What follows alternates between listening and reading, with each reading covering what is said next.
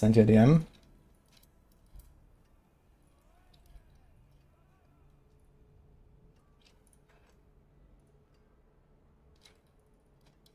But there will be more.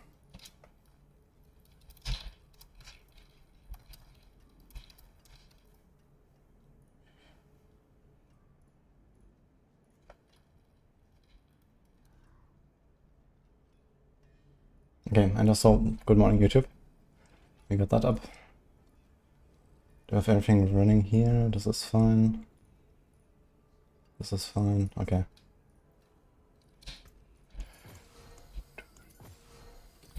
What do we do? Helltide, apparently. Oh, chests, okay.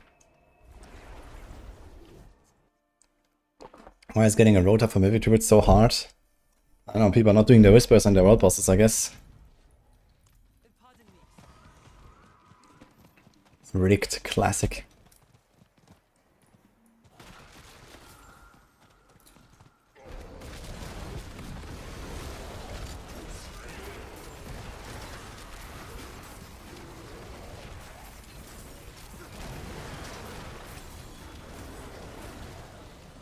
Actually, it makes me wonder, since people have this issue with Dreadclaws and Shadow Form stacks and stuff, maybe I will try some weird shenanigans on that build when I actually get to play it. I have some ideas to maybe make this better and more consistent. Ohm Rune? Okay. But I love when you walk into Helltide and like 2 seconds later you have 150 cinders. Kinda cool.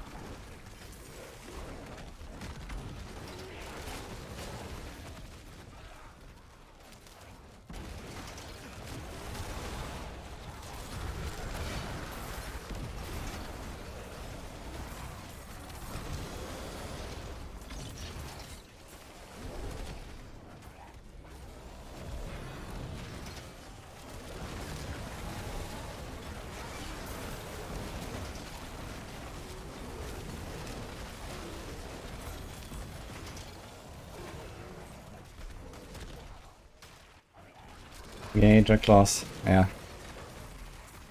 Yeah, there's like this problem with the Shadow Form stacks and the Metamorphosis cooldown. And I was thinking, okay, maybe we can invest a bit on the cooldown. So there is one way, which is just put more cooldown on gear. There's another way, which is put Orange Herald on a ring. I'm stuck, okay. And then there's another way, which is we just ignore Shadow Form altogether. But I'm not sure if that is really a realistic option. I need to see what are all the synergies. But maybe that could be an option.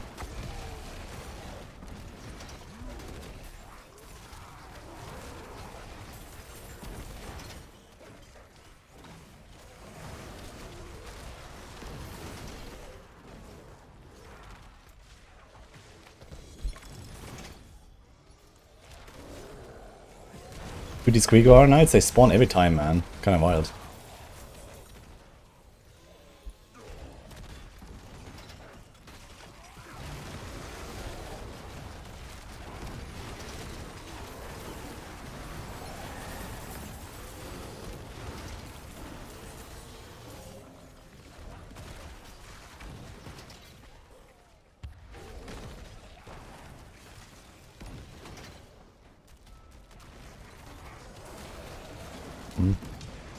Oh, okay, now I completed. How come buffs are putting half gems, half skulls in a weapon?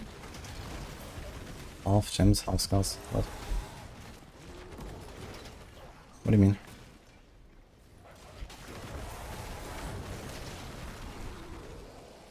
When there are one-shot mechanics again, we should have a death proc. Absolutely insane. They finally brought it back, but I complain about it and take it off hardcore.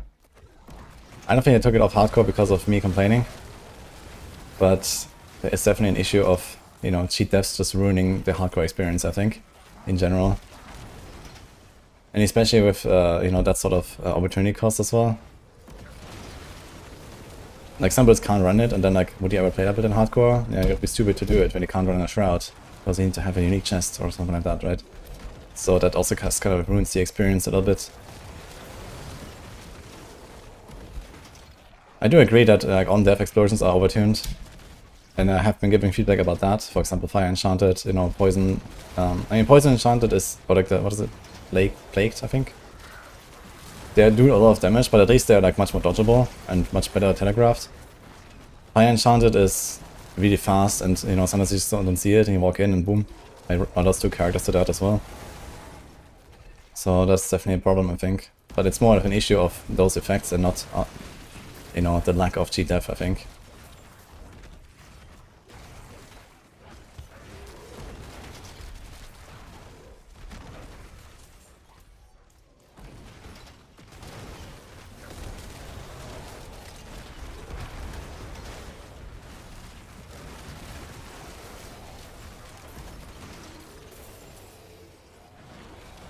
You look at the difference. The Plagued does like, I don't know, 3-4 seconds or so before it explodes. Very chill. And the Fire Enchant is like 1 second, boom. And they also can overlap, you know, from the whole pack.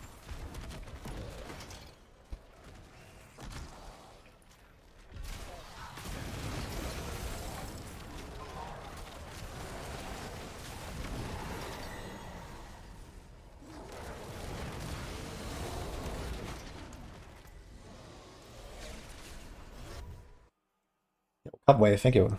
Jao Snake, Jaffa, Tinder's down. Thanks for the there. Hi, Wallbreaker. Ticket. Ah shit, I still have that title, right? Okay, I need to remove the title. Yeah, we just did a giveaway.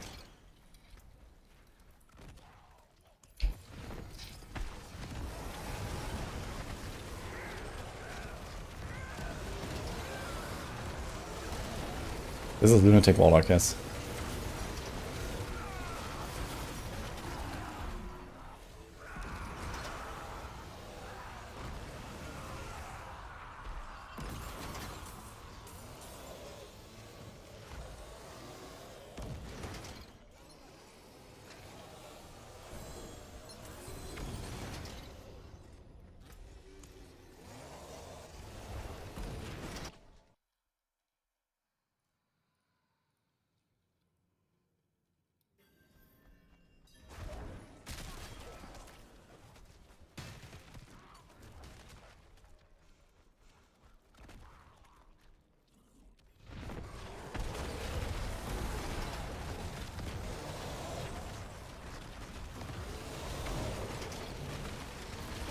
And there are these overtuned things in the game, we need to cheat death. How else are we supposed to try bosses without just insta-dying? I mean, you always have the option to learn the boss on softcore and then do them on hardcore, you know? I also haven't done Mephisto yet. And, no, Mephisto should not be just, you go in and one-shot him on your first try, right? If you ever want to have a boss fight that is in any way meaningful, then you should not be, it should not be first tryable, right? Because after even like seeing the boss fight a single time, you are so much better at doing the boss, right? So the boss has to be impossible on your first attempt, you know, because on the second attempt you're already twice as good, and on the third attempt you're gonna be 3 times as good, and then okay, there's a fall off, right, in like how much you learn the fight. But you know, let's say your success curve, you know, it starts here and then it goes like this after like a few attempts, right? If you wanna see it, like how good are you at doing this boss. So a boss like Mephisto should not be first tryable. It's just like Lilith, right? You need to learn the fight. It's just how it is, but this is how it should be as well, you know? And this is not a good argument to introduce cheat death into this game, you know? And if you don't want to play the free entire progression on softcore and then try the boss on softcore and all that stuff, I can understand. But then you still have PTRs, you know? You can go on the PTR, you can try it there if you want. So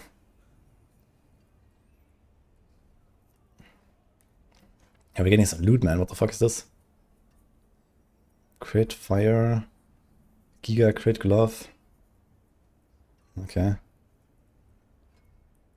Crit ring, vulnerable ring. Holy.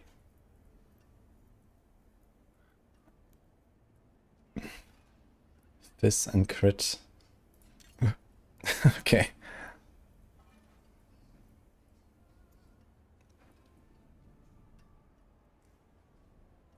Maybe this one too.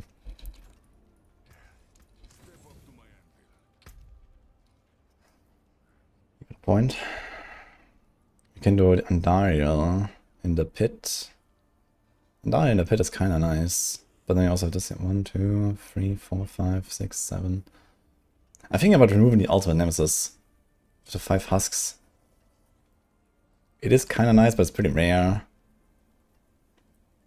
And then maybe take the Andariel here. Use Beast in your eyes.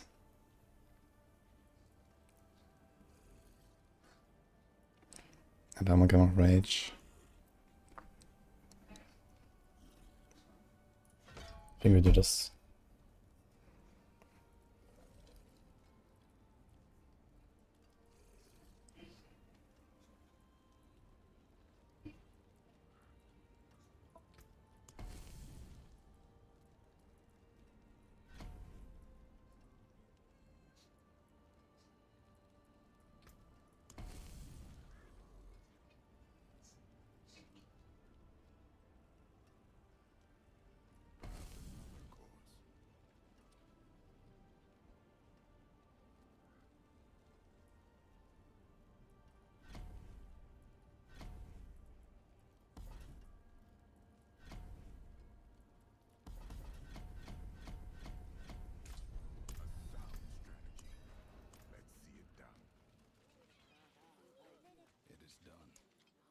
That's the collection of chaos. Oh, it's gonna drop roots, actually. And Becky's, okay. Let's do on a 5.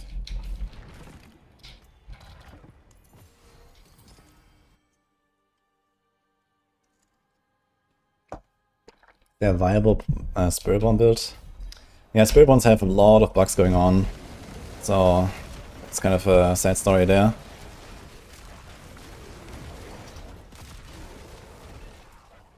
But I'm not sure what is like good builds right now. I haven't really like been looking too much at Spirit Bond stuff. I've been following a little bit what our Maxwell guys are doing, but I just see them finding bug after bug of stuff like not working correctly and so on. So it's kind of a tragedy.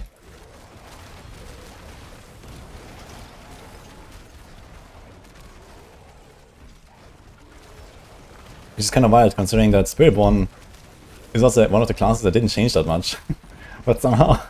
All the shit is just like not working correctly, it's crazy. Or they, you know, some of the like overall game changes just kind of like gutted some of their mechanics as well.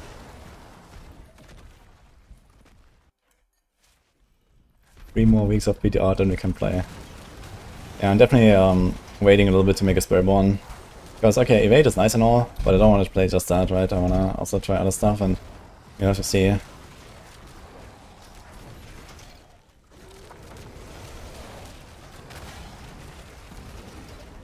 Snuggly, thank you.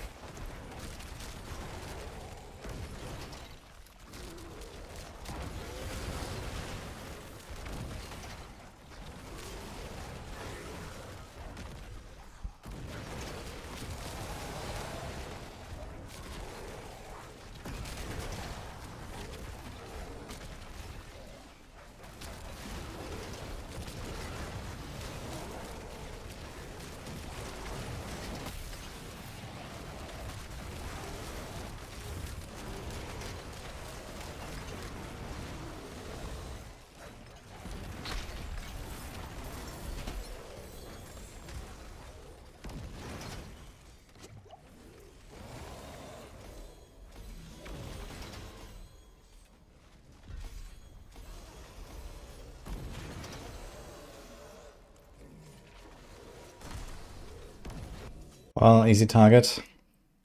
I was explaining this earlier about hardcore. If there are bosses where you can just walk in and kill them on your first attempt without seeing the fight ever before, then it's not really like a boss fight or something, right?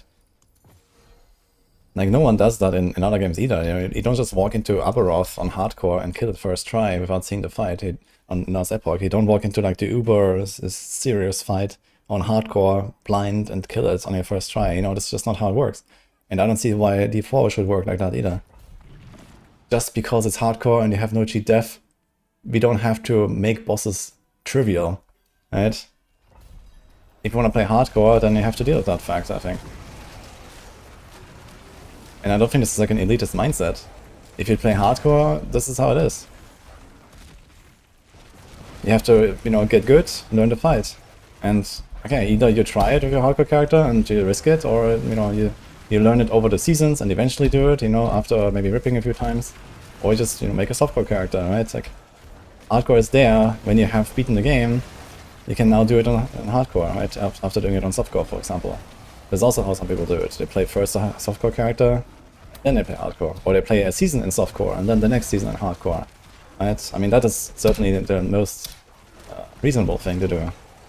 Because the whole game is new, you can die to a lot of shit that you don't know, right? Sometimes people come and ask me, hey, how is Diablo 4 for hardcore? I'm new to the game, or I'm from PoE, or something like that, and I always recommend them to not play hardcore, right?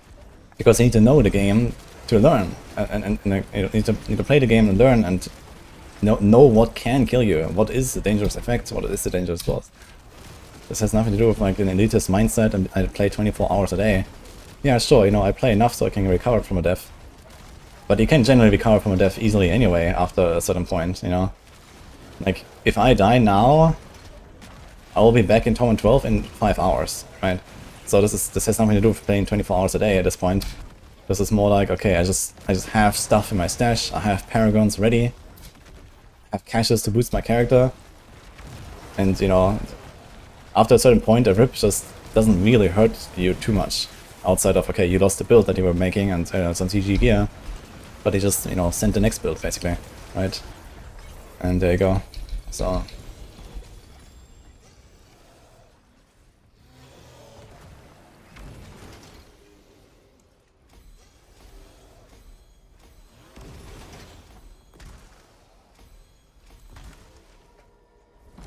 Oh, Hackermail, thank you. You think it's better than Grasp? Yes.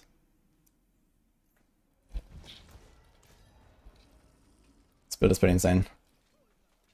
Grasp is solid, but yeah, this build just blasts. It's crazy. Rip the wall plants. Yeah. We are expecting they will change this, right? I think this is a given that there will be something with wall plants and alts at some point. And, you know, the wall plants are not exactly crucial to success. They're fun and, you know, they juice it up a bit. But, you know, like the first very important nodes, you get them in like no time. You know, like get the maggots in the Helltide. Okay, do like 15 minutes of Helltide and you have your maggots back. And, you know, that's the main thing you care about, right? And so on. So, this is not a big deal, I think.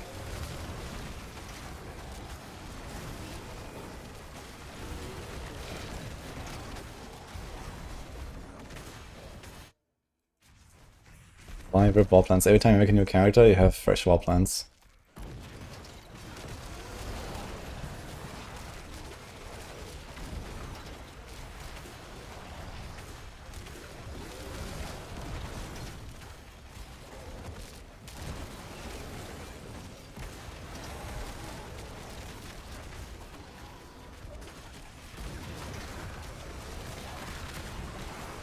Minimal density and pit is bad, like no elites at all. I did notice that there are sometimes like just not really a lot of elites.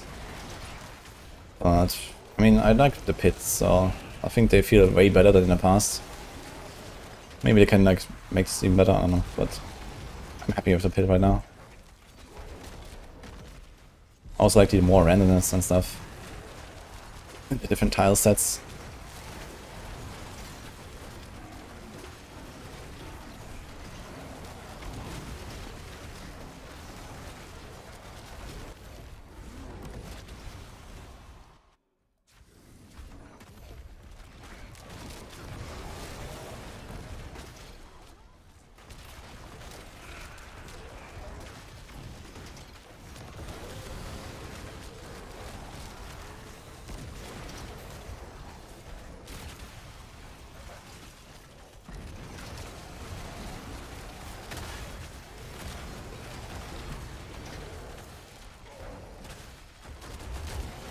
No, Natsas. Thank you.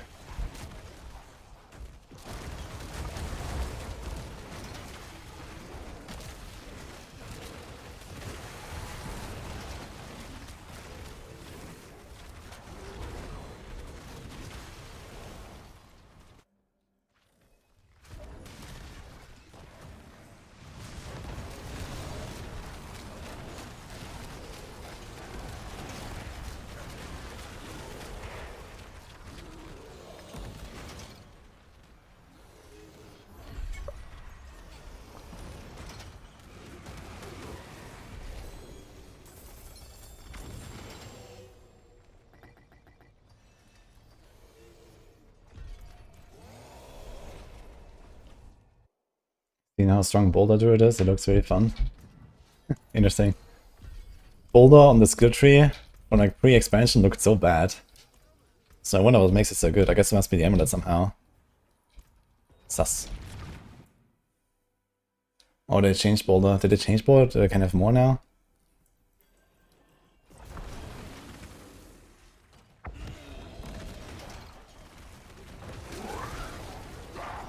I did not tell them to take out scrolls. In fact, I was complaining that they're too rare. And I did make them more common now, so that worked out, I guess. Although they're still pretty rare.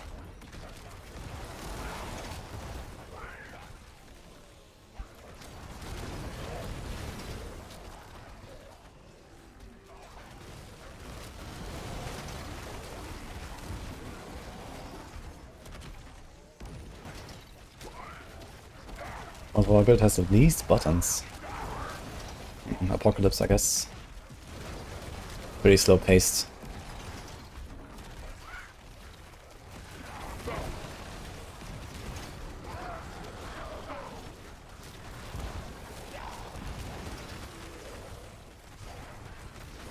The Earth set on Druid. Okay, interesting.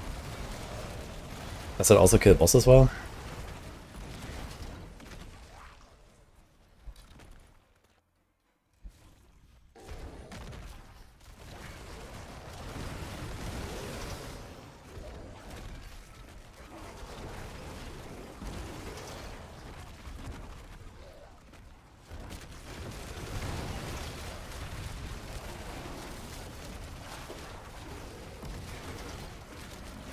Damage accumulation works on it. Yeah, but if it is like an explosion type, so it sounds like it has like some gigantic AoE and then like no boss damage, but I'm not sure if there's some bonus on boss mostly. That's what I'm asking.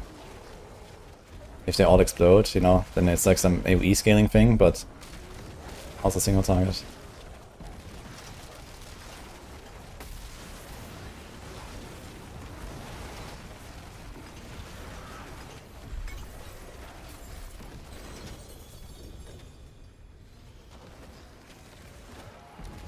Where's the pedestal thing? Everything just spawns like in random places here.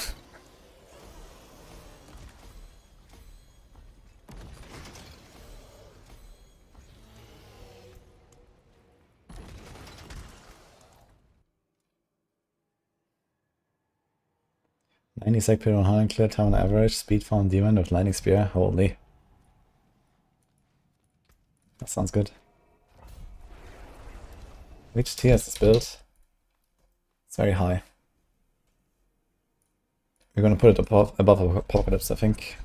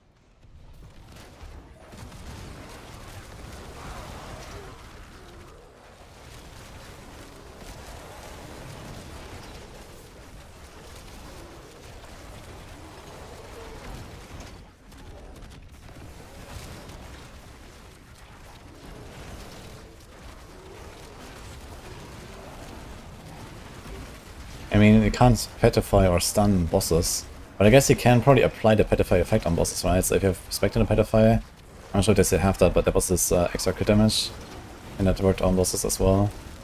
I guess I have to see when I play Druid. I haven't really like looked too much into all of the details on Druid.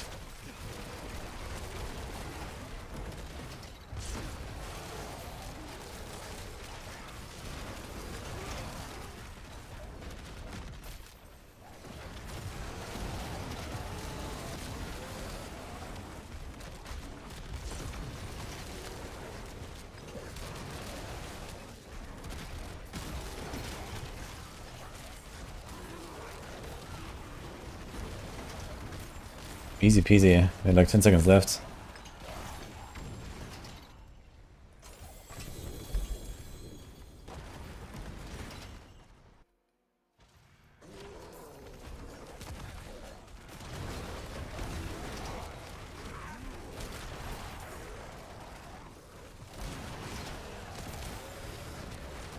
I can't play Druid, they are so ugly. Oh, you could transform into a bear or a wolf.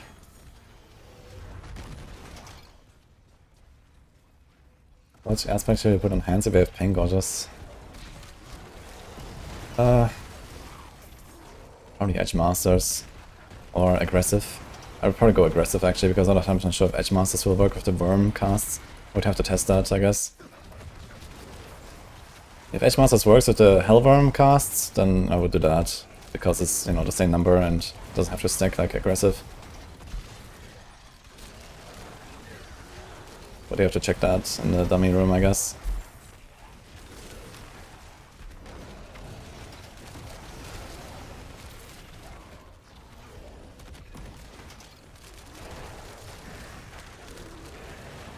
It's a good Warlock build to farm bosses. Yes.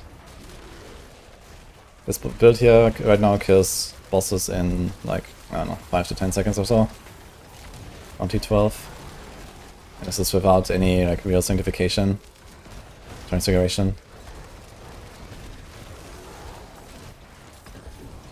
Oh.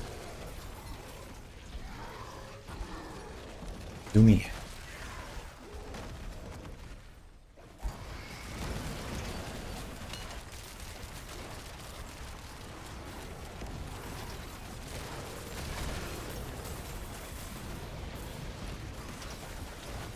Butcher again.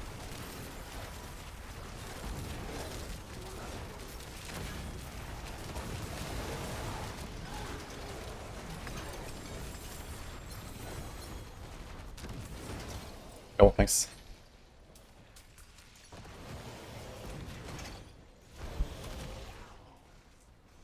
Leica and Chimera. Thanks, guys. Barb when? We're gonna do Rogue first, and maybe Barb after that.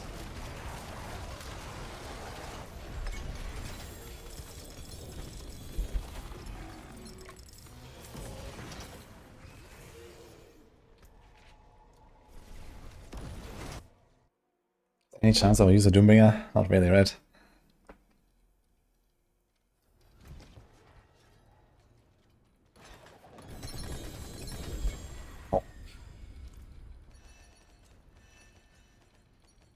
Actually get a lot of Diablo's keys from doing the wall plans, I realized.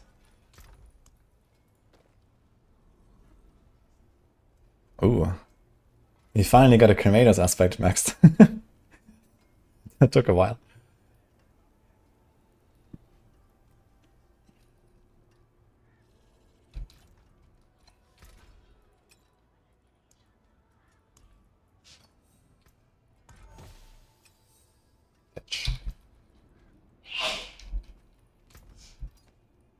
I think I should establish a Doom, right?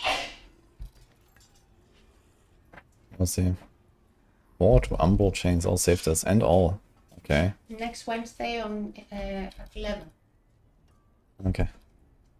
Thank you. Alright. Hungry? No. Okay. Wait.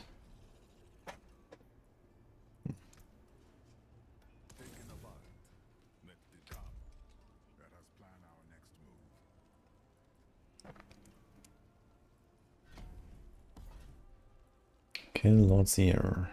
Duriel.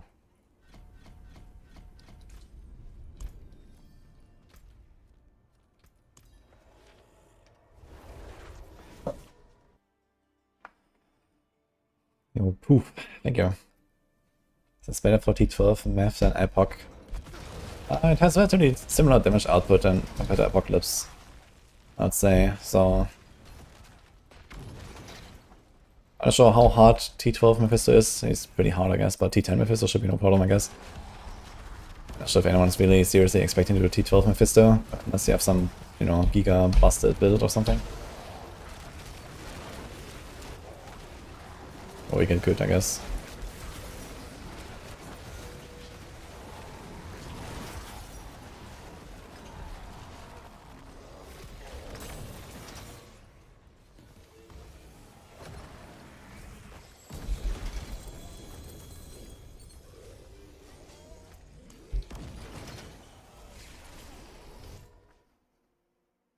We just get T10 Mephisto on this build with shit gear.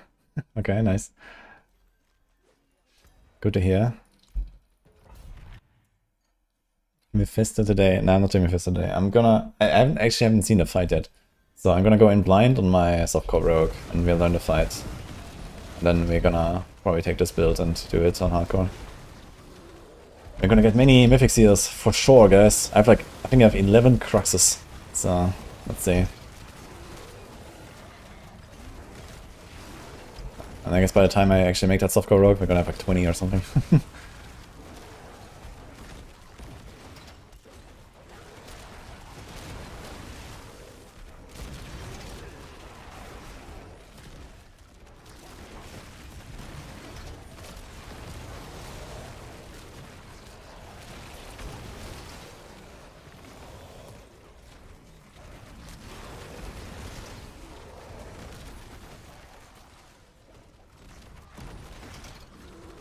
You like that Mephisto just gets whole party loot, nice touch on Blizzard. How is that a nice touch? Holy.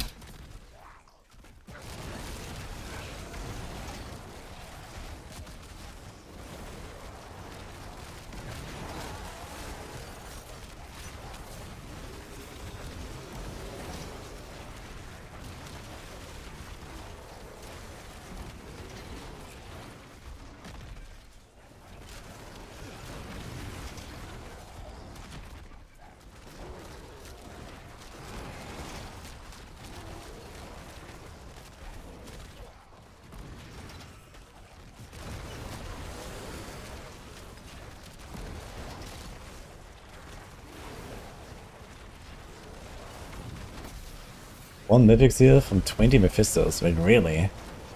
I figured this would be like a very high chance to get a mythic seal. And first of all, there's 3 different ones. And then the crux is a giga rare by itself. That's actually insane. Yeah, I think I need to fix that. Like, if you do Mephisto, then I should get the mythic seals there. Like, reliably at least.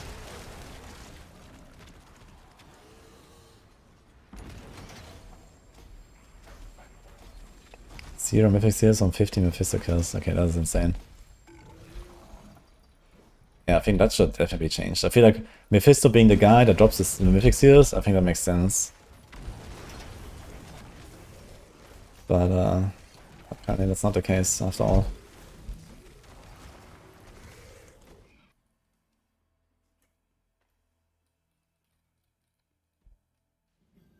"70 kills, no seal." Okay. I figured this would be like, okay, 50-50 or some shit. What the fuck?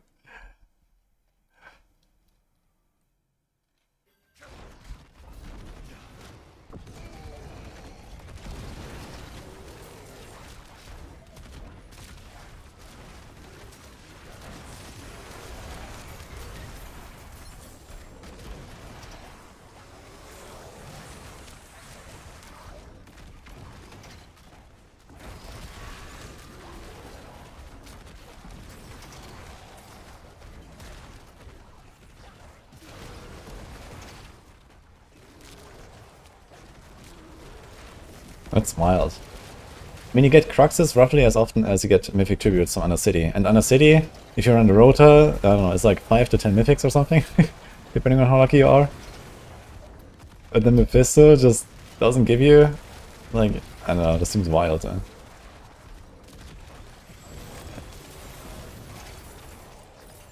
I really like that Mythic Seals are like super rare and stuff. And super hard to get, but I think, you know, T10 Mephisto seems hard enough. And getting a Crux is also hard enough. At least it should have like a good chance to drop one of them. But if it's like not even like a 10% chance or something, then what the fuck?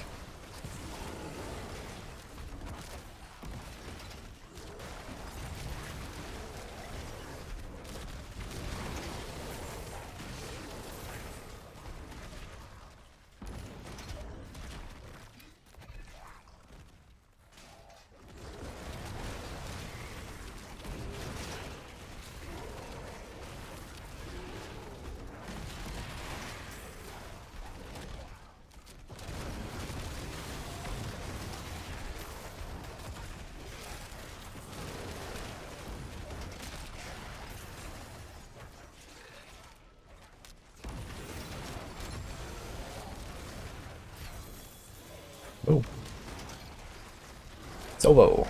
Thank you.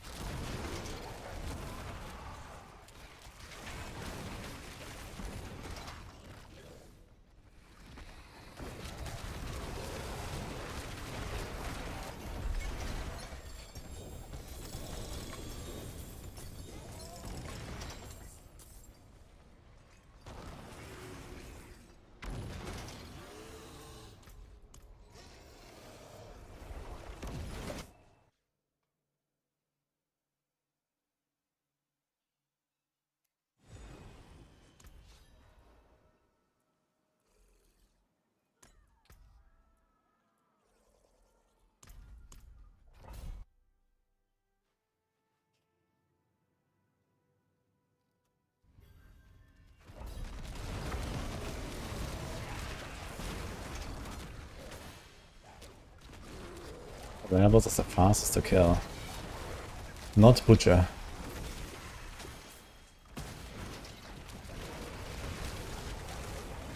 I guess Andariel actually has probably the shortest spawn animation.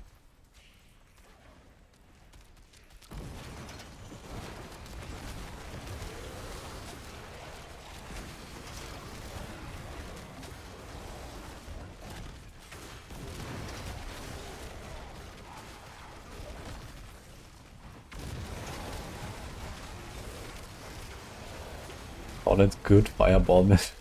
Funny. Thank you for subcap too, so.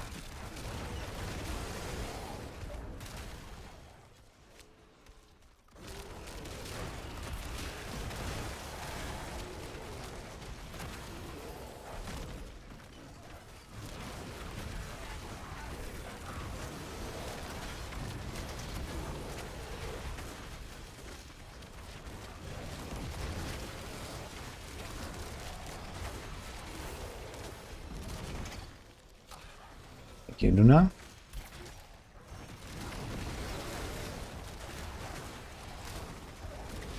What's the most Pension can do in Tower and Pit?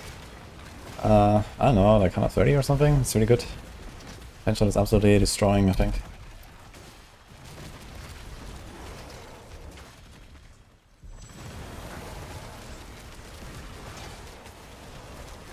We're gonna be playing some Pension for sure.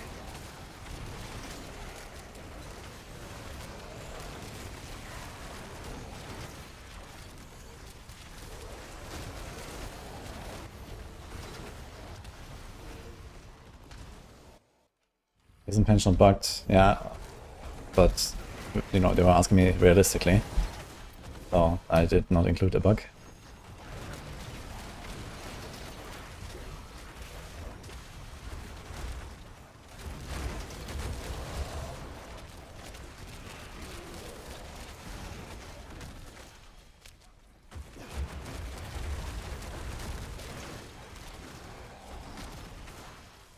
Did an ultimate Nemesis Slayer, no seal, 4 mythics. Interesting. I don't think I've gotten a single mythic from ultimate Nemesis Slayer so far.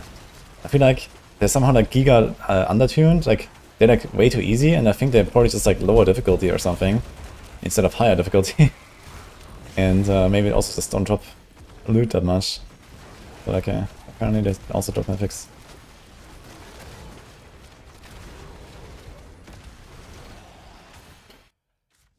So often I end up with like the full attunement exactly at the end when I'm already at the portal. I guess I'm missing the portal pranksters, right? They give us more progress.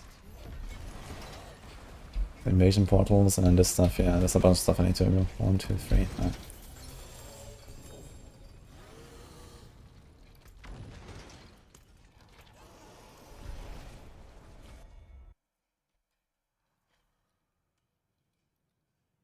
Material better than legendary chest for tyrants. I am running Tyrael as well, so if you have a good Tyrael, and you don't really have like an insane legendary chest, yeah, I can do that. Tyrael might be slightly more defensive, but it's like less offense. And also it has movement speed, and you might be capped already. If you're not capped in movement speed, then it's very nice to go Tyraels.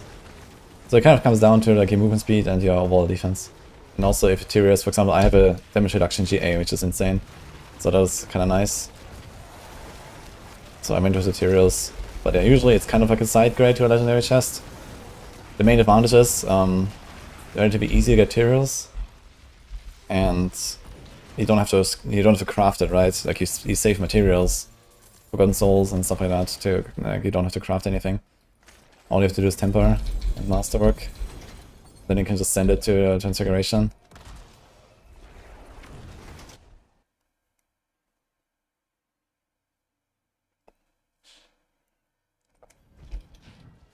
Since you're nether stepping your weight, you don't need it on your bar. How do you get Lalish when you don't have it on the bar though? But I am thinking about putting Lalish back into the class build as well, yeah.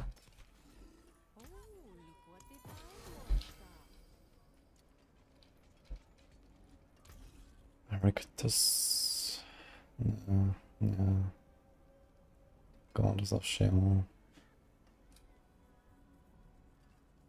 Defensive skills, steal 330% damage. That's a lot of damage.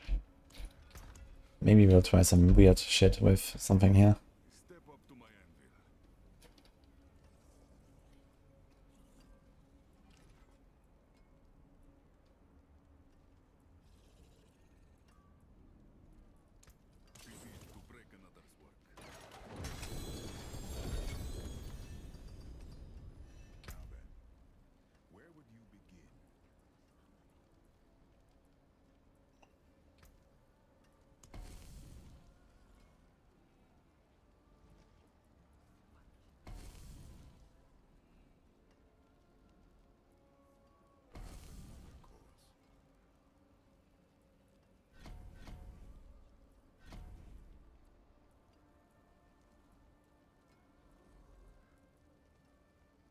Large amount of dungeon keys. I want to see that large amount of salvage actually. Okay, yeah. Duriel. Wonder how much it is actually that I get. I have 4,000 souls now, so I can definitely work on next build soon-ish.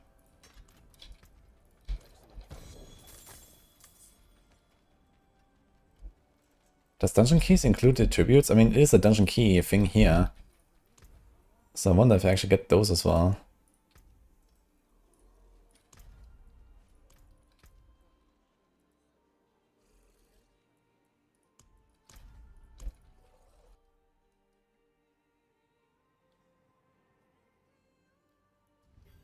Oh, so I got I can temper mythics, yes.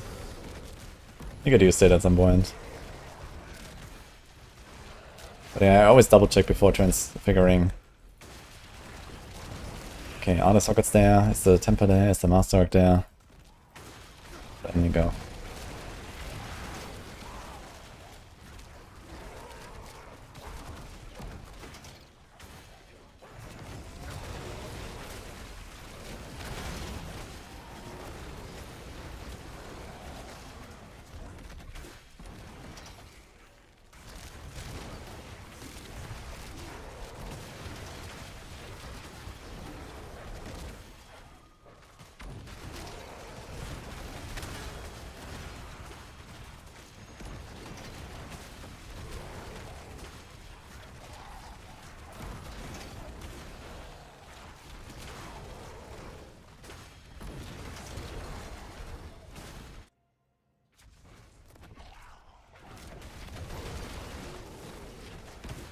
I don't have Mythic Seal for this build now. But yeah, with Mythic Seal is gonna pop off really hard. Because you can put the Rite of Nameless there. And yeah, you're gonna do probably double damage of what I'm doing from having the Mythic Seal. And you're gonna be even more tanky. I'm gonna have like 8 million toughness. Gonna be insane. Actually, we could even do the Demon set if you wanted, instead of the Rites. That could be even better actually. Because we are perma-demon anyway, so we don't lose the stacks.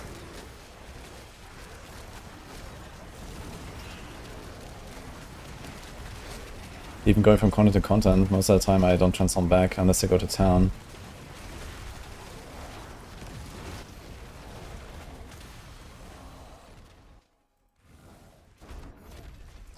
Shadow set doesn't work, and then there's the minion set that I guess also doesn't really work. I mean, technically we have minions and we could get the sadism stacks on the Mephis set. But yeah, it might be Abaddon or Nameless.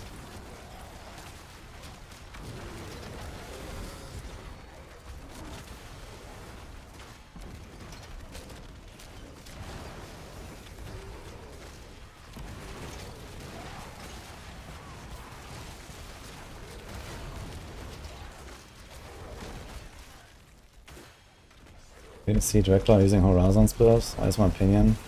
Use the highest paid option for Draclaws. Horizon.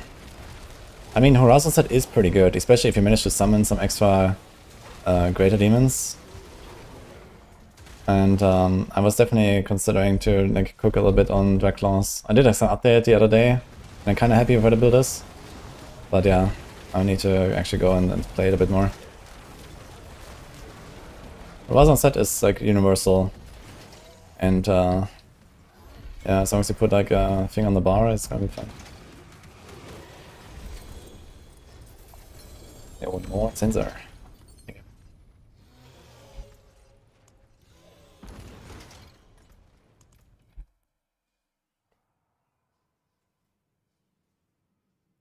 Damage is okay with this build. Damages are okay, actually. You worried about this build and pit 120 plus? Then let me tell you, don't worry.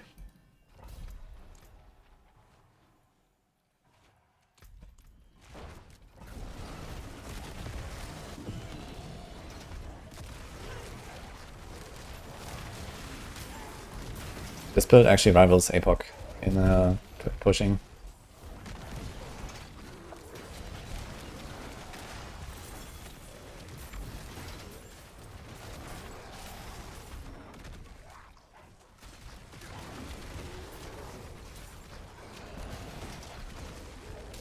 Didn't worry, now my char is dead.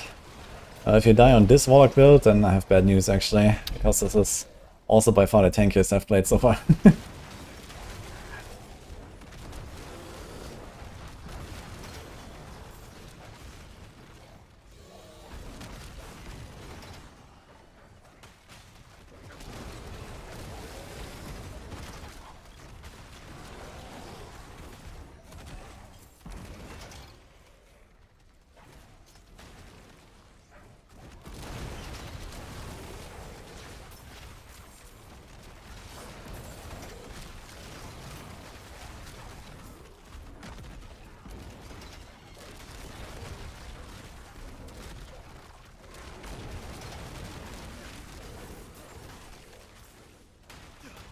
Reason anytime you make picking up items fast and easier. It just comes down to muscle memory a little bit. So I use force interact and left click together when there's a lot of loot. This way you can like double your pickup speed basically. But then you have to make sure you don't like misclick in a way where your character starts running.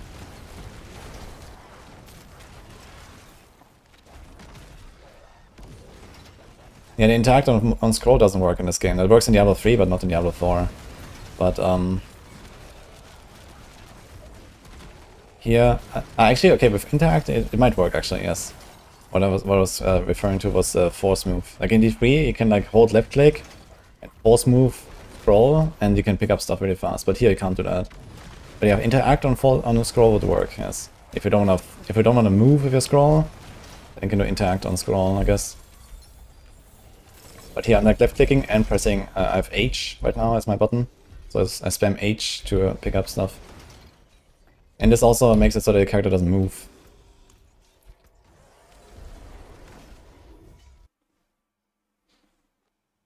Where you're supposed to get scrolls? Try Helltide. It's usually where I get most of the like random loot like that.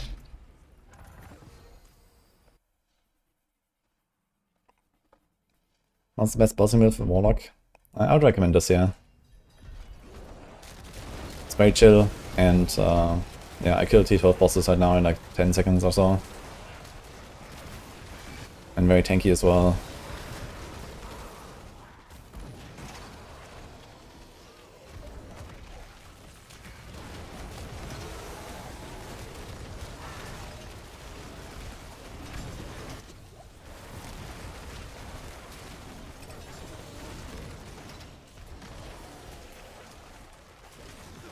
Seeker. Patty, thank you.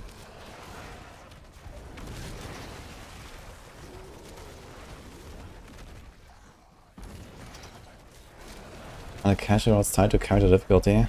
If you're talking about Whisper caches, they are tied to the difficulty you collect them in.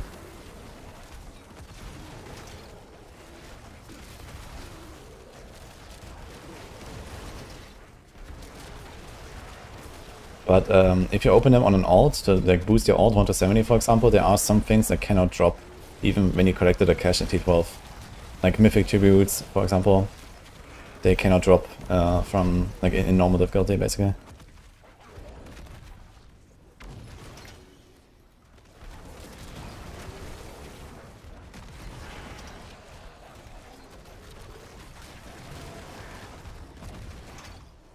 Morning, Hokkaido.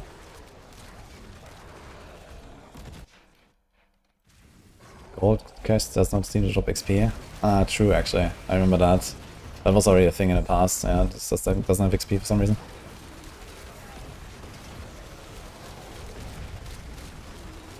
Dude, wait, I got double Bloodseekers, I just realized. 2 times. Holy shit. Okay. It's actually sick, man. Look at this. I got like 8 uniques here. This is like 120 Forgotten Souls, just like that. Insane, actually.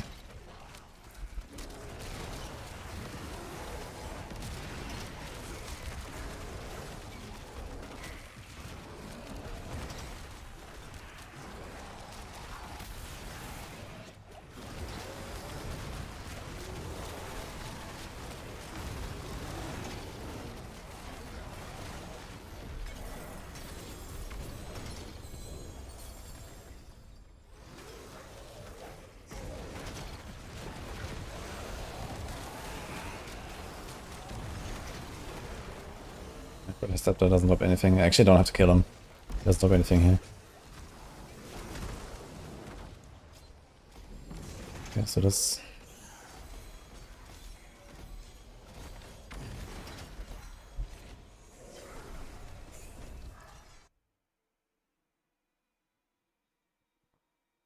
The Klame got Mythic Seal from Pit 60. That is insane.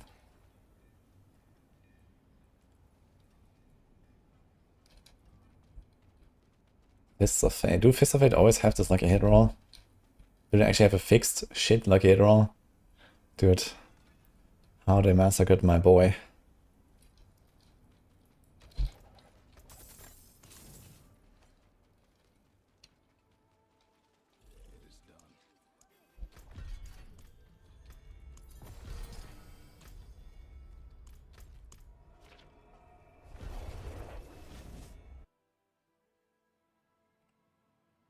Time to farm Pit 60 XTD.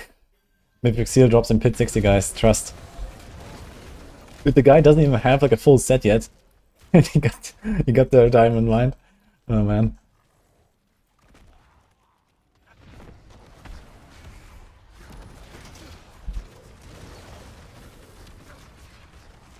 He's gonna be scarred forever, man. After the season, never finding the seal again. That's like the only time ever.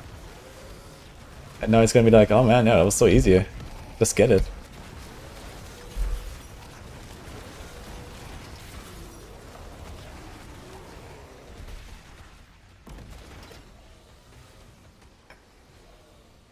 Razorblade says Fawn's affixes. Yeah, they did a few uniques with specific stats. I mean, Razorblade, you know, the entire unique is the Fawns, right? So, kinda makes sense. But on Fist of Fate, also the entire unique is a lucky hit, but not when it's like 9%, man. F. It's fucking dead.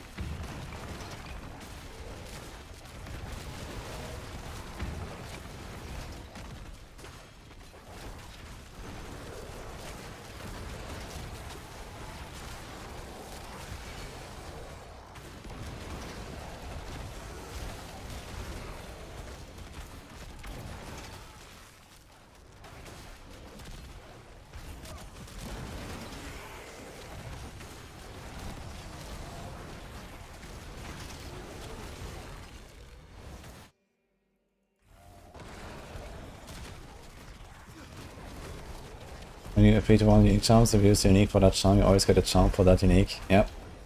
Kinda nice. So if you're trying to like min-max with like a certain unique charm.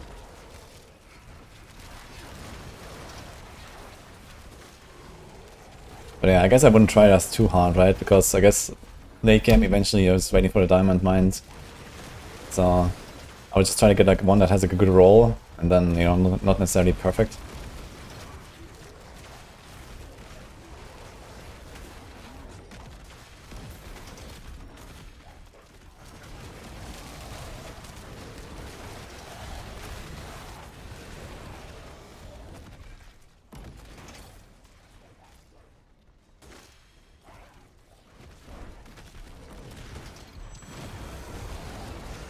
The city is so much nicer with map overlay, yeah.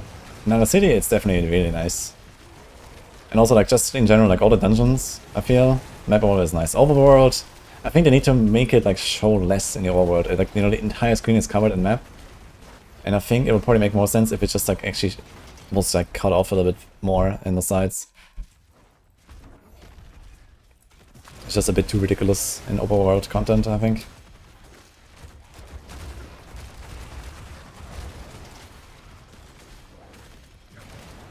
Thanks for the subgifts.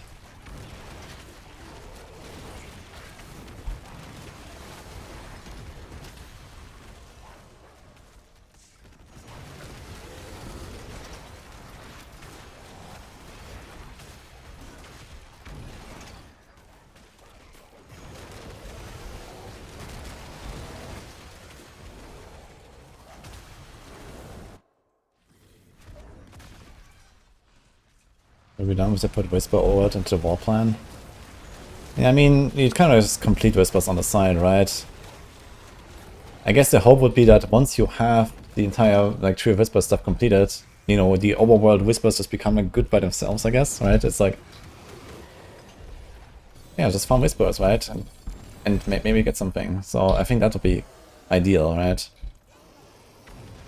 You don't have to do war plans. Once you have all the trees unlocked, you can just go farm the thing you want to farm, and if Whispers is part of that, and it's just good, then I think that's okay.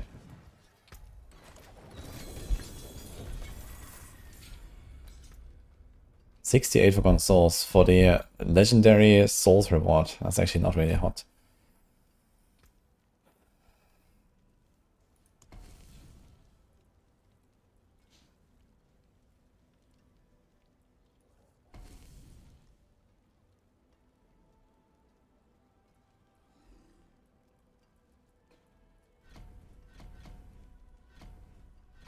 Harbinger. Okay.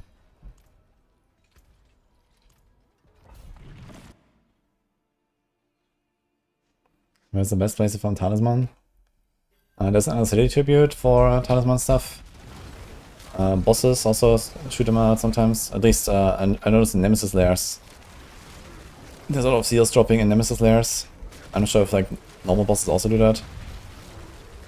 Heraldic Strong Rooms, actually. Surprise, I guess.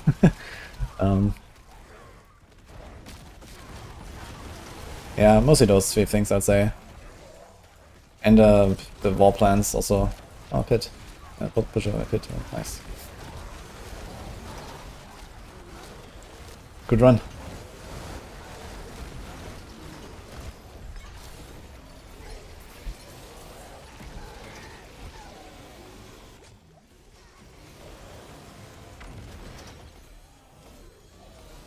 They should put Echoing Hated in the wall plan. Yeah, and Dark Citadel too. Even better.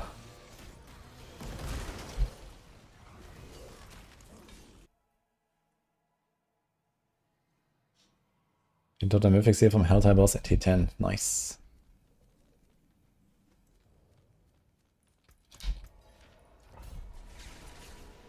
Oh, the Night Terror with 5 damage multi. Damn it.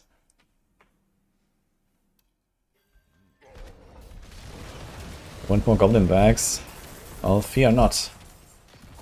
The next goblin, March of the Goblin will come. Actually surprised they didn't turn on like Mother's Blessing or something. They've done it like in season 11. They've done like after 1 week already the first event, and then like straight into the next one. I think. I guess they're gonna do it next week.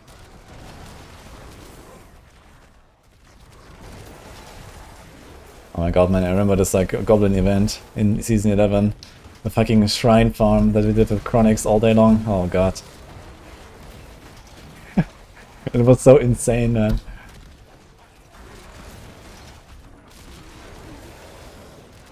Loves. Thanks for the subgift.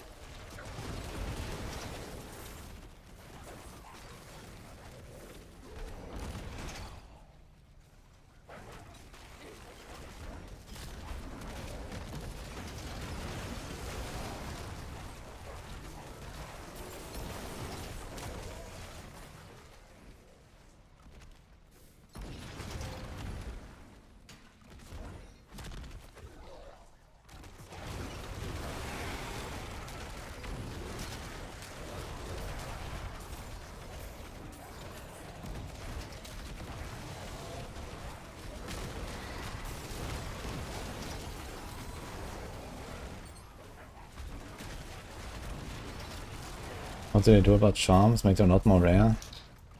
Do you want charms to be more rare? I feel like it is surprisingly easy to complete a set. I figured, you know, when I was progressing my first character, I was like, okay, like I was ready to, you know, play for a few days and not even have my set complete. But it actually, like, you know, in the mid torments, you just have it, right?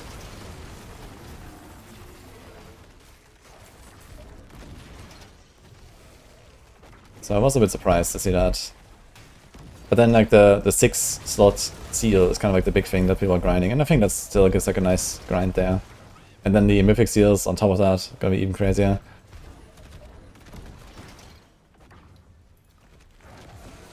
Oh, fries, thank you. You got any stash space? Okay, it's like 25 slots, right? If you want to keep like 5 pieces of every set. But then sometimes you want to have like alternatives with different stats, right? Sometimes you want like demonology skills, sometimes you want hellfire skills, and this kind of stuff. So this is kind of the problem. I guess the problem are these like non-universal random rolls on the seals. So for example, if you remove the skill ranks on them, then you could have more universal rolls and you don't have to keep that many. Doom.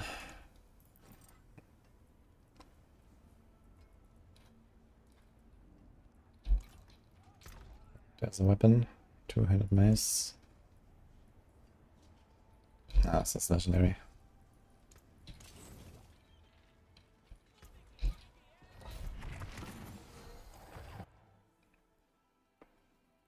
You're wondering why it's splitting demons while yours seems to split off some holy light? The holy light is the Tyrius might chest and doesn't do anything. I'm still shooting demons. It just looks fancy.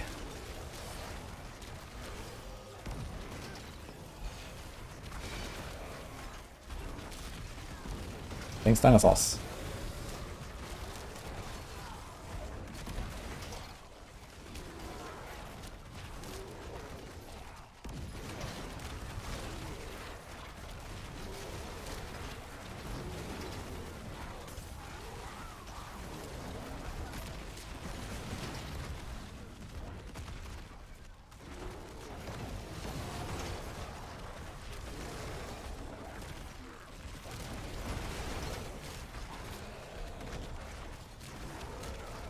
I'm doing pit carries for leeches. No.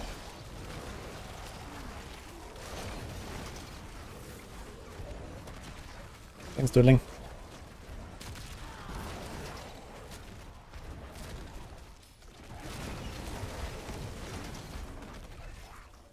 I like this Warlock build the most. I've just been vibing hard on this, man. This is just such a fun build. It's fast and it works. Who's like playing Rogue?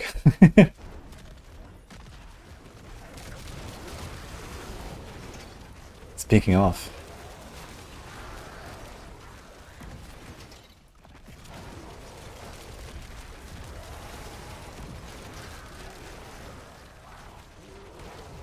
Tea? Nah, more like a coffee kind of guy. What's here and there? It's gonna be nice.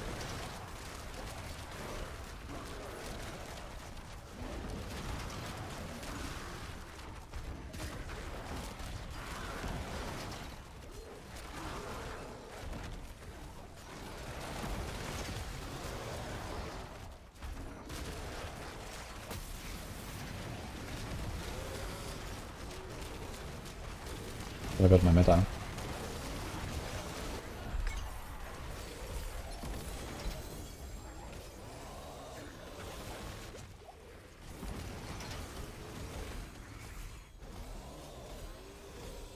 Why I'm playing on T12 and not 10 if there's no difference? Ah, there is, actually.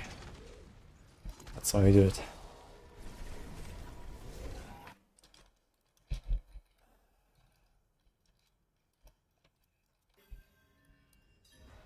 And here's the sheets. I think we have this here. I think I need to finish adding a few things on a Warlock though. There's a few question marks, so I'm gonna do this after the Waschan.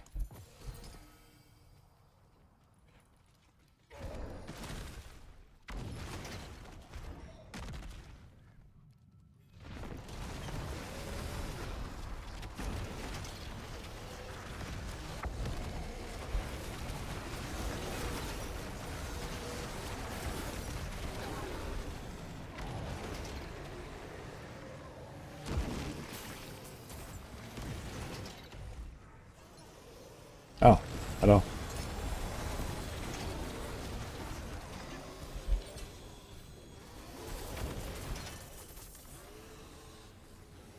Harbinger T12. Monka. Get in. 1d4 trade, they said 150 runs. Oh, mega lol. That's some wild shit, man.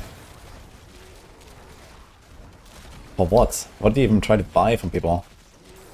Or like, what, you know, is it for gold? For runes?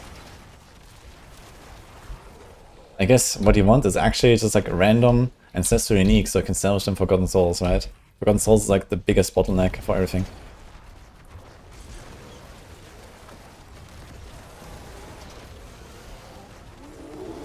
Okay, let's see if you can do this.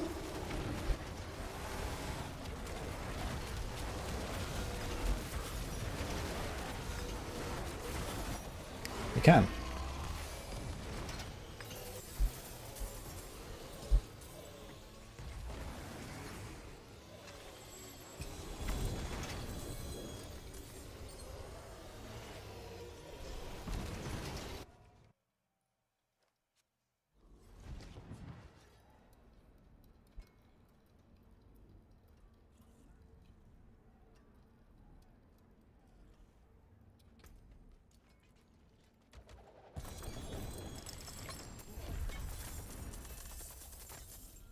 Yo, Luxon, thank you so much for the 3 years.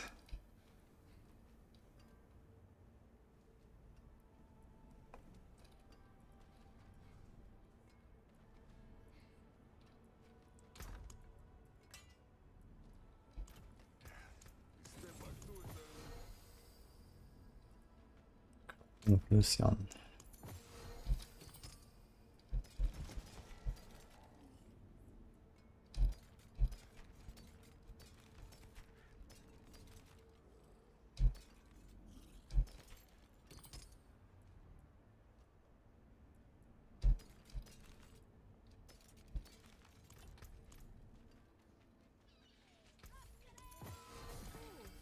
What of this stuff do we actually have?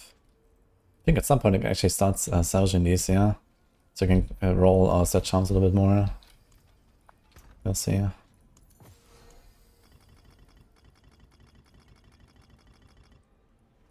Okay, so here's all the uniques. Litany is dagger. Actually, you can do this here. Lurid is a ring. Flema is 200 sword. Seal is a ring. Eightfold idol. Das ist a helm. Okay, what else is there? Bridle. Balos.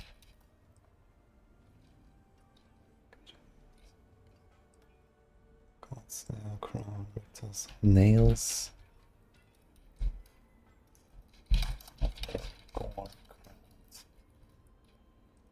Okay.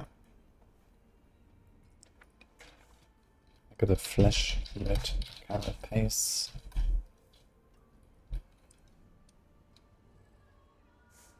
Okay. Glove. Apotheosis. Of the World Breaker. Nice. Okay.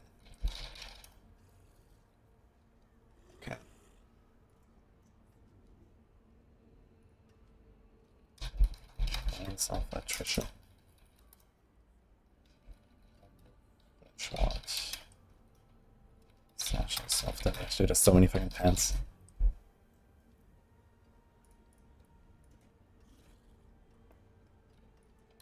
Footfalls of the waning world.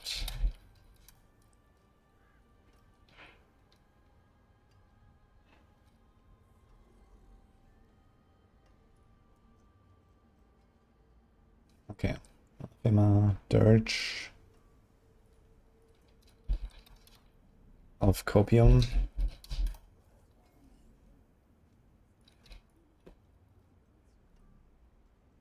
Energy is a sword.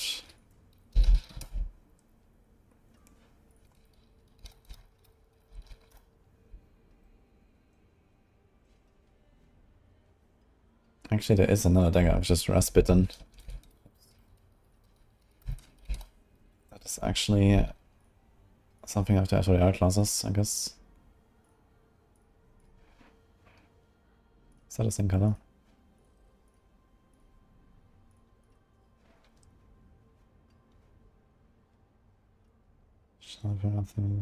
Spine.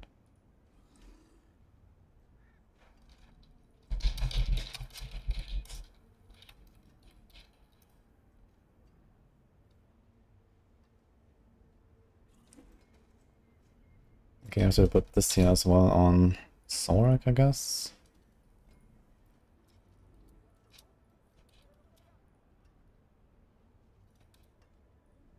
Rogue.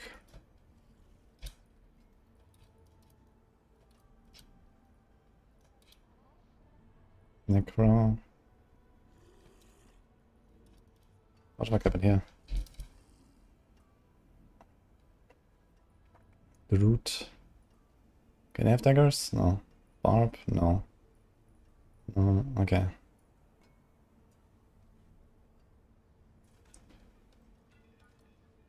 Amulet. Seed, 8-fold.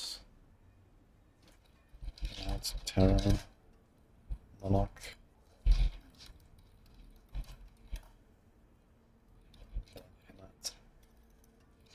Stone. Ring.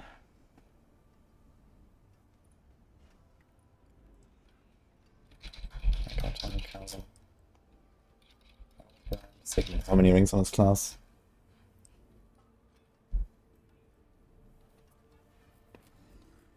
I also forgot to add Signet of Pilgain. It's actually a grey one as well. Oof, you have to add this to all classes.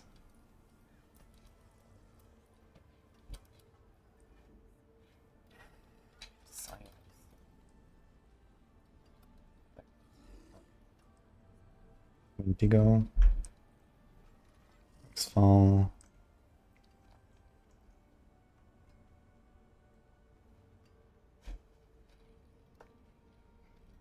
Okay.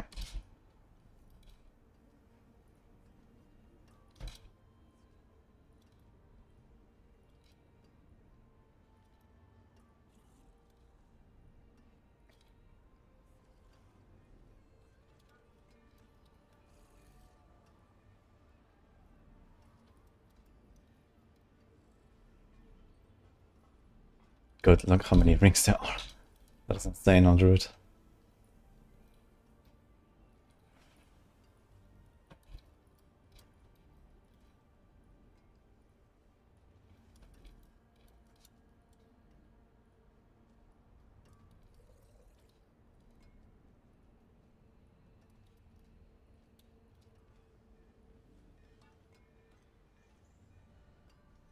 So one-handed, okay. Anything else that I missed? I don't think so. No polearm. Kinda funny.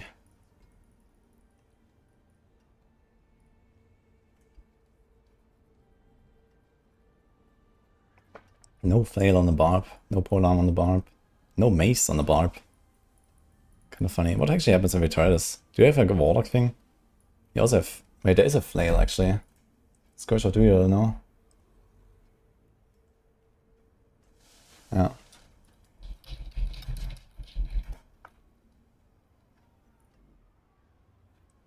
Is there really like no flail or barb mace or anything? Everything's fucking swords on the barb. Funny. Okay, so this is like the unique upgrade table if you're trying to cube stuff. You have the command for this.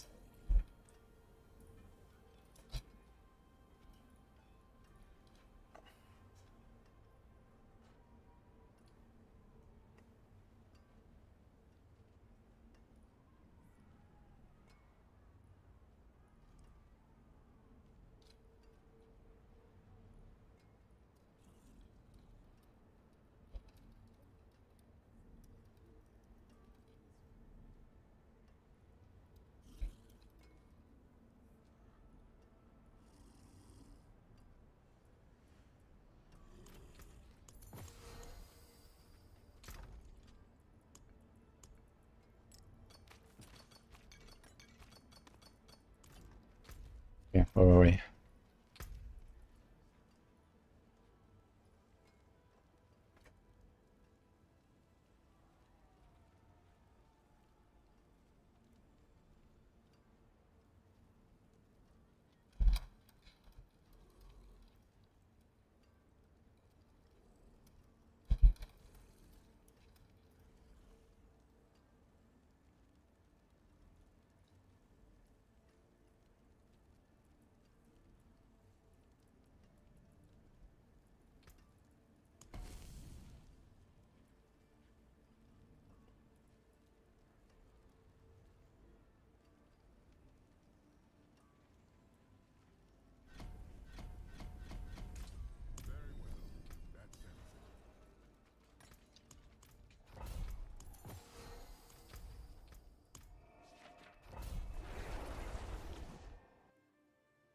I'm thinking of trying rogue soon. Well, soon, yes. Probably my second class out of 8 this season.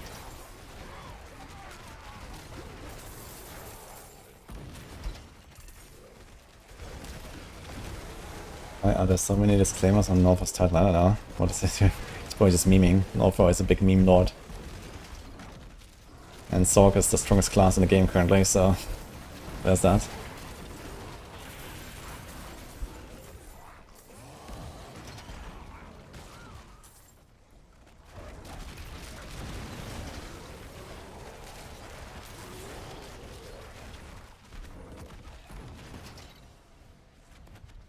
Eine von A.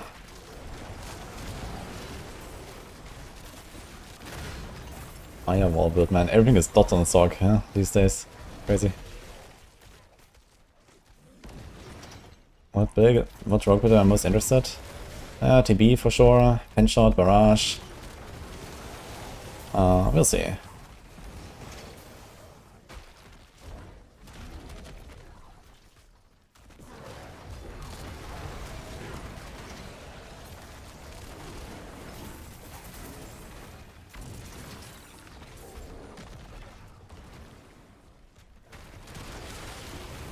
I wonder how Barrage single target feels.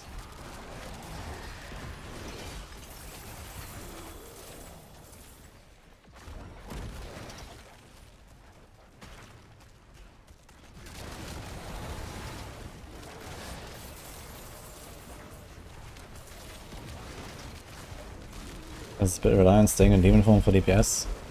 No, but it helps.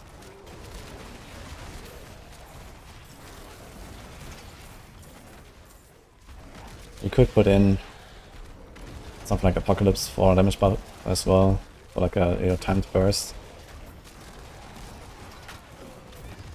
Or a Sigil of Subversion.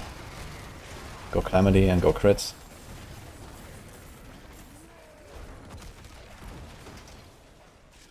Or even the Fiend of Abaddon if you really want, which also has a bit of a good damage buff.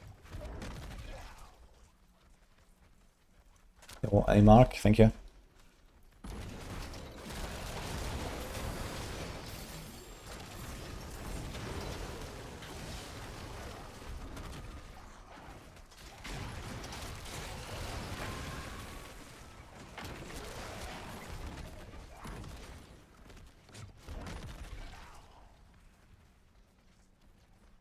The new hotfix now? Yeah, the Jones Infinite Glyph upgrade is fixed. That was yesterday already.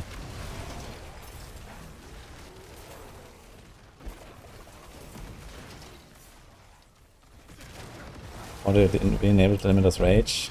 They said they're gonna re-enable it once the hotfix is out everywhere, which is usually after a few hours.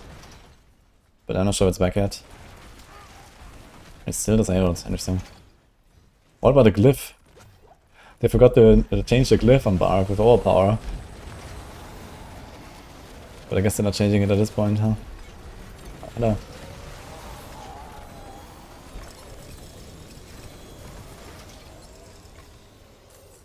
Why does Beast in the Eyes just fuck off instantly every time?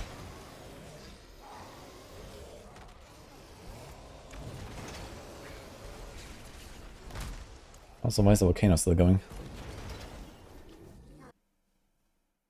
Enduring Faith has no target farm. You have to upgrade uniques in the cube.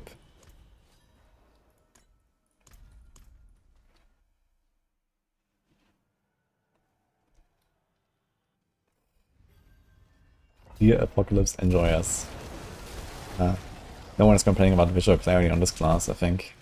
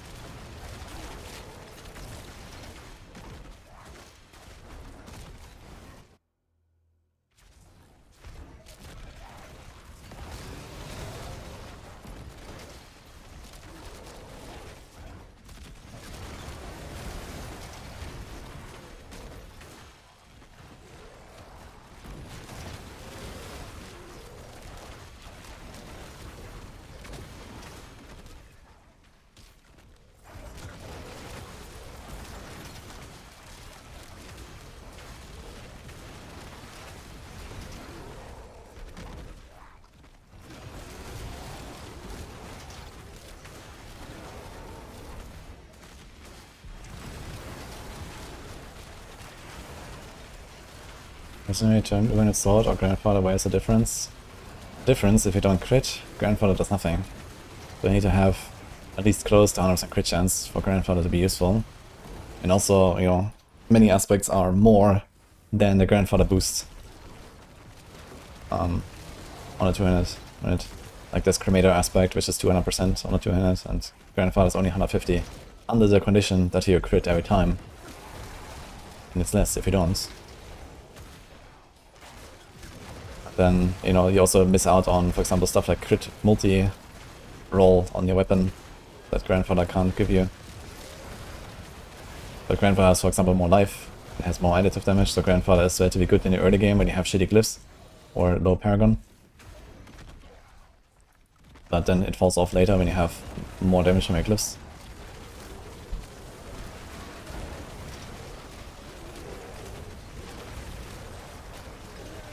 Also, you know, it's another thing, it's like way more cost efficient to make grandfathers than it is to make legendaries.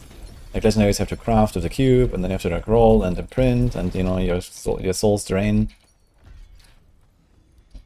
And grandfather is just plug and play. You transfigure it until you get gem strength, and you just print more grandfathers if you don't. So there's that.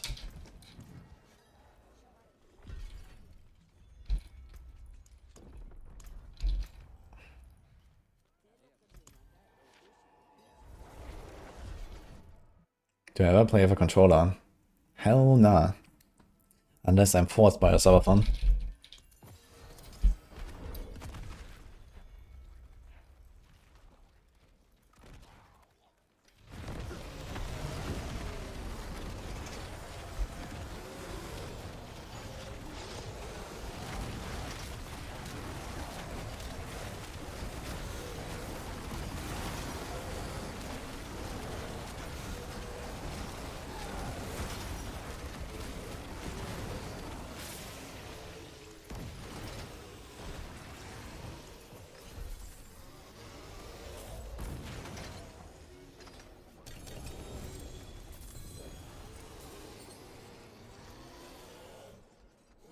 Oh, nice.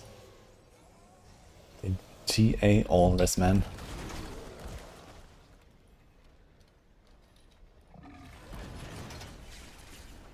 Mod crit chance percent is considered good. 100. But not every build goes crit anymore these days. Like this is a hit build that so it's not a dot build, but it does not go for crit at all. So there are actually non-crit hit builds now, which did not exist in the past, but now it does.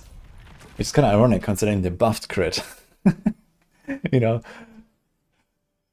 But yeah, you can now make non-crit builds, man. Insane.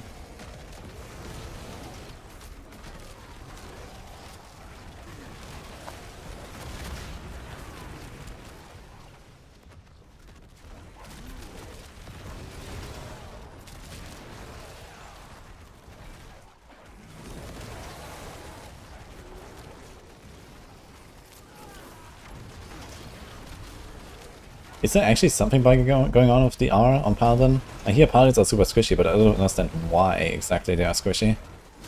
I know Glint's Anvil is bugged, but I mean they still have access to, like, you know, standard, not standard, Heavenly Strength, for example, just like I am.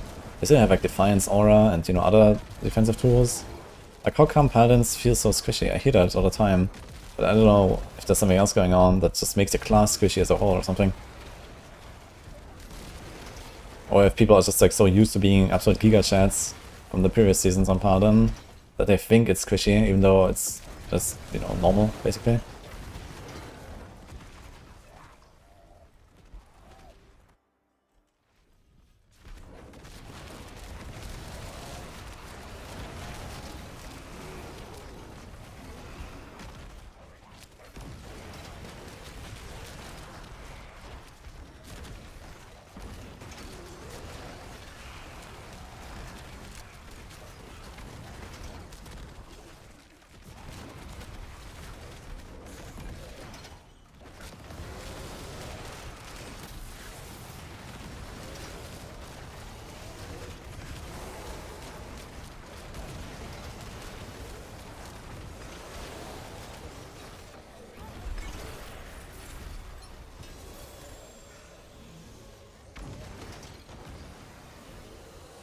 Where's the stone? Okay. Can we over this build fallen as your list? Yes.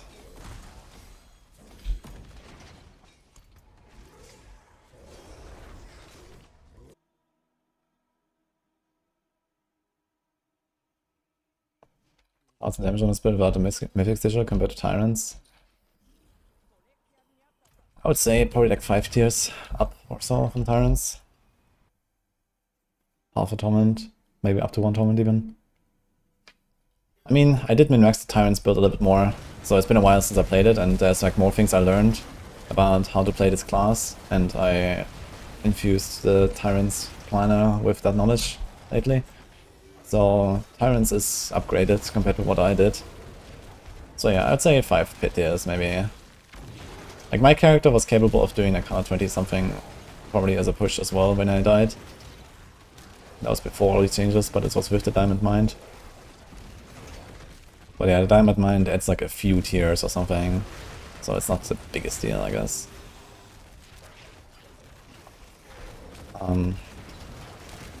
Yeah, I think maybe 5 pit tiers better than Tyrants. I think if Tyrants like somewhere middle of A, and this tier is gonna be like middle of S tier or something like that, I think.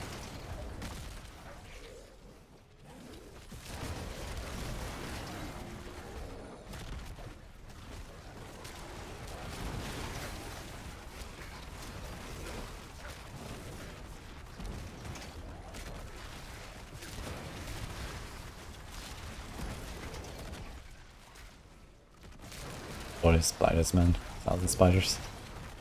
Globes. It seems like the globes don't give you the same value every time. I think there's like bigger and smaller globes, and it also depends on the monsters you kill. I do get globes a lot here, but progress bar does not feel very fast. It's a 90-second run, and you know it's gonna end at like 2 minutes something. Even though I get progress globes everywhere here. So I think it scales with the monster in some way. Which build is using Oathmaker? Hopefully none of them. I mean, Oathmaker was Giga nerfed, so good riddance, man. And the only reason it was actually used was like the bug in the first place. Right? There was like a Shadow Clone bug, which I'm not sure if that is fixed, but since it's so nerfed, I guess it might not be big enough anymore.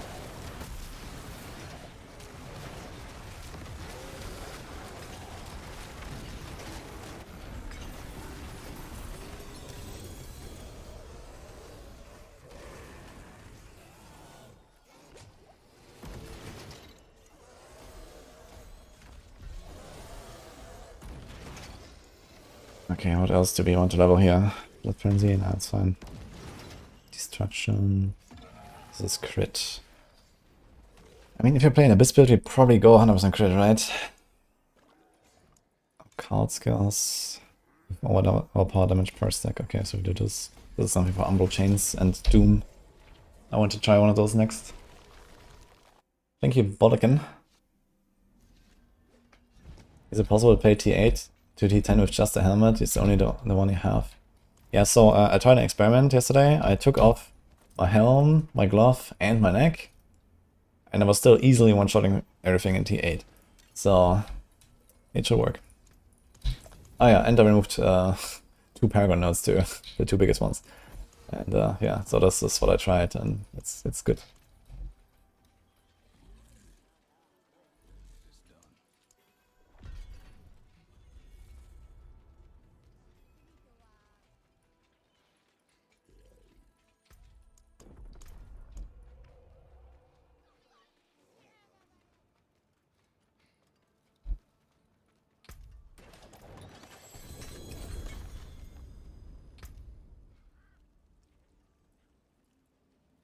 Their city. I'm getting the next upgrade. And soon the last pit upgrade.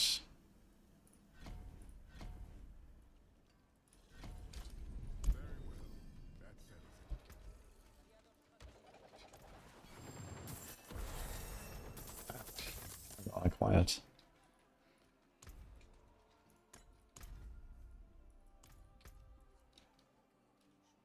500 Soulsman, oh my god.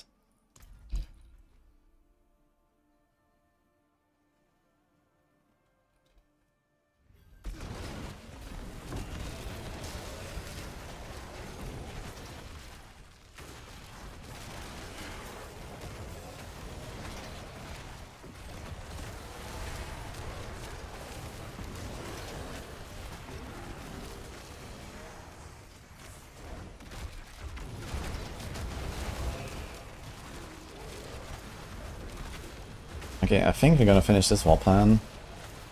Then we're gonna try a bit of cooking.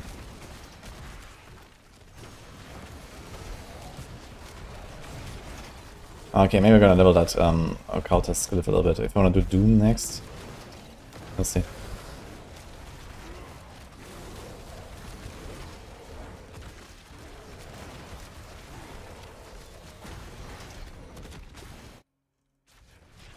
How does this build do against Mephisto? Should be no problem. We have very good boss damage. I killed T12 bosses in 5 to 10 seconds or so. I'm not sure how tanky is T10 Mephisto, but probably not much tankier than that, I imagine.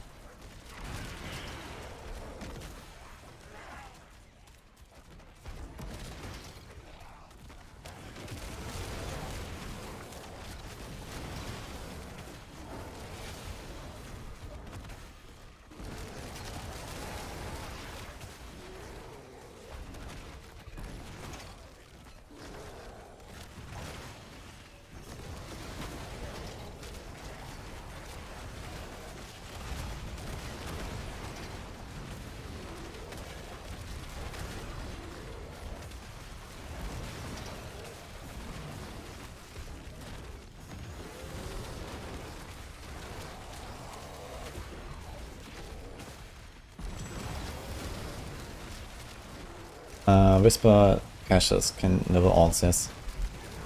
For the 12 caches, it's 8 chests.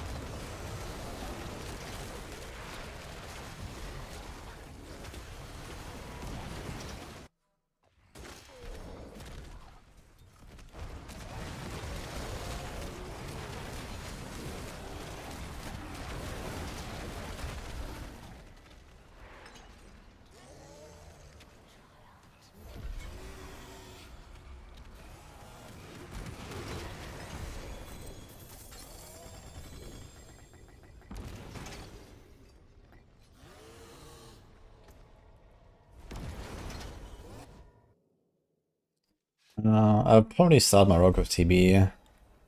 Or maybe try something like Flurry RF. We'll see. Or Barrage, I don't know. We'll see. Dan, thanks for the sub. There's a lot of stuff on rogue, man. I don't know what I will get stuck with at first.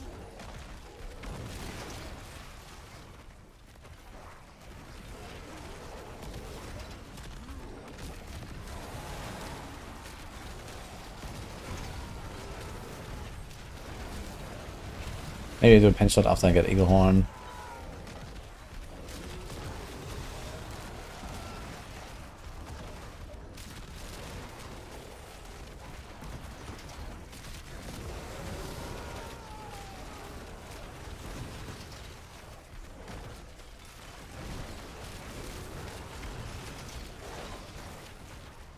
Actually, I realized I could probably save some talisman chests for my ults to get the sets right away. Should probably do that. Or some Undercity things.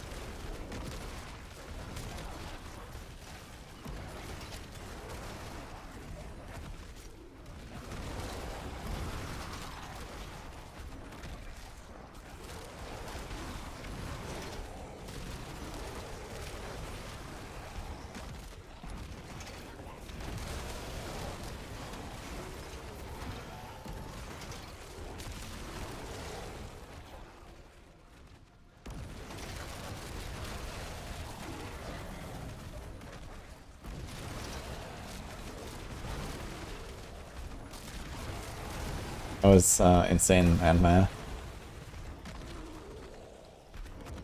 The expansion was crazy. Why all damage on weapon but Fizz, Wuln on other pieces? Mostly because Wuln doesn't exist on weapon. And I mean, all is the same as Fizz, but it works everything. I guess you can do that on other pieces as well. Like.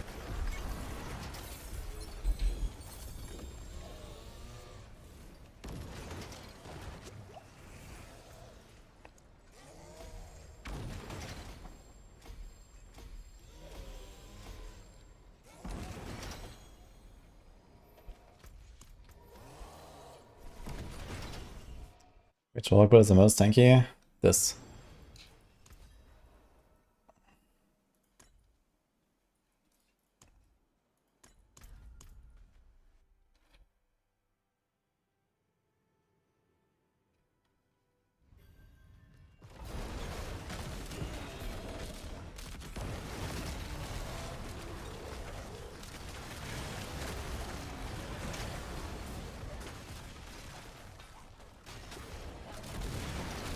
The fastest, tankiest, and also strongest.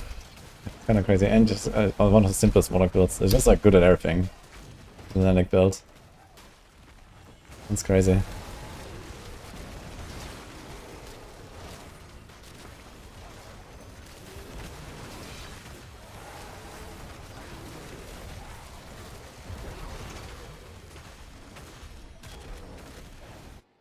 Although, I guess speed-wise, Tyrant's Grasp is kind of like this.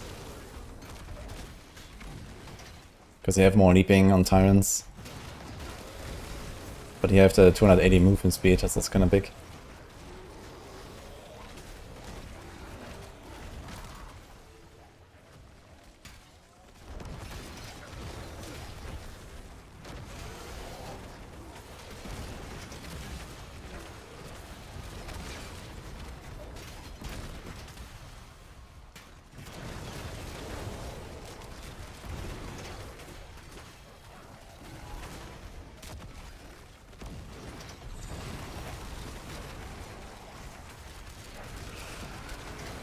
Good luck, Wild Current.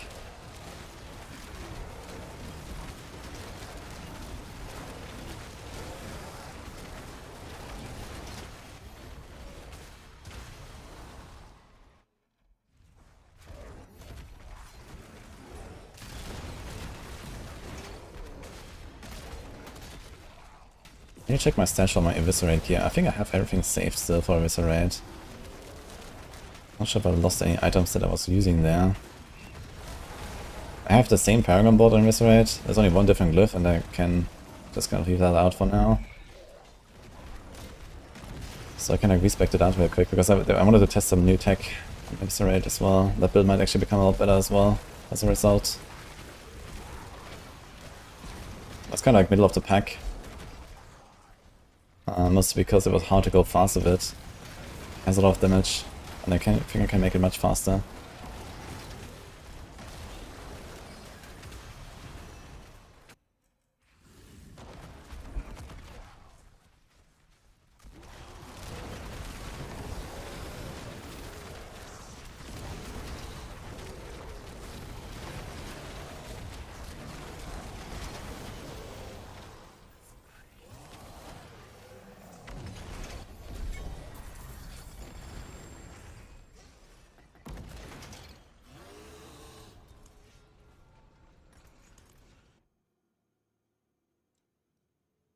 Rogue is good this season. Yeah, I think I already have like 9 endgame guides on max roll, maybe more at this point. That was like 2 days ago when I checked. They have been pumping out stuff. Rouge, still one of the top tier. Yes.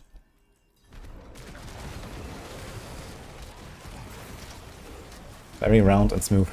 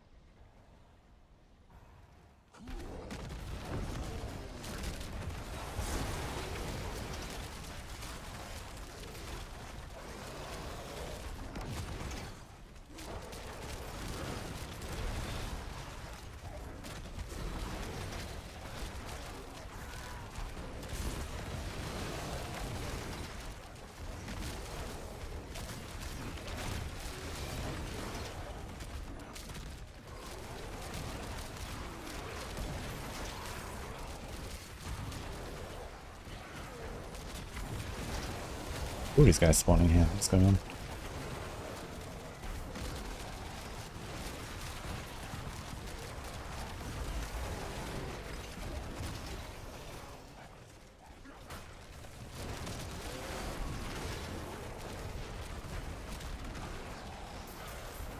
Oh.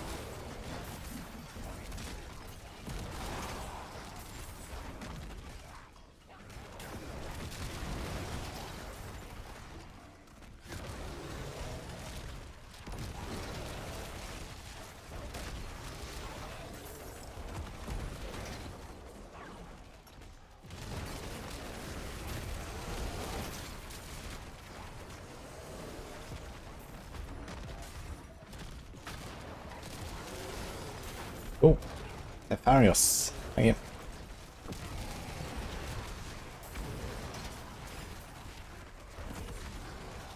There is no season theme right now, so everything is eternal right now. My game is there next season.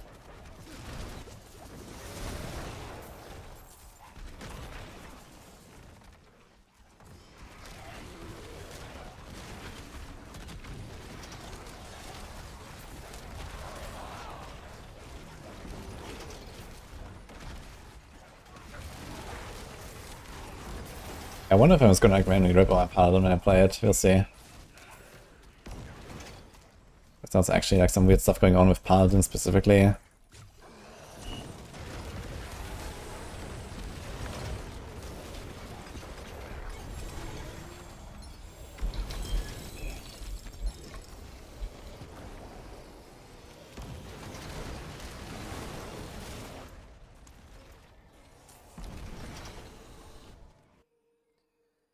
Season of one shot, I mean slaughter.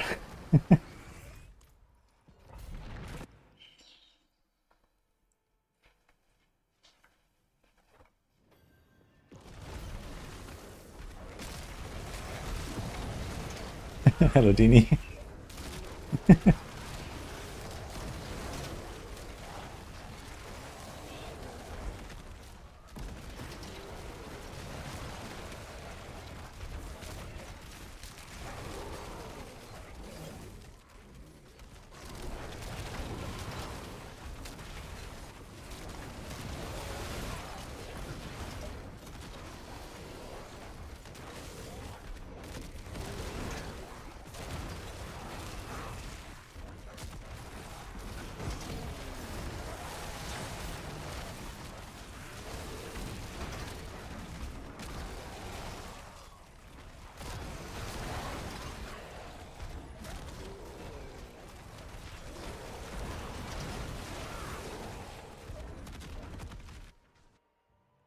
Slaughter was last season, yeah, it was the killstreak stuff. Now it's Season of Reckoning.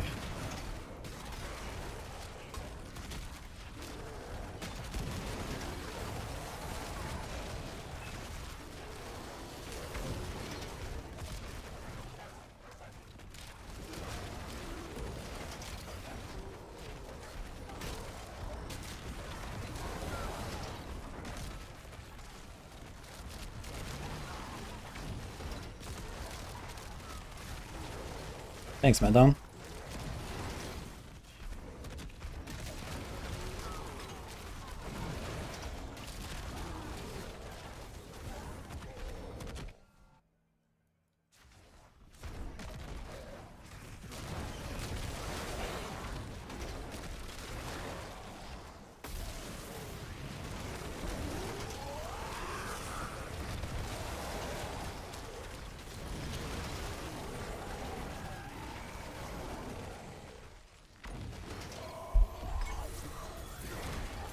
Stroke with the season. Not sure about the best. The class is insane overall.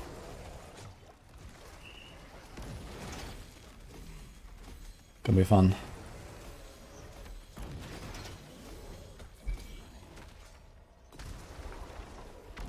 What do the wolves do? They freeze and apply vulnerable. They can also give you a synergy with something like Nagu, for example. What the fuck?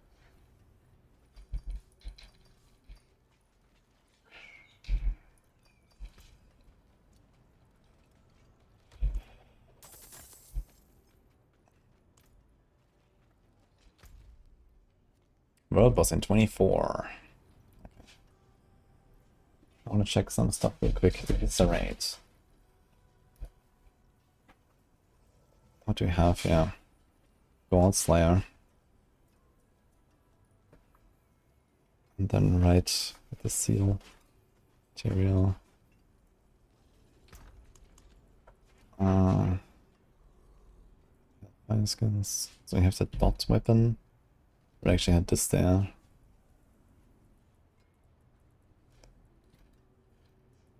Where is all my eviscerate stuff? I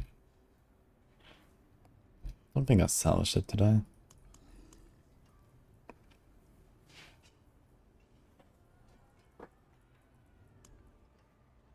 wonder if I actually muted it somewhere.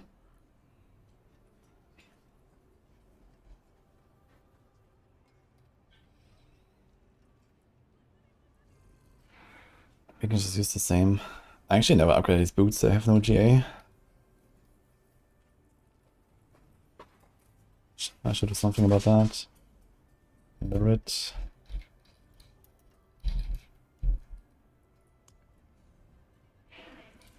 I have this.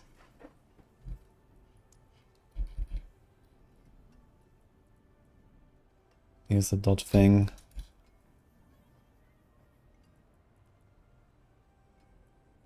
Here's the dot weapon.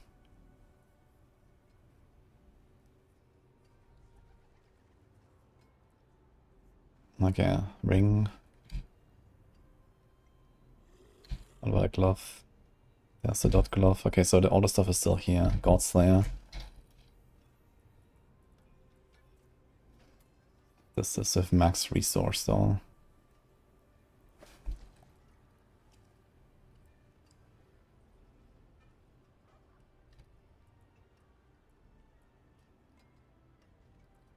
Right.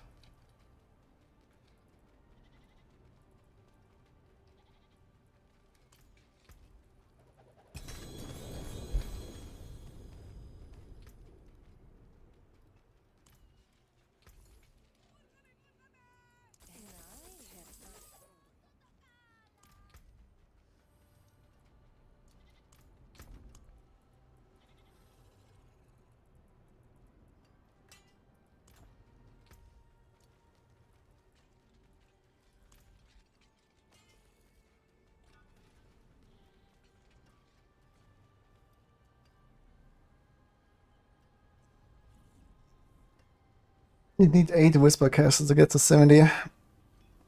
The perma artillery is the Tyrells, yes. However, I'm gonna do a quick recording, guys, about my keybinds. Because we had people asking about the looting and, you know, the moving and all that kind of stuff, so I think I'm gonna do that. Might be time for something like this.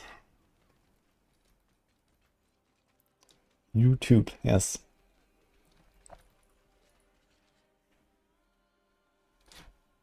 Yeah, the mythic disappear after looting. It might have been a tribute or a crux, so check these other tabs. Or it might have been a trace of echoes, which is not exactly a mythic. It actually doesn't have a physical form. It's just a quest. It was a helm. Oh. Did Whispers ever drop unique items? I'm not sure actually.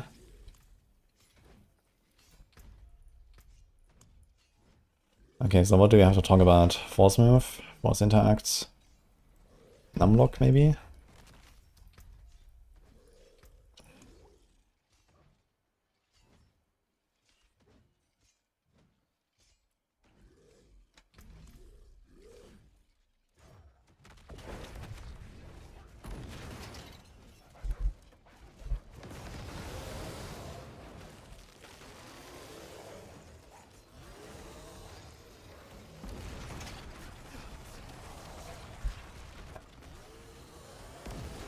This. Okay, what else? Move up, okay, walk. And spur, auto move. Hold position. Action wheel. Root filter, overlay. Okay, this is all whatever. Kinda wanna move this away to some other bullshit. Okay.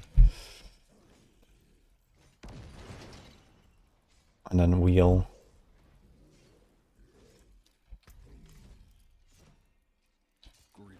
Hello.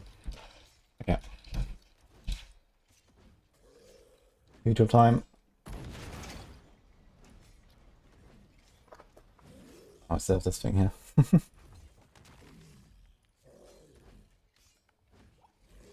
Okay.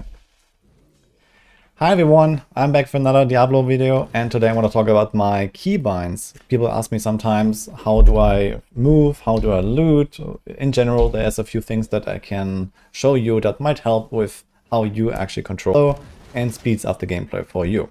So let's go through this one by one. So you go into controls, and some stuff is like pretty straightforward, but let's just go from top to bottom, starting with numlock. So if you don't know about this, you can autocast abilities in this game with numlock. If you have a numpad on your keyboard and you play with keyboard, then you can assign a numlock there. And for example, I have number 1 as, I can press 1 and I can press num1 on my numlock. And then when I hold down 1 on my numpad and press the num button, it will lock it in, and I have hands-free right now. It just keeps using my number 1 ability here. So I can auto-cast cooldowns, shouts on the barb, or anything like that without actually pressing that button. And then to turn it off, you do the same thing again, num1 and the num button, and it turns off. So this can be like a nice trick. Personally, I don't really use that, but here and there, this can come in handy. Now let's talk about this here as well. You can actually cast your left click with just a hotkey. So you can see this here right now. I have my left click on like number 5. So right now when I left click, I just move like this. And then when I press 5, it actually uses my left click ability. So this can be done as well by using this control here with the combine, move, interact, and basic skill, and then putting this here. And then you can actually make this so that you auto cast that ability with just pressing the button. So you don't have to do, like, for example, shift left click, which is kind of nice. I have force move on my mouse wheel. So this is how I used to play, like, for example, in D3 as well. So I just scroll, which is very nice. So you don't like accidentally like click on enemies when you don't want to, and you don't accidentally like cast your ability or something like that. So this is how I move most of the time. But I also have WSD. So in some builds, WSD is kind of nice to like kite and stutter step like this. And you can just kind of like, hold right click or just tap right click like this to attack. Or for example, I walk around, I check my loot, and I can just, keep walking while I'm going through the dungeon, and, I just save a lot of time in town, for example. So I would really recommend to try this out. You can combine WSD, force move, and just regular click to move all seamlessly in this game, which is very nice. Then we have force interact. I would really recommend to bind this. This allows you to, for example, click on doors when you're like channeling Dance of Knives or Whirlwind and not break the channel, which is kind of neat sometimes, for example, for certain snapshot mechanics. But also it just helps you to just loot faster. So I can show this as an example here. So we drop all this with control left click in case you were not aware. But we have all these items here on the ground, and you can both left click and press force interact at the same time to loot faster. If you just like loot with left click, it's like a lot of clicks and so on, and your character moves around and so on. And with force interact, your character will not move anywhere. So you can just kind of spam that button, and you see that you don't accidentally like click or something. But if you do both together, you can actually loot an entire inventory really fast when there's a lot of stuff like this. And you see here, because usually the tooltips kind of like overlap as well, and there you go. So I use this, for example, whenever I turn in caches, wall plans, and there's like 100 items on the ground, you can loot all this in like a few seconds, which is kind of neat. Then we have mount. Okay, spur mount. Okay, this is all fine here. There's auto move. So auto move is just something I use, for example. Again, you can also do this here. You just kind of like walk around in a held tight and go to the next chest, and you can look at your loot, or you can open the map and you will keep walking. So this is kind of nice. In a held tight in particular, for example, you never want to stand still because there can be random monsters spawning on you. So just kind of like being on the move can help you. Or like, as you run to the world boss, stuff like that. You can like chat a little bit. I do that sometimes.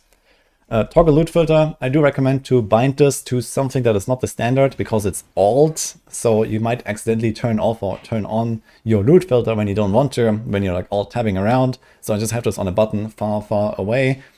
So just make sure you do that. And then there's the overlay map. So in case you are not aware, there's this overlay now and the world map. So there's two hotkeys for this. One is like the real world map here, the one we used to have. And then there's this. I have this on tab and I have this on X. So I would just recommend to bind both at like very accessible buttons so that you can actually go between them, because they both have their purposes. And then we have the wheel here. So yeah, this should pretty much cover most of the normal keybinds. But the wheel is also something that might be neglected. So you can actually bind individual actions on your wheel in case you haven't done that. So in particular, when you play hardcore, you want to have to scroll here, preferably on a button where you don't fat finger it. But yeah, you can also do like stuff like leave dungeon. You can just TP out, or you can do this. And you know, whatever you want to put on your like hotkeys here, you can also put it here. And this can help quite a lot. And that also pretty much sums it up for most of the special keybinds that I have here. Rest is just relatively standard, or I didn't change it. But this, yeah, few little things here can definitely help you out quite a bit. So hope this helps, and see you guys next time.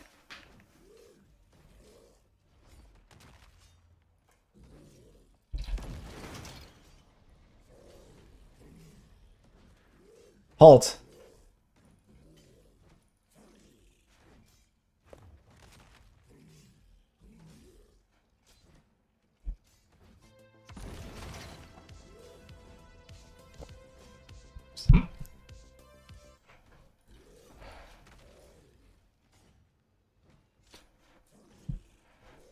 When was the last time I died on a hardcore character?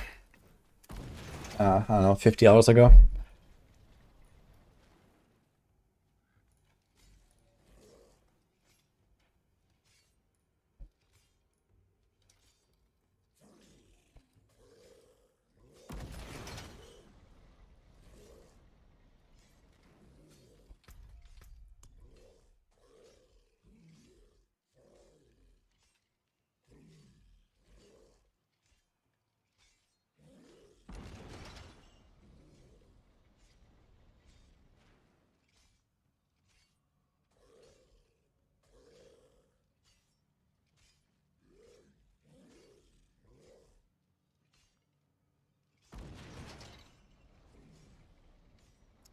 Oh, there's one thing I need to add here.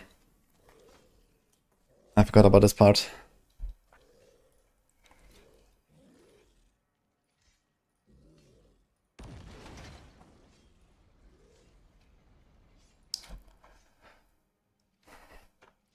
And in order to make this work, there's one other keybind you have to change, which is the hold position. So you see this here, I have shift for hold position. So when I like walk around and let's say I have this on my left click, then I can't actually attack with my left click until I have a target. But then you can do shift to do this and just kind of attack in a direction or so. But there is this option as well that you see here. When I go to hold position, I have this bound to shift +5. And this corresponds to the same hotkey that I have here on the left click ability. So this is the key in order to make this work. Because when shift +5 is already bound here, then you can actually do this one hotkey, use your left click ability without actually pressing anything else.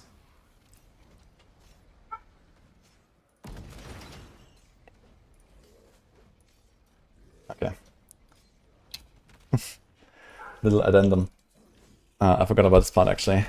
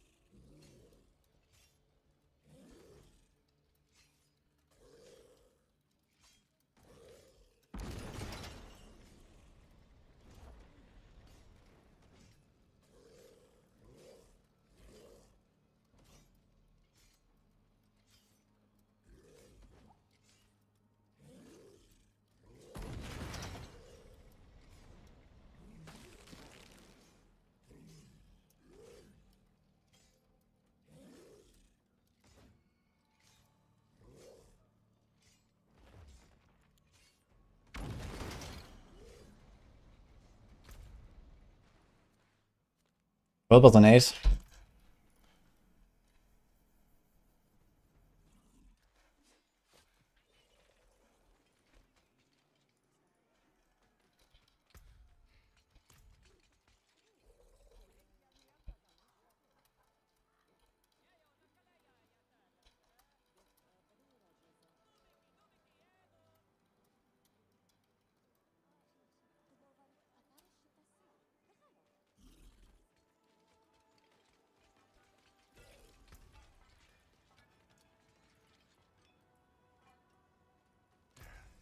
step up to my anvil. Easy to break another work.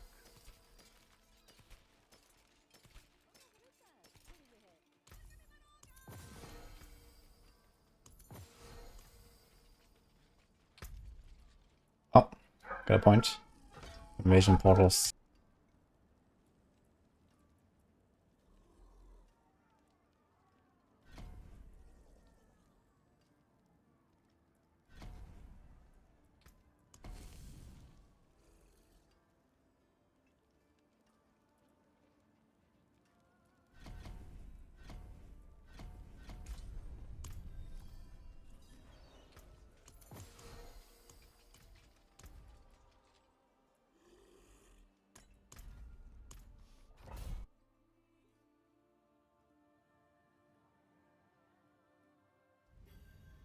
I did see the dung that drops 3 royal gems every time, yes.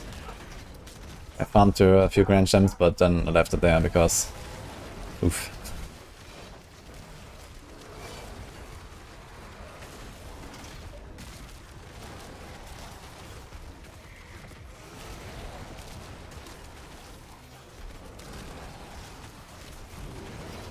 Wasn't 5, log in guys.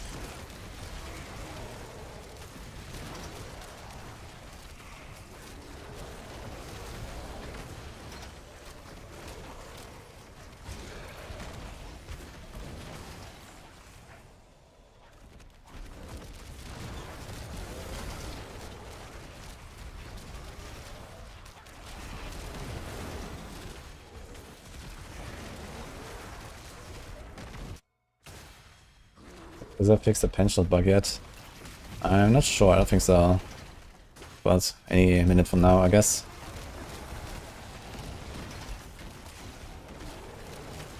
I wonder what's the problem with it. I don't even know what the bug is. So I don't know if they know, but something is going on there for sure.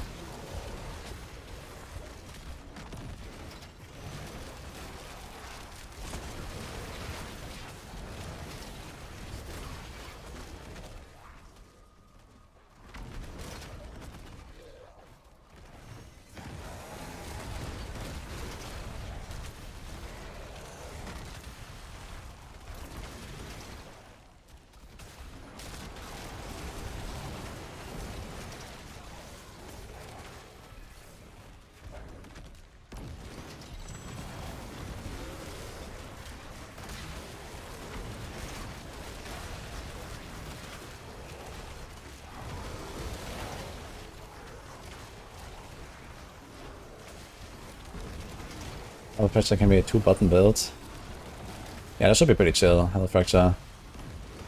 I know Macro has been cooking Health Fracture a little bit. And I think he has the guide out for it actually on Maxwell already, if you want to see that.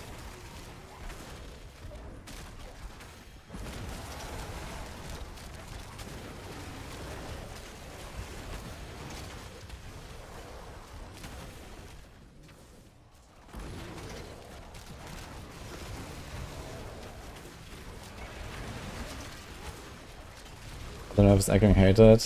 You have no clue what and where to do it. It's a very rare random drop. It's like echoing nightmare from the other 3 if you know that.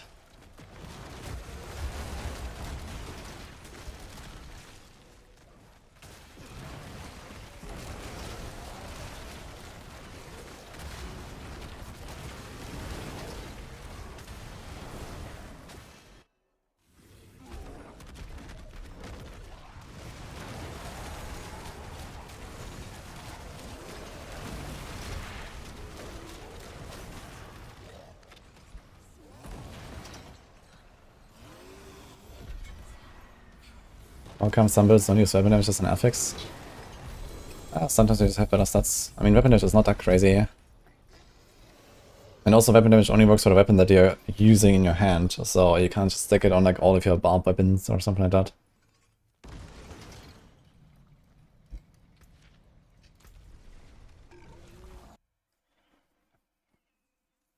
So you have to do it only on the weapon that you care about, and only if you already have like, you know, lots of like multipliers from other slots and so on.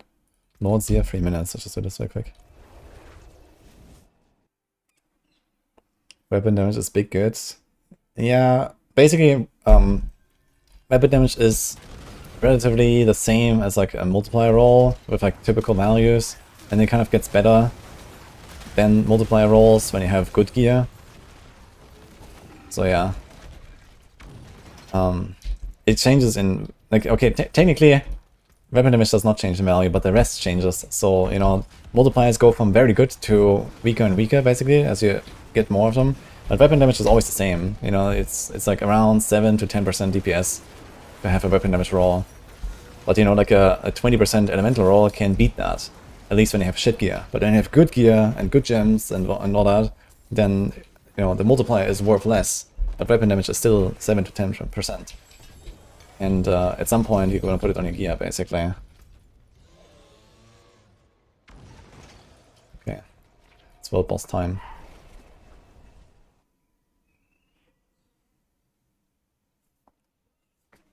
Is X shadow damage buff bugged? Seems to be additive via the multi.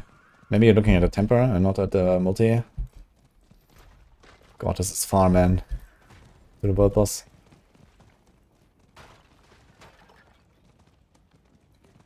The brand barb guide on Maxwell recommends weapon damage roll. Yeah, that makes total sense, because barbs have many hands and they have many multipliers already. That's exactly what I just talked about.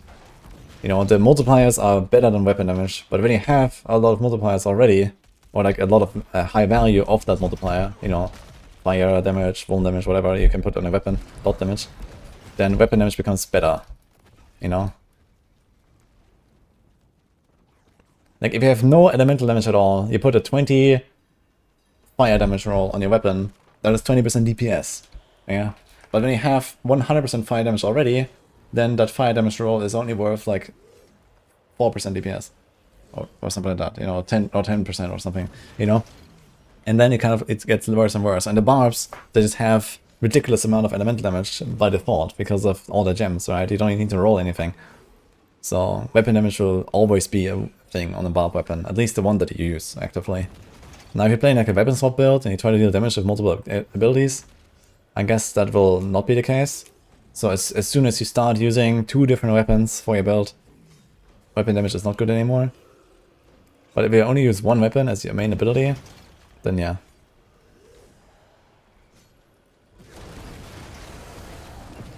Wandering Death is gonna move so much, it's gonna be kinda awful.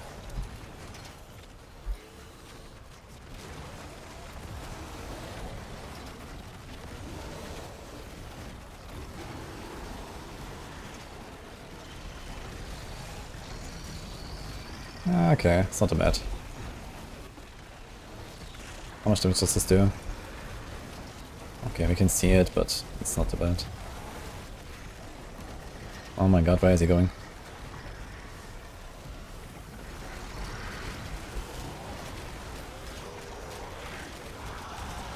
It's gonna be like a 2-minute solo T12. That's okay, I guess.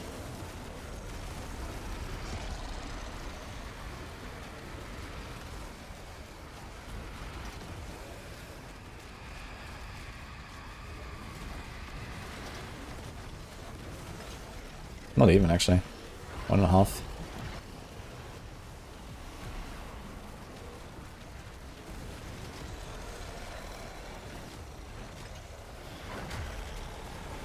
It's kind of chunking. Interestingly, it only applies a dot with this. I didn't actually proc right here. Weird.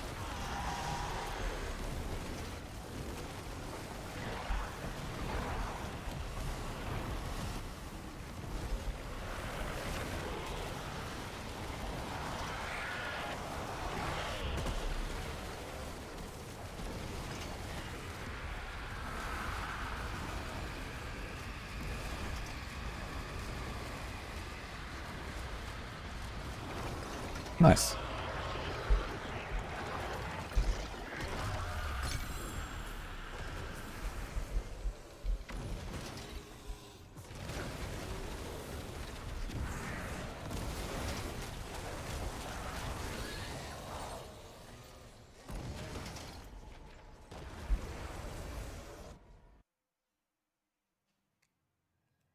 Yeah, tyranny effect is the terrorist might. One thing about defenses this season? Yeah, certainly way more interesting than it used to be.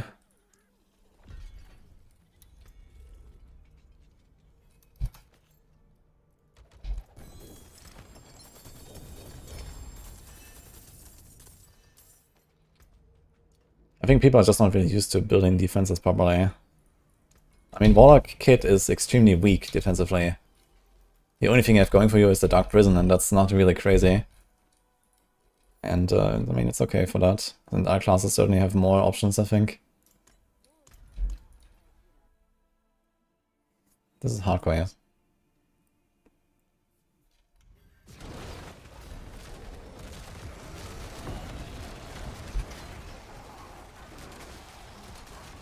Can you stop this build easy from Dark Claws? Yes.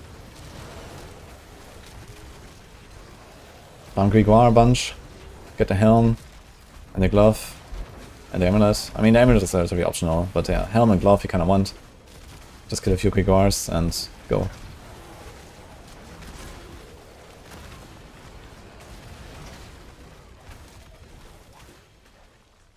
And I'm cooking a new build soon. Actually, I will go back to Eviscerate build briefly, because I want to try a new tech. And I have all the gear still in the stash. So I'll do that.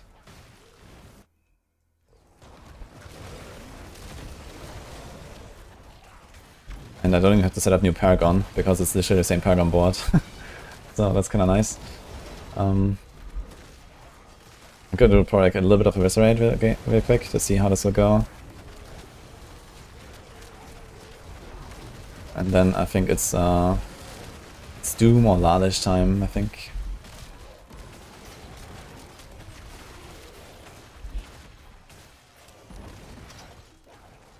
Occultist can roll GA. Nope.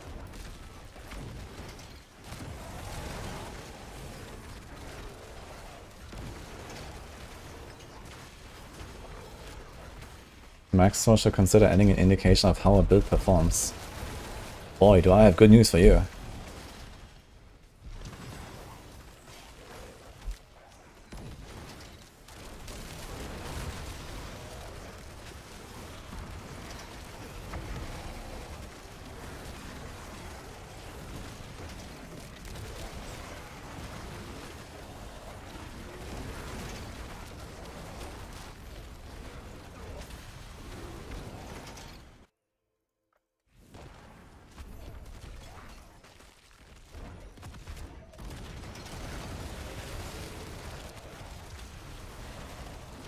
Max has such a remove indication of how good the build performs. Let's go. Dude, I mean, if I had the option to not make a tier list, and if tier lists were just outlawed globally, that'll be fun.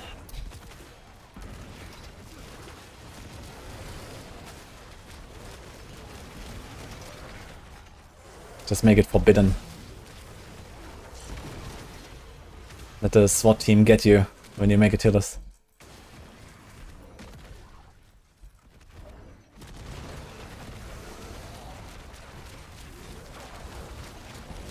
Max should remove all build guides and just tell people to get good.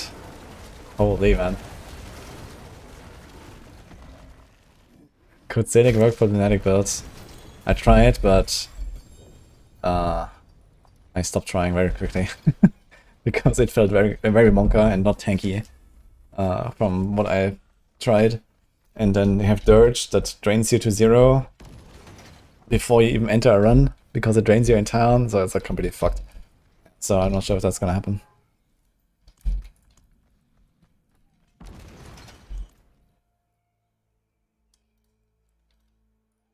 They did that for Torchlight Infinite.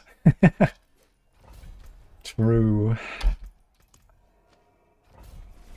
Is no one from Exile playing Druid?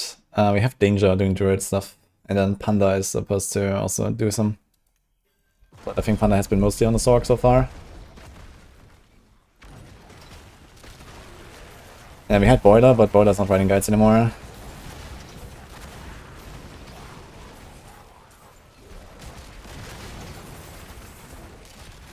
So I have to kind of fill that that gap a little bit. Yeah, the plan is that we're waiting like a little bit now that we see okay the game, and new content creators will pop up and so on. So I do expect we might be able to like recruit maybe some druid somewhere. It has been very hard in the past to find druid writers. The class has just been like not really being covered much by a lot of people.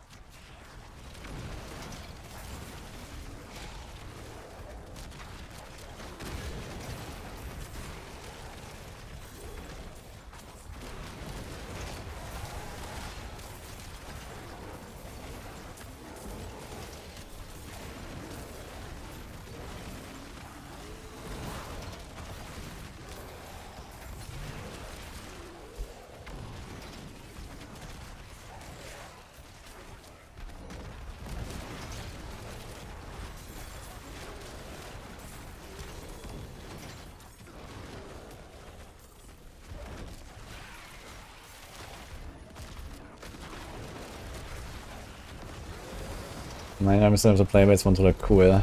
Yeah. Yeah, Druid is definitely a quite unpopular class, I think. Kinda sad. I really like playing Druid. But I guess humans are visual creatures.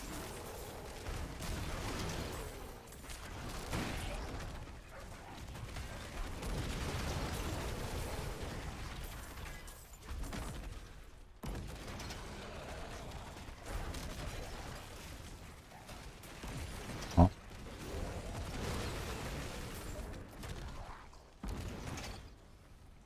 That's why I buy all the dust skins. Hey chat, who bought the succubus skin? Be truthful.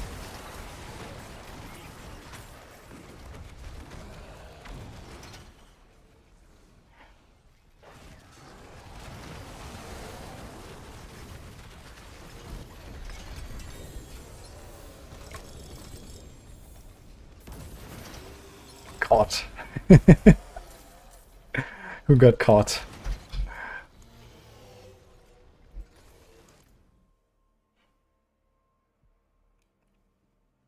The only bus I ride is a succubus. You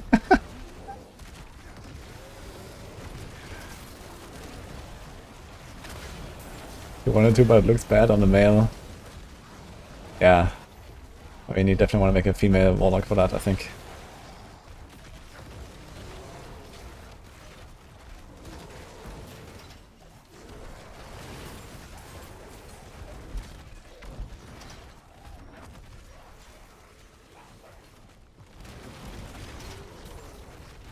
I should type exclamation mark boss loot to check the boss loot table for the uniques.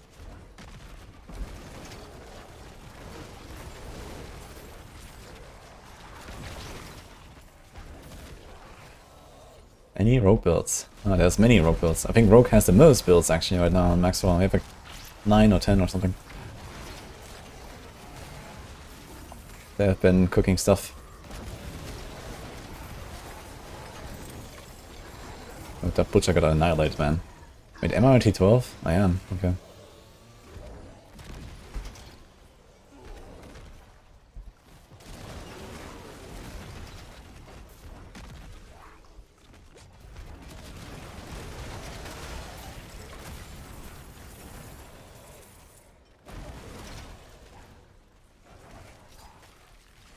Exile has cranked out a bunch of rogue builds. Yeah, we also have Matthias and Eva. Like we have 3 rogues, they were all blasting, so we have a pretty good rogue lineup there.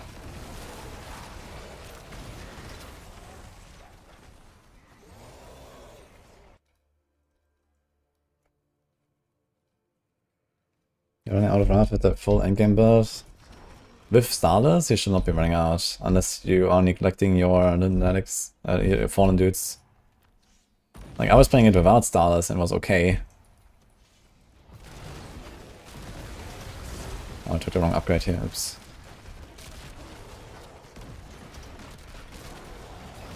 Yeah, before Starless, I was just running like, I had like 1 resource general and like, I think the resource cost reduction temper and stuff. I added actually like a bit more like resource stuff in the planner before Starless, but with Starless you should not really have issues, unless you're leaving your fallen down.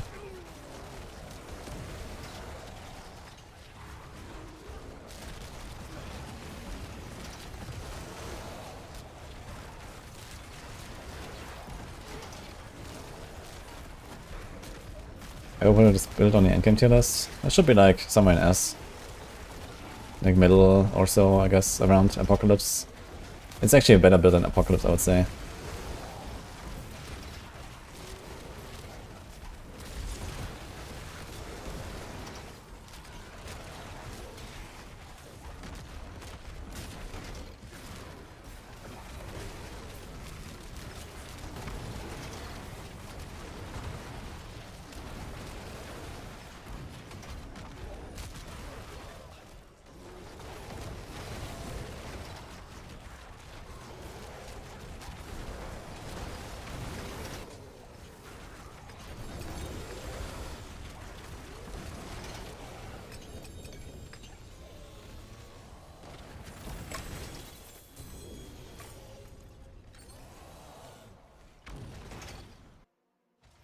Yo, fine. Thanks.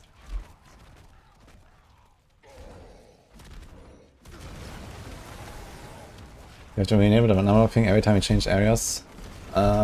Maybe.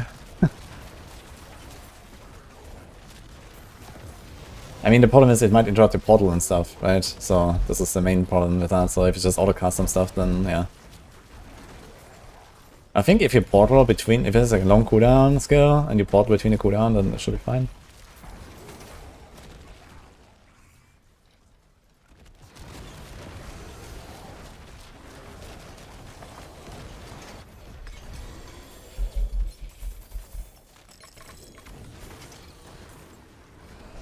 For pushing Apocalypse is better. I'm not sure about it actually. This build will also go to 130 for sure. Like if I had the softcore boys gear, I would do 130 for sure with this. Plus softcore advantage. Yeah. I think it's gonna be around even with Apocalypse and push. That is a lot of Hellhound Sabatons, holy.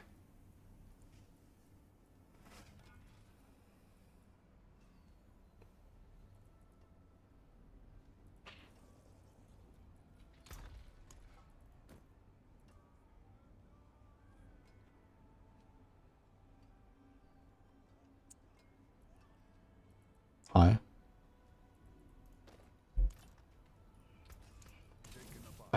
Wait, what? You found Ur? Wait, where? Yeah, this was in the press build, but it didn't actually make it into a live game, but I guess you found it somehow. Funny. Yeah, it doesn't actually exist normally. But congratulations, I guess.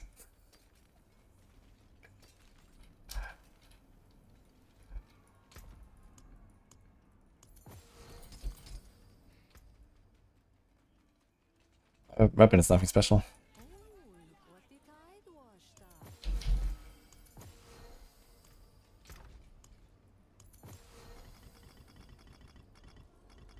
How's my souls looking? 6k souls. Nice. Okay, we're gonna do this on a city, and I'm gonna try some eviscerate stuff, and then we're probably gonna respec as well. You know, to cook more. More cooking. Anyway, Ur Rune, if you have it, you can probably sell it for gold cap to someone. But yeah, this is the first time I actually hear someone finding it.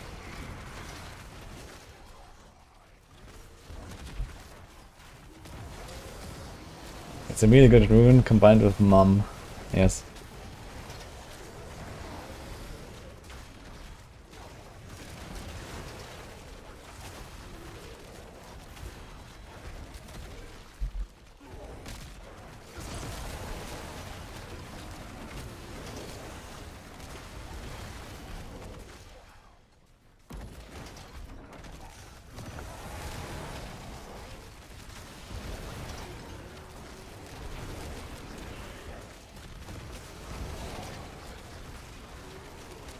Okay, someone on YouTube says they also have an Ur rune. Yeah, so this was the rune that was deleted after the press access. It was in the press access, but they removed it. For good reason, because it's like extremely niche. It gives you 10 offering when a summon dies, right? Or kills an enemy. Yeah, so that's like completely shit. Unless you play like some Warlock build and you like, you know, sacrifice a lot of stuff. And even then, I mean, you have to sacrifice like 10 demons per second. So for bombardment, it's basically exclusively good for bombardment. And then something that they do with bombardment, basically. So, it's such a niche rune, it shouldn't even exist, to be honest. Right.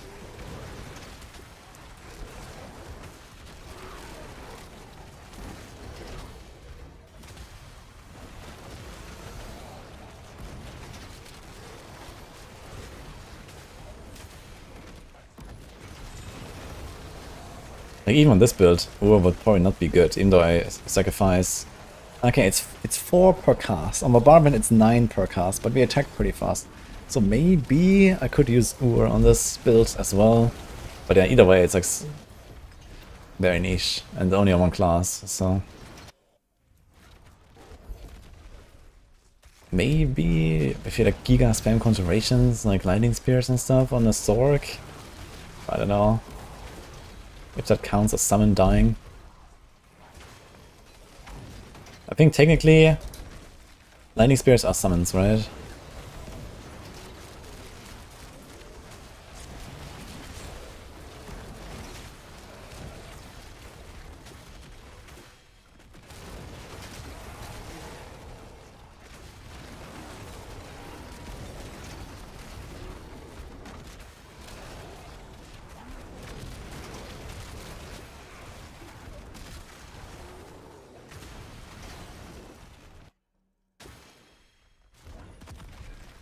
That's the one with the charms.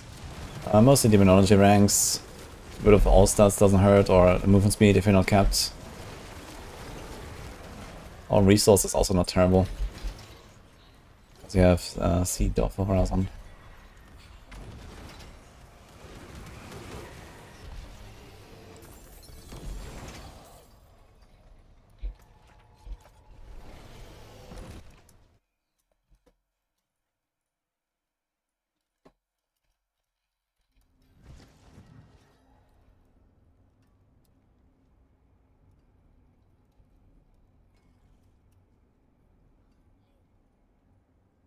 Okay, I need to try some stuff. I actually need to check what I was running on my Eviscerate.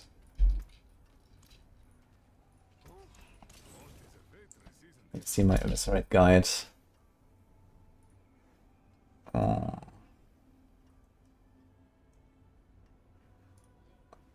1. Okay. So here's 105.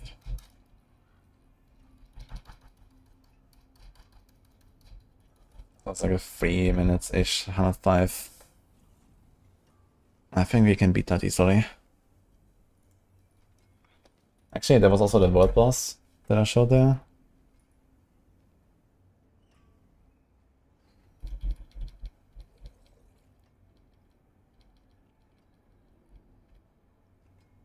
Because it's T11. But look at those chunky dots, man. Oh, beautiful. Okay.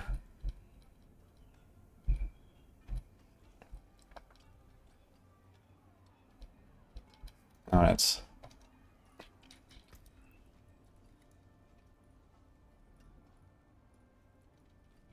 So let's save this thing here. I've not done fishing. Neither in the tower, nor in the waters.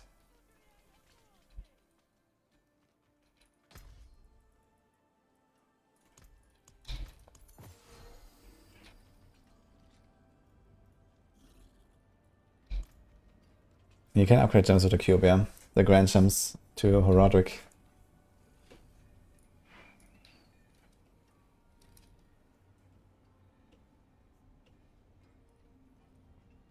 Alright. So we need to find the Gold Slayer. I think the rest is here, pretty much. And I'm running Horizon. Okay, so I have the same thing. What do I have here? Seed. Gold Slayer. Okay. We could also even like equip Seed of Horizon and go for another like go for another charm.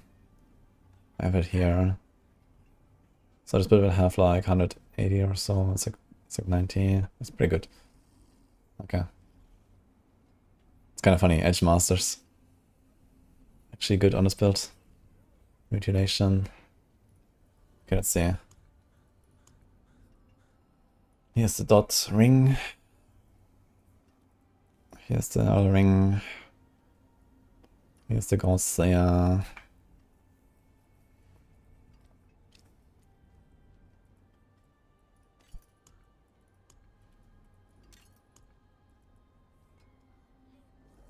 Do we have anything reversal? Yeah, so it's those boots, that's this weapon. What is this amulet? That's this glove. 2, 4, 6, 7. We keep the chest, I guess. 1, 2, 3, 4, 5, 6, 7, 8. Pants are missing. I guess the pants died on the apocalypse.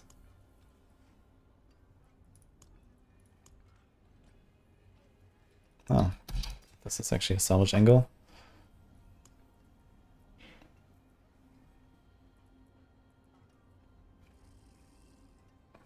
Yo, Stoonie and Cyphrodia, thanks guys. Okay, here is pants. Alright.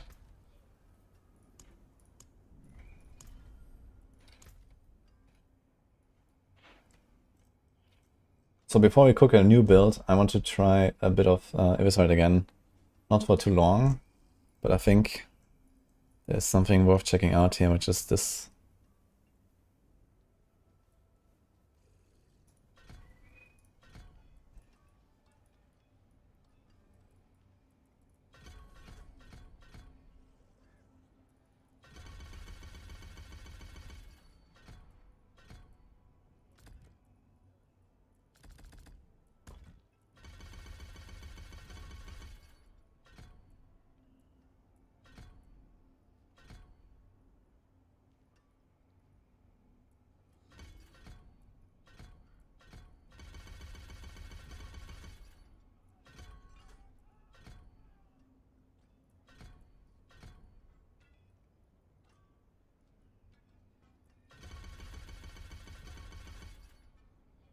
And I can do this as well. That's like the new tech. That's actually gonna be really nice. In fact, I don't even have to put the points here. I think this is kind of whatever. 048. Does the burn go down? No, it doesn't. So, yeah, okay, we do this. That's actually really nice. There's not even a Hellfire skill in this entire setup.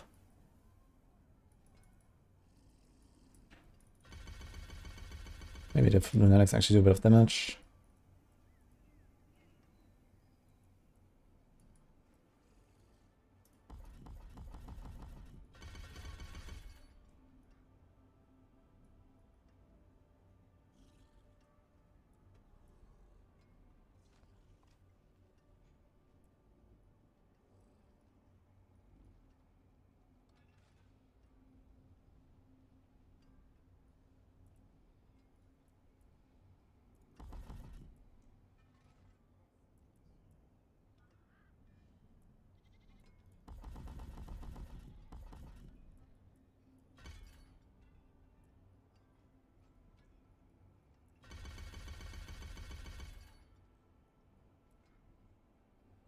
Okay. Welcome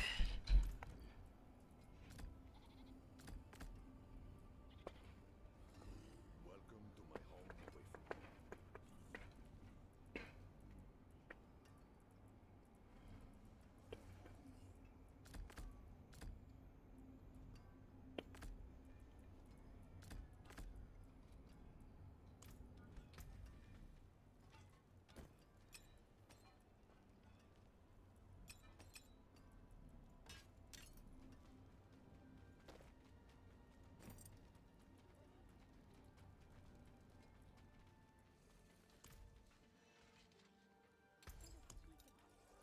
'Thousands of gems in a handful of dust. Bridge, Exile.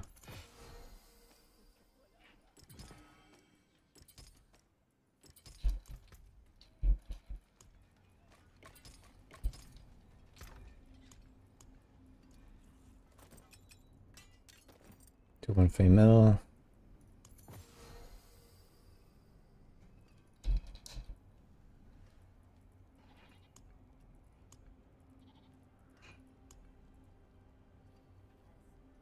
I mean, good enough for silence, I think. I mute this away somewhere.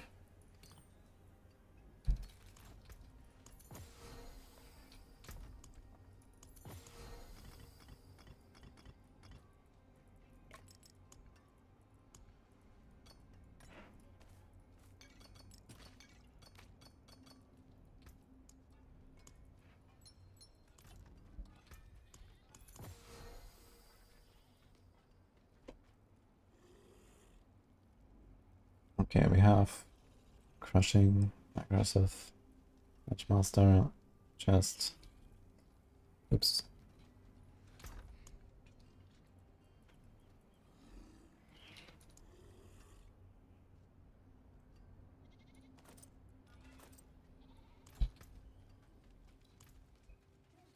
Actually, I have a lot of resource.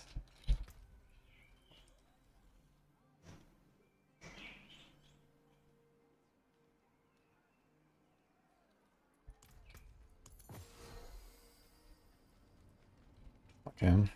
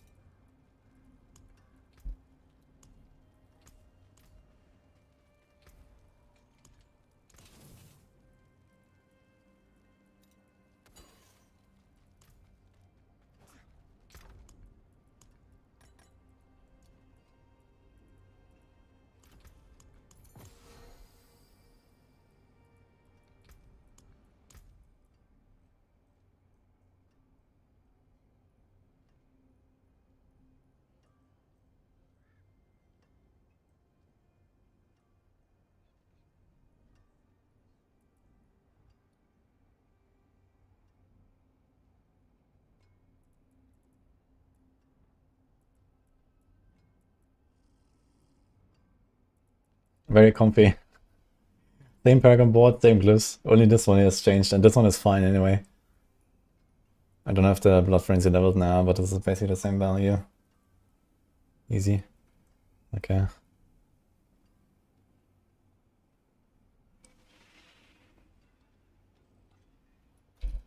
Alright, let's try this.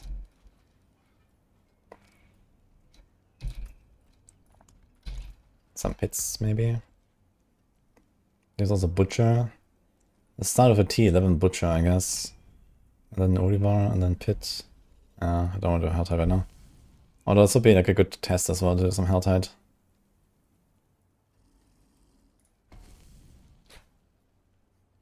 Okay, start with a Pit. Zir, Undercity, Dungeon. Helltide in this. So kind of do all of the main content types, I guess. No Horde, whatever. And yeah, that's it actually. So let's see how it feels.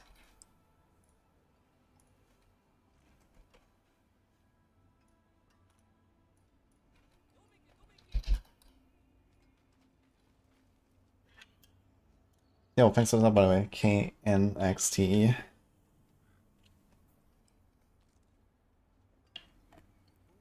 I found 4 traces of Echo, so like 1 every 2 days.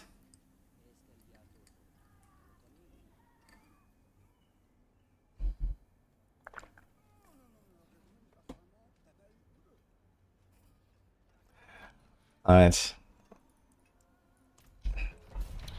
How's my toughness? I think it should be fine.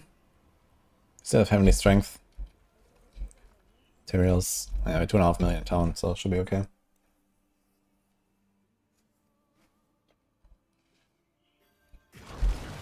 Five and a half, okay. 13 million, okay. I think we're good. Oh. I think I have the wrong... I have the wrong sigil. Oops.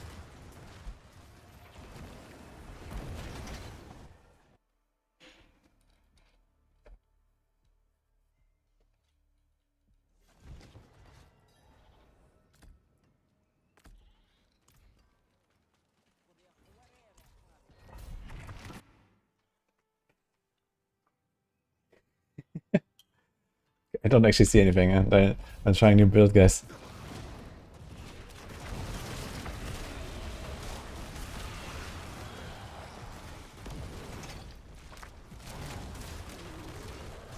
Oh shit. This guy's just got TP'd away. Yoinked. Actually, I might not need a Sigil Subversion thing at all anymore. Now that I think about it. Maybe we're fine.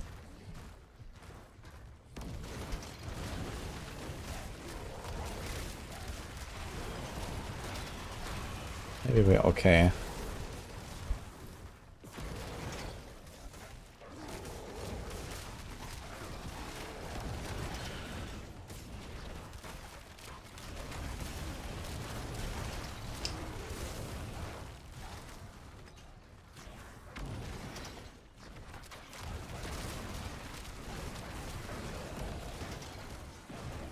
Definitely seems a lot more smooth now with the Rampage casts.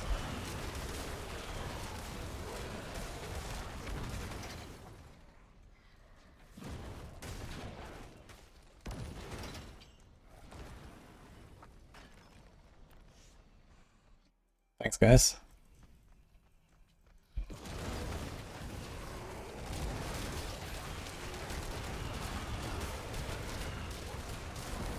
Actually, every time I send my demons in, they instantly get smashed by these, so I actually...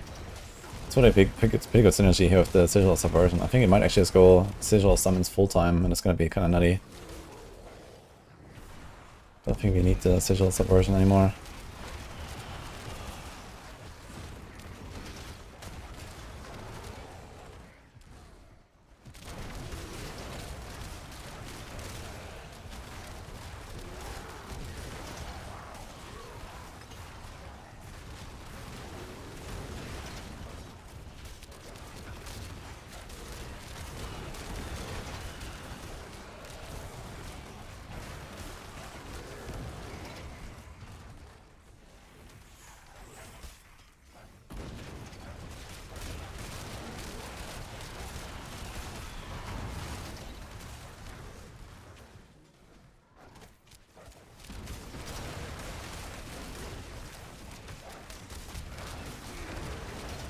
just walk in and pull everything with the God's Lair, and that's actually fine because you have enough Rampage casts.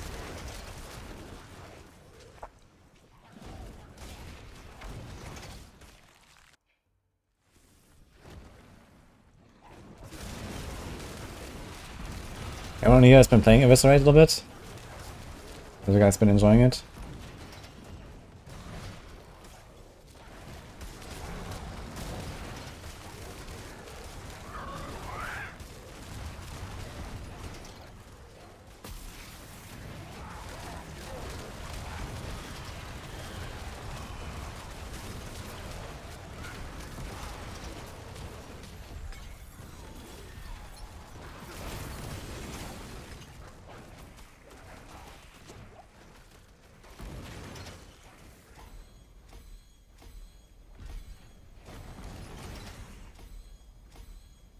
He also just topped Ur. It's also minions and companion kills or dies. Yeah. I wonder what happened. Maybe did they hotfix the rune in? That'll be wild. Water Tyrant's Grasp.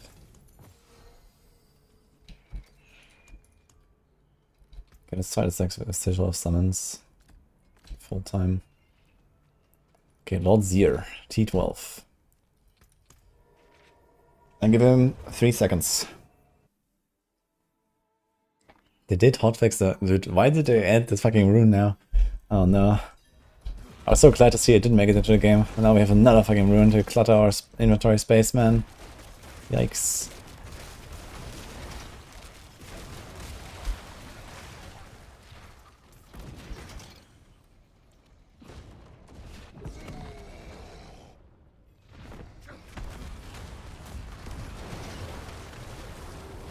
Okay guys, how many seconds will you live?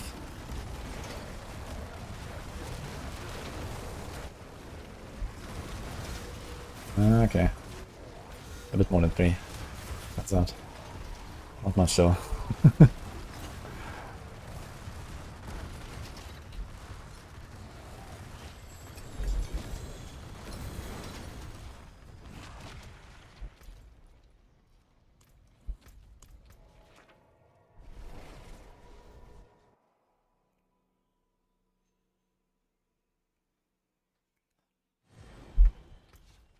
It doesn't the Eviscerate build. I'm trying a new tech. And I think it's better.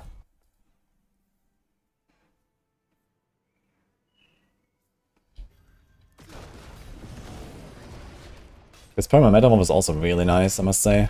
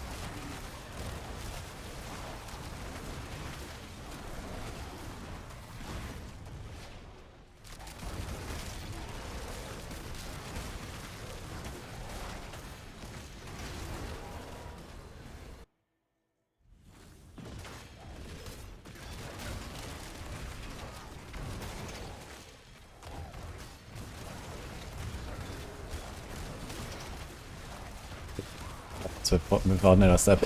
Kinda wild. It's built.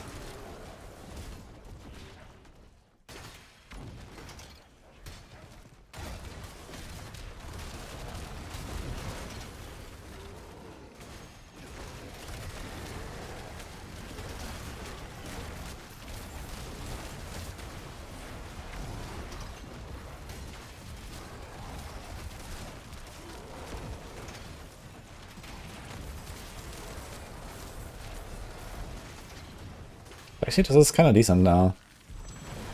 Wonder how like 110 will go, or 115. I'm gonna try.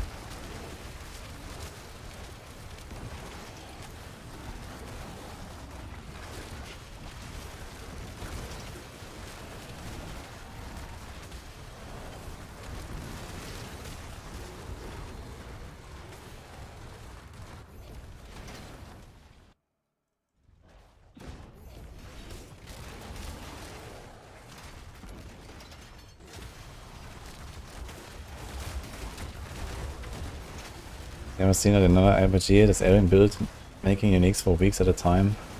Wait, what did it disable for weeks at a time?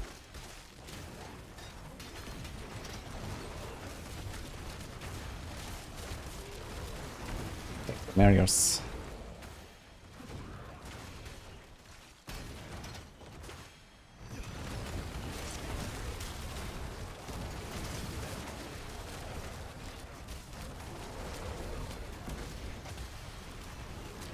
This was actually kind of decent pace.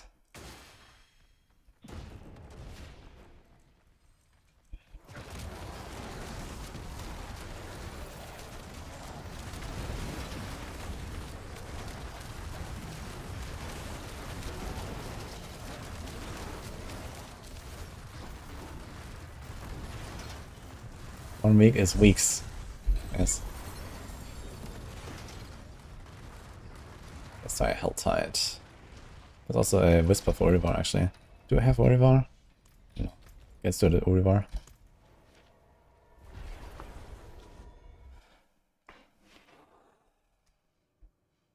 His stream streak just went up to 109. Holy. Yeah, it's because my OBS crashed in the night at some point. So, congratulations.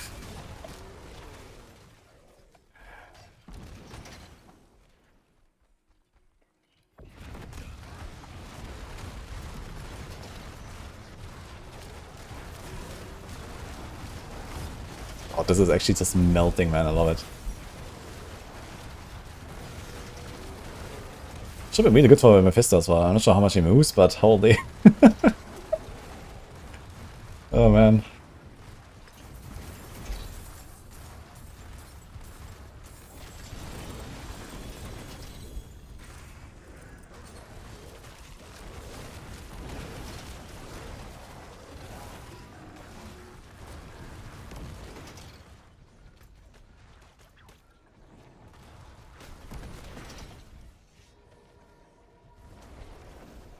How much he moves? Yes. Okay, unlucky. Oh. This is a Draclaw's offhand, man.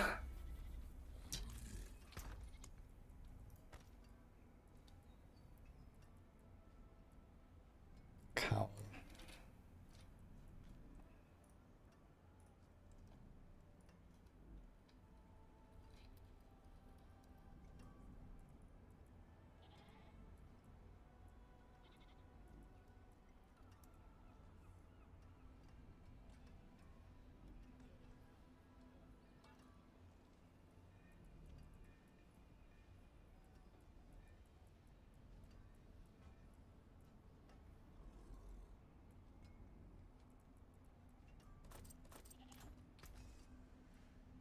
Let's do it then.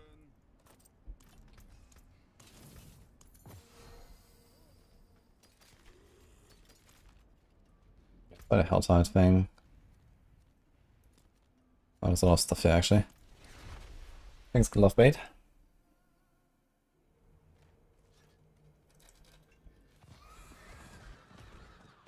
No more jump. I respect to eviscerate real quick. Because there's a new tech, and I've been trying it on this build now. And I think that build actually got a nice upgrade here. So I have to do like some benchmarking in the pit. I'm gonna try to do some pit after this. But it seems better for sure. Yeah, I think if eviscerate right now in like B tier or something, but it might move up actually. The good part is you don't have to change any of the gear, it's just skill changes actually.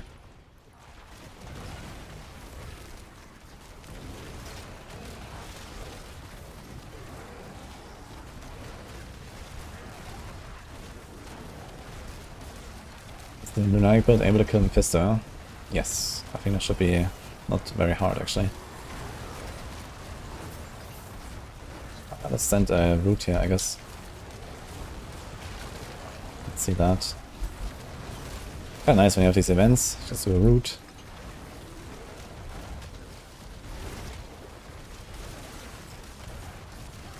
Do we have the head rotten bosses now? There you go. Seems like this route actually lasts very short. Oh. I don't know, there's still more stuff spawning. Did it just like appear or what?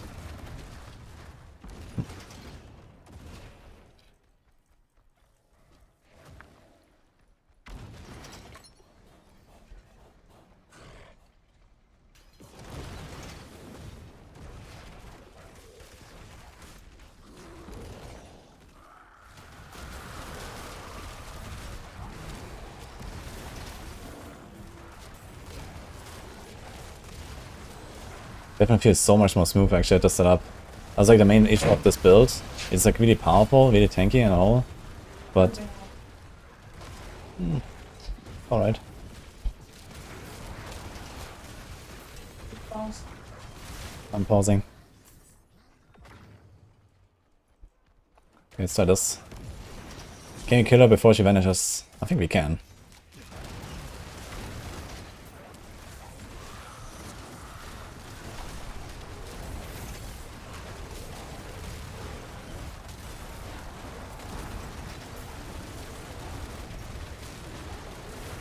Oh baby.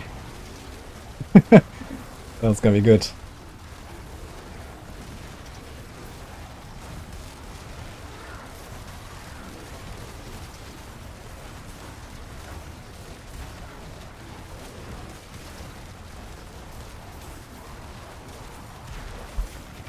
Okay, the problem is the dot. Yeah. The dot doesn't fully tick because she vanishes.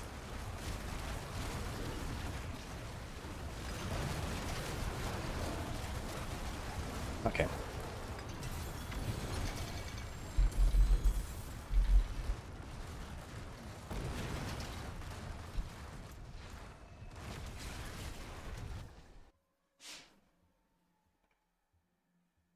Well, it's not the best Warlock build, the Lunatic.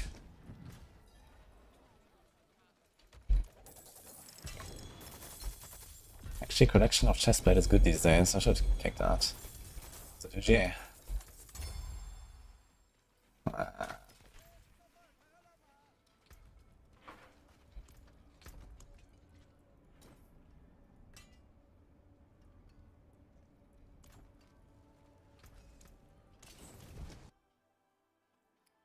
And which boys are good? Yeah, these guys are pumping. The problem was that it was hard to cast them often enough. Because they're like kind of the main carry in this build for Eviscerate Warlock. And I tried really hard to like make my Hellions thing also deal damage, and it kind of does against small enemies. But it's like, you know, 5% of these guys or something. So you can only really kill small trash, and the rest you have to kind of like time it and stuff. But now I've made it so that I can just cast these guys much more often. And you can just like face roll a lot more. You just walk in. Yeah, I spam these guys everywhere, and you see my dominance going up like super fast. I can cast these guys like every few seconds, and one of them is like enough to deal with an entire pack basically in a second or two. If he smashes them once, that's it most of the time. And I can spam Lunatics in there to actually like fuel the Rampage dudes because they get larger and deal more damage when they kill stuff. That includes my own demons.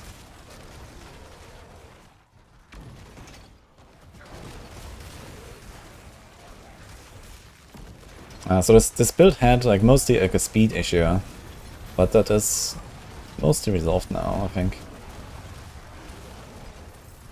And has a lot of power.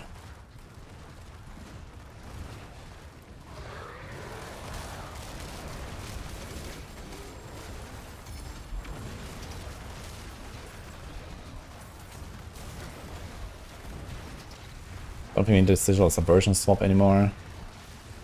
So there's that.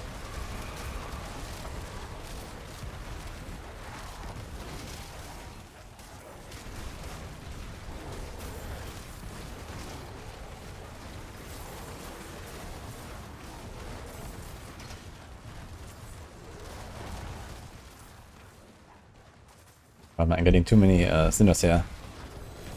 I need to go to like the big chest or something.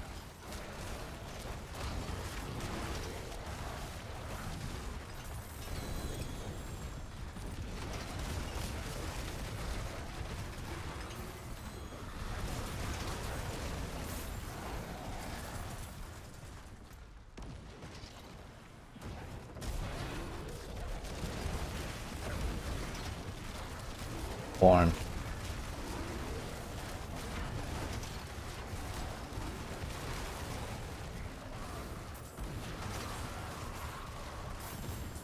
Dude, too many Thunders. It's insane.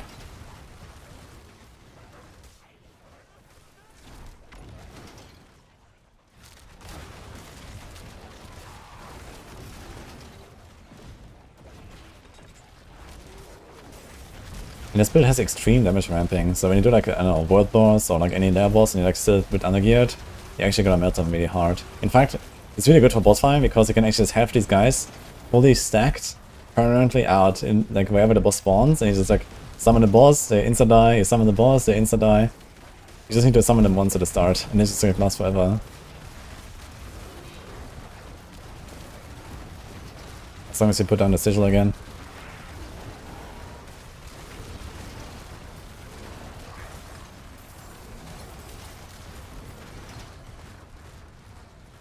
Okay, we need to go somewhere now. Actually, the thing is probably all the way over there.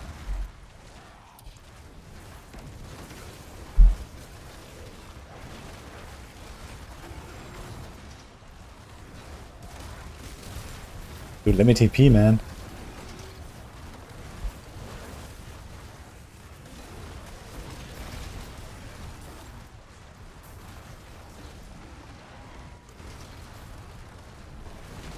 Whoa.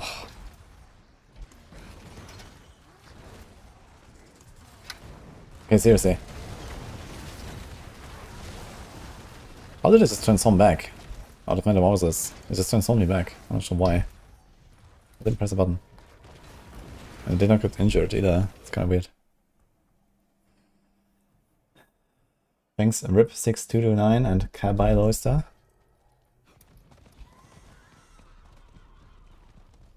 Because this chest here.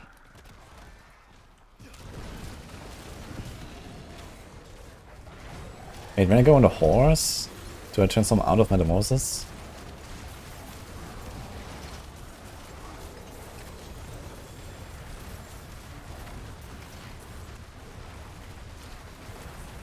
There's a 48 glove. God. Hands of the Worldbreaker. 400%. Ah, goddammit.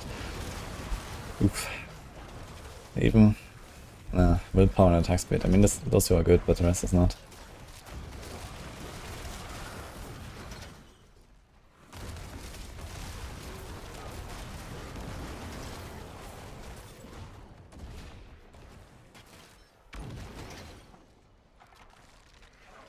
Okay, I'm not gonna go around for more chests now, screw this.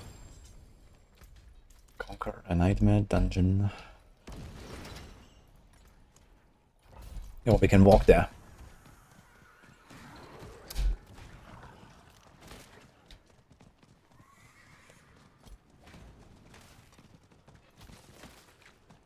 We are farming the enhanced primordial dust.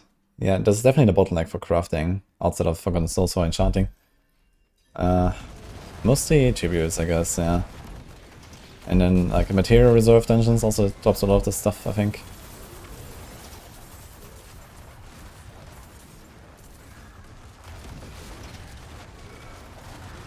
Oh. Yo, the Lunatic Warlock, the one I made a video about yesterday. And I played a lot yesterday and today. I just respec from it actually into this again. You're gonna be on this for a little bit, and then you're gonna cook a new build. That'll be fun.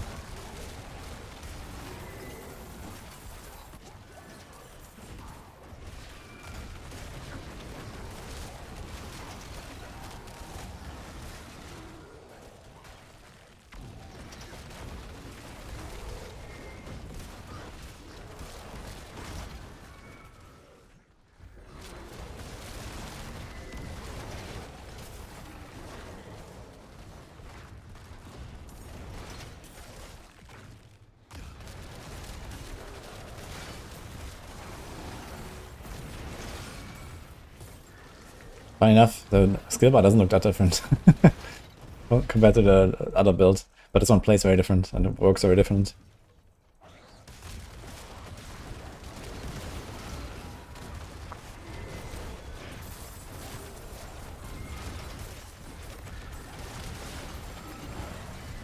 Okay, we're just summoning these guys non-stop, man. It's crazy.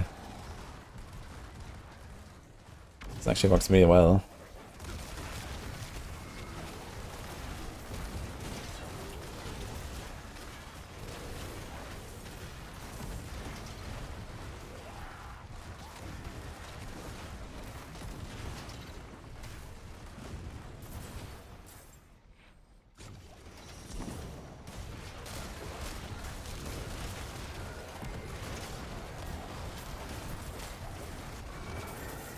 I wonder if I can actually just like shoot LUNATICs into packs and kill something.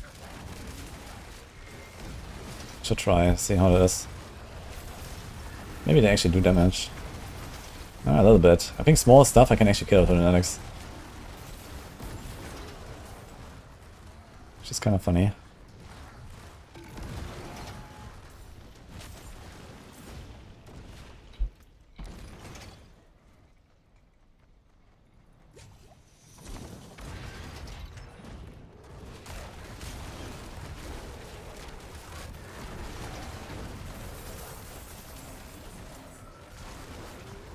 Can you get auras and armor in a cube? Yes. But you have to use the defensive upgrade, not the resistance upgrade. And it's really rare on top of... It's like maybe a 1 in 50 or something. So normally you want to start with the item already having auras, basically. Give me... I have to fight the hardest boss in the game. Okay.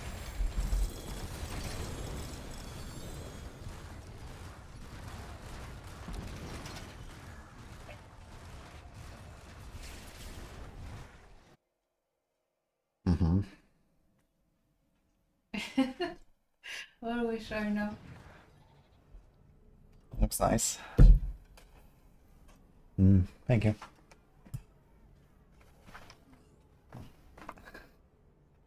So much food. Yeah.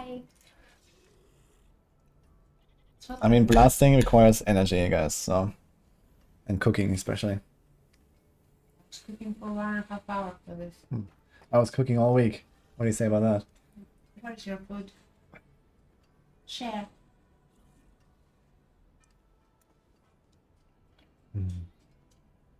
You like it? No, really. Mm-hmm. Are you diplomatic? Mm-mm.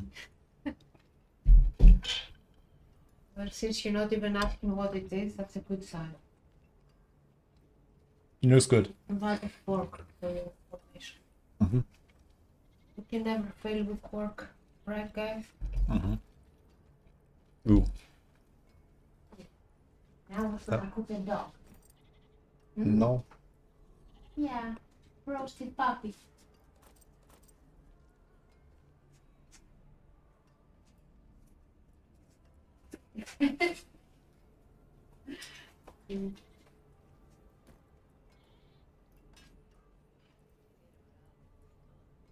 That's a big dot multi. Do you like the risotto? Yeah, it's nice. Mm. Chat will think you're pretending now. No. No.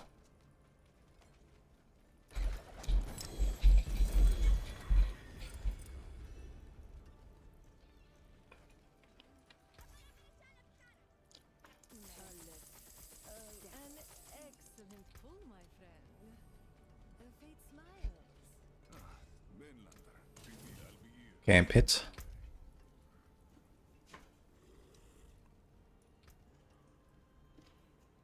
There's a bunch of pits, but I wanna... Oh, this header just ended. I mean, we can do like a boss and then 3 pits. So let's see this. Let's do this war plan. And I think I kind of figured out what I wanted to figure out. So after those 3 pits, I'm gonna cook, guys.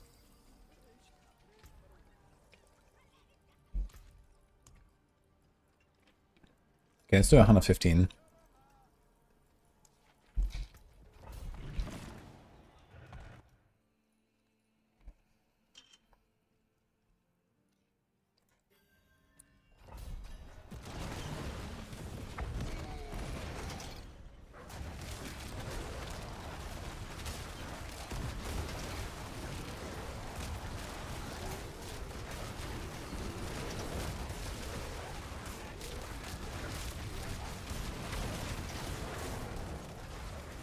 How did I lose a Heart of Stone here? Didn't take any damage.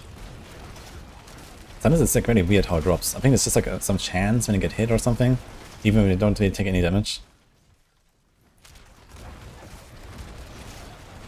It's very strange.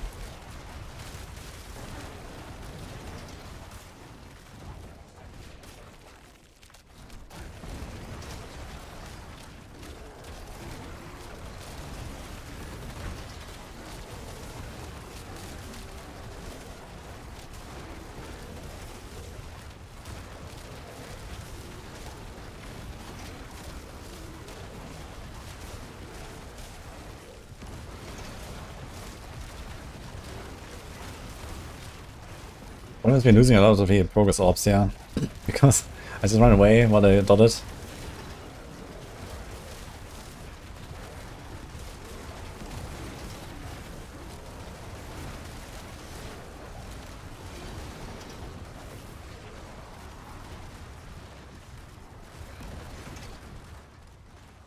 Hey, give me slugs.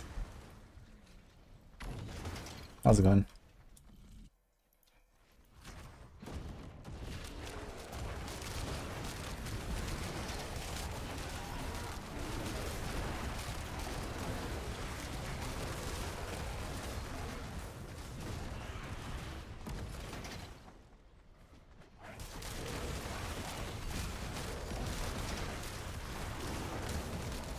Oh, this guy's a lifelink. Let's see it. The real test. Okay.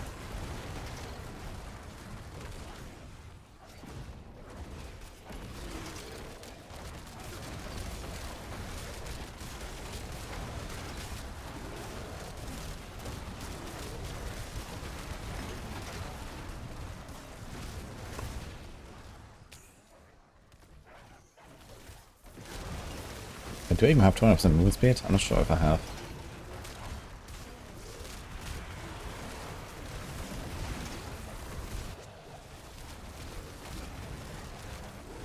Is that the Shocklands?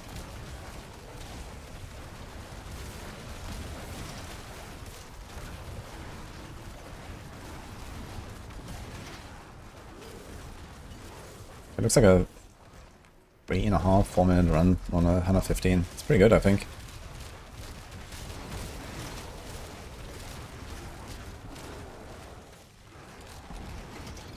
And boss is really fast.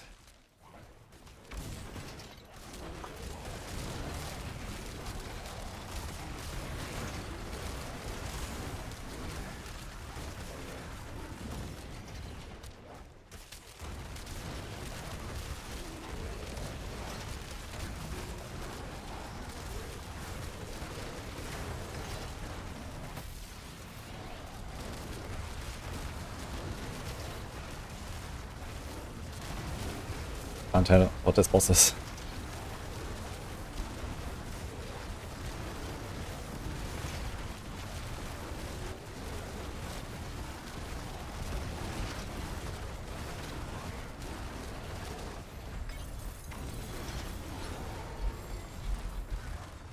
Okay, very chill 115, yeah.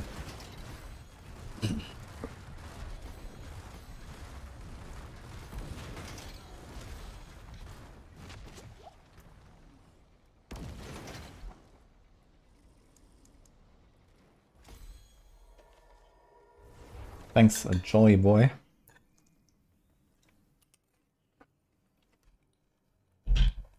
There is a build guide for this, yeah? It's the Eviscerate Warlock. But I changed the setups slightly. Only the skill tree, actually. So, I will update that later, I think. Let's do this Helltide and then boss and 2 more pits and see.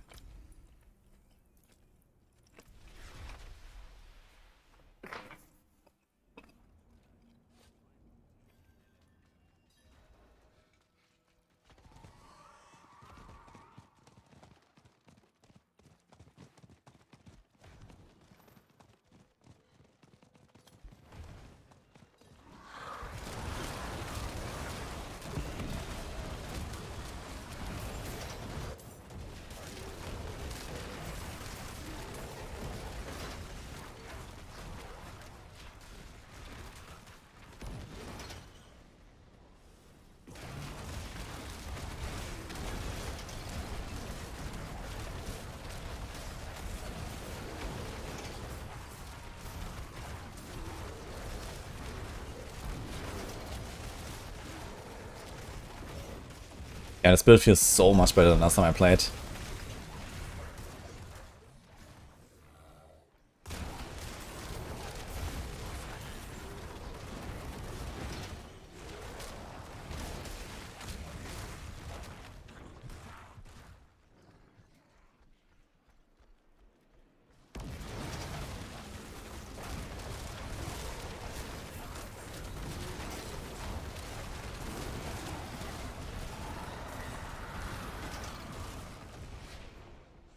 Thanks, guys. Noi and Lancelot. We have this iron board with spikes. That's the ramp, okay.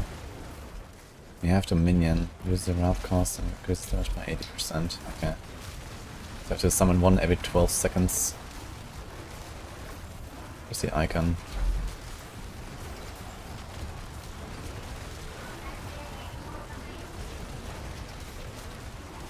What? Oh no. What is going on now? Something chat has to point one. Uh-oh. Wow. Wait, Very good. I need to see it. Everyone is spamming it, so you can see it. It doesn't show for me. Then maybe you need to refresh.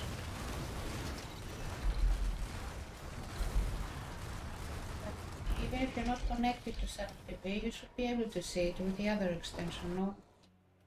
Congrats to 4GA. Starless. My god, what is this? And the cooldown transfigured. Okay. Okay, I'm gonna try to refresh my chat. Let's see.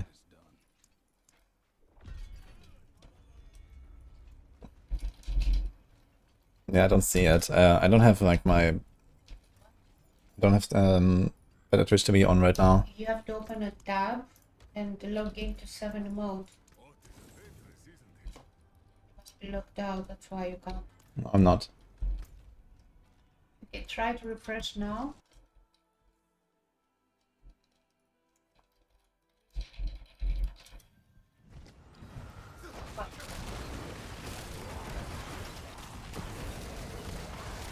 Strange. Just send it to me. Hmm? Send it to me.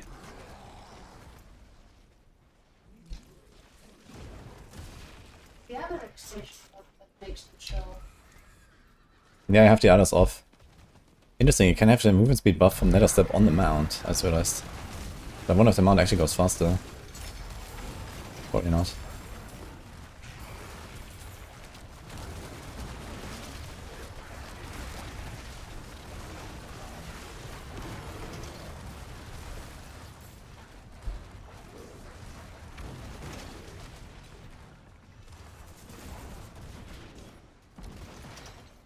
Yeah, we're actually lacking movement speed, I just realized. I'm not movement capped, yeah. I need to put something. I don't have a GA here.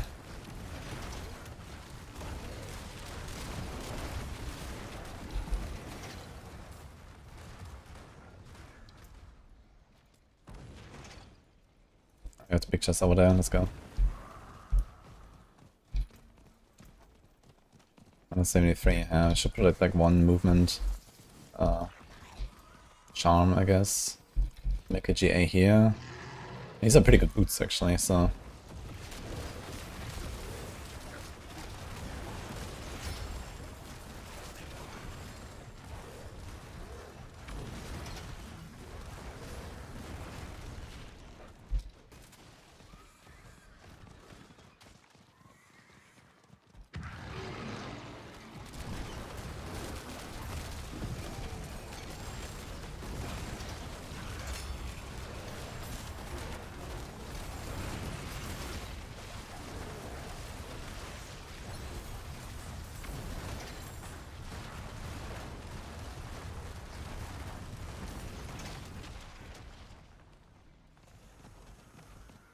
God. Oh my god, man. How many elbows? I was just trying to get to that chest, and now we have like 600 cinders. Insane.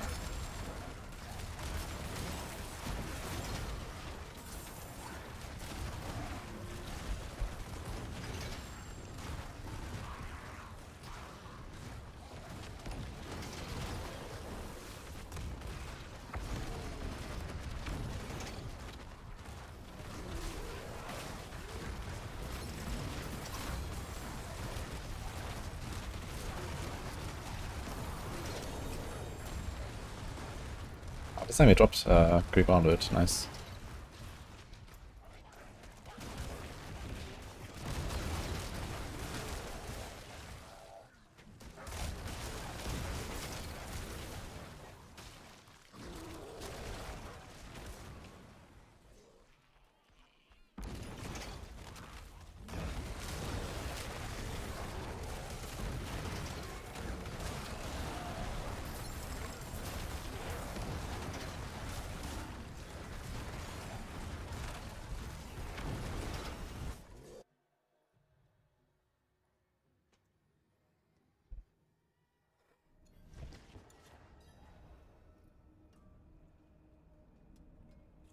Downloaded. Nice. Thanks, you. The guy was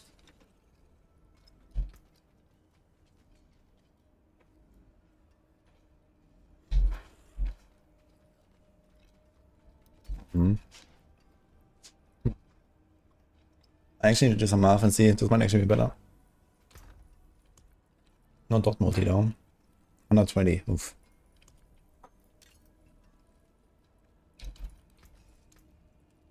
Taken apart. Melted down.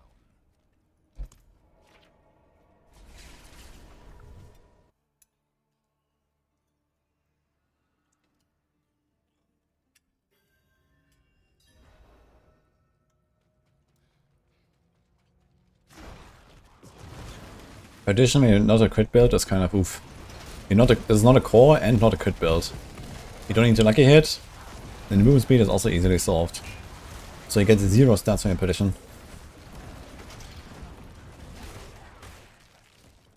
Not a good idea.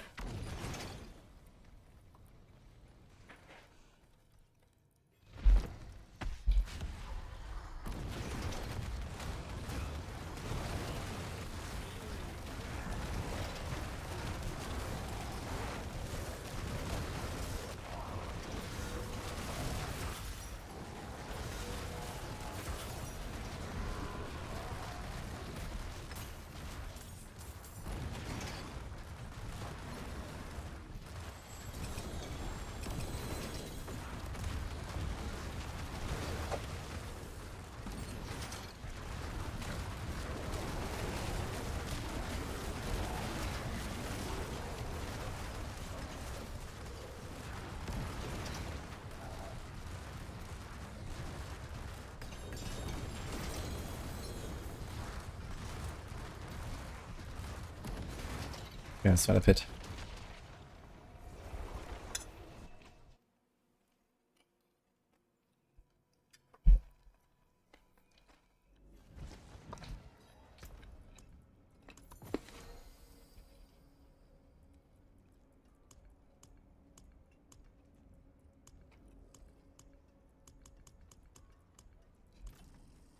Okay, fuck us.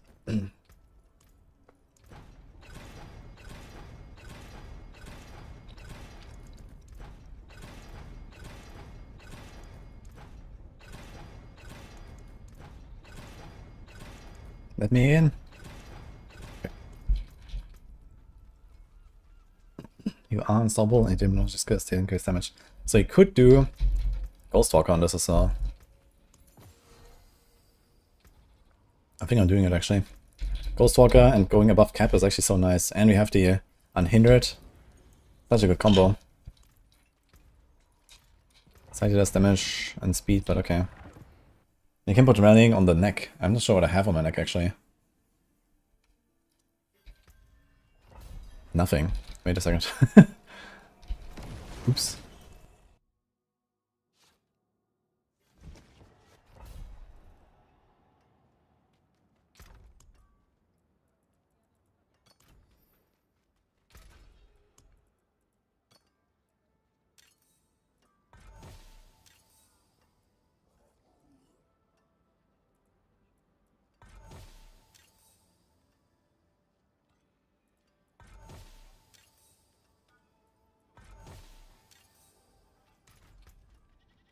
Okay, it's that easy, guys.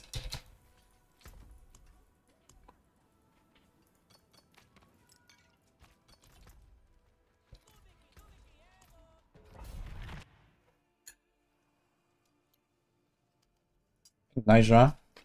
Appreciate the subs.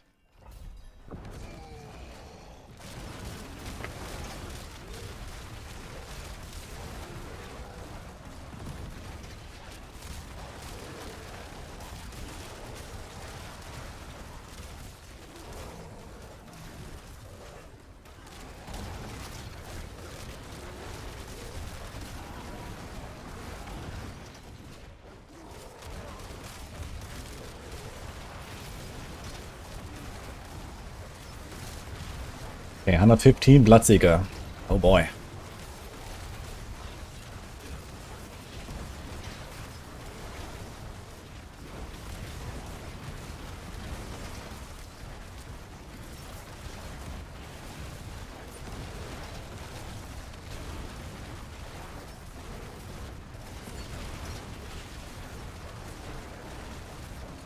Okay. I would say that works. No loot. Unlucky.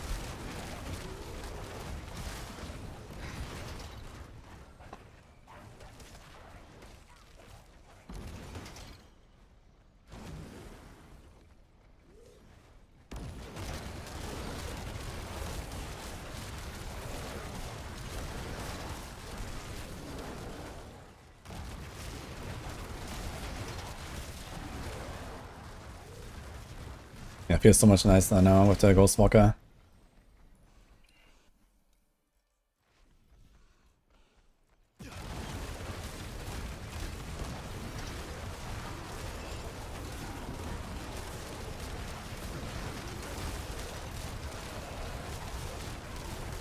Also, it's like walk through the pack like this, so I can like kite them into my guys.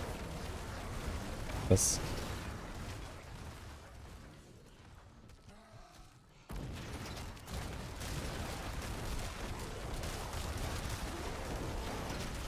Maybe I can push higher than I did on the Lunatic with this one. And this is like 4 minute, 115. Tower, I did like a power push 121 on the Lunatic. It seems like actually it's really similar. Quite interesting. My gear quality is probably comparable. So you have potentially like another like, I don't know, 130 rival build here. And here we were thinking that Apocalypse is like the only OP build, man.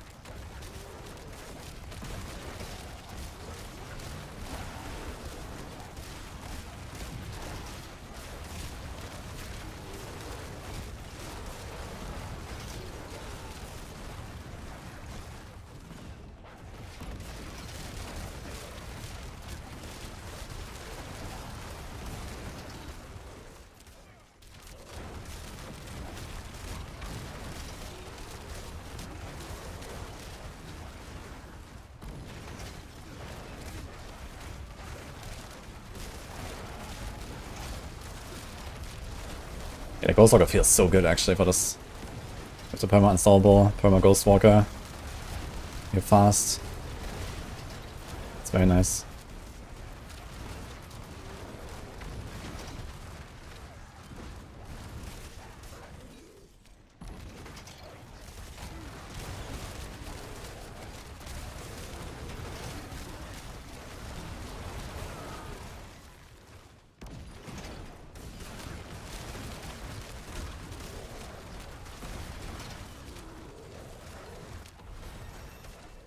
So I need to pick up Progression Globes and get a Paragon.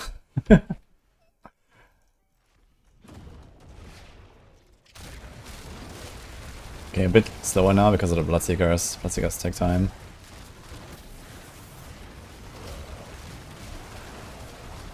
Vitrified Terror.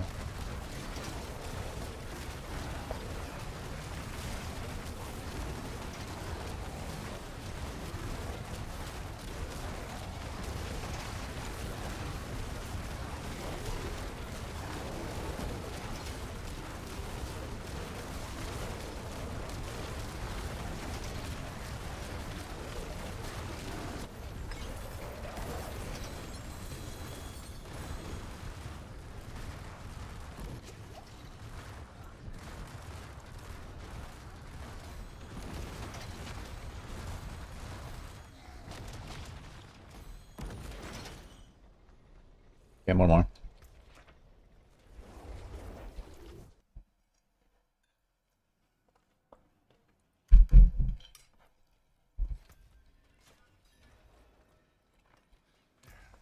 Step up to my anvil. Could grandfather fit in lunatic warlock build? Hell no.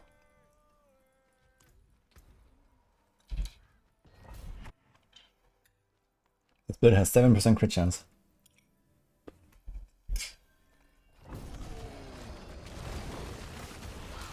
Oh. Easiest 115 of my life.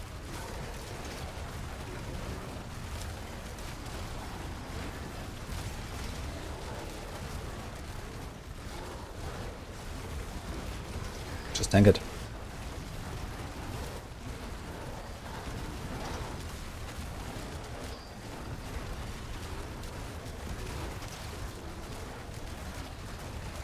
Oh, interesting. When you have the free cast, you kind of want to use it as soon as possible. Because the skill count doesn't ramp further.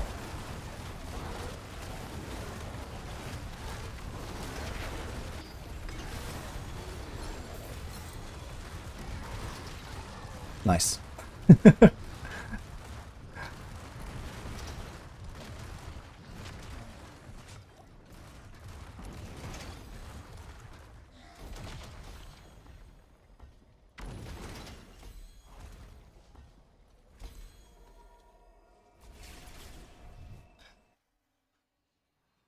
Yeah, you're gonna update the eviscerate.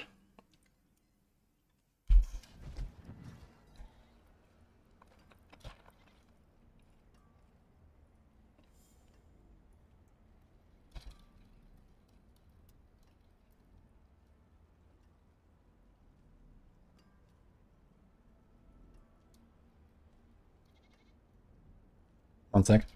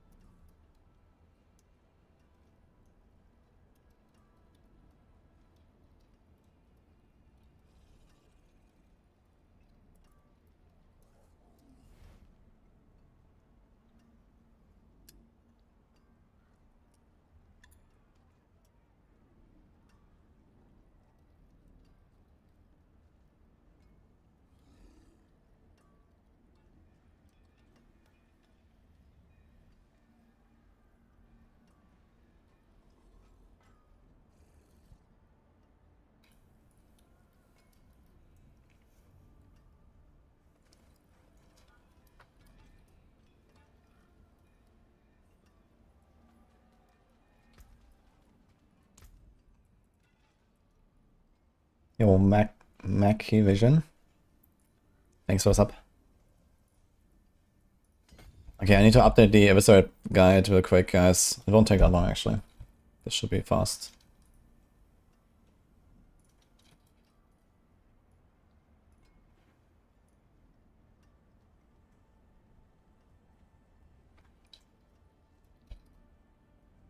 And you don't have to make any new gear if you're playing this already. I didn't change the gear. Or glyphs. So, it's just a bit of skill tree stuff.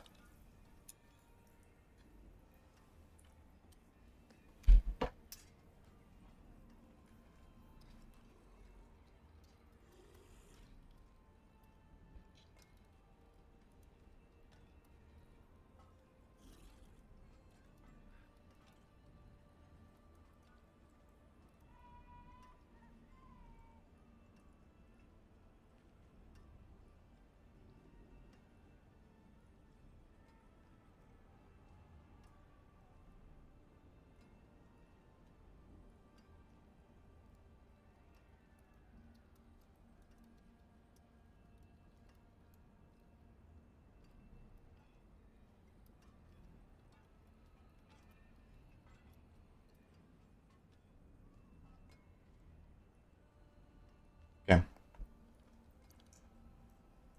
Where we at?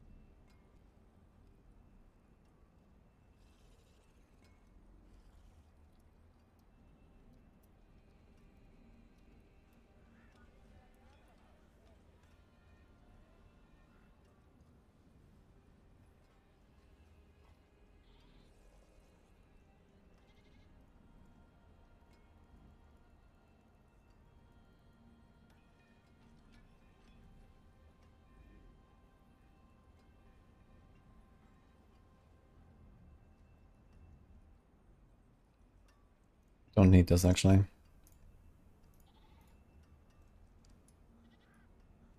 I also don't need this.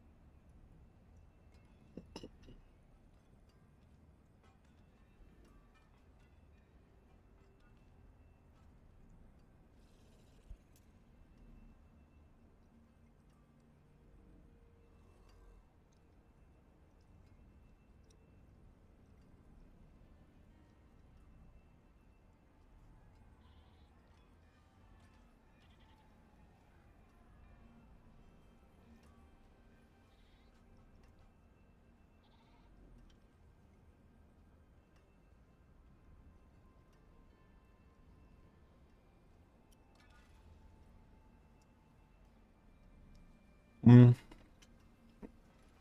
Not an overall better build than Lunatic, I think, but it's roughly equally as powerful, and will probably push similar tiers, like 130 or so push tier, I think.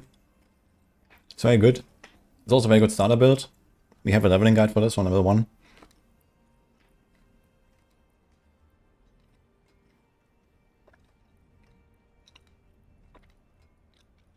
Just trying to update it right now.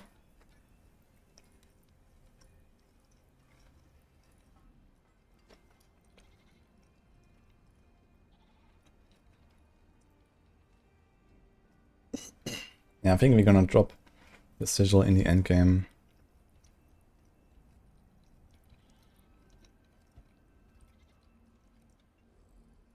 Is there any point in doing this here? Killing 16 enemies and demons have infused the ritual to summon a demon.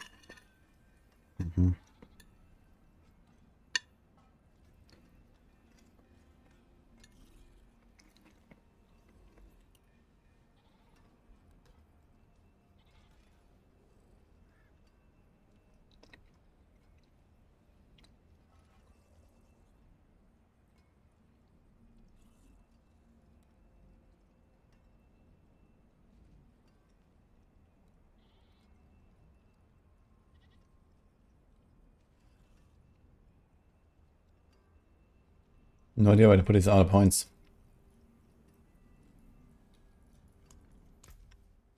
Oh. No, we don't need this actually.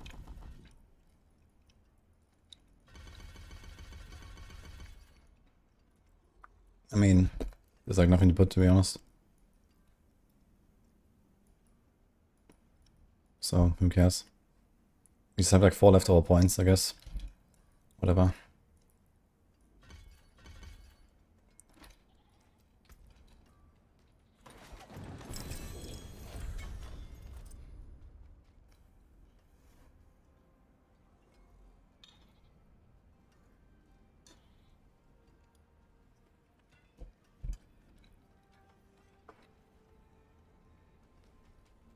Being limited rage is not fixed yet. But I guess any moment from now. Taken apart, melted down.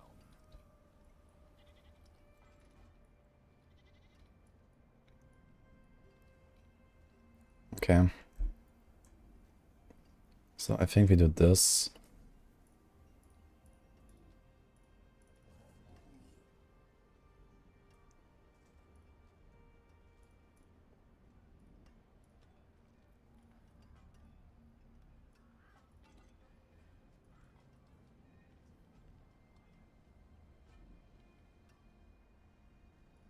Okay.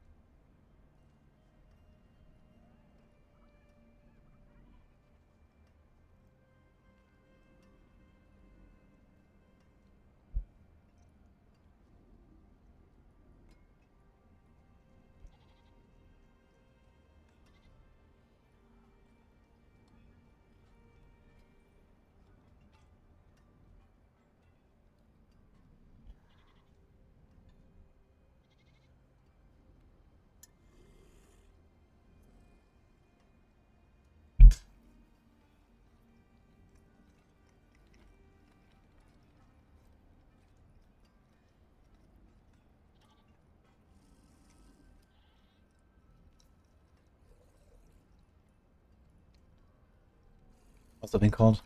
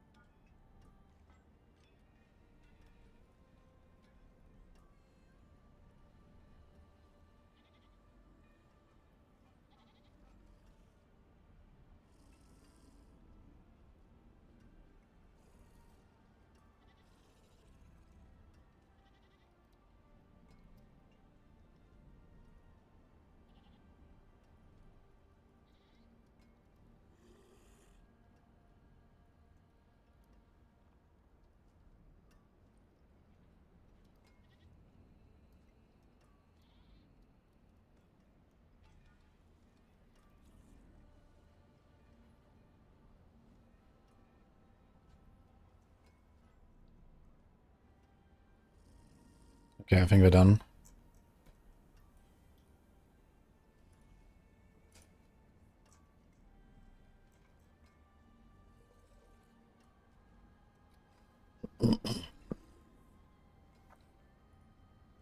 One thing.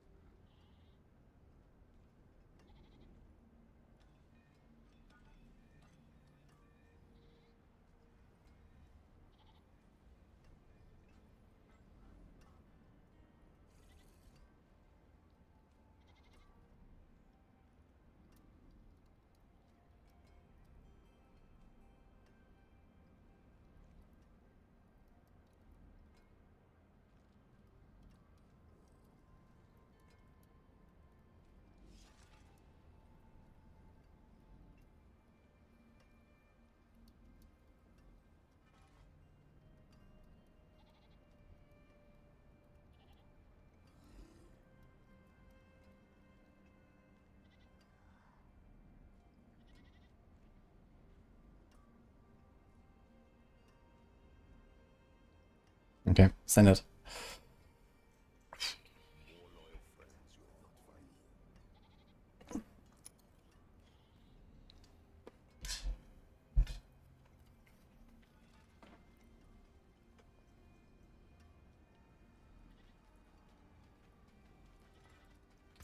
I made a video a few days ago about this build. You can check it on YouTube. Oh, actually, do I have it in the planner?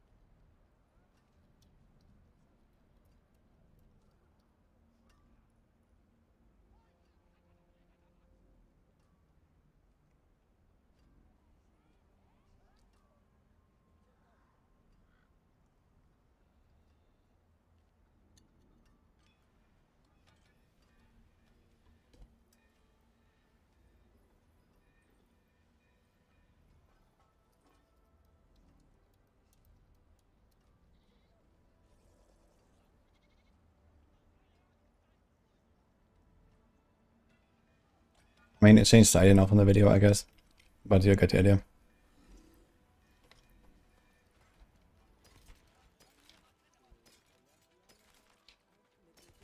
Oh, look what the tide was.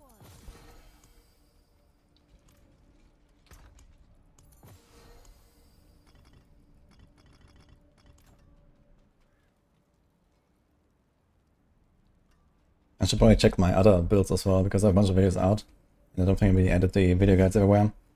So let me just gonna do this here real quick.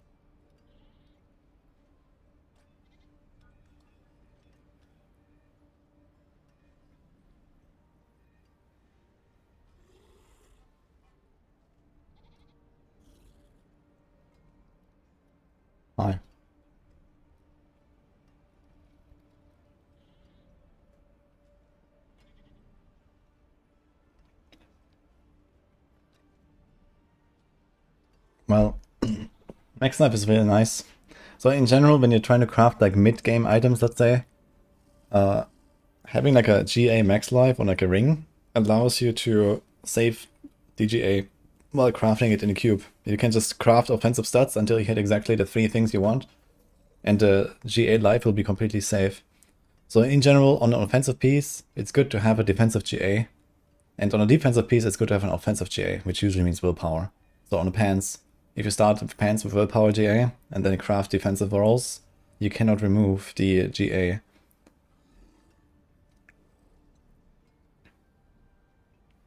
But in general, the stats you want: fire, vuln, all res, armor, life, will.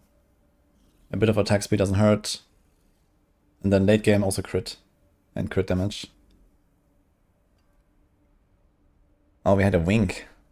Gone get donuts. Sorry about that. Okay.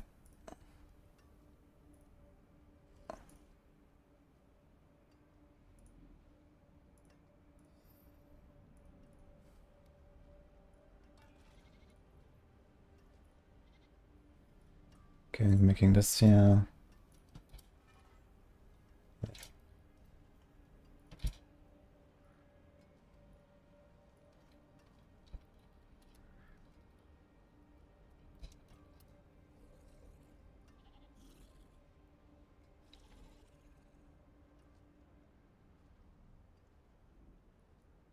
Okay.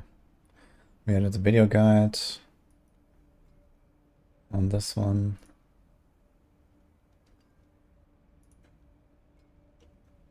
What else do we have? Dread claws.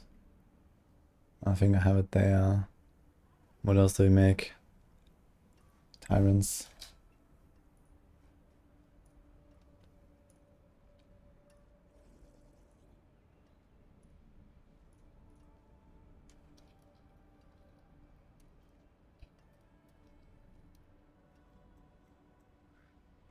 Now we have tyrants. Okay.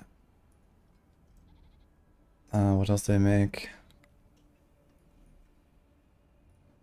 It's getting quite full here. 1, 2, 3. Okay, Apocalypse. That should have the video too. Oh, there's no video. Okay, I need to do that actually. I think I might even make an Apocalypse leveling guide at some point. But I guess this will be for next season. Leveling guides are a bit more complicated to set up.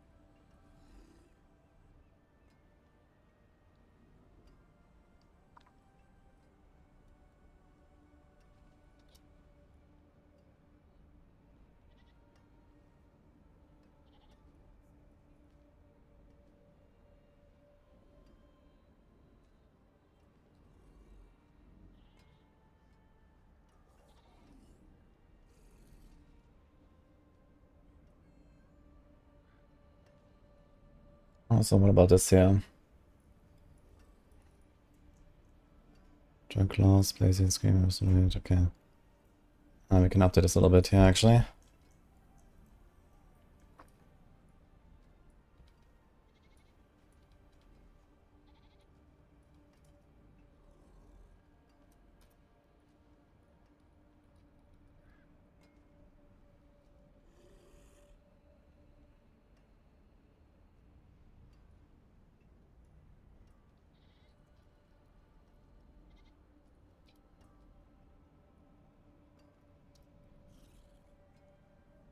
This one is bugged, fortunately, it's not happening.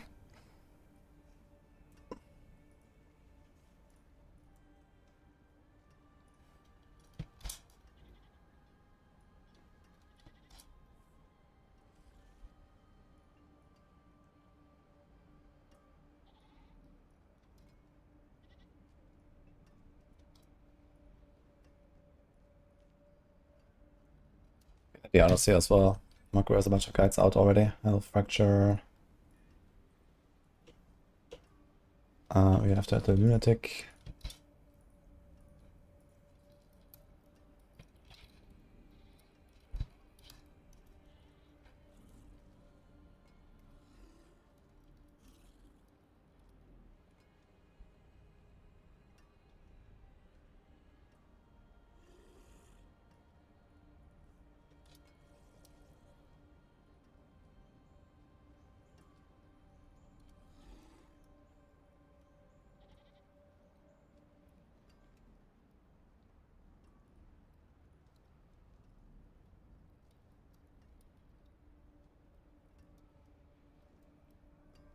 And you have the minions. Blazing Scream.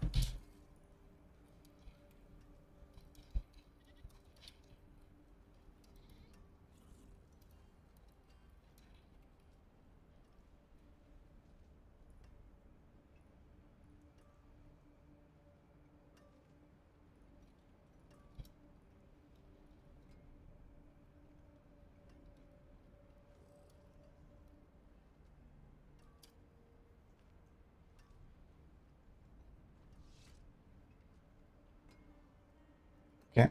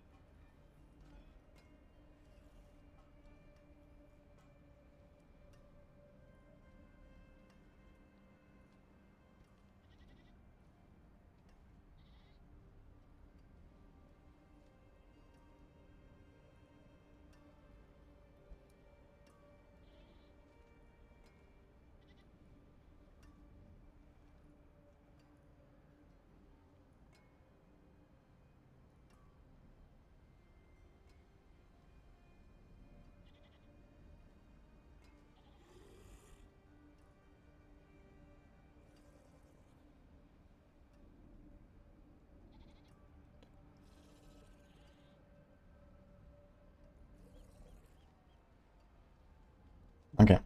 I think we got everything.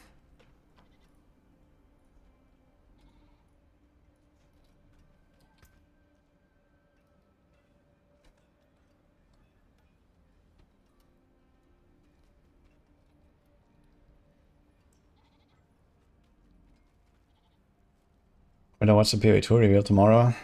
Maybe. I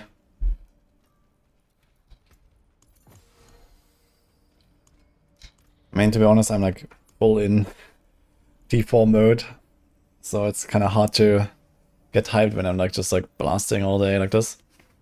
And you know, like in a few weeks this will be fine, but yeah, right now we'll see. Maybe we should check it out anyway, just to kind of see what's going on. Thanks, Dino.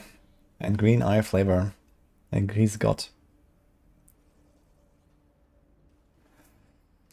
Congrats to the Uber Mephisto kill. What's the strongest Warlock build at the moment? The Lunatic. Okay, so I think we are okay here with the Eviscerate. This was a successful update.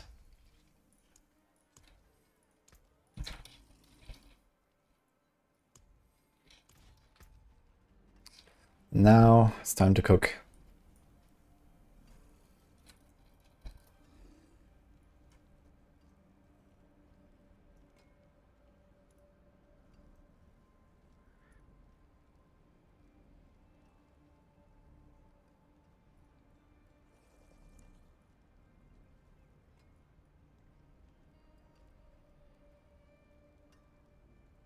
Okay, Abyss skills deal 6% increased damage for each stack of Shadow Form. This bonus increased by 100% while you have stealth. So it's 12%. And normal Shadow Form is 10, so it's 120. Then we have the Aspect for 6 more. It's a lot of damage.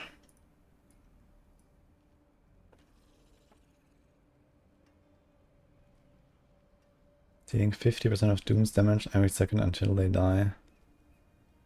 So I think we're not gonna run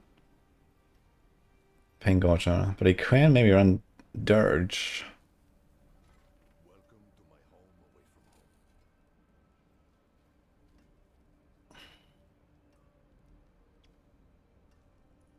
home. Or... oh boy, wait a second.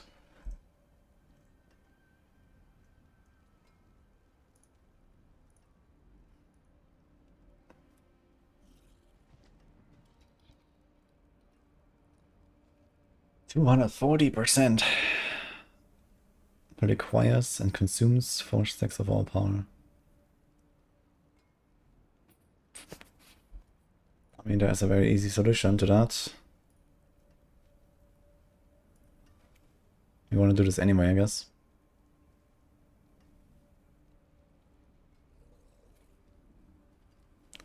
"25% occult abyss skill damage dealt to target echoes after 4 seconds. Because occult abyss skills, they apply 1 additional stacks of hex to enemies while you have siphoned its power." How long does it even last? 6 seconds. Dominance 20. Occult abyss can be empowered by volatility. When hitting an enemy for the first time, dealing 50% damage. Maybe 50 rough spent grants 1 overpower. Now I wonder if Dirge gives us overpower from this.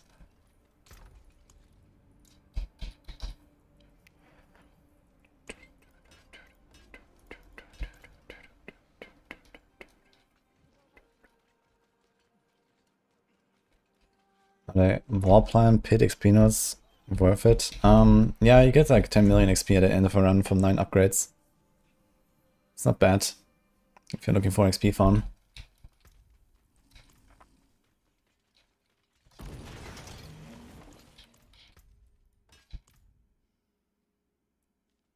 Okay, it does not in fact give us any overpower.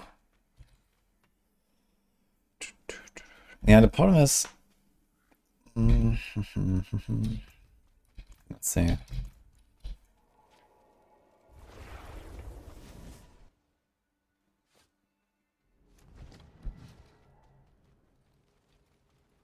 If I don't watch Steam, what?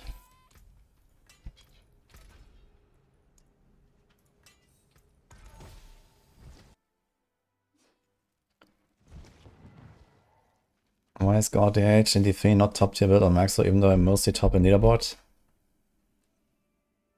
This has to do with the fact that this only happens at very high Paragon and extreme, you know, high-end pushing and gear and stuff like that. So the build is not stronger than other builds. It just happens that 150 is too easy, and so it overtakes better builds at some point, basically. But the tier list is not entirely designed around 8,000 Paragon players.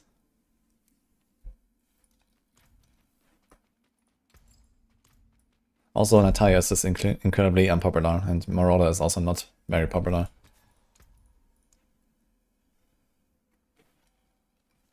Okay, it's so overwhelming.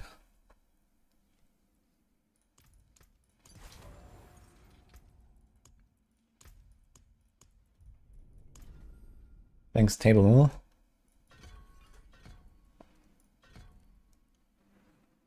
Casting Doom. Echoes 10% of its damage to all nearby hex enemies.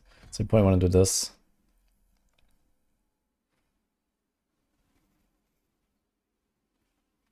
But here we can also get Weaken, Slow, and Vuln on everything around us, which might be better, actually. Depending on how it interacts. Deals 1% increased damage for each second they have been hexed. I guess you want to do this.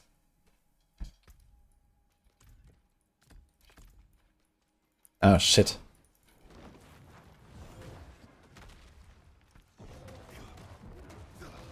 Should I shift right click for this? You can do this, I guess. What?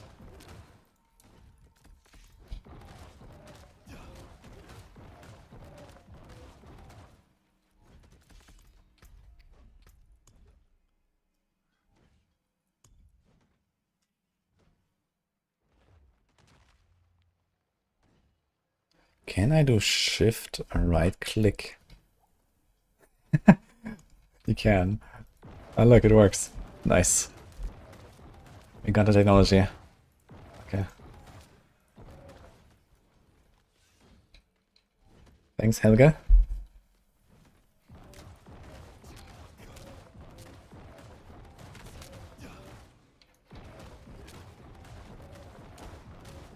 These animations, man. Punching Warlock, man.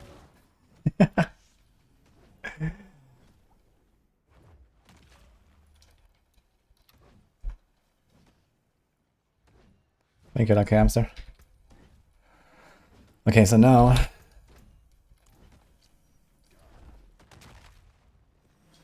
Elite.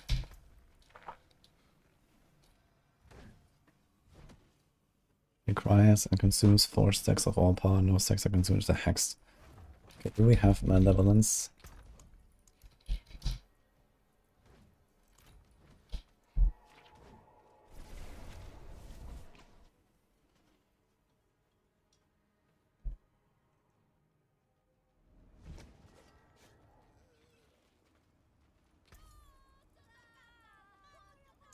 Thought mainlanders had a sense of it. Oh, look what the tide was. Oh my god.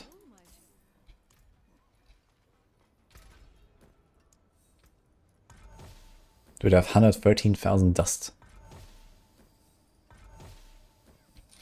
Okay. Mainlanders, what do you seek?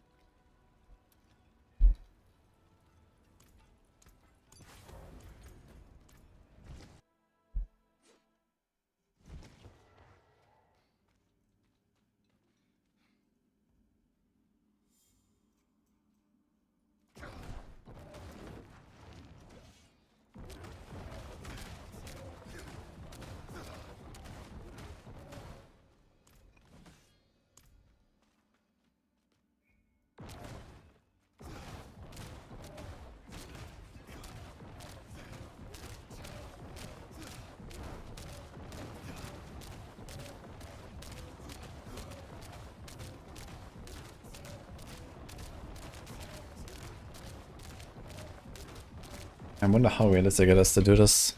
It's a really good aspect. What would be the next best one here? Just like a 65% times 2, I guess. So it's like a over a third damage loss.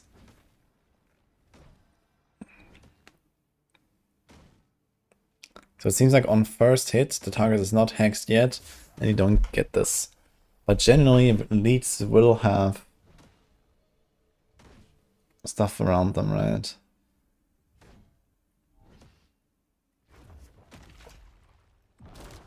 And then it will spread to them.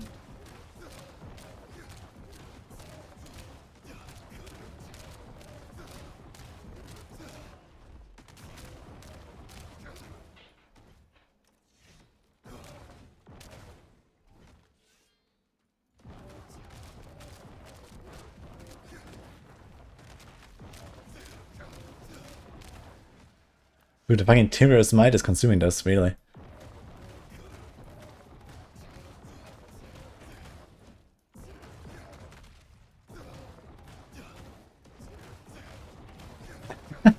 Dude, it's a Tyrius Might. Okay.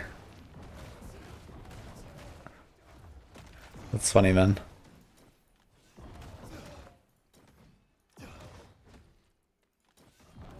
Yeah, okay, so you cannot run Tyrius. Okay. It actually works, but you have to take off Tyrius.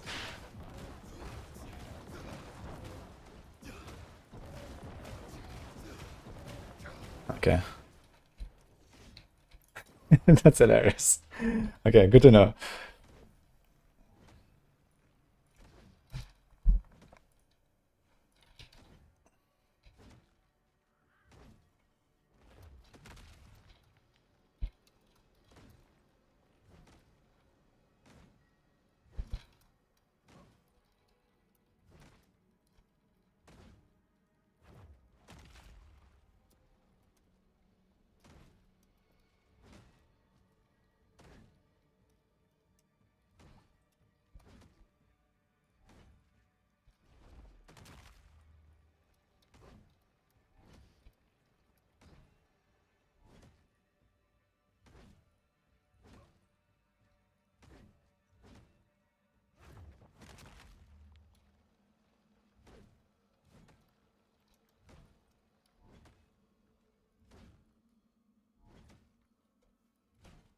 Okay, what else?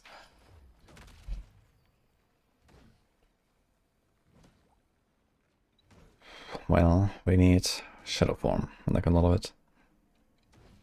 If you want to do this. We kinda want to do it. But he could go Seed. Well, time 4 damage numbers.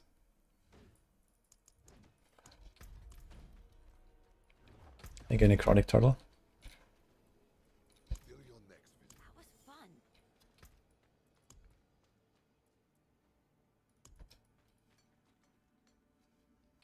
Make it to an experimental subject.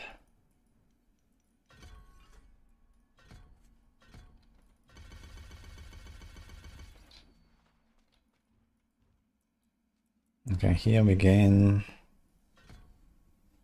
4 Shadow Form stacks every second. Abyscus, do not break stealth while active.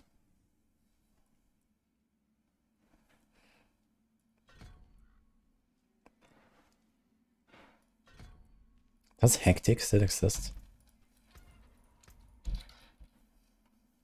Shit. So there's Orange Heralds now, but no Hectic anymore. Really? Ah man, that would have been kinda nice.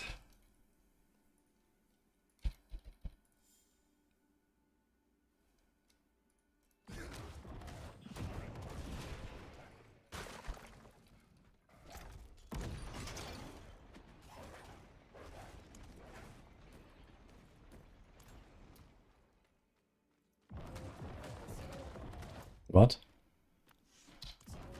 It doesn't work.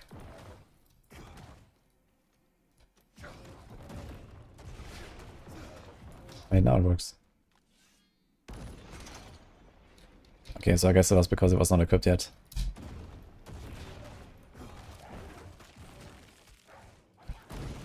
One, two, three, four. So it's like minus 1.4, minus 0.88. Yeah, okay, so it does work. The extra charge does not work, this is only for the main skill. The DR.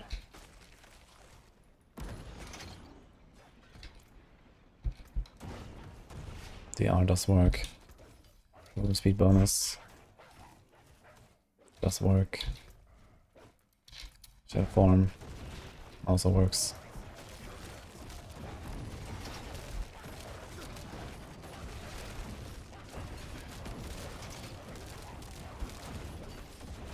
Two, three, four.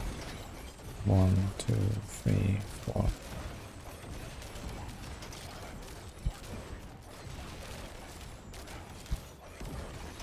Okay, so can you like shadows and evade every like... Wait, how about evade cooldown reduction? That should work, right? It says 10 seconds right now. It seems like it triggers itself actually. Also something else is triggering it. What the fuck?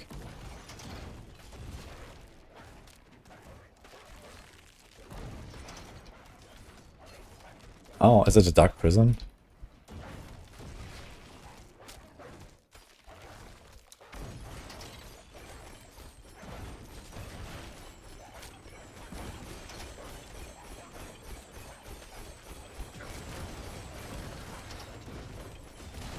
Passing Warlock triggers it.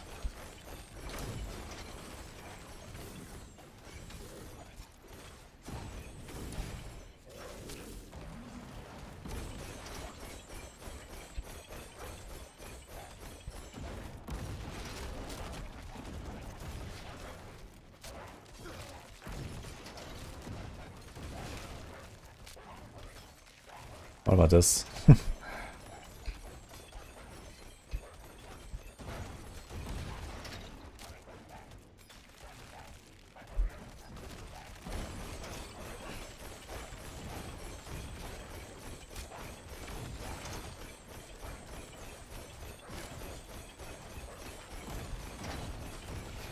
I don't think so. Also kind of slow. There's not many skills you can like instant cast on this class actually.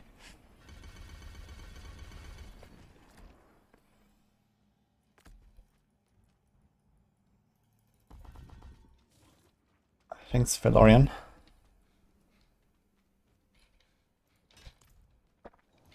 Can I even like keep up my resources, man?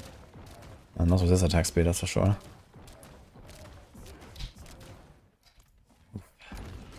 Yeah, I think this is gonna be overwhelming. This is gonna be very good. We don't have to deal with this dirge stuff, I think. And guys, I gotta be a bee like a few minutes. So do I have this here? Okay. This is my tower run. I was pushing the rank 1 yesterday. Actually, here. BRB.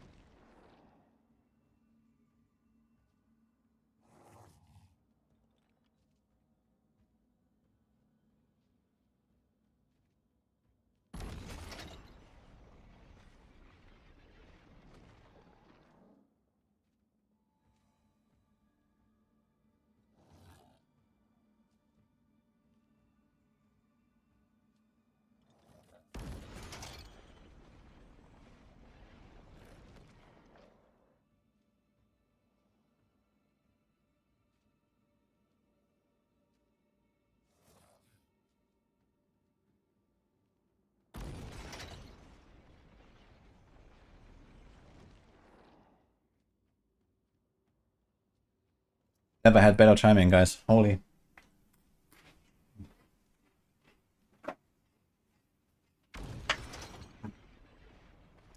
Okay.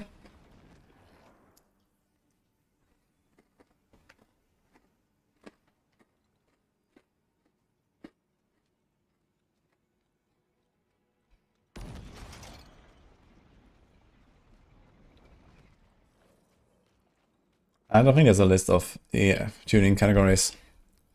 But you can test it by, for example, putting an item in and then putting a tuning prism, and it will tell you if it allows you to use that tuning prism with like remove or add, or mostly remove or reroll, I guess.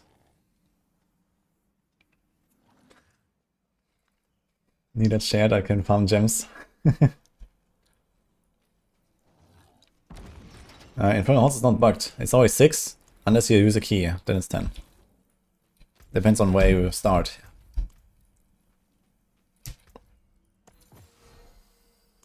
Loot filter does not show the right category of affixes. The tuning prisms are not one-to-one with the loot filter.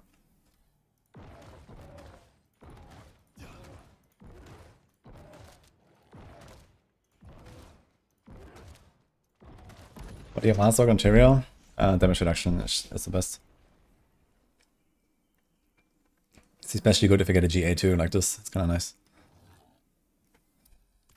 Okay, guys, what else do we do here? I think you want to do like the whole shit of. Okay, what do we have on the Mastermind shot? Let's see how we can deal damage on this build. We are playing Occultist, so it's kind of nice. Also, they are larger. Can we actually see this? Wait.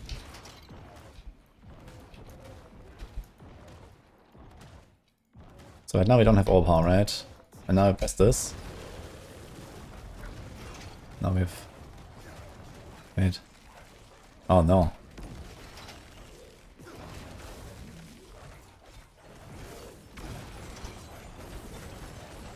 So all these pets actually consume the stuff. Let's get rid of this here.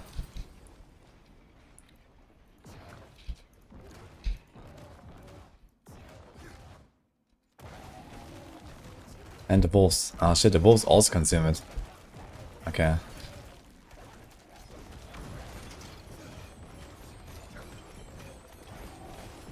Nah, okay, we can't just do this aspect, I guess. Too bad.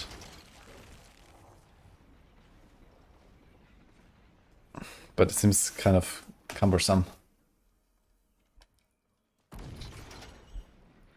Okay, recast skills no longer break Shadow Form stealth. While you have Shadow Form, Abyss skills, you increase damage, you get movement speed, and Larlish. And Larlish also gives us stuff. Flying vulnerable, 6% slow. And a Shadow Form every 0.25 seconds. That's a lot.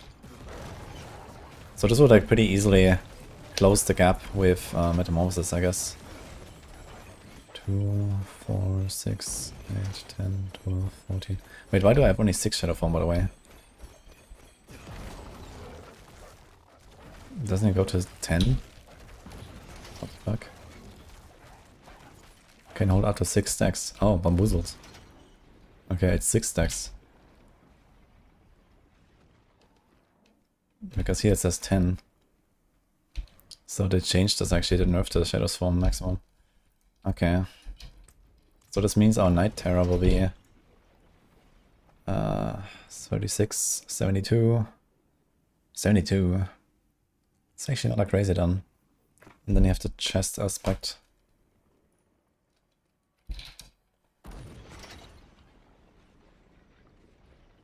So it becomes 12, this is like 144.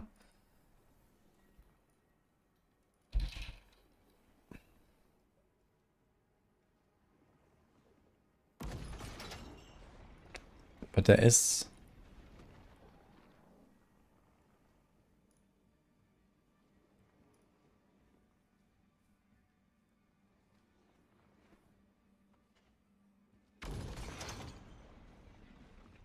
The cooldown of command launch is by 0.2 seconds.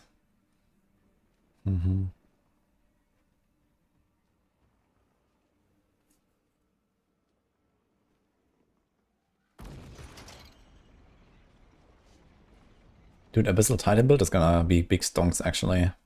The subjugation.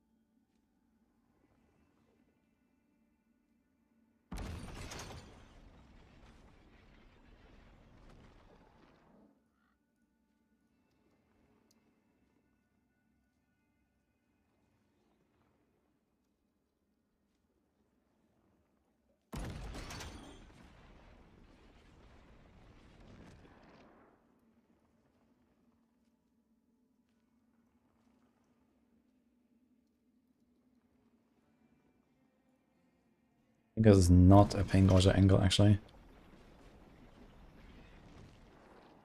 Because this shouldn't work with the Doom every second here.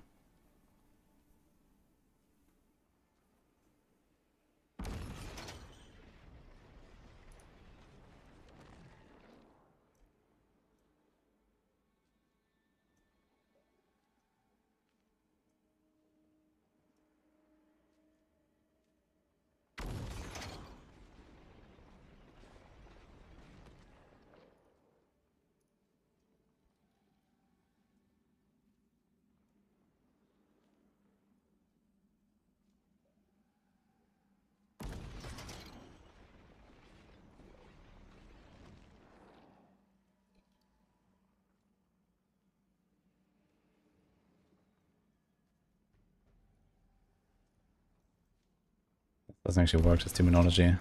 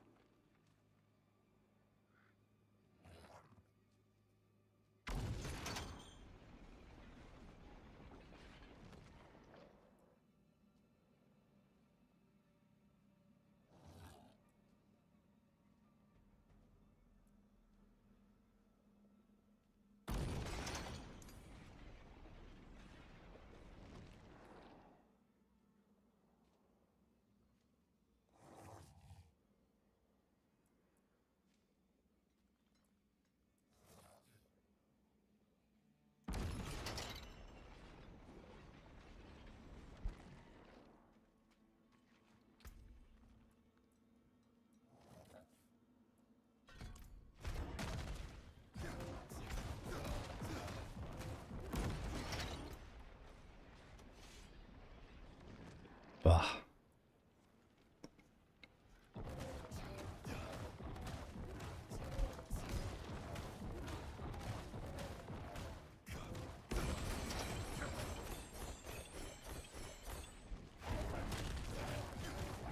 It's only once on the first hit to get the explosion. It seems so bad, actually. Here you get a 50% damage echo after 4 seconds. Then but you have to stack up the hex again. So it's also kind of scuffed, I feel.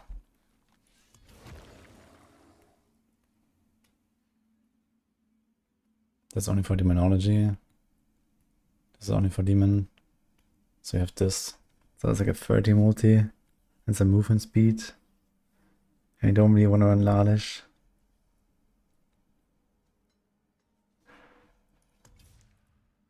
So I think it has to be this.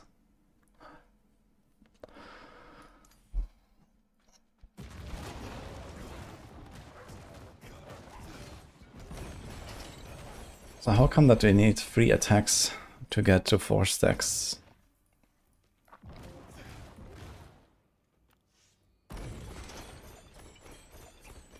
It says it causes occult hibiscus to apply 1 additional stack of hex while you siphon the power. Ah, it was not siphoned. It was just okay.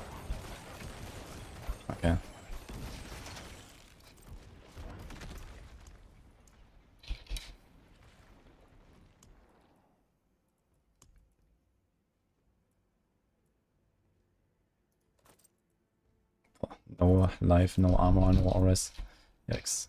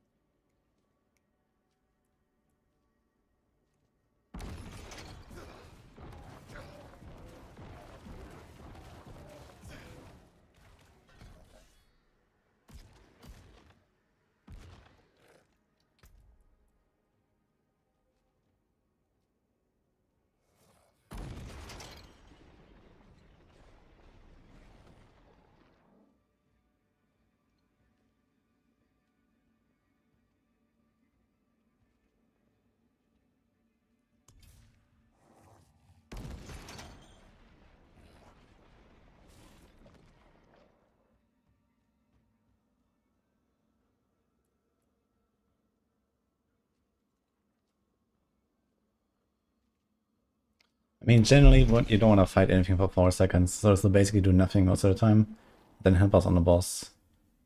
And that's about it, I think. So I think we'll do it.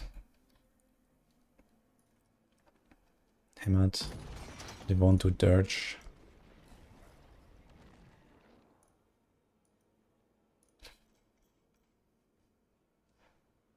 Where's the retribution?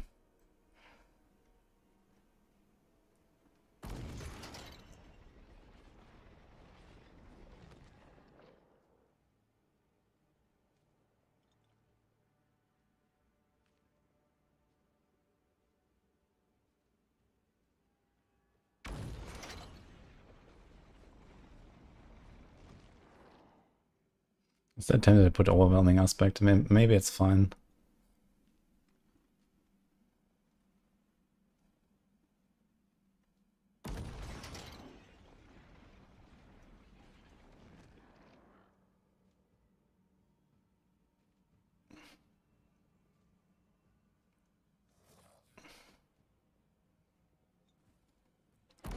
Be 170% of your attack speed as extra damage.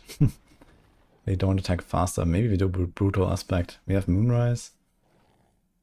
I can put rallying maybe.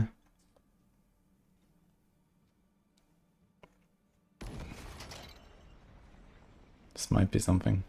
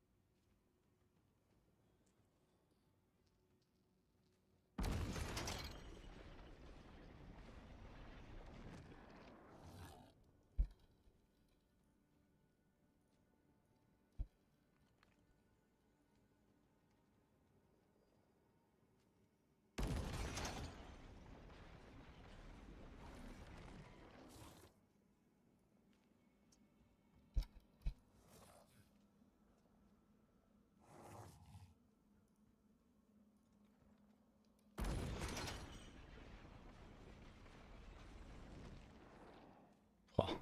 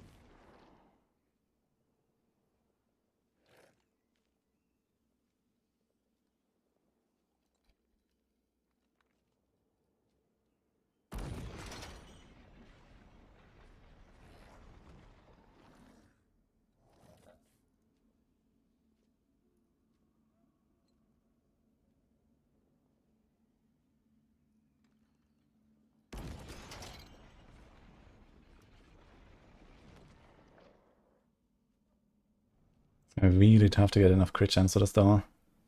There's only 20 extra. No starless, no perdition. That cow.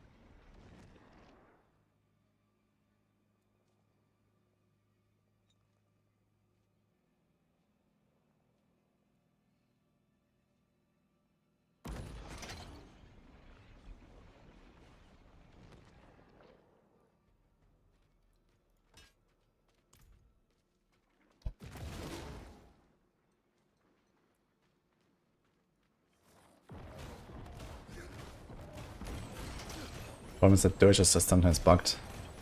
As far as I know. And sometimes it's just like Giga Drains here.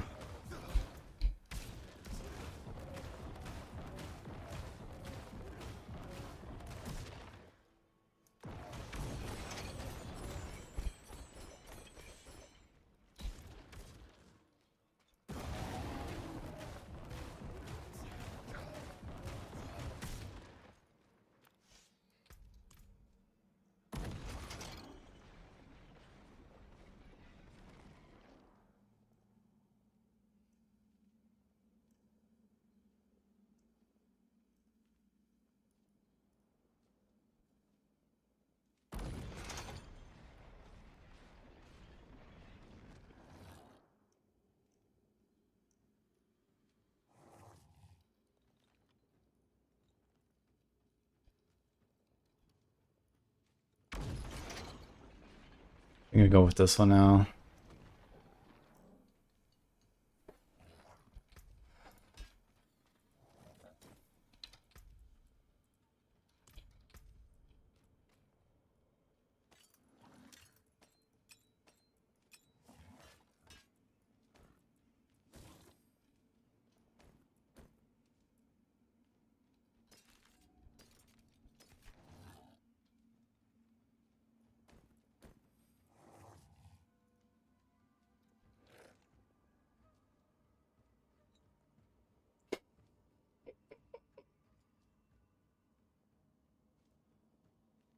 Oh, shit, Carnix, hello.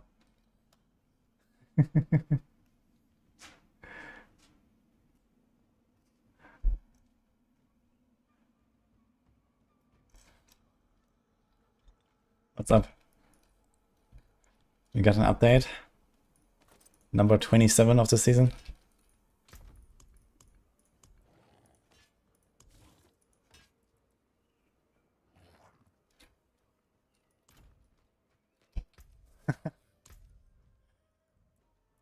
Okay.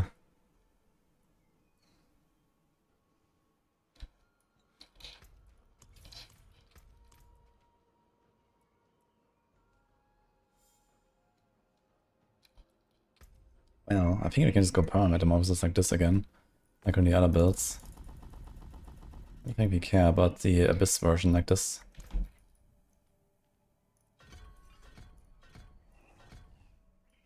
Thanks, Oaks and Hell, and Jordan, and Gino, Chibarn, Conky, Philorian, Anonymous. Appreciate the subs, guys.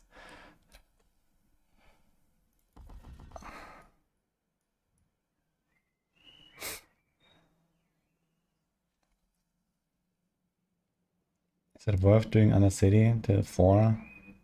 Or just run to the exit? I mean, if you don't have tributes, just run to the exit. If you have tributes and they're like not terrible, then I would feel clear. But yeah, at the start, I guess you can just rush through real quick.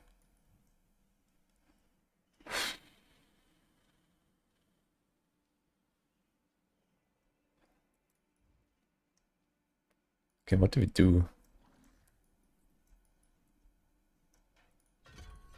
Wall of Agony. I don't know.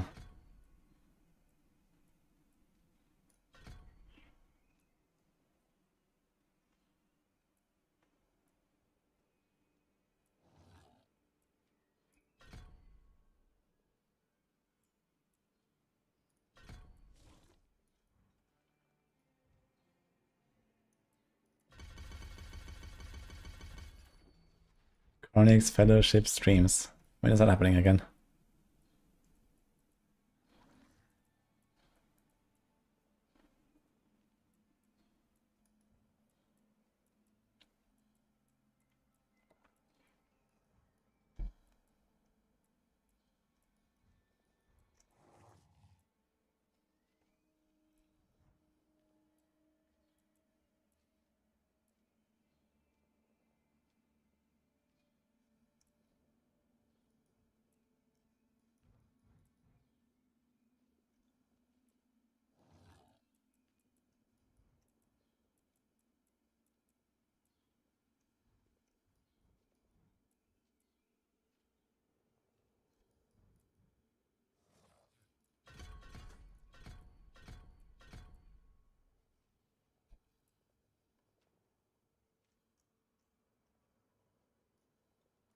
Actually, dirge time.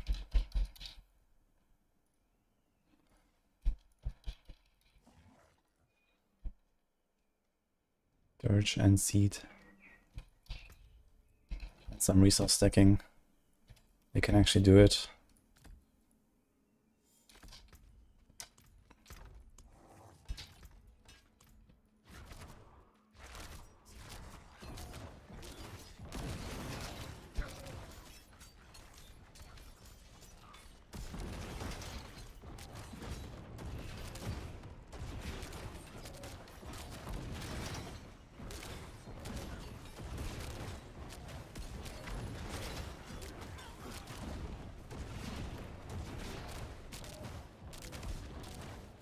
Wait, they just despawn anyway, what the fuck?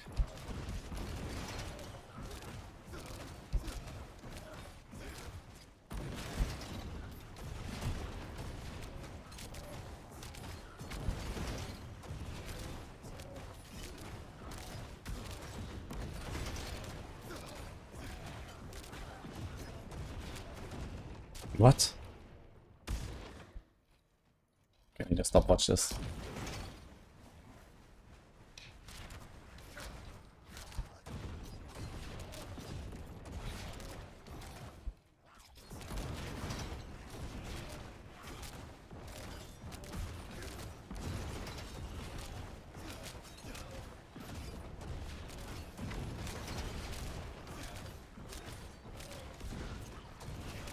It's just bugged to shit. It just doesn't work. Extends the duration by 3 seconds, my ass. What about the Abyssal Titan?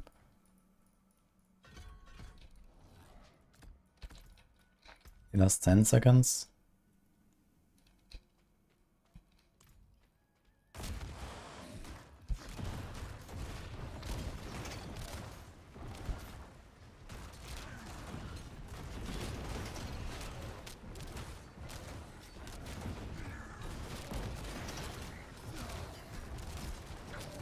So this guy works.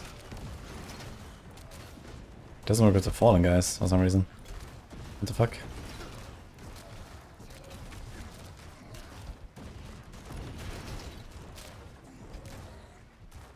What about these guys actually?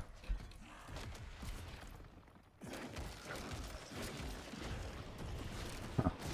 They actually summon many totems when they do shit.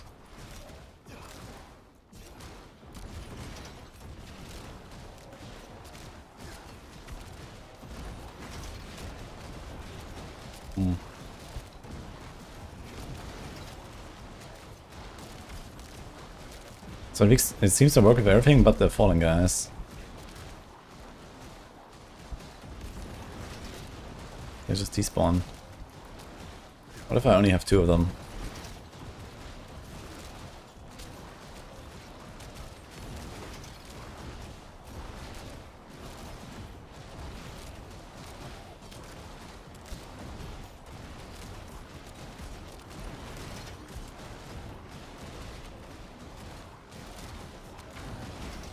It's just vanish. Oh my god, man. What the hell? Okay.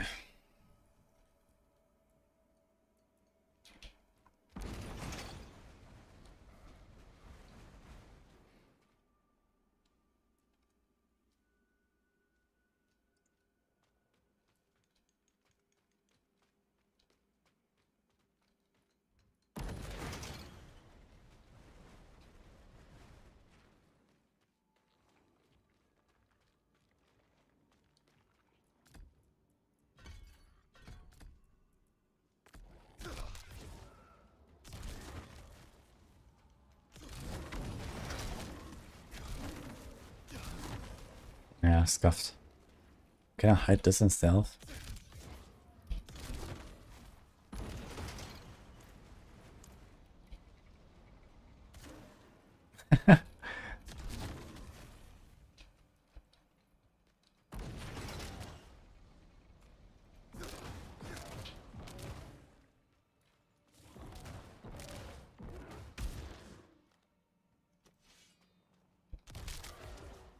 Goodbye, dummy. We got him, guys. We got Ava.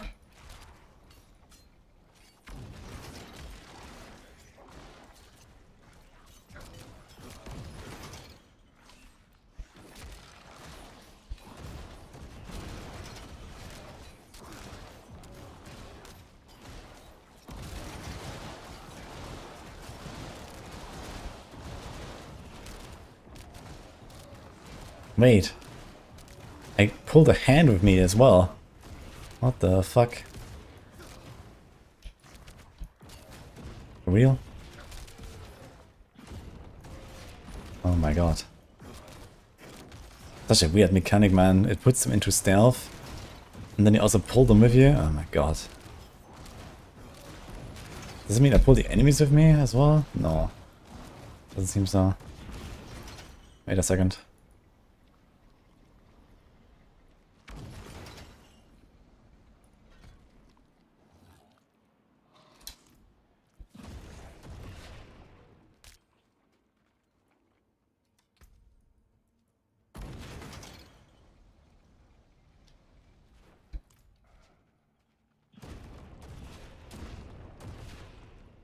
Hmm.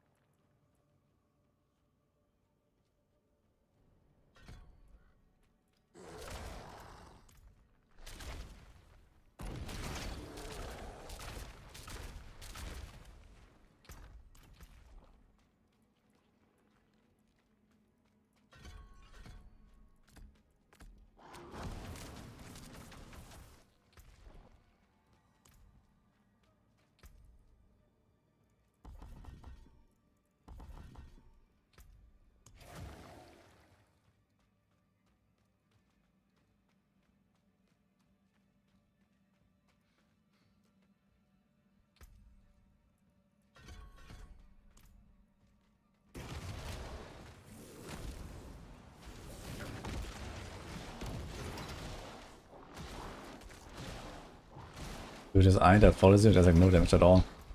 Crazy. Like absolutely terrible.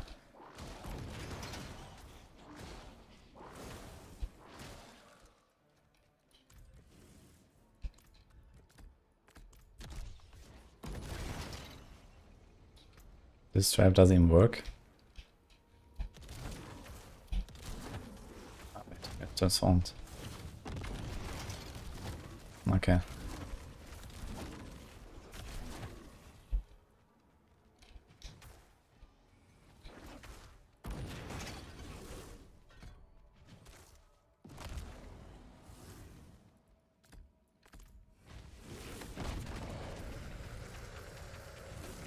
So it is an abyss shooting thing, actually.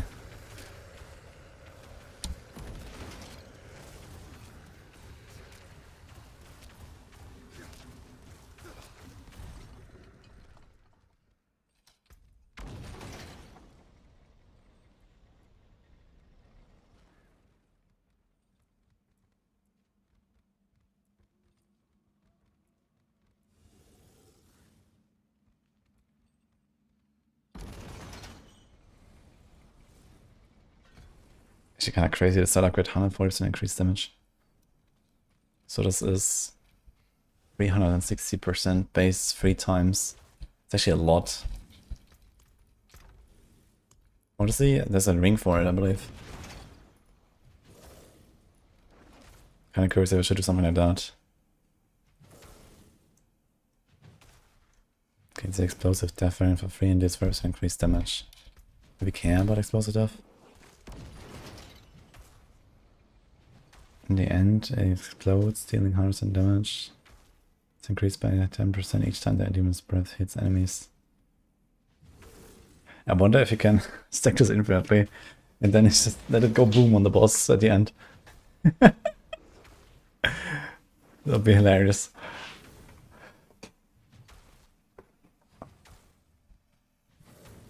Just see, stack it throughout the entire pit run and walk into the boss room, let it expire, kaboom. It only lasts 7 seconds.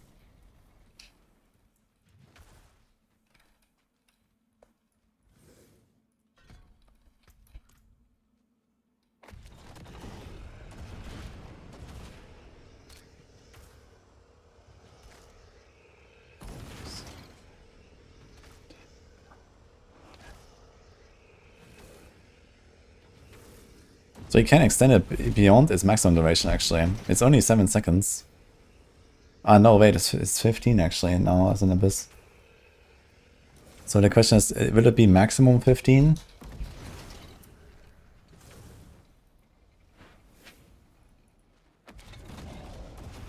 Let's see.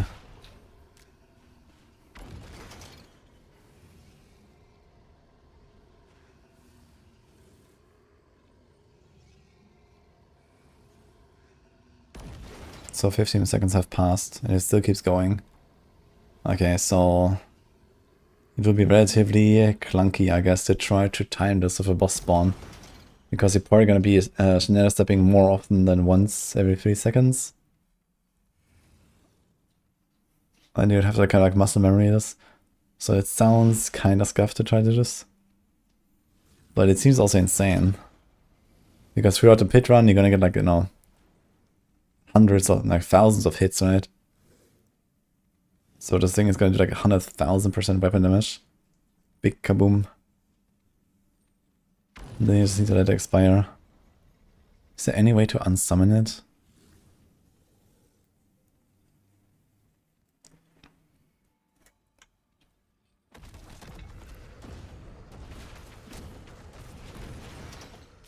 Good thing is it always turns around to where I'm aiming.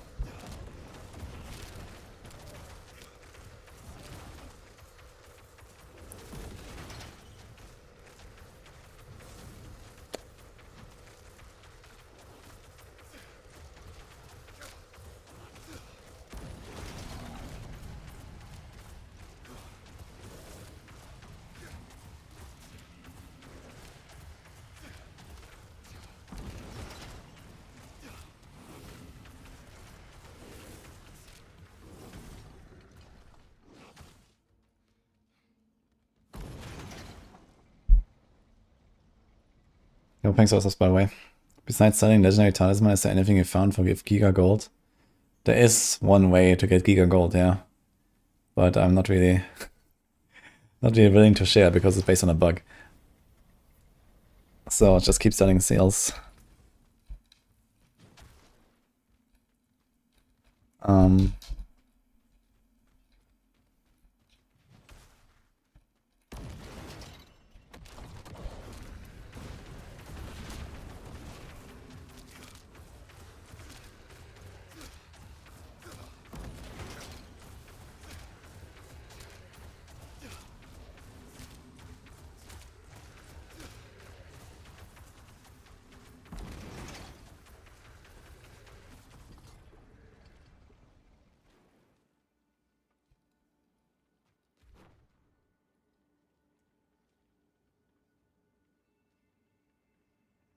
Yes.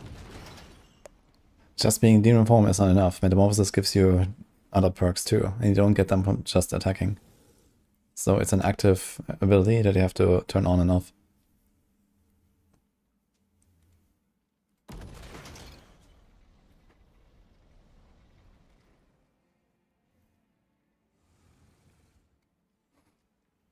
Grand Topper says for 700M a pop. 700? What? Our own trade, I guess. Okay. That seems like a lot of gold.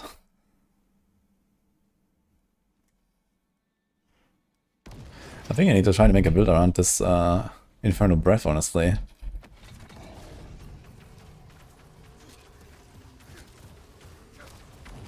Okay, what if I have a lot of attack speed? Let's get a flail. Have some readying, reversal.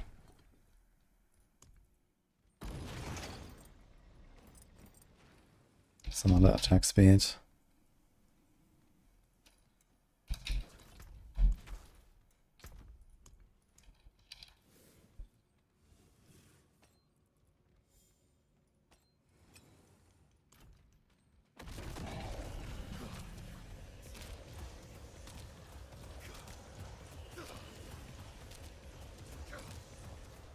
It's just like hard capped on how fast you can cast it. It just gives you this force cooldown until you shot 3 times.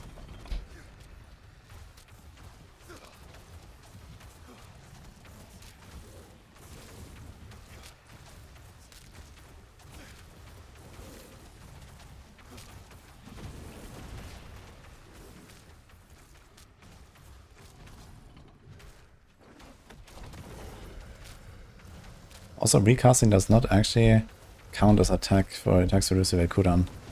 It's a bit scuffed.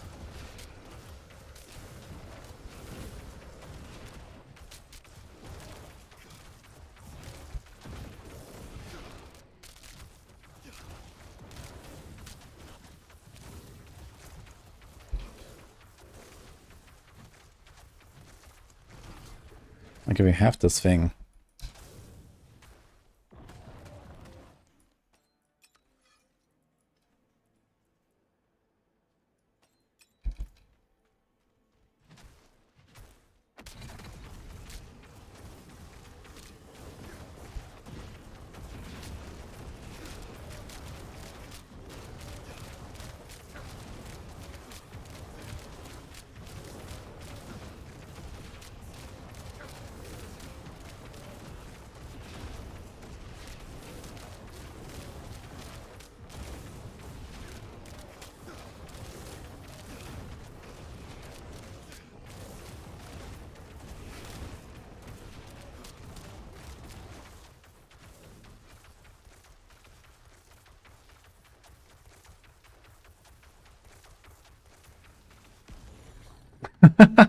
Oh shit, it actually works. This guy went from 100k hit to 50 million. Boom. I guess he just runs forever. Oh no.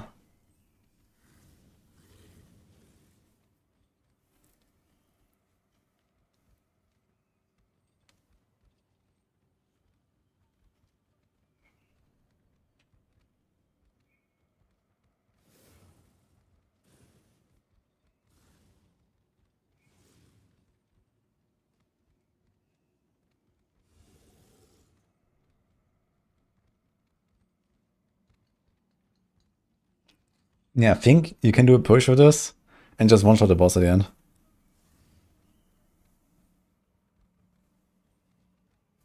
That's actually hilarious.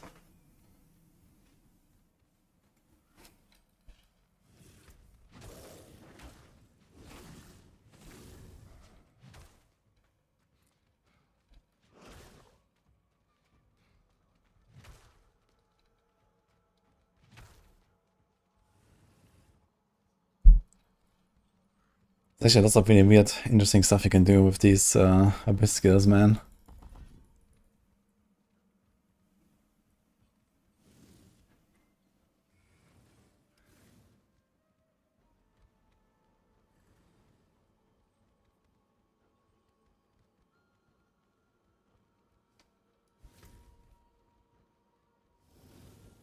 Wait a second.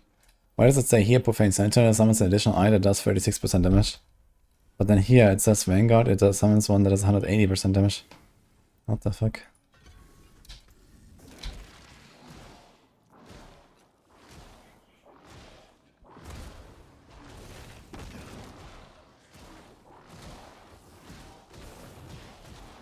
Yeah, the 36 is more real.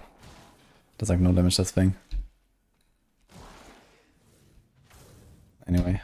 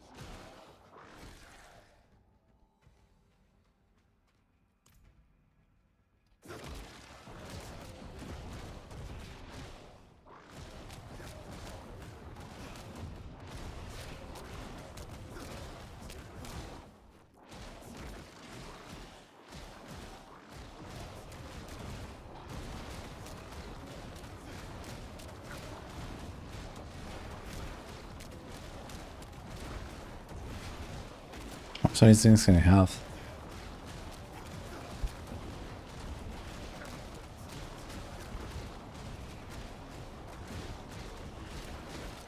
Four?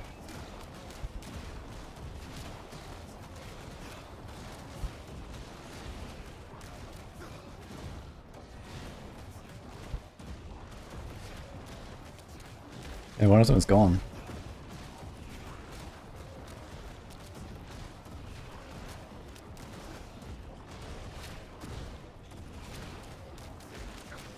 Five.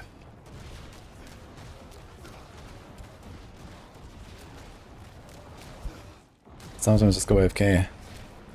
Hello?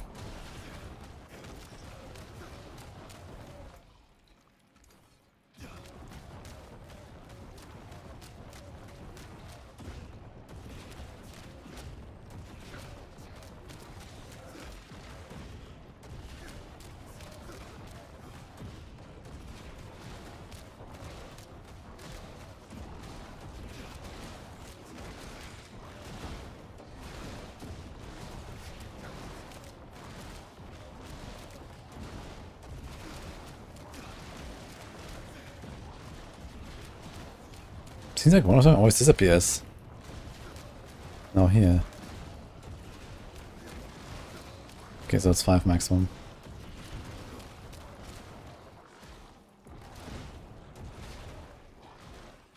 But 4 of them are just AFK now. What the fuck?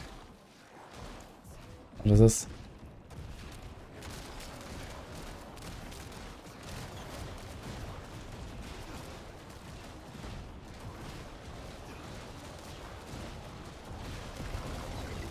Can I carry knowledge with me?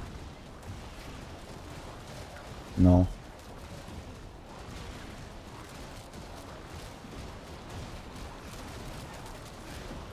It's actually very cool to play this. Like you can ramp it up here. That's gaining full dominance, casting one of the eyes, getting full dominance, or like maybe cast one fully stacked, and then like slowly replace them. Like, you know, cast one and then only at whenever the minimum cost 10. You just ramp them up at the start and then go. And then towards the end you have like all of them fully stacked. I think Profane Sentinel should definitely be a build. There's also a ring, I think, for it. 270% increased. And summons an additional eye.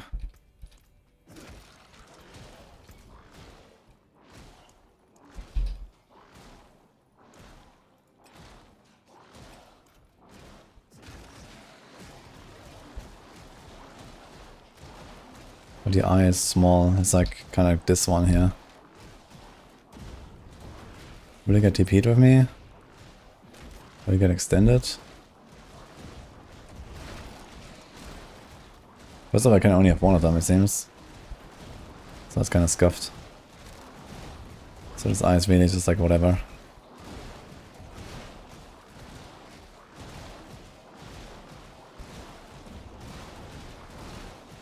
It does seem to get extended at least, but it does nothing.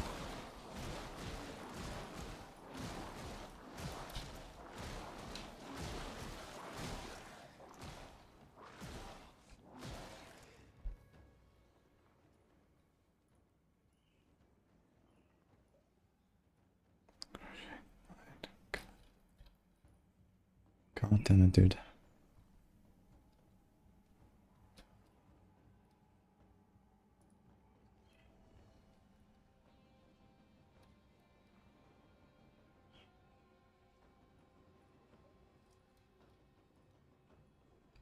Okay, let's try this.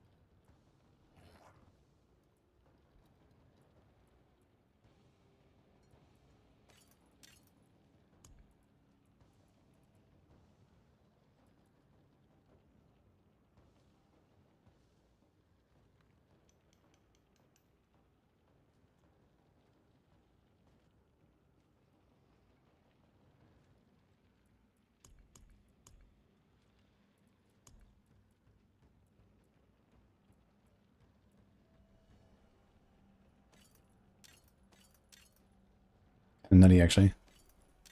Too bad it's an 850.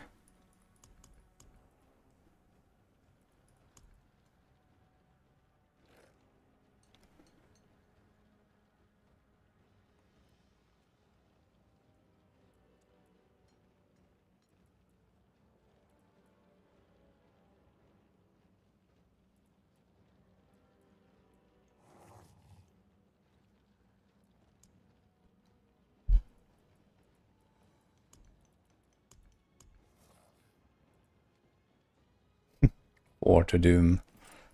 Boy.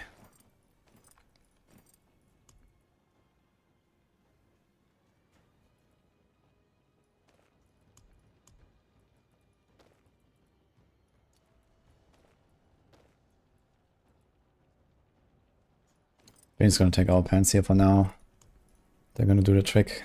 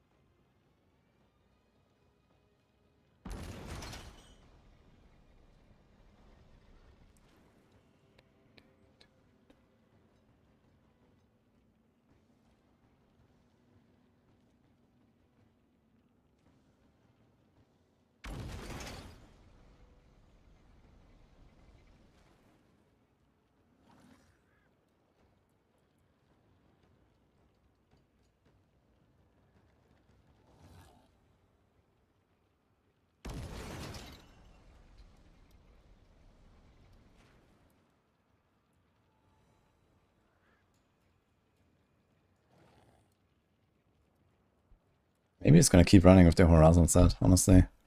You do have to cast the thing like every 10 seconds, but you also get the all power more often. Problem is just the stats on these. I have to like find other ones. Demon, demon, demon, so I have to find those.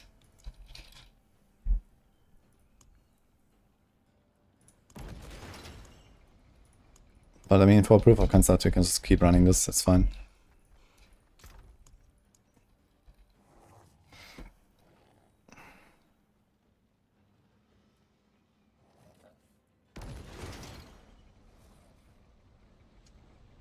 Wow.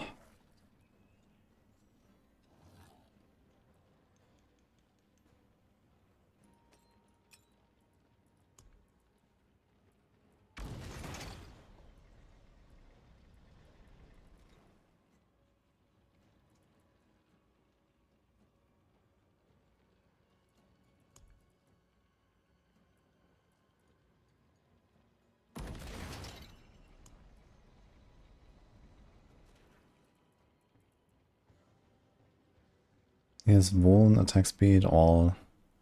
It's already rolled and kind of good. Let's take this. Just need temper.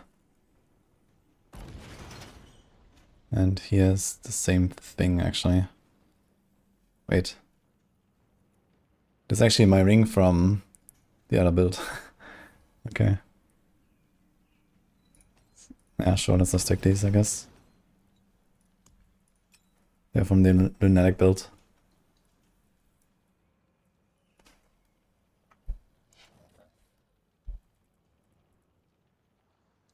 Thank you, Chris.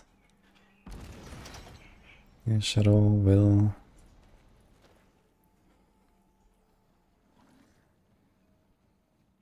We kind of want Vuln and crit, I guess, on a glove like this. Let's see if we can do something like that. Where's the S tier Necrovels? I think Bloodwave is really good now.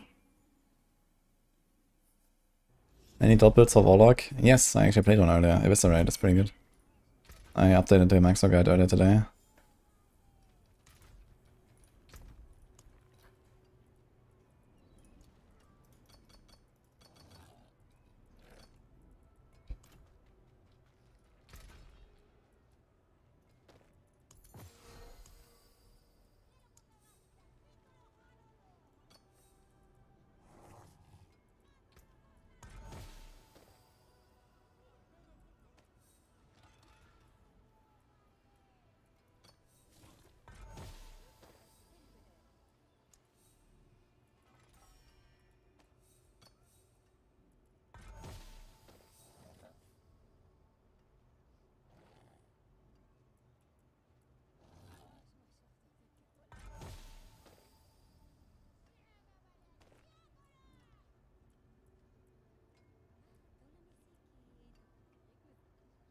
Okay.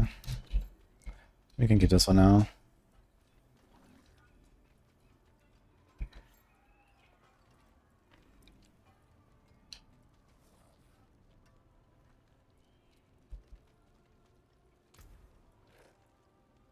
Could even keep the same imprints here, crushing Moonrise. That's funny. The stars align. Is there like a temper I can do that is like more generic? Demon form damage bonus. I actually want damage per overpower stack.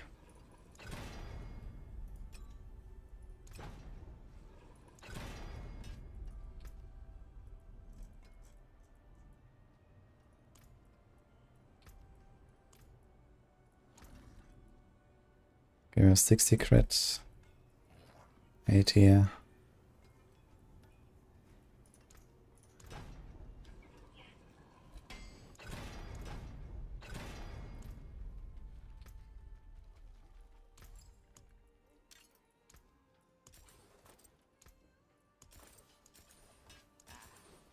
Bring me a challenge next time.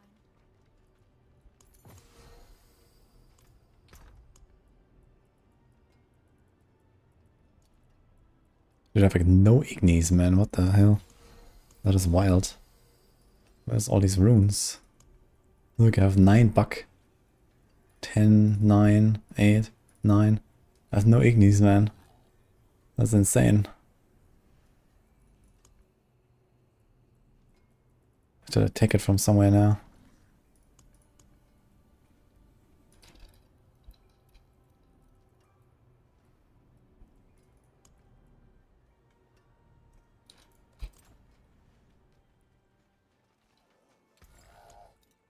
Thousands of gems in a handful of dust.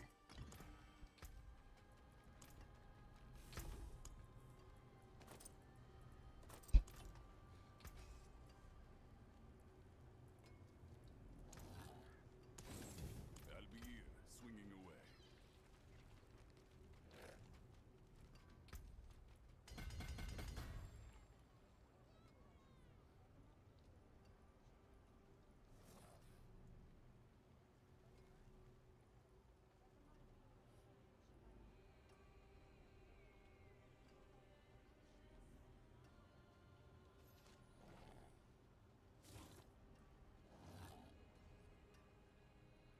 I guess we can. This works with Rampage. You can just jump with Rampage and it's cancel the minion. 45% increased damage to car controlled and 65 to elites. Nah.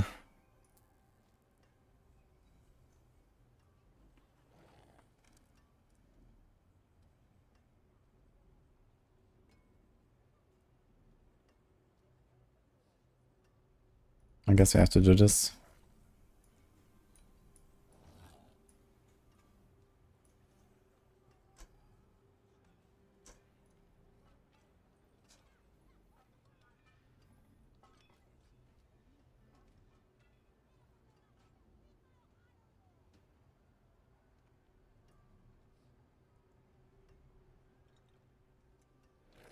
When one of your demons dies.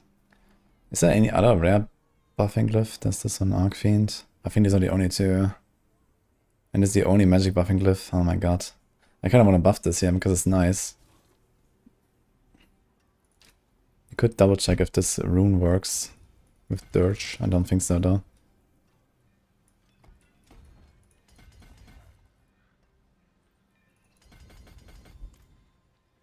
It's not spending. World boss in 3 minutes. Well, I don't have a working build, so unlucky. I guess I can go to Tom 1. And punch.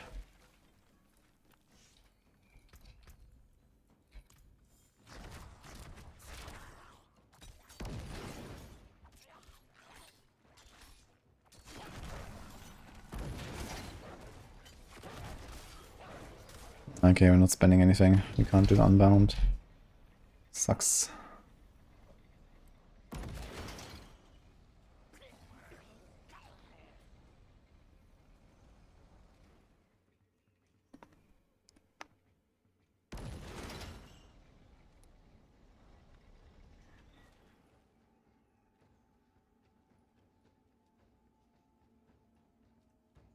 So we do this.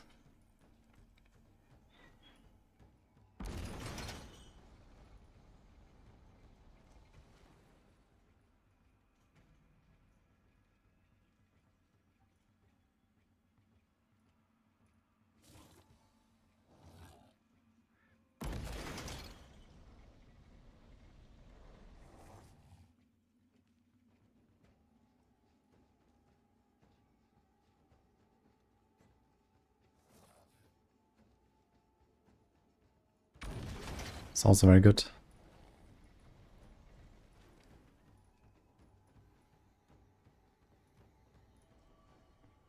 Damage while in shadow form.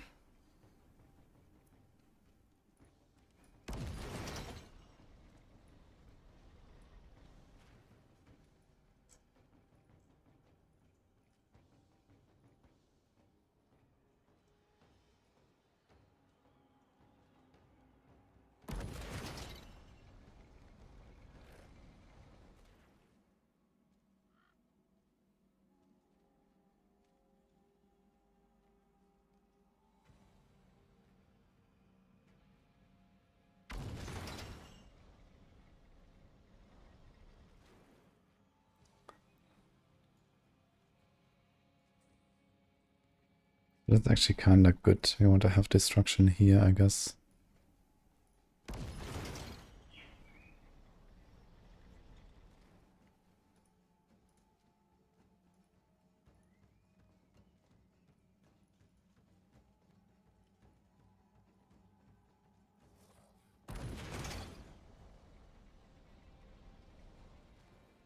Kind of weird that it's Dominion. It wants you to spend dominance every 12 seconds. But then there's like recast damage. So it's like supposed for the, like, you know, and maximum dominance and stuff. So it's like for the abyssal summons that he can't even resummon because they just kind of last forever. It's so weird that they give you the recast damage there.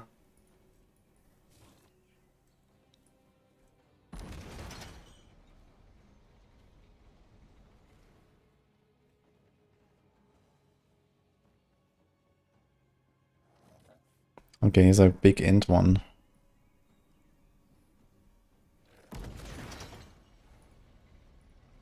That's actually good.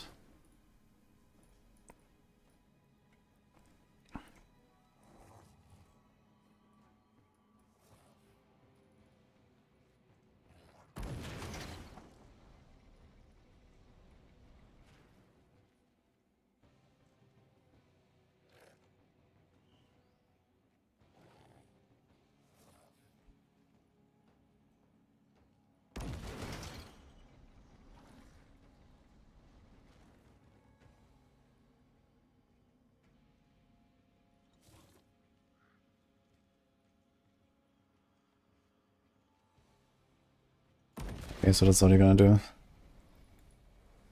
And one more glyph.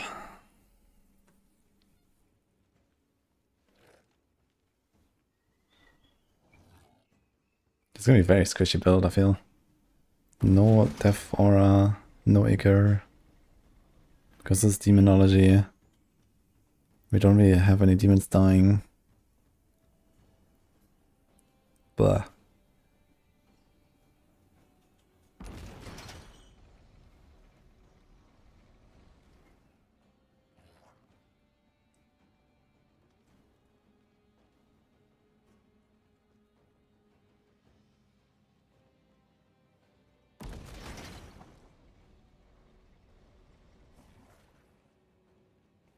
I kind of feel like we have to put Pingorgers into this build.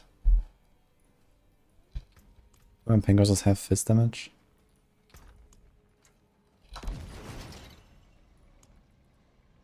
Wound and fist. Blah. And unmodifiable. He has shadow and attack speed and also no life on him. Ugh.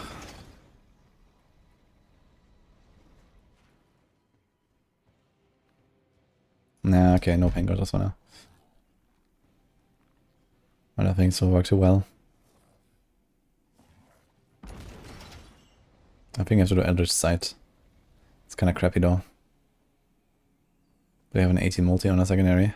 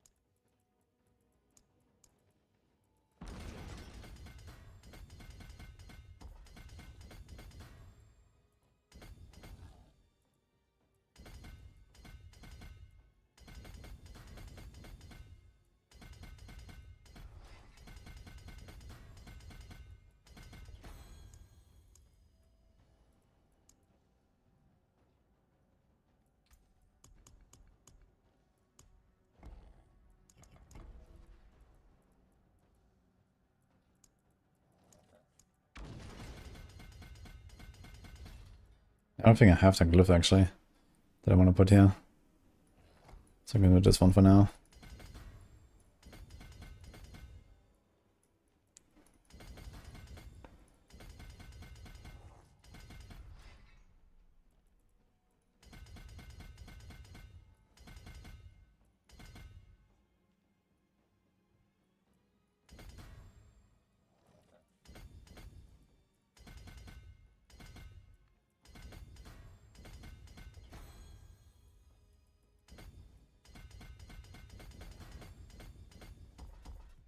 What the hell? Damage to injured.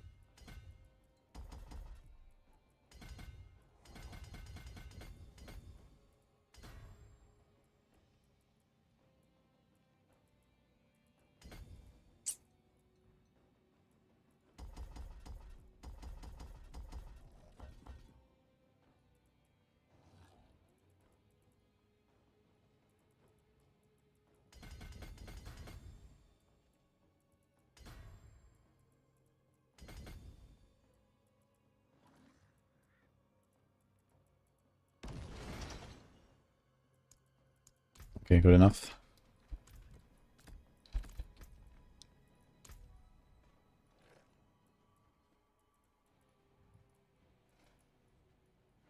Like nowhere to put any points. Like, I don't know what I'm supposed to do here.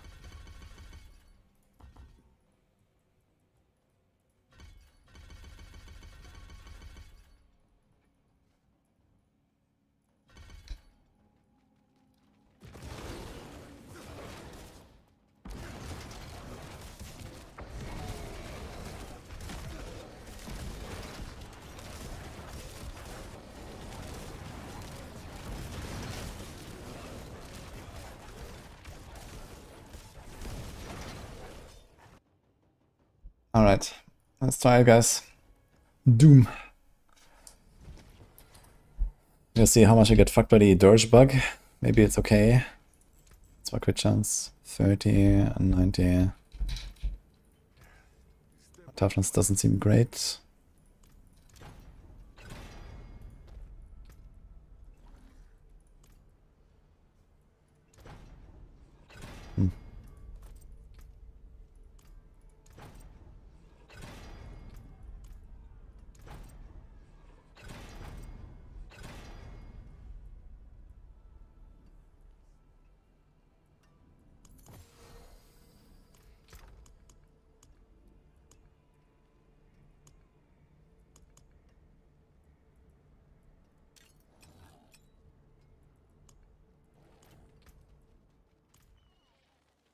Wise to seek an Ascari where stones are concerned.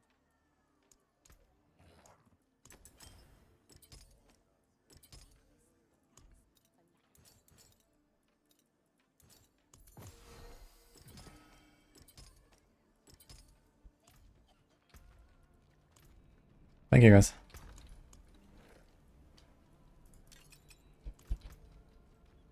Okay, now go put Elise. We have the minions, we have this. We have that. Got Hammered Stone. Anything to Masterwork.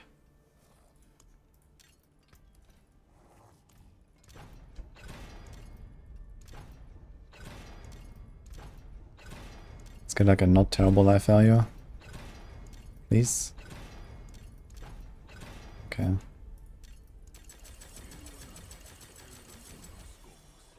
Nice.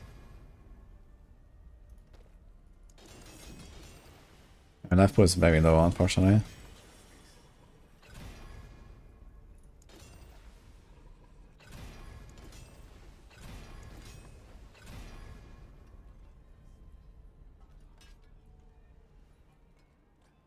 This one also has like minimum life roll, man.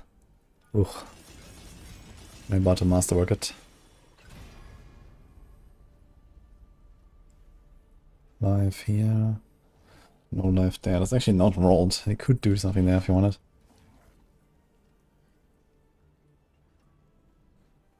No life here. His Ascari craftsmanship.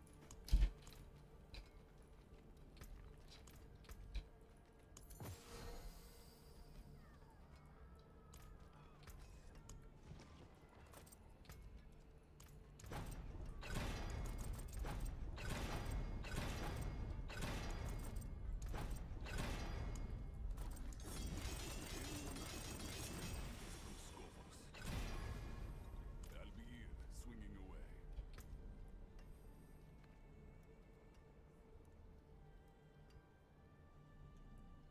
That's 10 max on resource. 237, 239. Plus 80.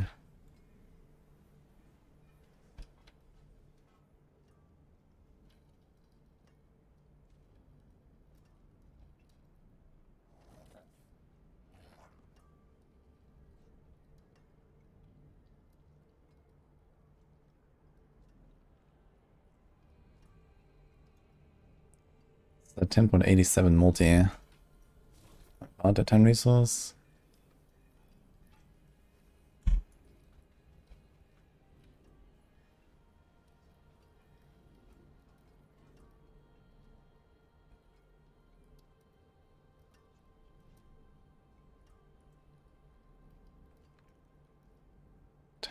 .4. Okay, so 4.4% damage upgrade. Let's go with the life for now.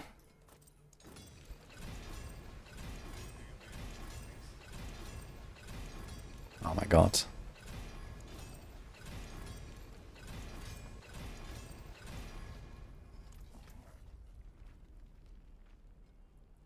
Okay, 1.2 million in town. Should have like 2 point something out of town. It's not like the worst, but it's not great. So there should definitely be like a life roll there. We could roll it aside. No. But I don't want to. He's also missing life, basically, and crit. Should be like life, and then Molten Shadow crit.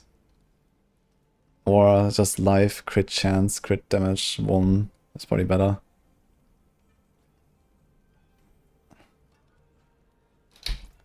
Okay, let's start on like a T10 and see what happens.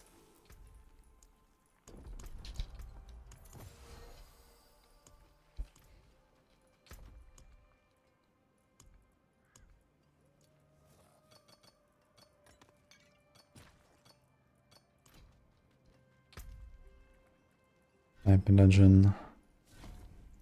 Outside. Oh my god, that's double horde.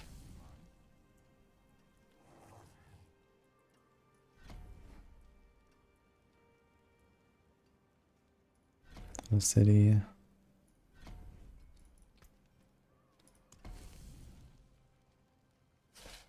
that like something where I start with a Helltide? Like this. Okay, let's start with a Helltide. Do a dungeon, do a pit, do a boss, do an undercity, so can I have everything once?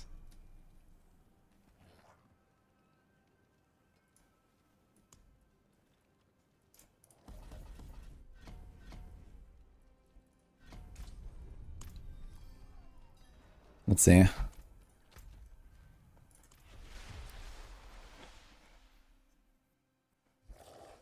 What is a monster? But yeah, I have that. This is a WARLOCK. You get it from the Ritualist chart. I need my Varhir and stuff, actually.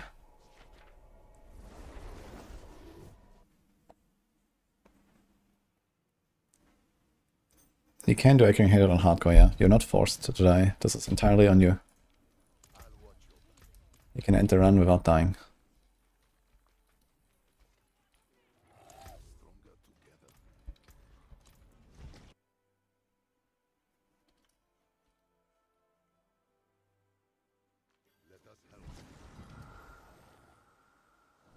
Which category is life on hit? It's defensive.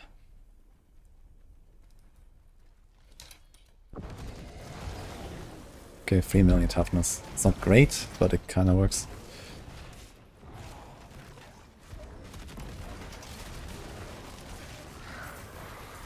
Okay, we're kinda bumping actually, but it's T10.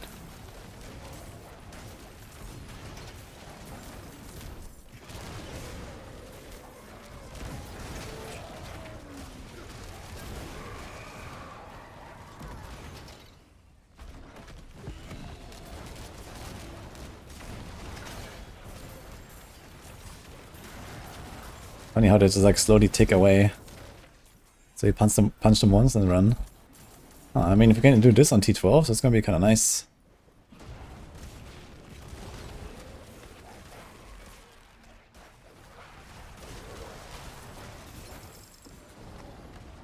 Not sure if we can though.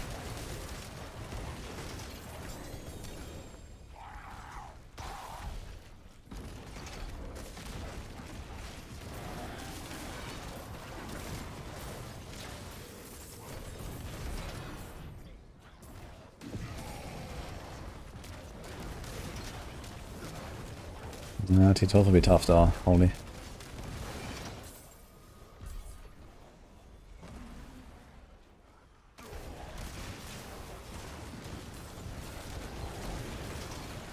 I don't think I should do Rampage, I should just cast the Nether Step as much as possible, I guess. This Dark Prison is so large, man.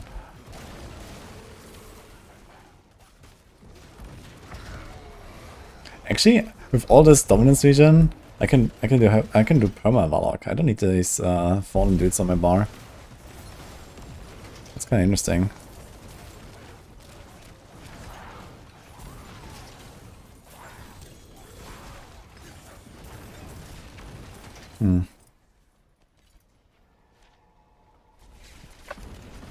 Let's switch to T11 and see. Thank you for the subgift. Okay, I forgot about these fallen dudes.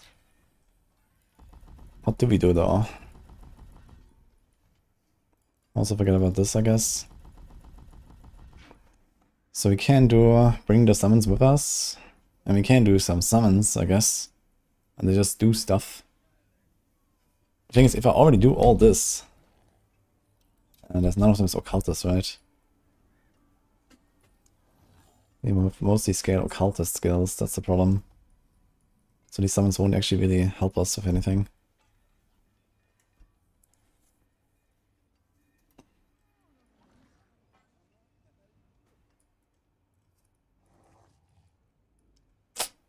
Fuck. So kinda pointless, all of this. I guess it's gonna run 4 skills on a bar, so who cares?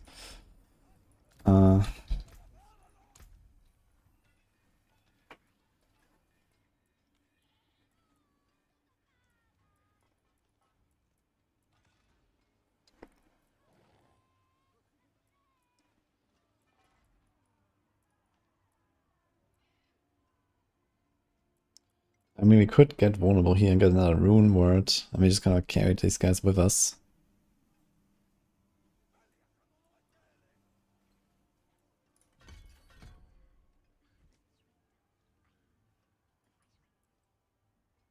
Compensate as a demon skills to generate wrath.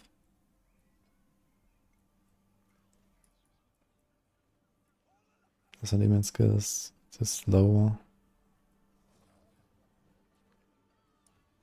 Knocks down.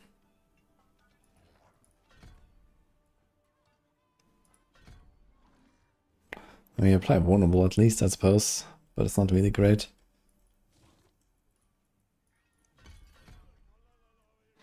I guess he knocks down, right?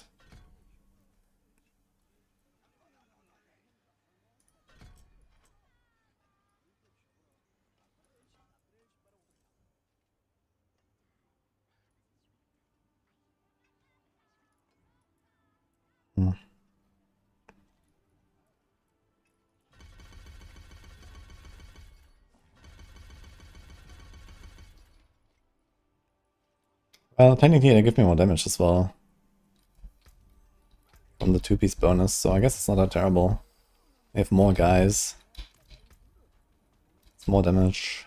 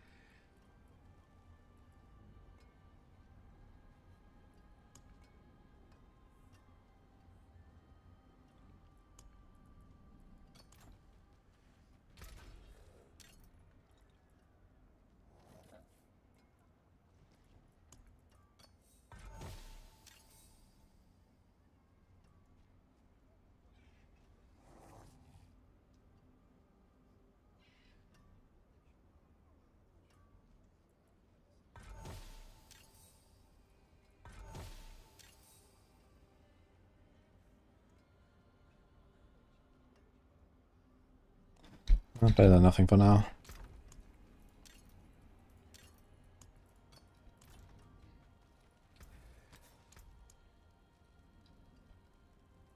Do I actually have any healing? I don't have any healing.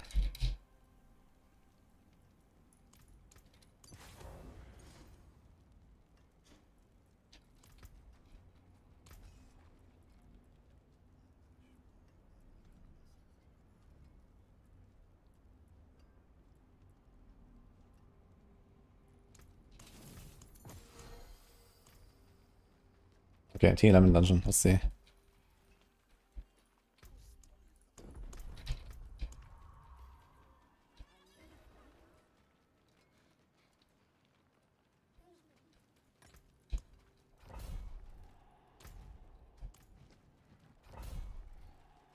Okay, what do we do with our rune word? Igni say, we probably don't need that anymore.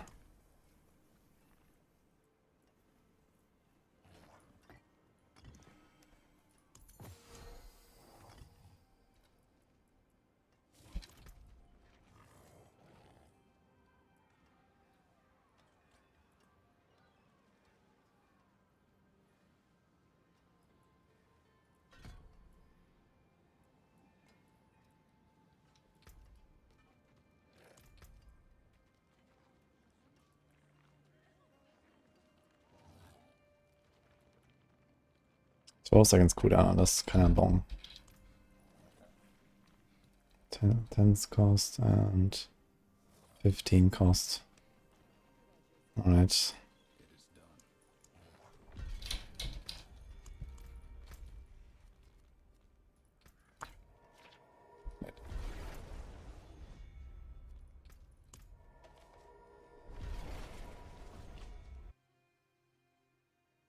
Yeah, I got the I did a push on Lunatic, yes. But right now I'm playing something else.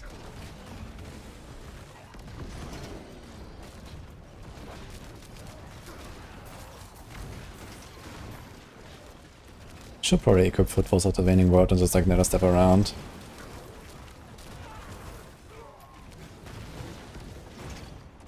Carry our guys with us.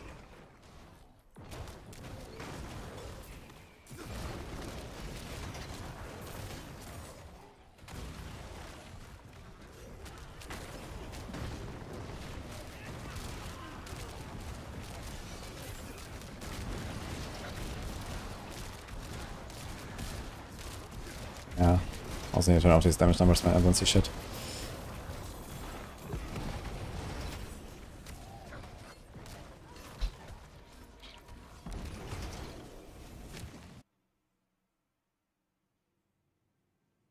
Why is Lunatic only an 80? I was as strong as Apocalypse, but less squishy. Should be an S, I think.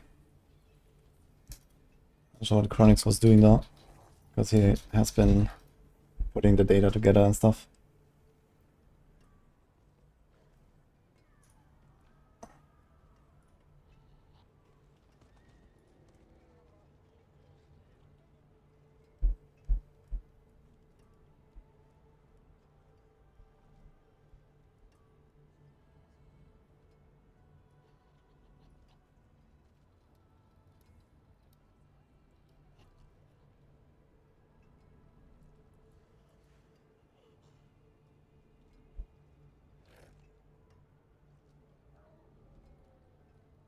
Okay.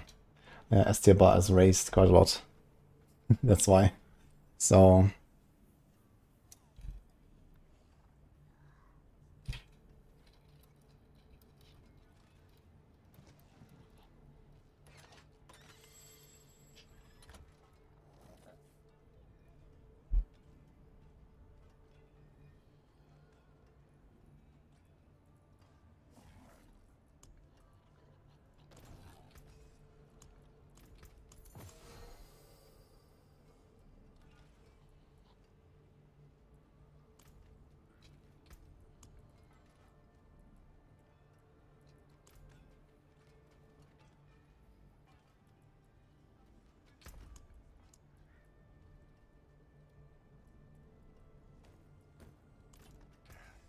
Step up to my Move speed.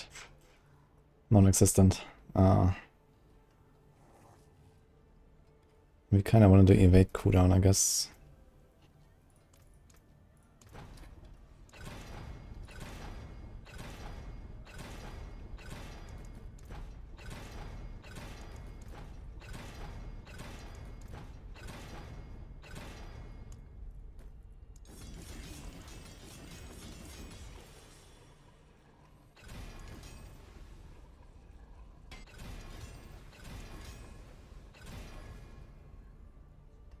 Minus 27 raft generation.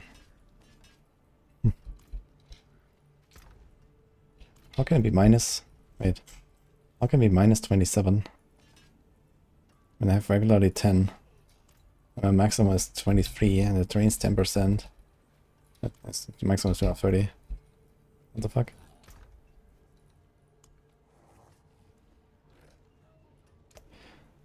Okay, so actually instead of Q we have to do Qua, man. I need move speed here.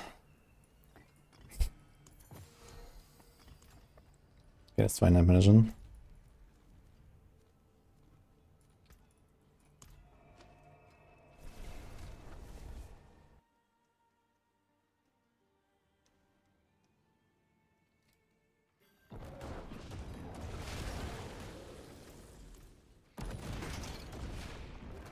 Wait a second. Evade cooldown reduction doesn't work? What the hell?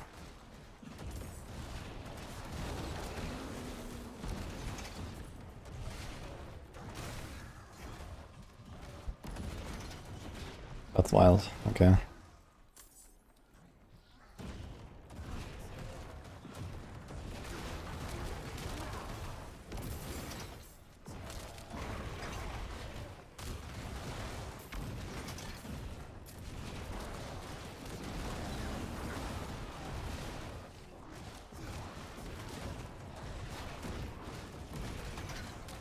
Kind of weird though to play with this like Inetta stepping all the time. I say.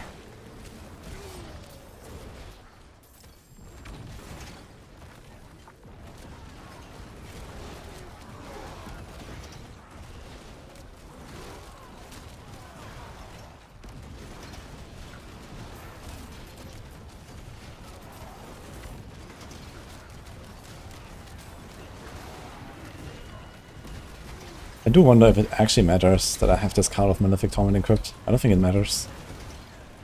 I think I might just be better off with a Perdition or something. It's only 100 multi instead of 80. Perdition also has the crit, has the movement speed.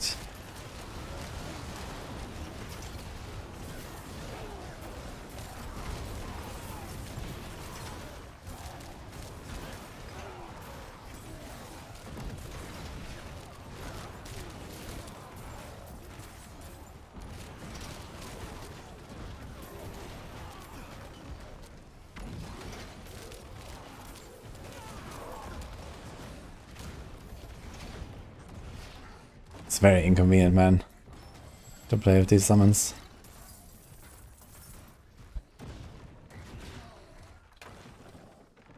Also, somehow it's like ticking down. I'm not sure from what. Are the rampage attacks actually ticking down the timer? What is that doing?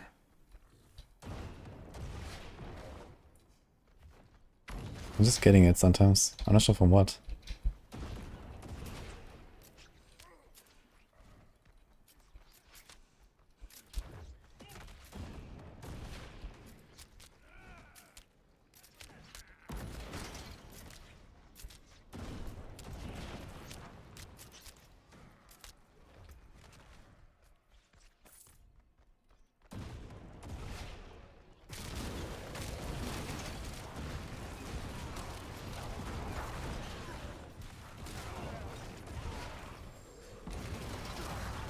think a Profane Sentinel will go pretty hard though.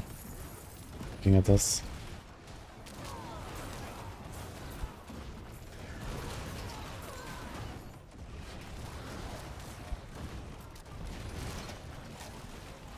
Oh my god.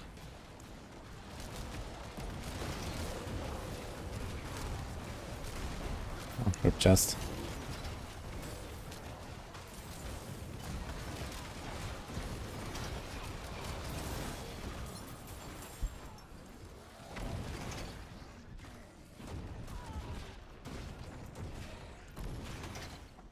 Yeah, and sometimes you just run and then your summons fall off. It's a bit of a problem.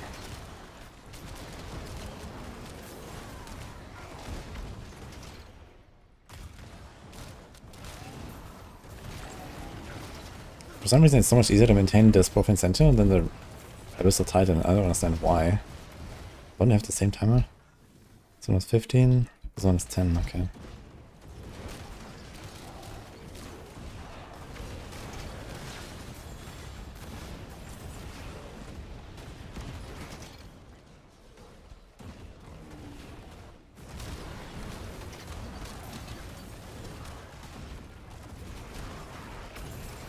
I feel like this cowl is not really doing much.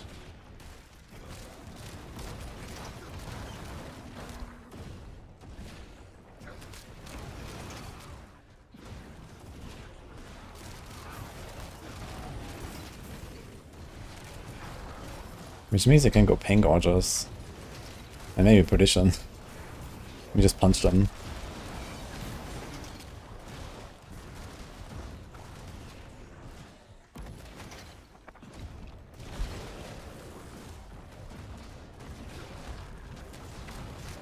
Do the insta-stagger, man. Okay, I'm stopping the attack now, let's see. I mean, it does damage, right, but...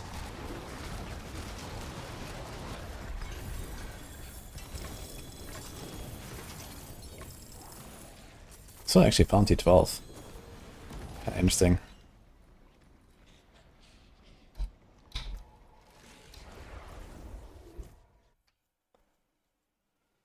Darth Alex and Kama, thanks guys for the subs. You see how Onyx Soul affects Fire Orb when using all power stacks? I have not seen that.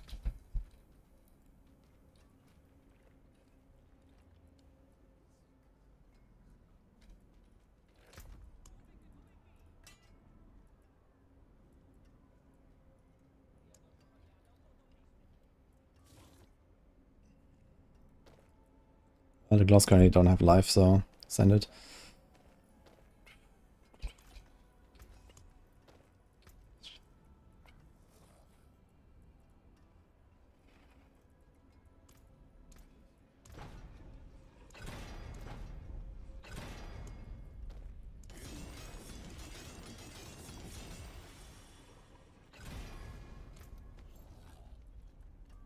Which aspect was that? Calamity, we kinda need that one.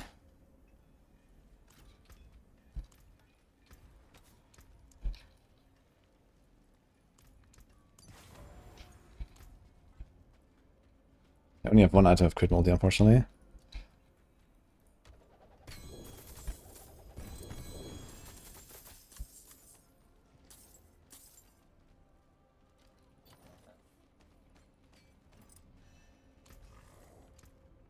Taken apart, melted down.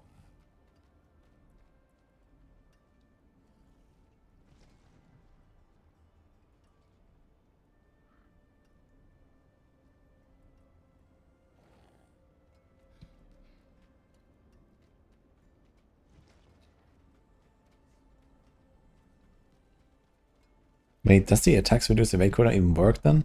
Or is it just the base effect? Evade cooldown is reduced as you lose or consume Shadow Force. Like, ah, okay. So that happens from the Shadow Stepping itself. I don't have another one right now. So the evade cooldown reduction does not work.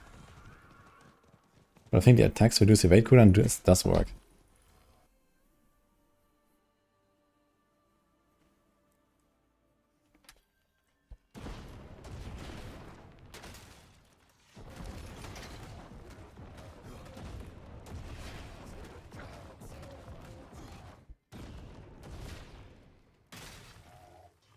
This is very strange.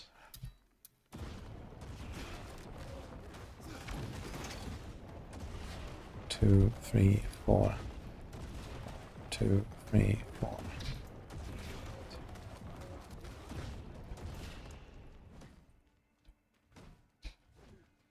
Decays over 5.6 seconds. Oh, whoops. Had the wrong thing there.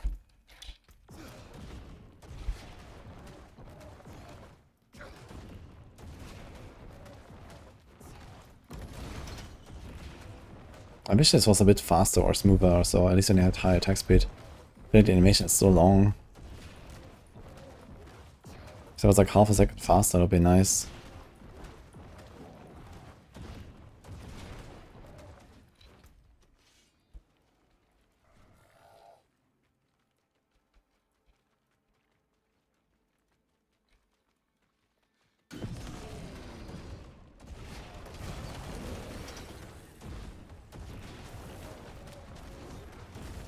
My toughness actually looks okay. Combat is like 5 million, 7 million. But yeah, without nether step, it goes down to 3. Definitely gotta be nether stepping.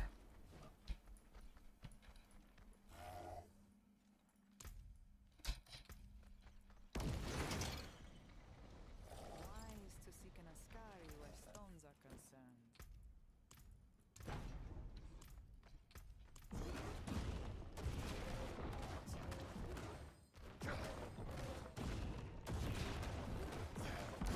So the evade cooldown reduction does nothing. That's wild. Okay.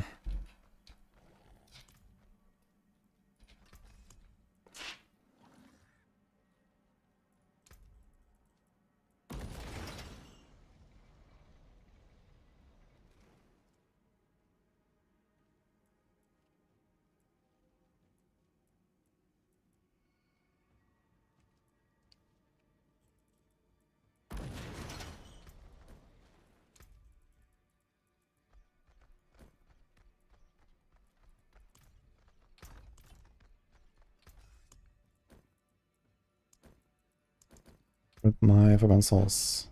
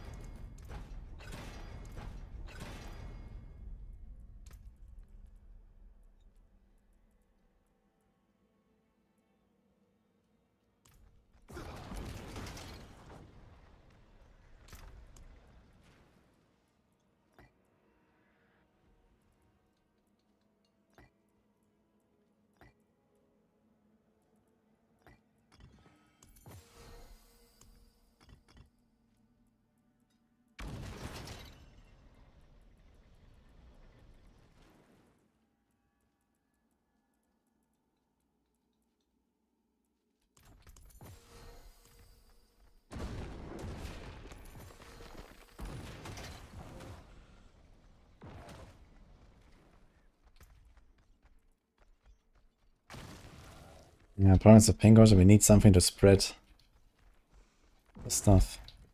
So screw this and this.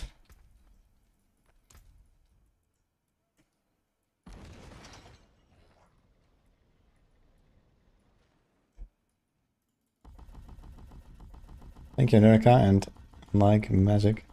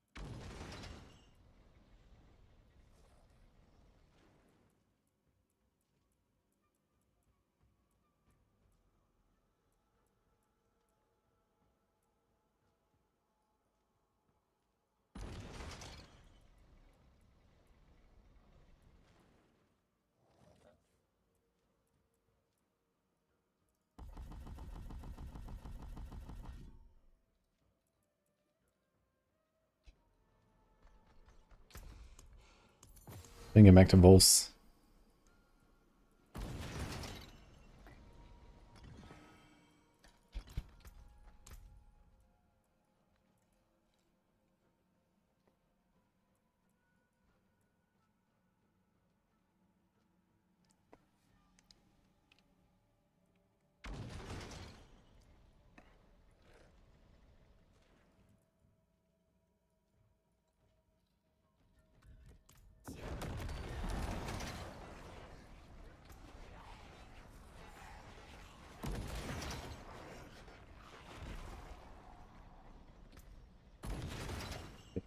Yeah, on a 30-second cooldown, man. Seems so shit. I must say.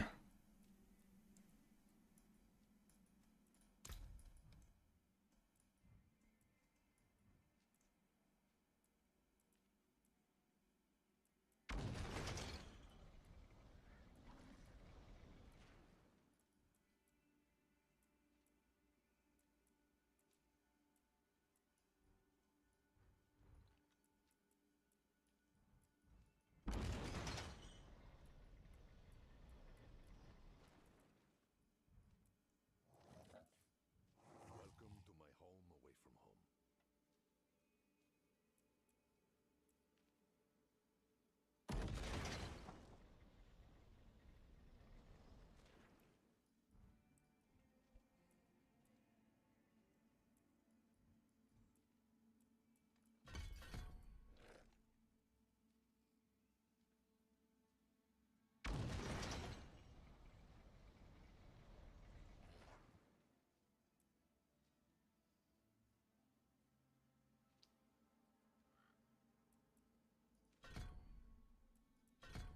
I think I kind of want to go these anyway.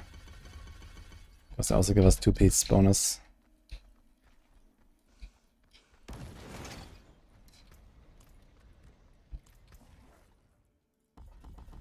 I think there's like not really a way around it. Just have to like cast this often enough.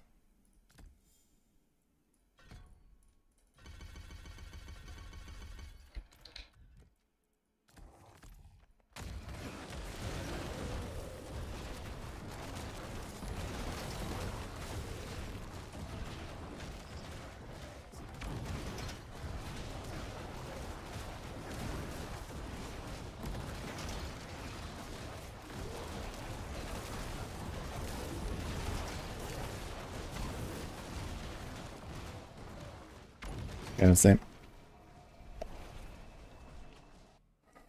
Thanks, Pancake.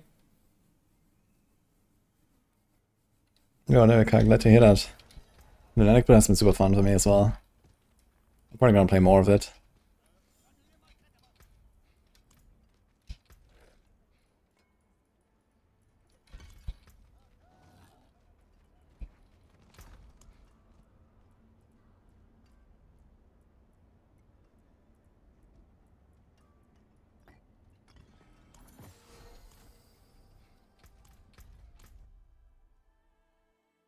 Okay, I need to find some set pieces on my mules.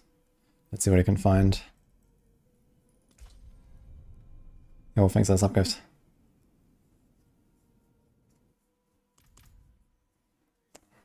The albums are only 600k a piece on Diablo trade. 600k, what?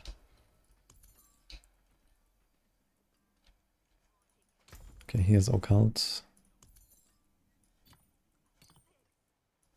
Occult. Resource. Movement.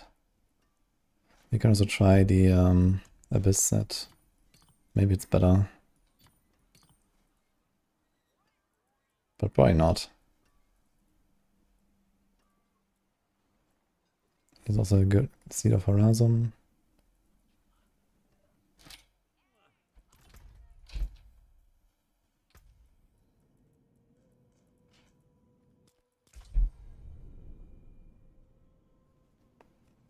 I think support Druid and support Barbs are dead this season. It's basically just Paladin. Like you lost the Shattered Defense. Barbs also lost the Fields of Crimson. So I don't think this is really gonna go anywhere.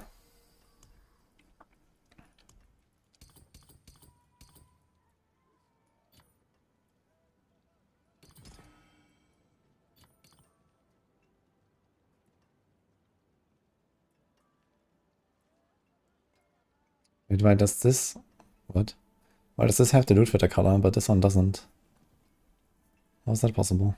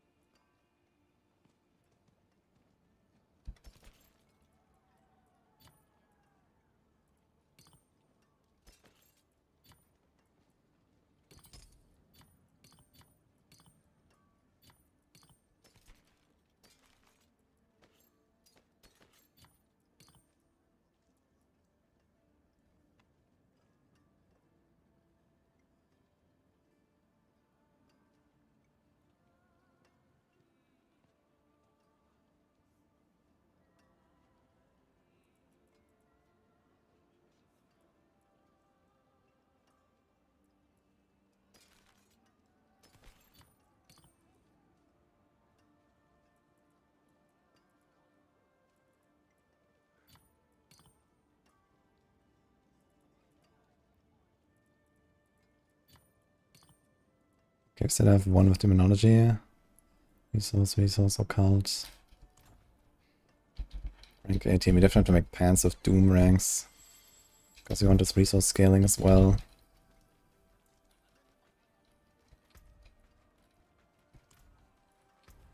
Okay, let's try a pit 90. Thank you, TA Justice.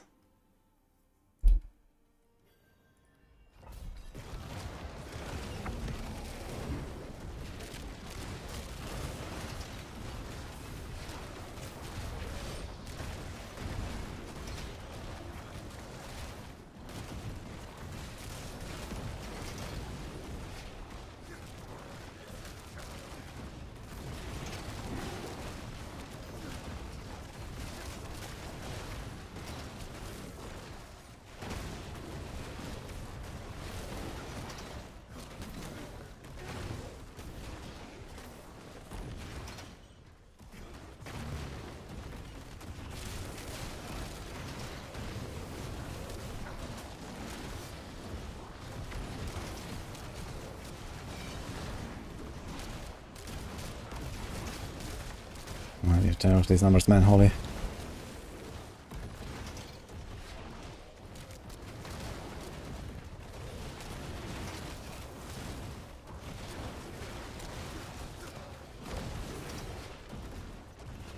think I might have to put a bit of cooldown into the setup so that we can do like 3 cast resets instead of 4 cast resets. Because here, like both my Propane Sentinel and my Whistle Titans just ran out.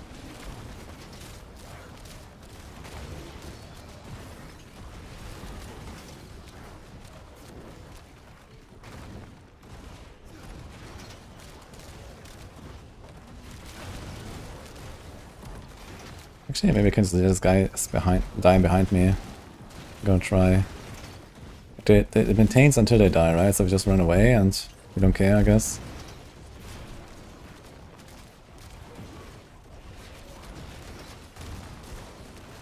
But you never pick up the progress orbs. Kinda fucked. So you're never gonna get any loot, any XP.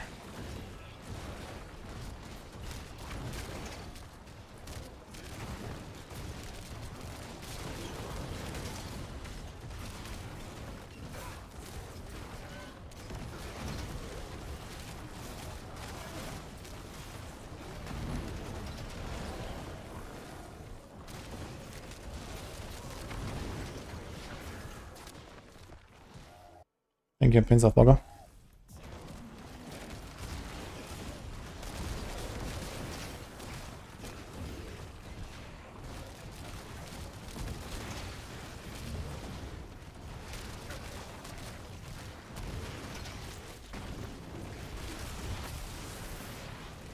It's almost a female run here, holy. 90.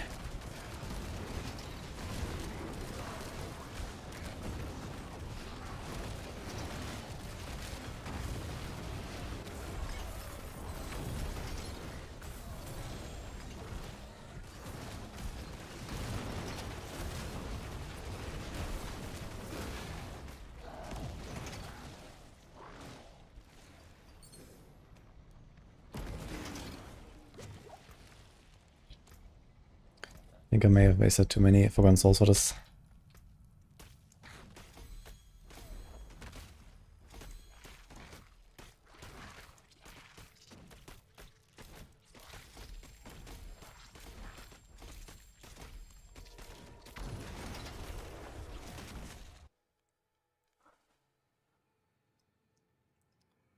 Thanks, Christian. Is the Lunatic on par with Epoch? Nah, it's better, I think.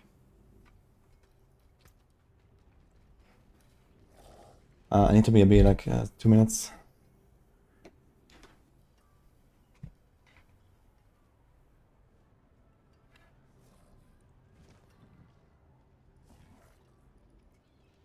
This is the adversary build I played earlier. Just gonna put this up here for a second.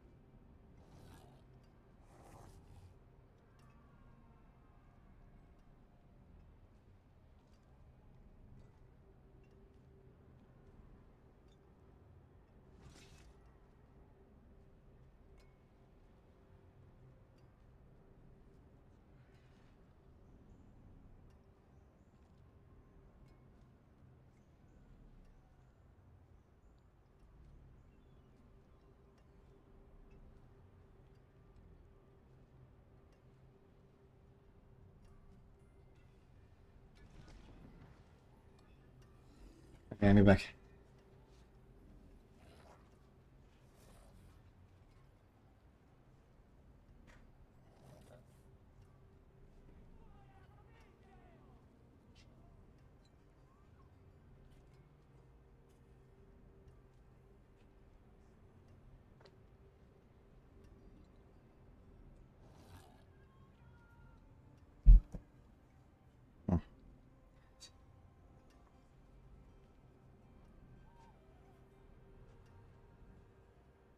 Hey guys, I'm not sure if I'm gonna do much more of this Doom stuff. I think this is kinda cooked. I like this helm thing. I'm not sure how to do this better. Maybe gonna slap in a perdition instead of the cowl. Get a crit.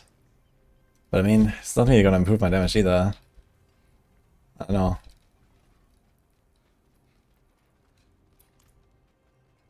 Okay, T11 Beast. Let's try it.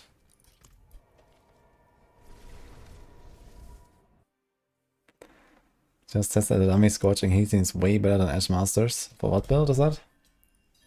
Yeah, Scorching Heat depends on how much like fire rest you have, basically. So once you have Grand Ruby plus Grand Diamonds, it should be like a few percent more, yeah.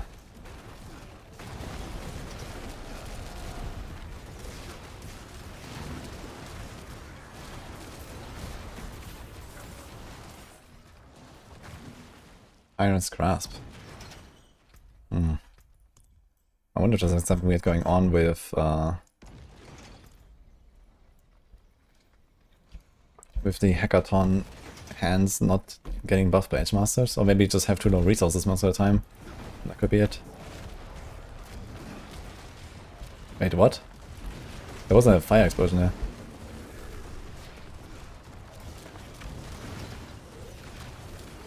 Okay, I'm not really convinced of this here right now.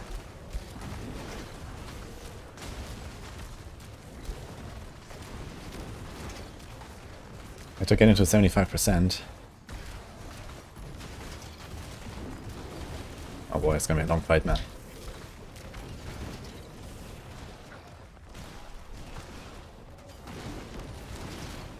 Staggering him.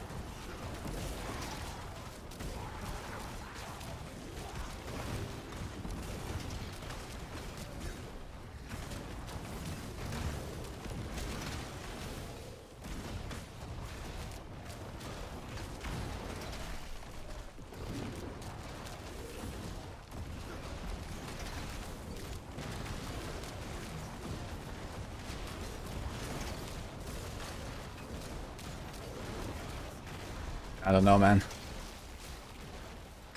This was just T11.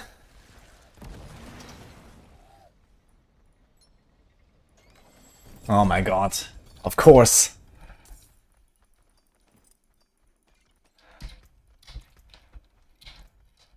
Ugh.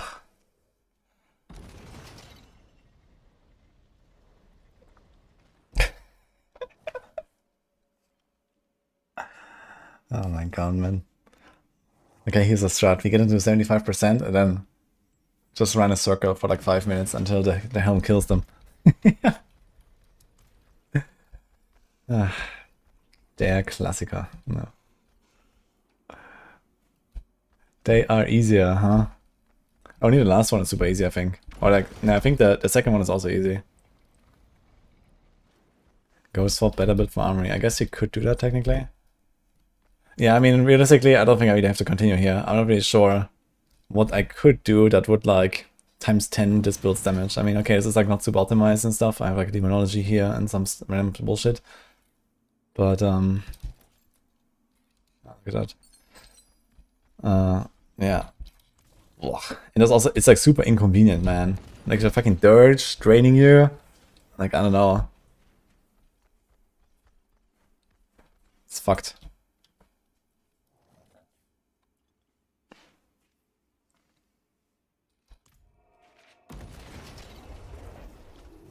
I think I'm not gonna do more Doom, guys. So screw this. I will save it, I suppose, because you might need a Paragon board. Okay.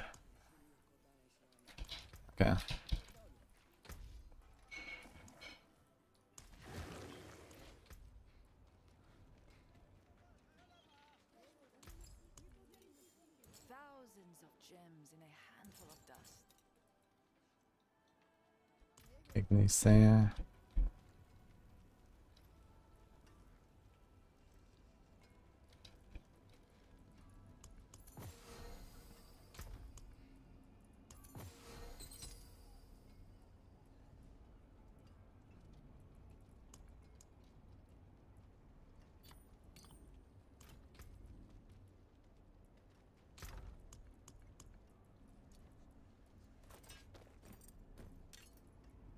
Let's see what else we'll do here. I mean, you can probably win Maxes to like farm, like I don't know, Tom and 12 even, but the bosses definitely seem a bit of an issue. Calamity, Moonrise, so this one's crushing, I think.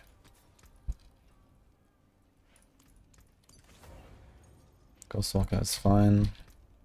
This is fine. We got one whole Paragon.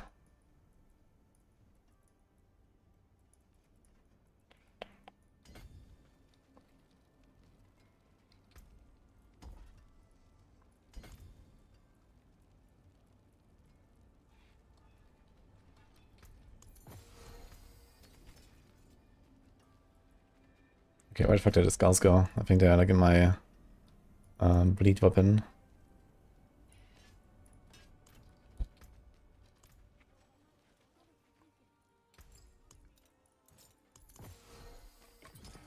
Keep your treasures close. Yeah, the problem with this Doom thing is also like you have to like constantly do this nether step. And that's just clunky. And this, I think it's the same problem you're gonna have with Profane Sentinel. Like you can like nether step around, and then these Profane Sentinels come with you. But the nether stepping, you have to do this every 3 seconds to make sure these guys don't despawn. And the same thing with this here, like we had this idea with like Infernal Breath. You can do some funny shit like stack it up forever and then one-shot the boss at the end of the push. But it's just fucking clunky, man.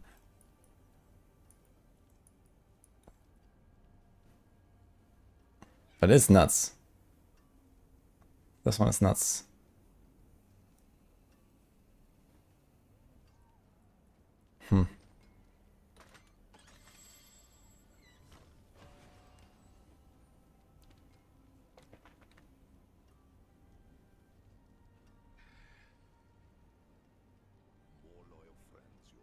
I mean, if we ignore the one-shot memes, it might be kinda decent to do this, yeah.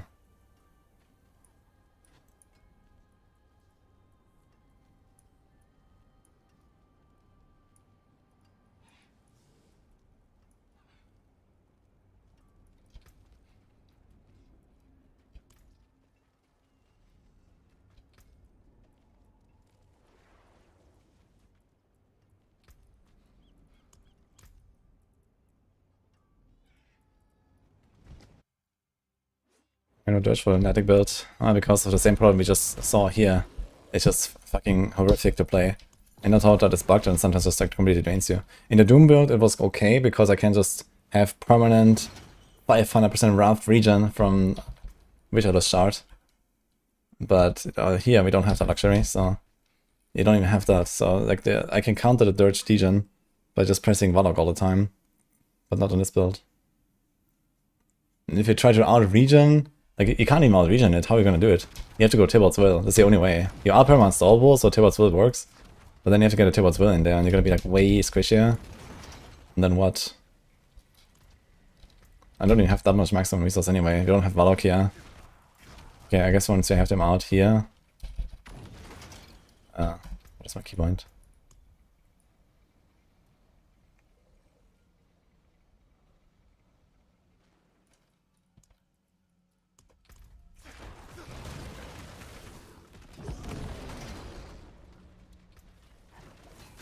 Yeah, it's only Wrath. You can definitely give it a bit more Wrath or something, but yeah.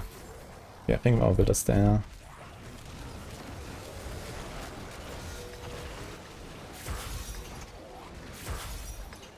Seems slightly better.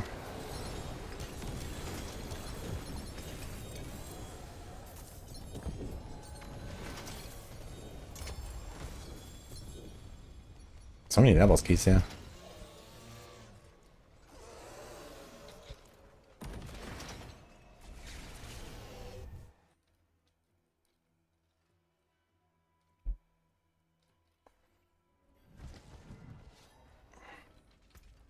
Yeah, we're gonna move Apocalypse down to A, actually. Lunatic is better than Apocalypse, I think, overall.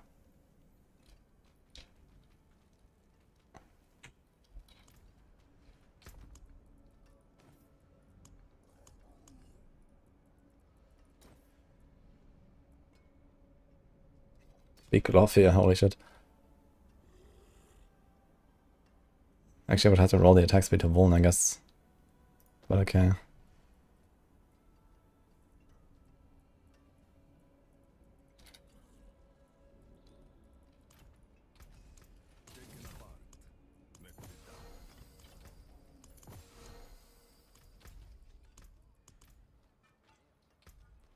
Thanks for the subs.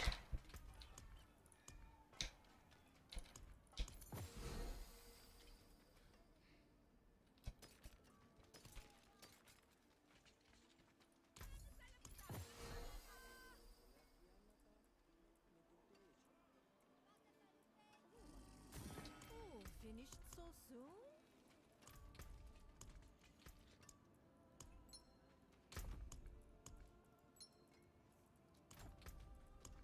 Okay, what else?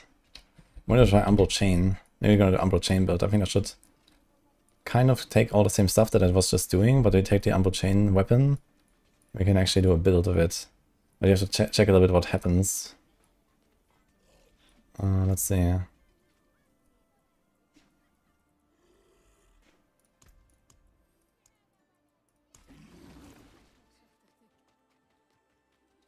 Okay, get rid of that fucking Dirge, first of all.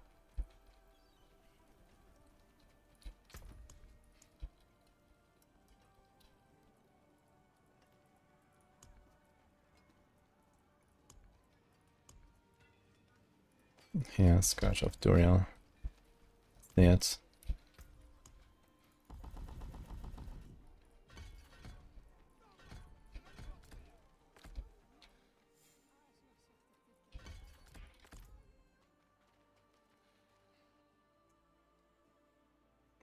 Does a total matter for converting Toffee boss in a cube? I have no idea. I've not really done this at all. I have 800 Seer Blood apparently. Well, soon we're gonna do some science, I guess. I have 800 Seer Blood and 34 fresh meat. Something doesn't really check out here. Okay. I guess these are just more rare. I also have 66 here, 39. Yeah, okay.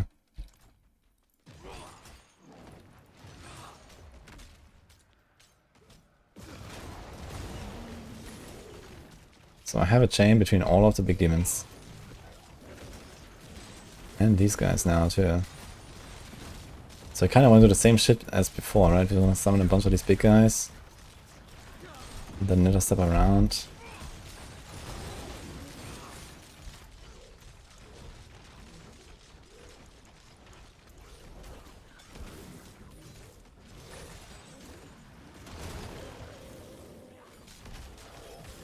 These chains do overlap. I see like multiple hits here all the time.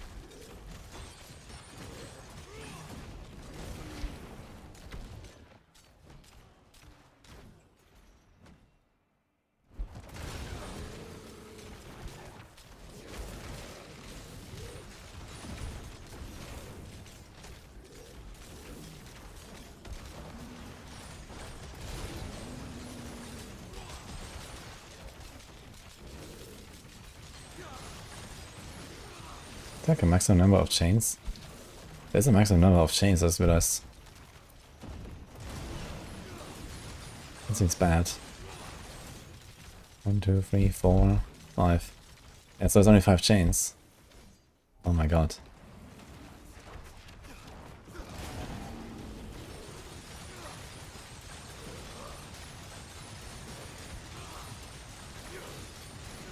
That seems bad, actually.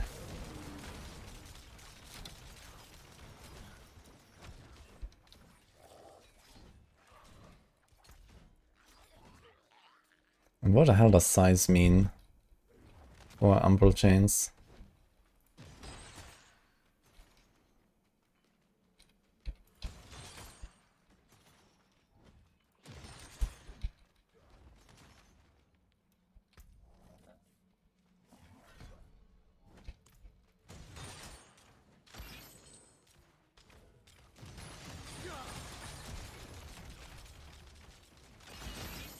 Take care of it.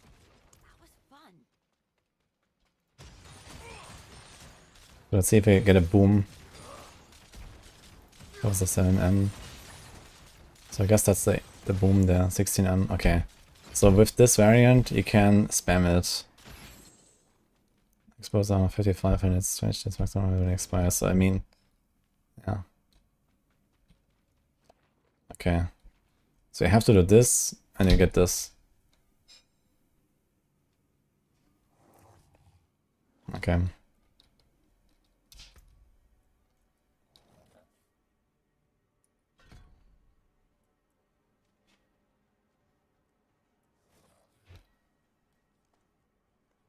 Knocks back a primary target and this increased damage to them. 50% sounds like a lot, actually.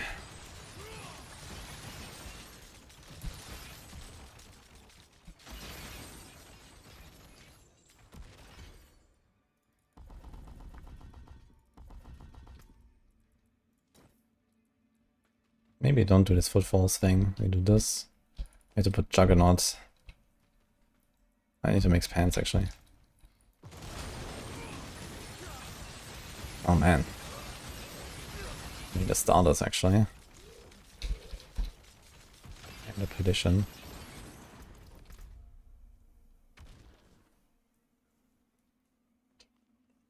Is plus idle on Transfigure considered good? I mean, idle quality? It's like okay on some items with like really strong stats. If you get like a high item quality roll. But yeah, gem strength is overall the best. Like in every single slot where you can have gem strength, you want to have it. So basically just gloves, boots. You don't want gem strength.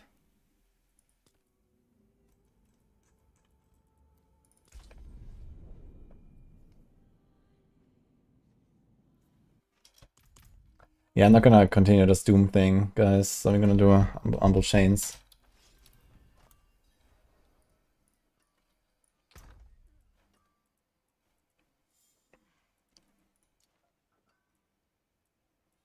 This one has core ranks.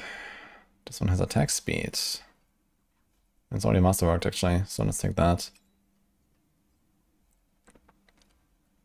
You have only 0 GA Perditions, man. Everything is 0 GA. Ah, here's one actually. Crit and life. Okay, we can take this. Yeah, we're gonna go for crit builds on this. This one transfer to maximum resource.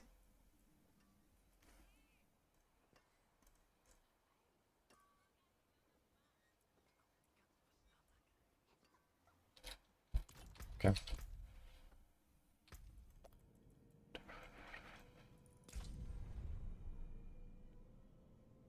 Is Grandfather usable in a Lunatic build? Hell no.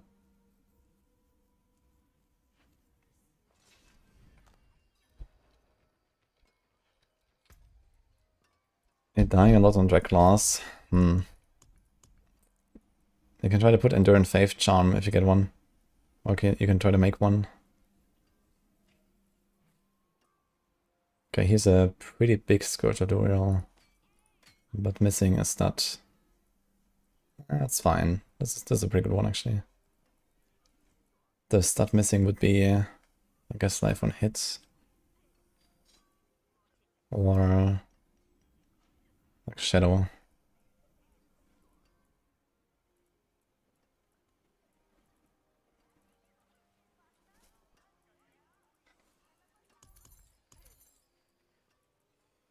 What about these? Abyss skills, all stats, occult skills, movement, occult skills, occult skills.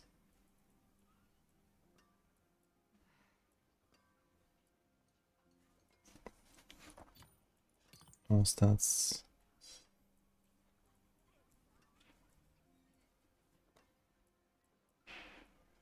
Abyss skills.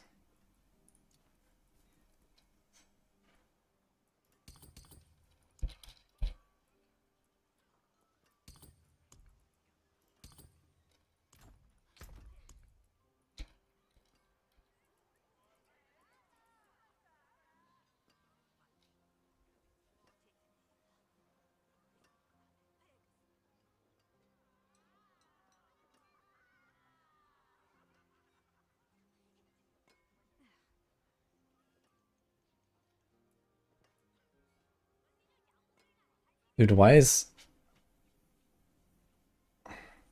the seal of the severed finger the one that has 5 charm slots and not the one with 4? Sus. Should be the one with 4. I guess it has one less from the 6, but I feel like it should be one less from 5, no?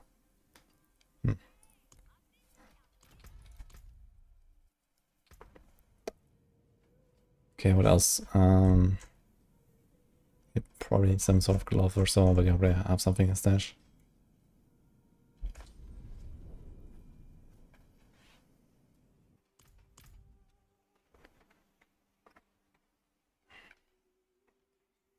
You can get +1 charm slot and makes it 6. Yeah, then it should be renamed from Seal of Severed Finger to Seal of X-Strong Finger. How about that?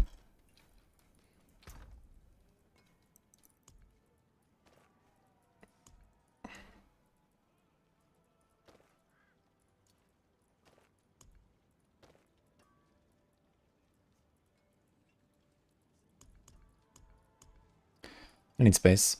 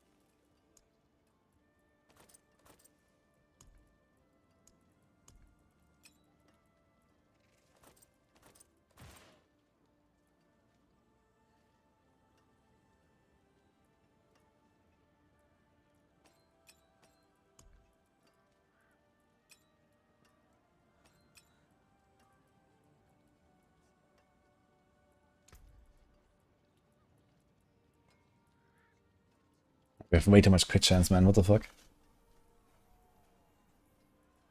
55%.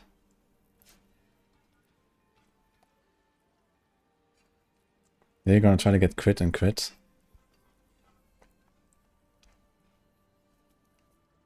and don't go the Calamity aspect. We don't have Grandfather, so maybe it's fine.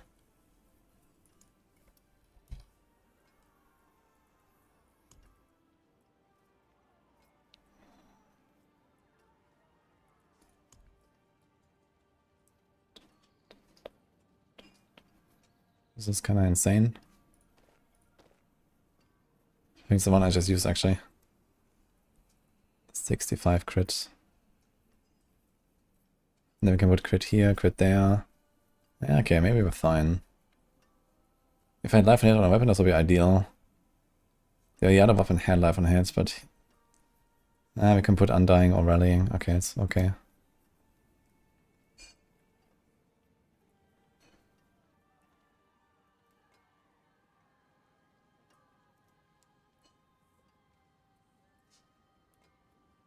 Are we considered unstoppable while nether stepping, I wonder?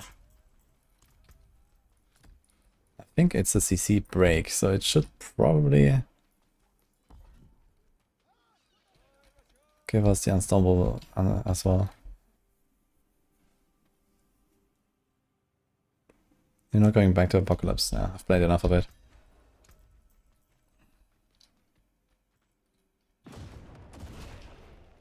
Okay, nether step does not in fact trigger Ghostwalker. Okay. Then this is settled.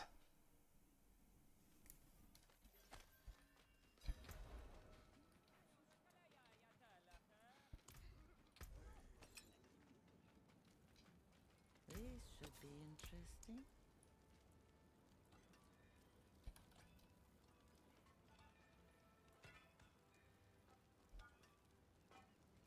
Blah.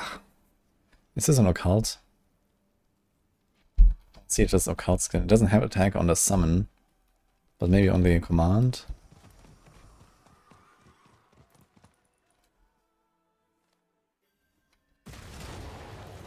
No, okay, F. Dude, for this aspect to be better than like another aspect, you need to have 5 occult skills on your bar. Are there even 5 occult skills? Wait. Okay, Dark Prison. Nether Step. Okay, so Nether Step. The attack, so that's 2. Sigil, Sigil, 4, 5, and then Apocalypse. Yeah, this is it. So, what the fuck, man. This occult aspect is so shit.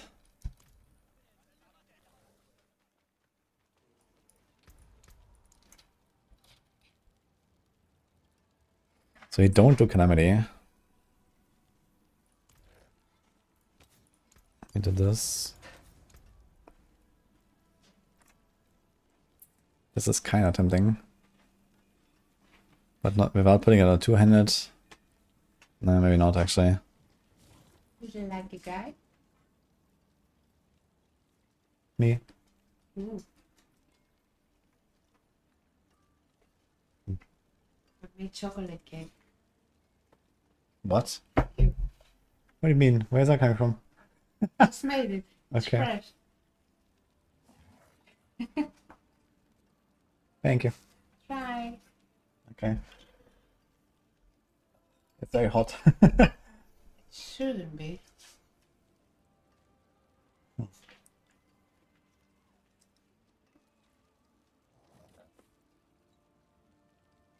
Mm. Is it okay? Yeah. Thank you. Oh, but no. Okay, goodbye.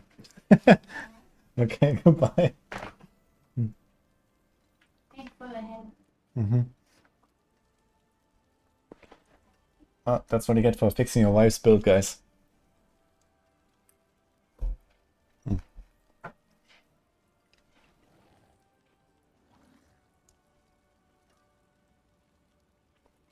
I have a very small piece? I'm gonna try. Very small. Smaller.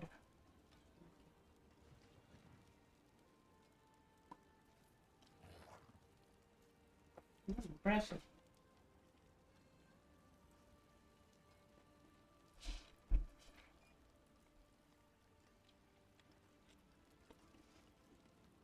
Where is mine? Not sure if you have enough for all of chat, guys. Sorry. Is a Bodian spec used in any Warlock build? I mean, your Bodian is kind of funny and stuff. but it's relatively clunky and shitty, I think. There is a pair of boots that allows you to do damage with Abodian, so I wanted to try that at some point.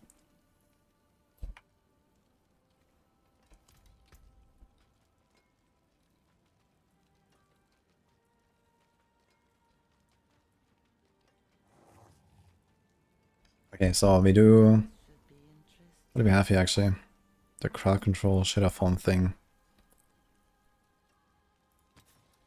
Let's just do Undying to get started.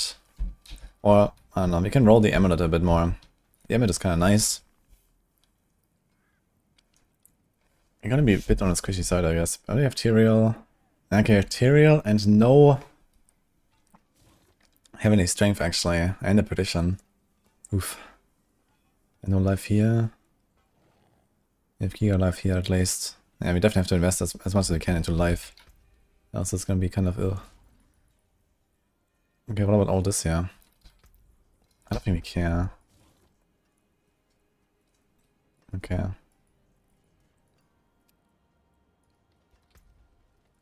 Need an offhand.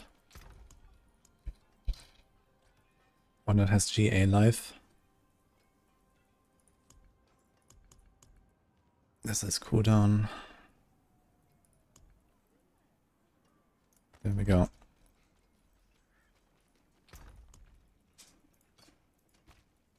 Yeah.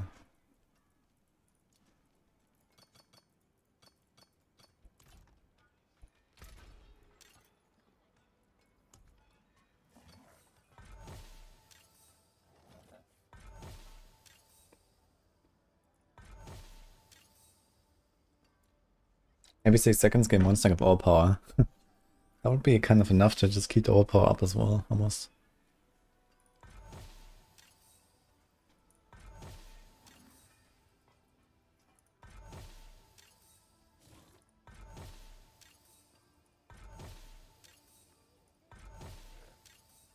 Guard controlling enemy grants 0 resolve. Can you show me the map where the fuck is Lily? Keep losing back. Yeah. Oh, yeah. Hey.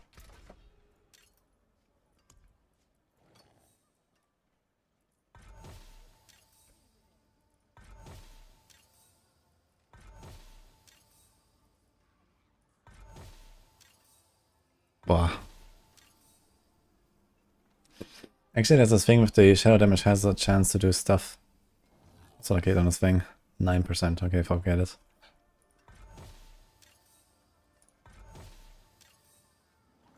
Ah, here we go. Mainlander, what do you seek?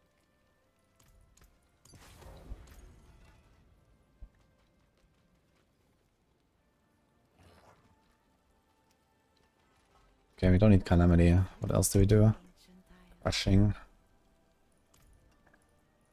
Faith must have My crit chance is 65. when you find your way back.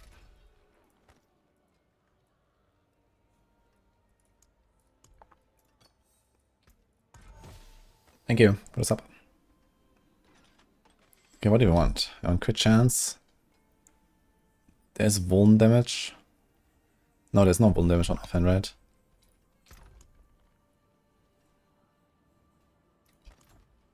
Crit damage, crit chance. And then will, life.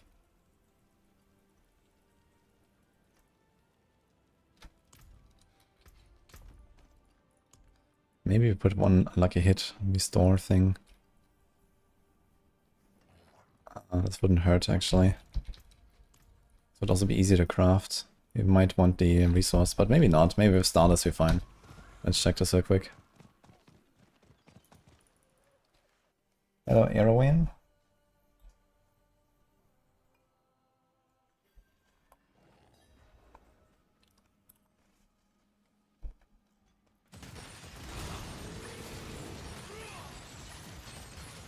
Okay, we don't need any resources actually. We have infinite resource.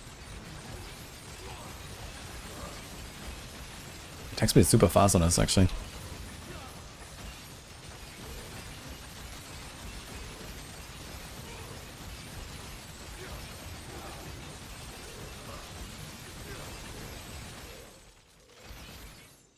Okay.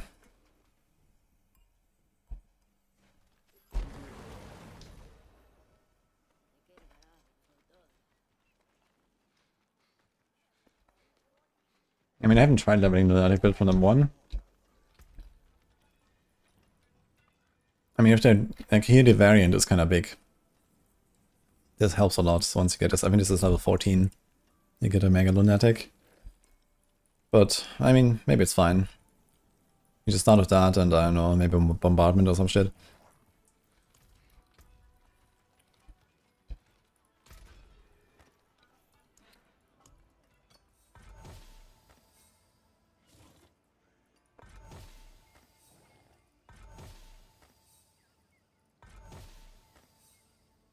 Okay. Okay. Actually, you can put Life on Hit on this thing now. But what do you put here?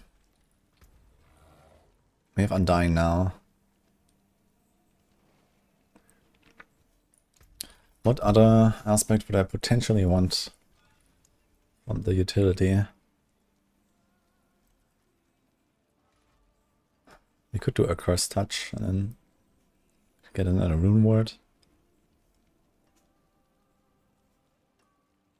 Which could be like Mod or something. Igni Mod.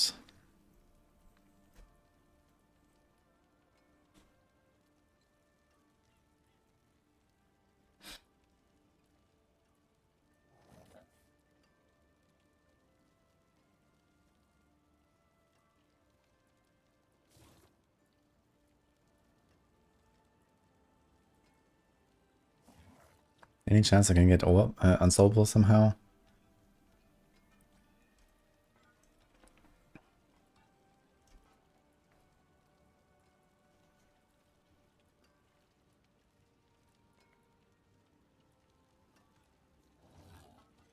Hmm.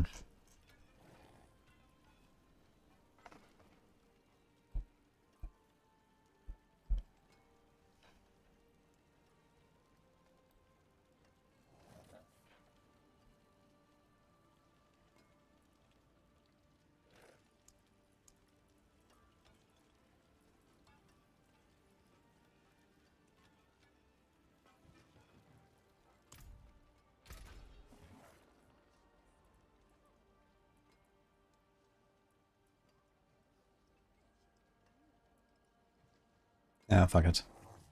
It's gonna send willpower, I guess. We have a little bit of all multi, if he has shadow. Okay, we're gonna like 100 something shadow. It's fine.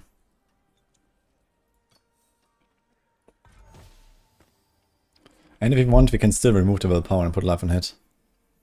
So we can do that later. Actually, no, we cannot because it's gonna be legendary.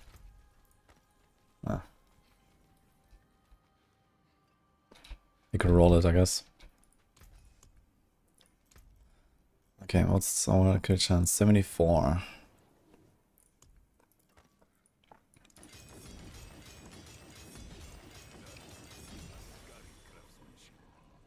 I think you actually want to masterwork the life here. Not the life on kill.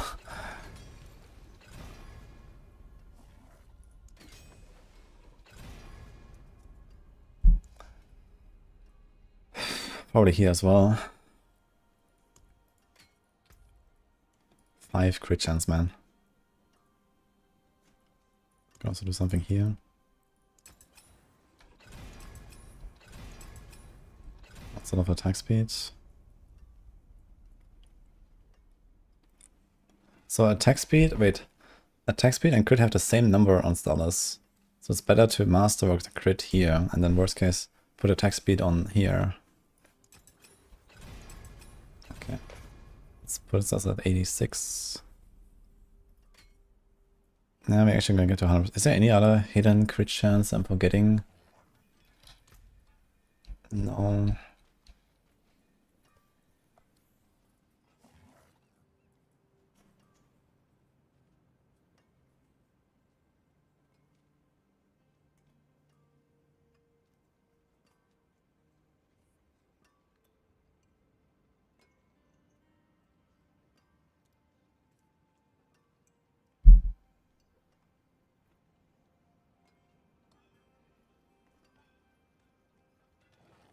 Hmm. A legendary. Yes.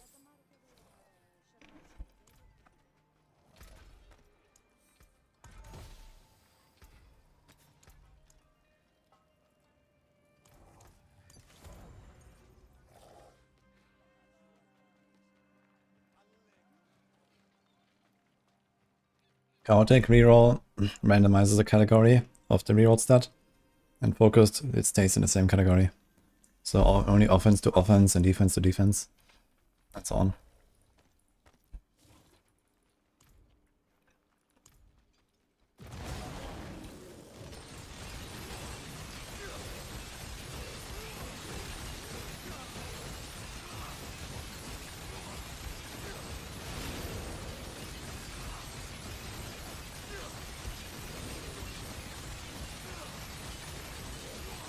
So in case I want like more boss action, but it does drain our ore power really fast. So I think this is not a good idea. And we don't actually have enough dominance to cast this so often. Fuck. Okay, I'm gonna do this.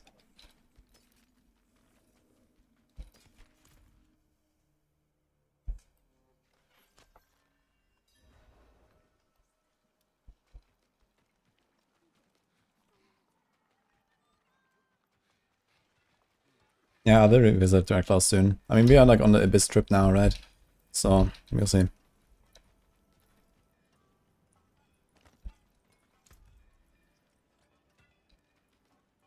We're gonna have 53 attack speed. Any hidden attack speed buffs? No, just the rallying, I guess. And...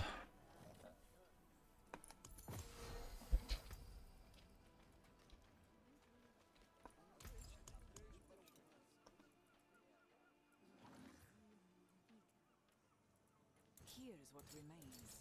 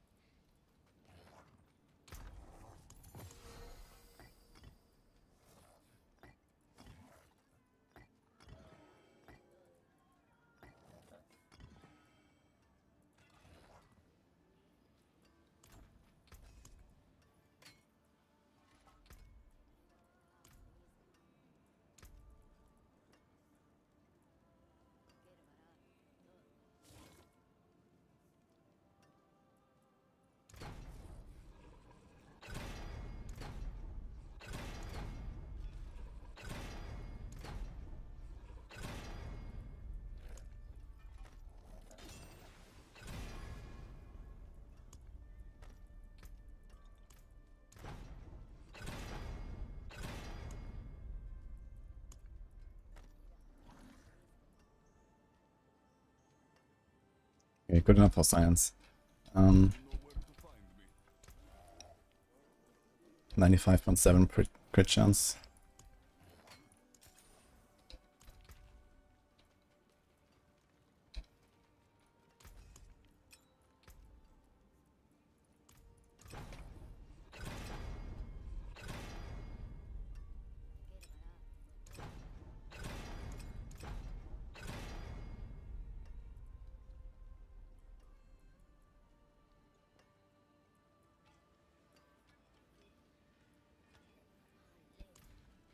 I need pants.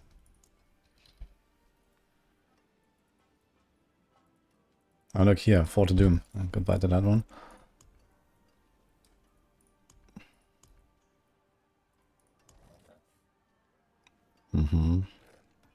But they are legendary, unfortunately.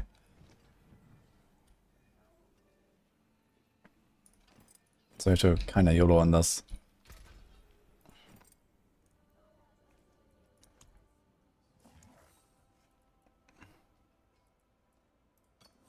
With a chaotic res.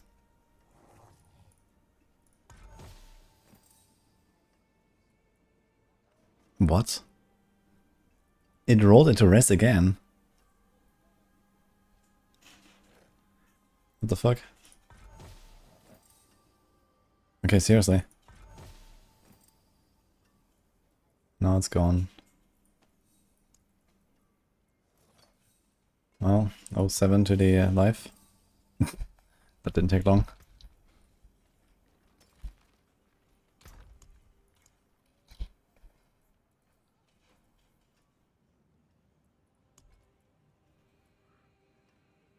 I get this actually. And I guess you could just roll it into armor. So it's basically the same pants as realized. Just I can change the aspect. Okay, Nini is asking, is there more chance to get Mythic in T11 than T10? And if so, how much more? Should I just spam Vashan to get Perdition? Okay, there are more Mythics in Higher Torment. I don't know how much. And I do not recommend Vashan unless you need a drop from them.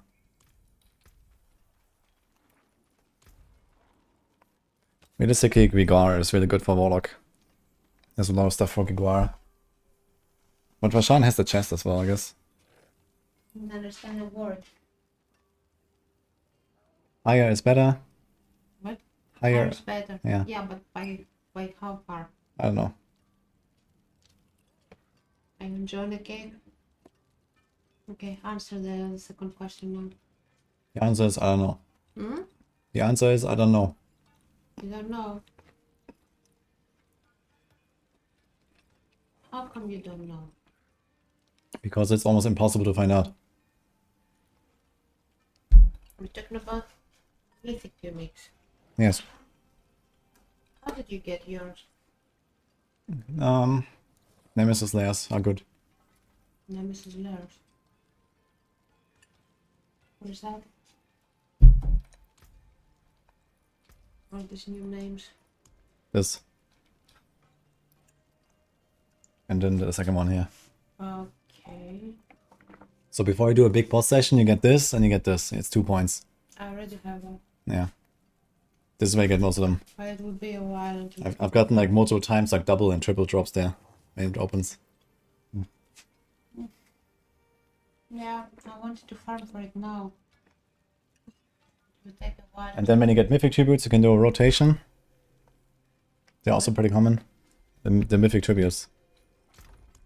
Yeah. When you get these, you can do a rota. They also drop like 1 or 2 every run. I haven't seen one of them for a while. Yeah, they're from World Bosses and from Whisper.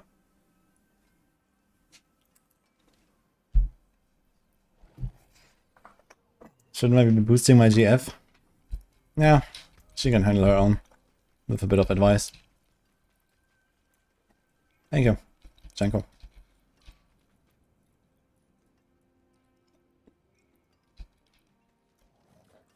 Check out this insane amulet. That's a cute neck. New Lambo, guys.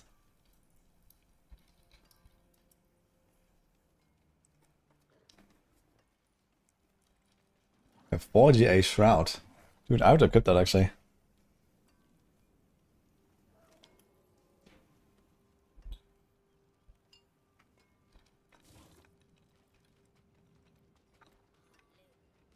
Guys, attack speed, Dench. Yeah, I could roll the attack speed into the last multi, I guess. Worst case. Thank you, Acelia. Okay, anyway, I think we are relatively set up here. Do I have to change something?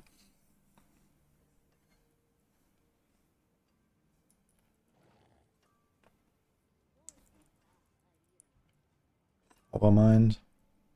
Greater Hex. Chaos. I think I have to change this here actually. Dominion is not gonna happen. If we don't rampage around or something.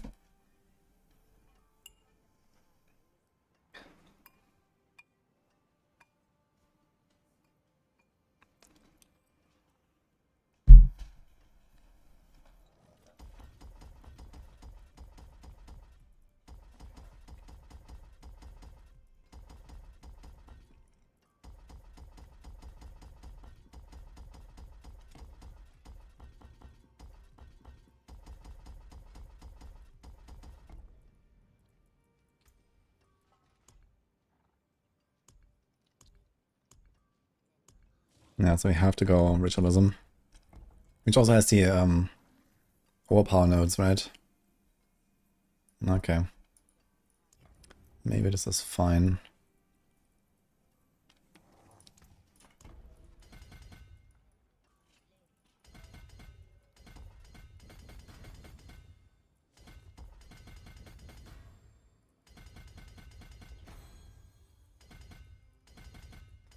What was the glyph? Abyssal.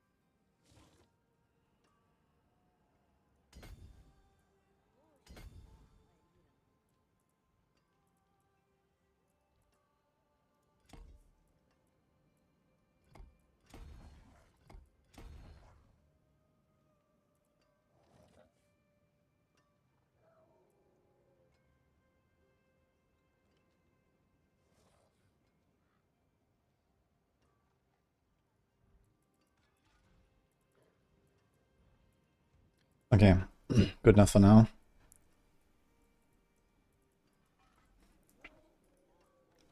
Kinda scuffed the glyph here, but okay.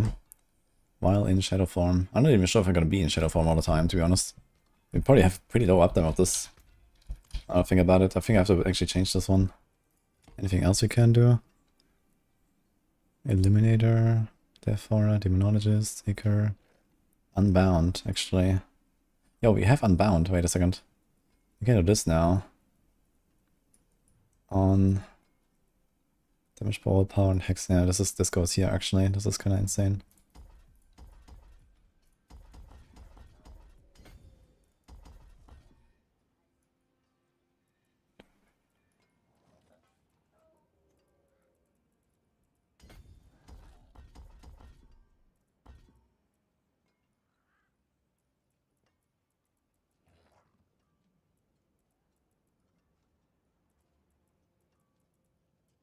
Dude, everything is 4, 4, 4. I can't. I literally cannot even. Okay, so here we can do some shortcut though.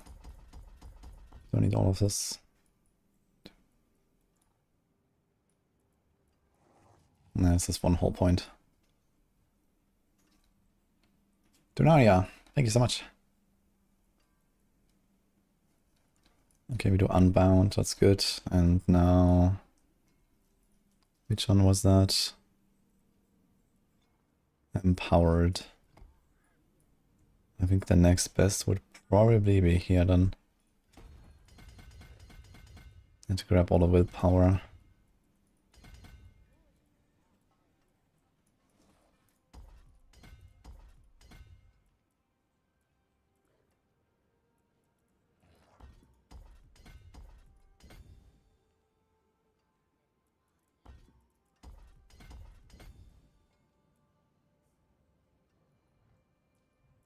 And now I can do this int glyph here, or is it? Eldritch Sight.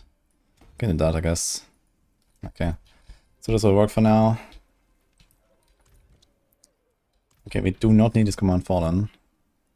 We do not want to bother with this shit. So what the fuck do I do? Like, I don't want any of this. Like, this class actually needs like some support skills. I feel like I have like no stuff that I want to put on my bar sometimes. Like this, look at this, I just have 4 skills. I'm just gonna keep them empty or something, I don't know.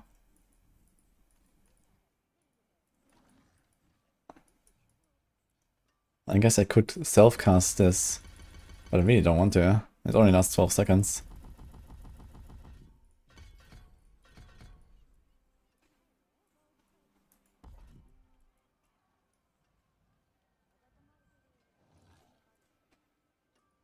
Command fallen with meat shield. Wow. Insane, man. I guess they can soak an archer projectile sometimes. Holy.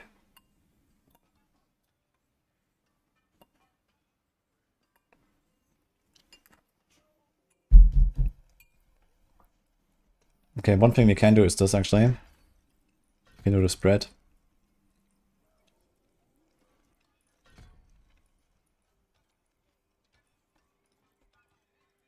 We have epicenter, we have this, we have that.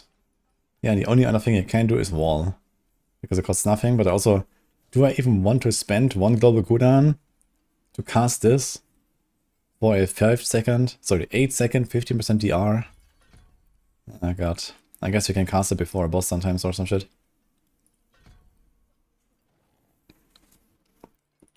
Oof. 30 seconds cooldown, dude.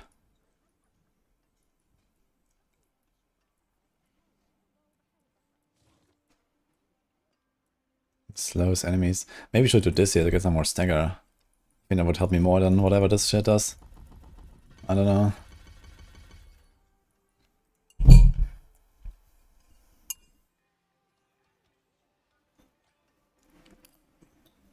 I think CDR is utility in the cube.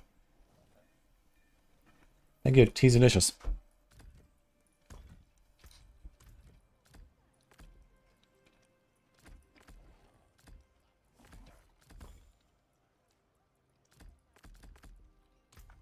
It does still have 14 points. What now?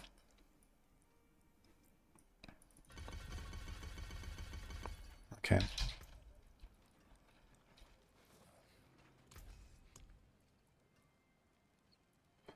Right.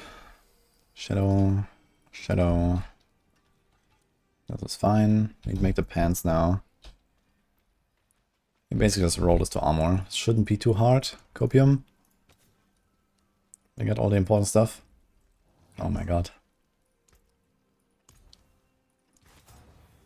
Okay. That's fine.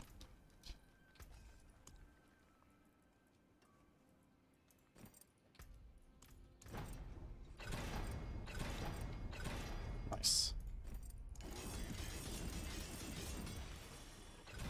That's a lot of res.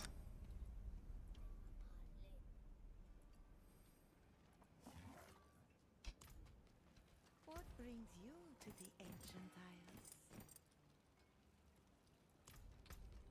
Much more the life would do. Is Juggernaut active in town?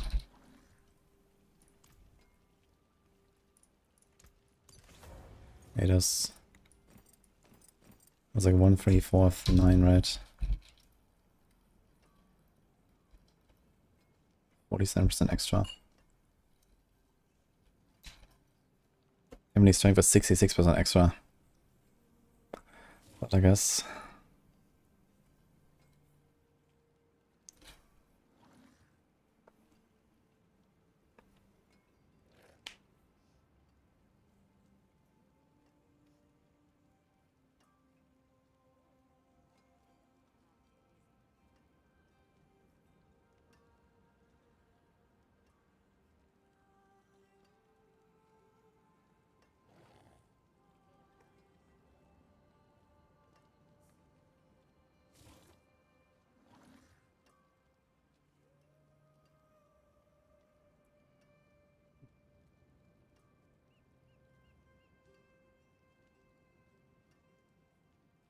Okay, this is the same as like a 33% damage reduction.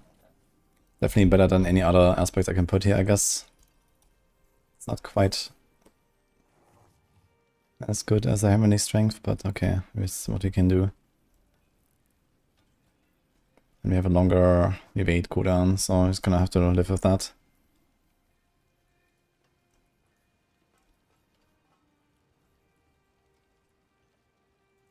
Alright.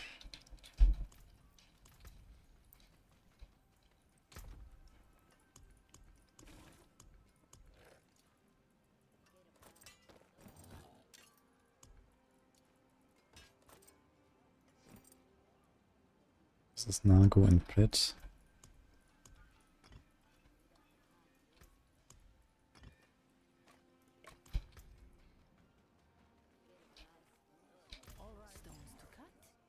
gems to set, like the eyes of Lycander herself.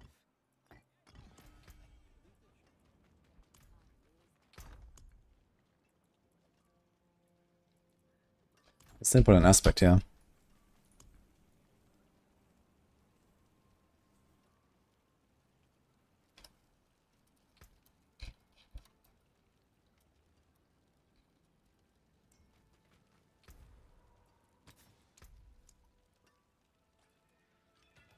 Okay, we can do aggressive.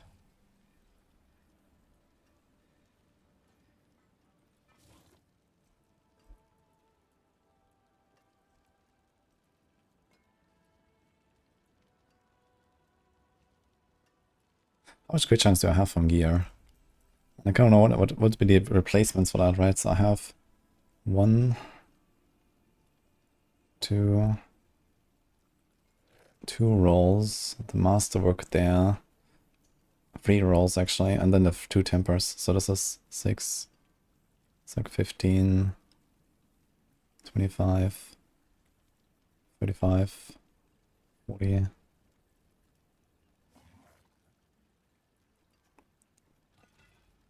And what could we put instead?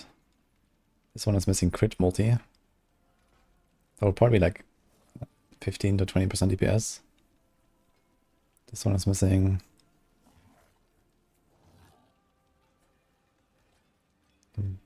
damage. That wouldn't do too much. The crit on offense is actually pretty high value. Here, we're also missing crit multi actually. We're missing 2 times crit multi. We have this though and this, at least. Okay.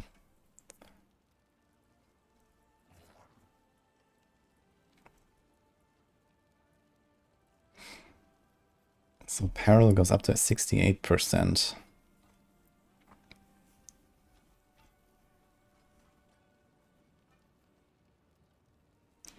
Slightly better on bosses, but not really anything else. Brutal aspect.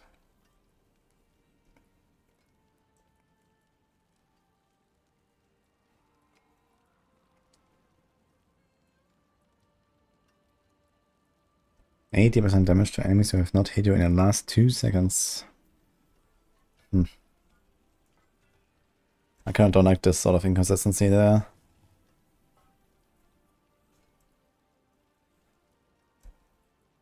There's title.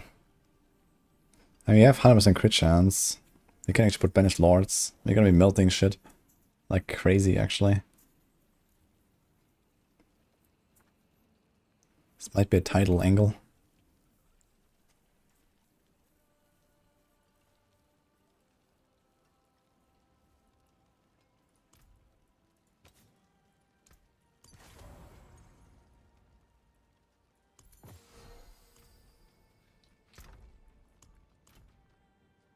There's so much resource though, what the fuck? 237. What happened here?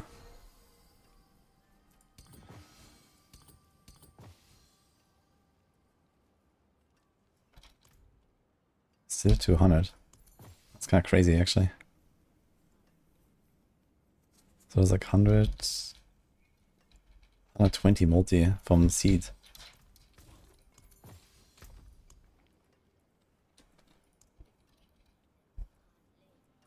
Shit, where did we put it?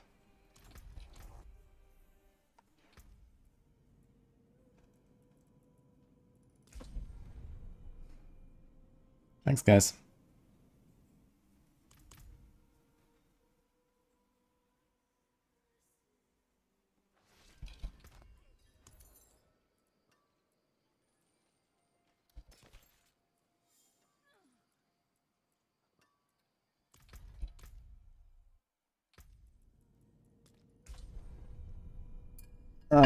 Time to find charms, guys.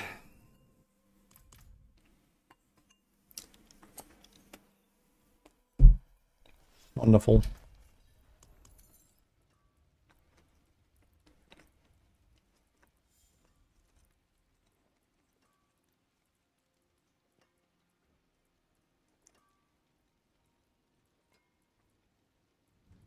Maybe while we're at it, we have Endurant Faith here.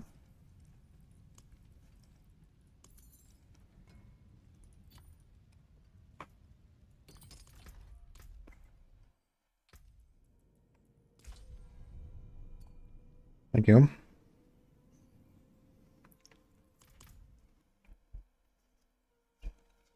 We're cooking umbral chains.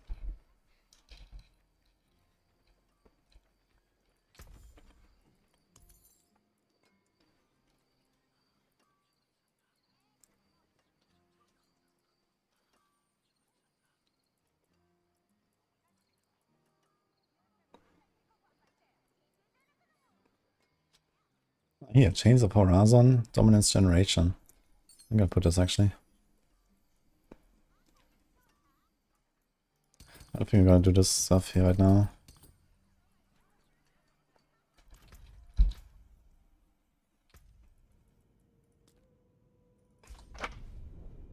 Dude, where the hell is my Banished Lords?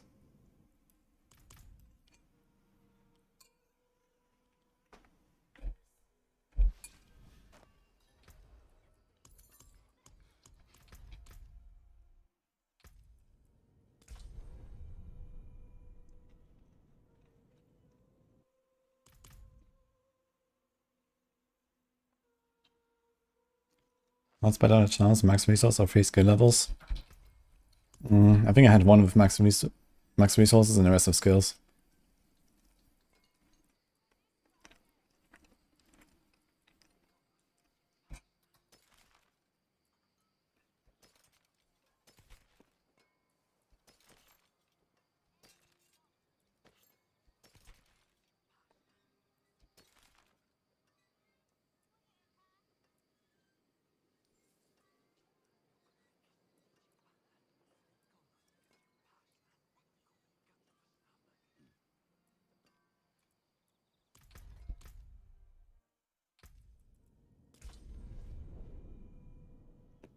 The aspects on neck is with the Coolian tuning prism. It's it's a unique tuning prism.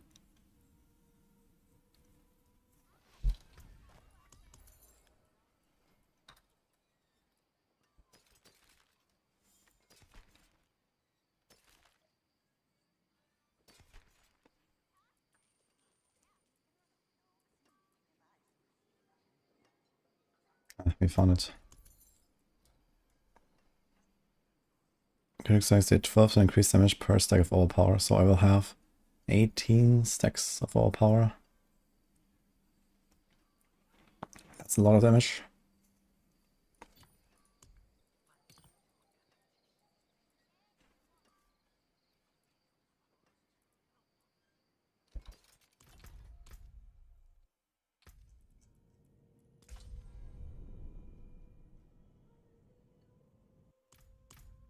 Channel scale benefits from dot multi if it's a dot.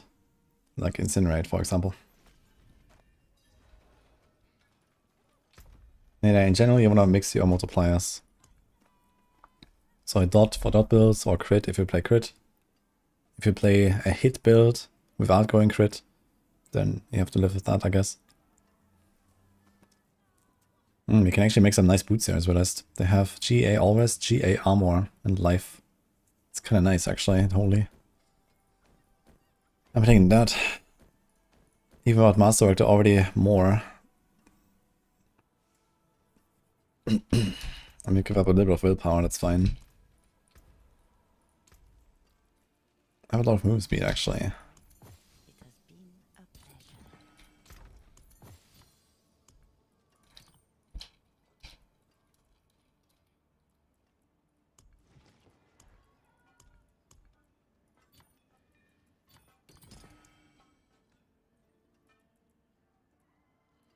Okay, I got occult skills.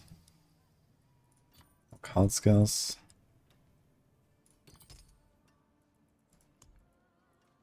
What is missing?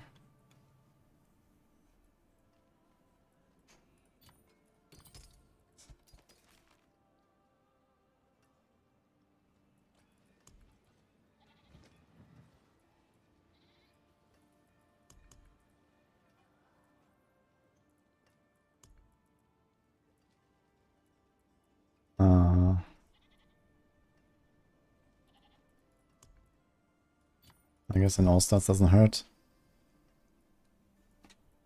Yeah. No Phoba for us on chains, huh?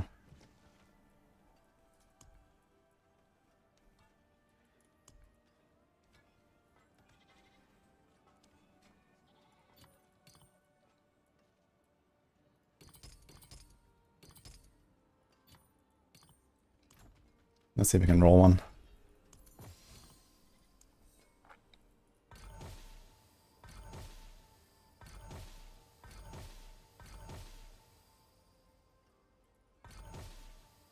Two Kalskas. Close enough for now. To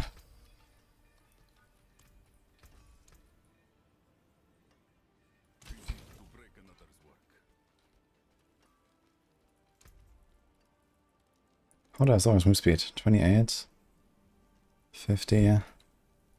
I guess. So maybe we don't actually do this here. To my anvil. We just send it.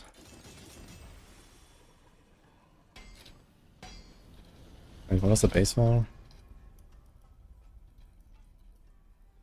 That's okay. 2 million in town now. Okay, this is kinda good, I guess.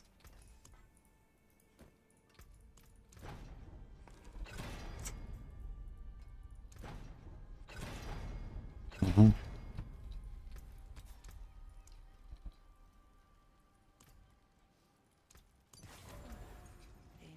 Mm-hmm. Crushing, Fathomless. I'm not sure about a Fathomless actually. We have 78. And 62 multi anyway. Okay. Guess that's fine. And actually we're missing a diamond there.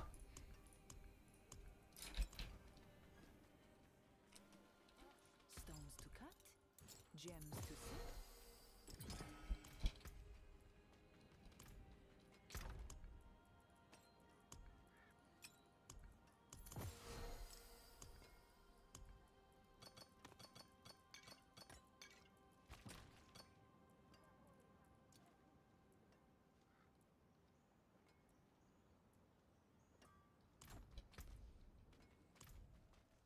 Okay, let's get right here.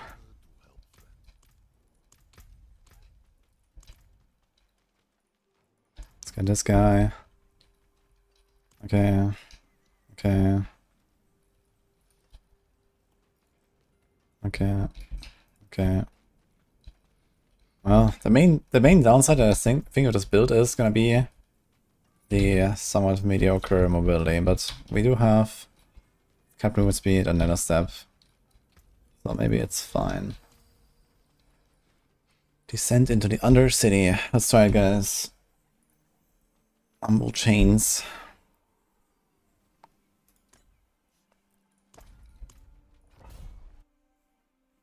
We need the patch. I haven't really announced any like big patch notes, no? I guess next week is gonna be a patch day. Okay, I don't see anything. Oops.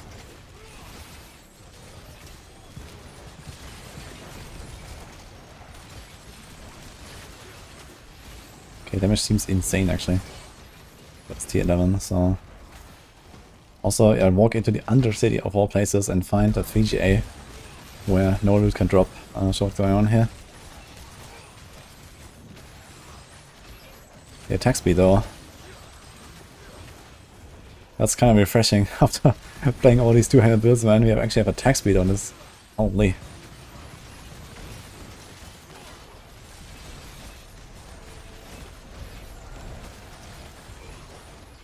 Okay, 6 million toughness, 5 million, 3 million.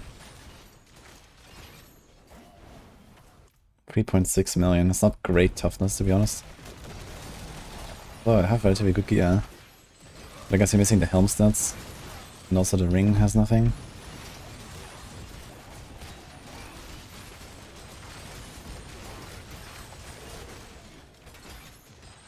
$20 overpower stacks is quite something, I would say. 240% damage from Banished Lords.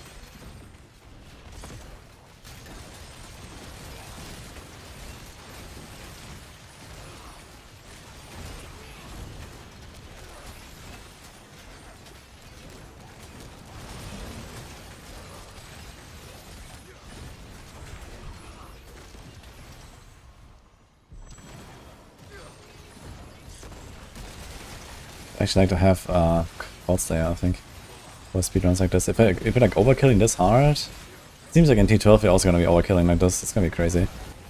So maybe we're gonna go Ghost Slayer instead of Perdition.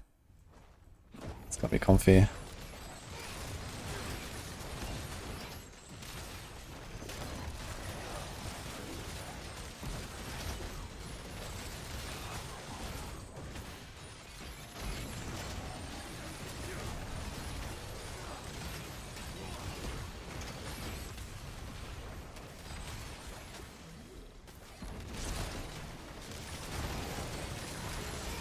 Kinda strange, there's no cooldown to siphoning from WARLOCK. As long as I press it, I'm not really sure. It seems like you can actually do it while doing other stuff. There's actually no animation. You just do it. Interesting.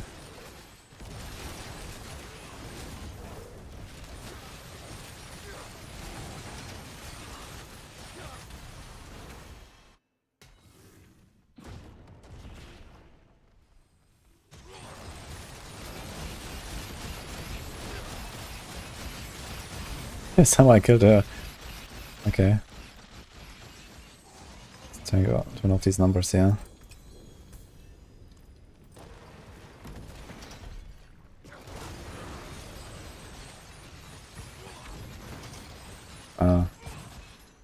Wait, is this guy dead? Is this also a shadow? Okay. I do use WSD, but most of the time I play with mouse.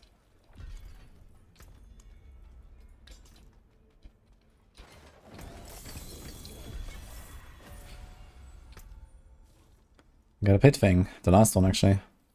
Okay, what do we do? Orb thieves, I guess.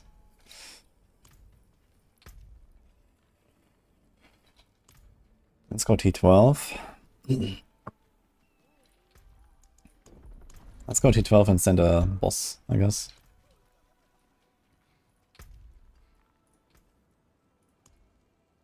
There's Orivar.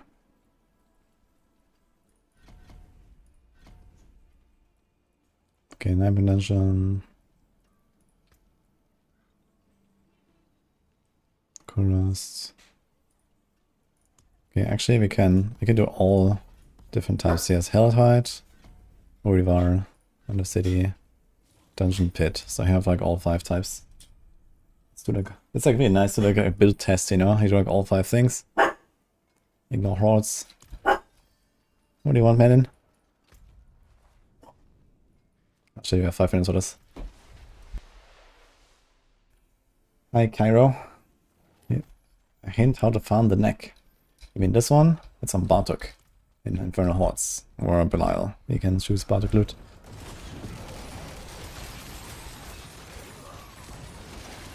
Okay, we are actually one-tapping T12 here.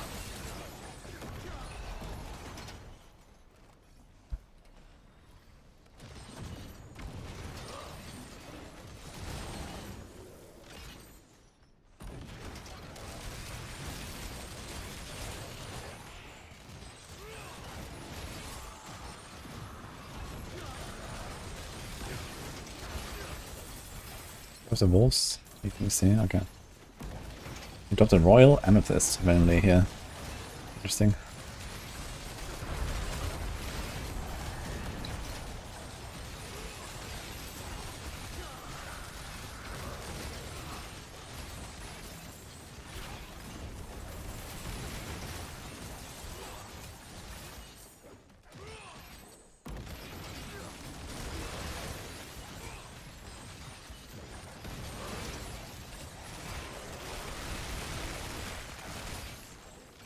Maybe we don't need starters. I guess it's kind of good. It's a core skill build, it has good stats. But I think you wouldn't need it for the resources actually. If you tried.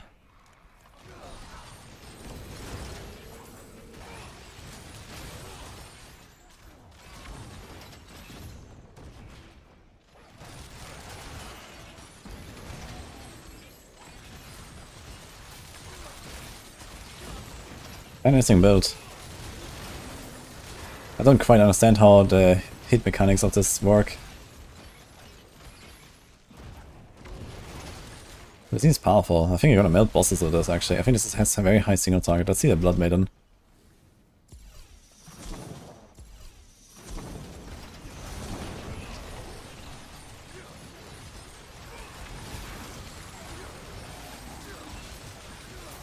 You guide when? He just published one yesterday, so I've been cooking. I think the Doom stuff, we're gonna wait until better times.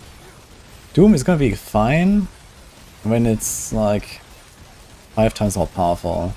And I mean, I didn't really min-max my build. I could have min-maxed more, but I don't think it would get to the point where I like comfortably do like T12 bosses. And I think that is at least the bar I want to hit.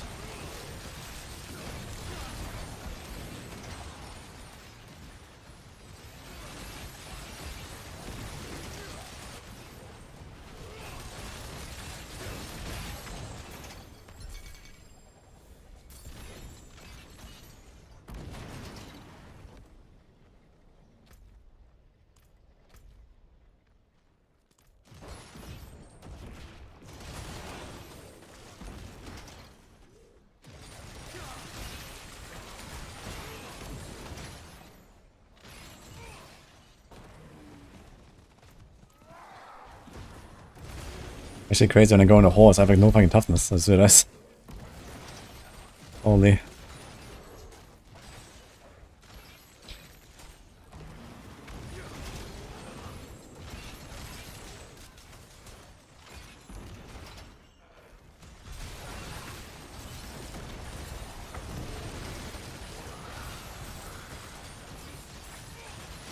Dude, how far am I knocking this guy?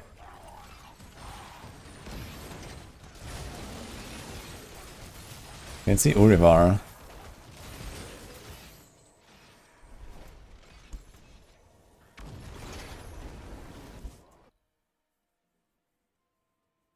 What warlock build? I recommend to a gamer dad who wants to get the most out of his playtime. Lunatic. That's like my favorite so far, and I think the best overall.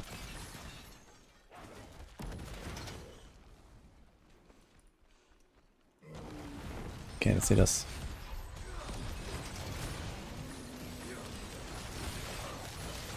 Okay. Actually melts bosses, man. Hmm.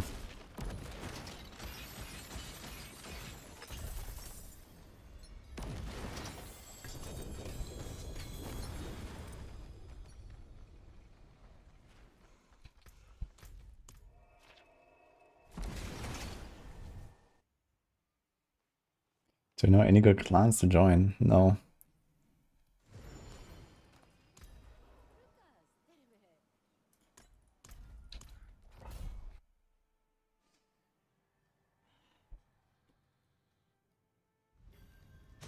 What trailer should we make to for more power on Lunatic? I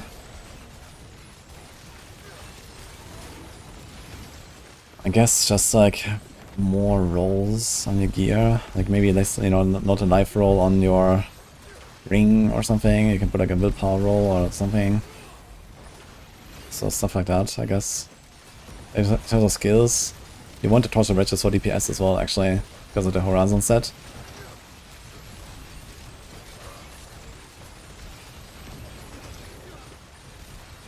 Yeah, this knockback is slightly annoying here sometimes.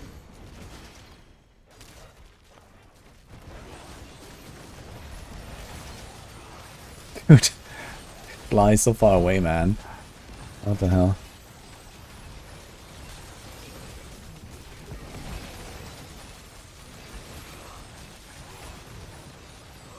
Yeah, it's definitely not good for the city though.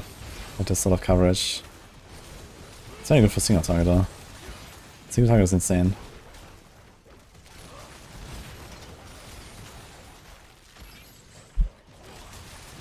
So I wonder if we just play the Hellfire version of this. Let's send it like Apocalypse, but without the Apocalypse. Actually, you can still put Apocalypse for the damage buff and cast it. It's a 6-second damage buff.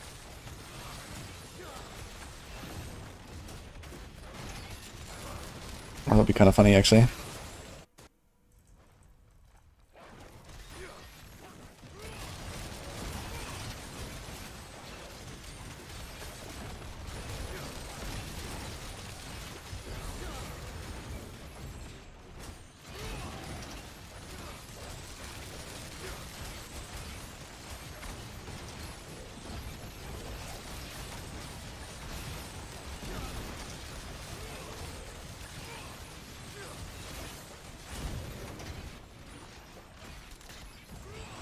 Yeah, but this is kind of annoying here, I gotta say.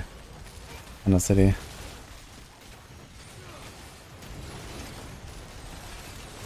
I think I might be better off just like removing the knockback. If a single target is so insane anyway. I think I'm gonna be way faster not having the knockback.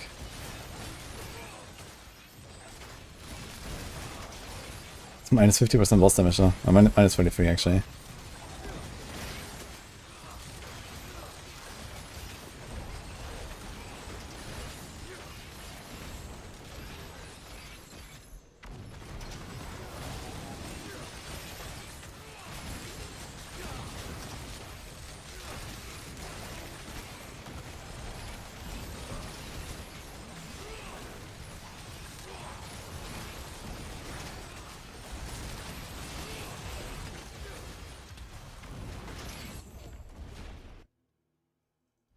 One thing about Fracture build. I haven't played it yet, but Macro made the guide and he said it's like it's pretty solid but a bit slow basically because you have this like stacking mechanic. I'm not too interested in Health Fracture right now.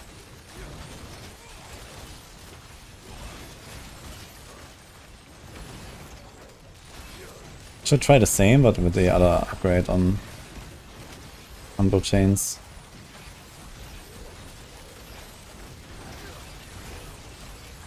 Like if I knocked him into the wall, I blast them instantly. So I think I would just remove the knockback.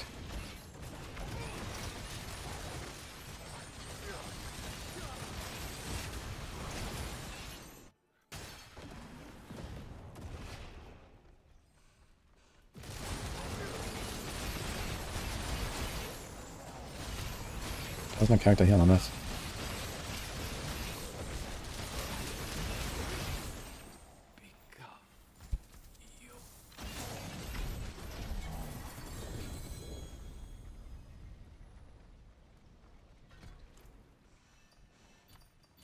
You don't need the resource though, that's kind of the thing. Okay, let's try an Ember Engine.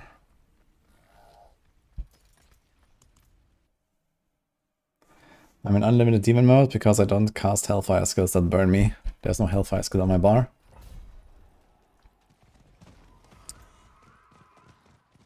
I have the Destruction Demon upgrade.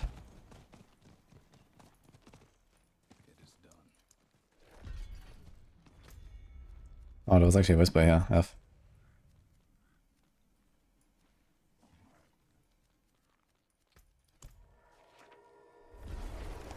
How much power is in 200 to 250 Paragon? It depends a bit on build. I mean, just the Paragons. You know, if you ignore gear and everything, it's not that crazy. But yeah, probably like 10-20% damage and toughness or so.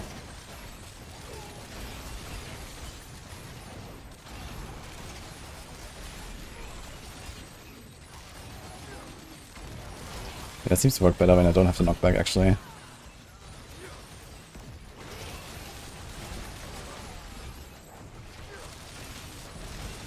For their bosses, I guess you can slot it in if you want.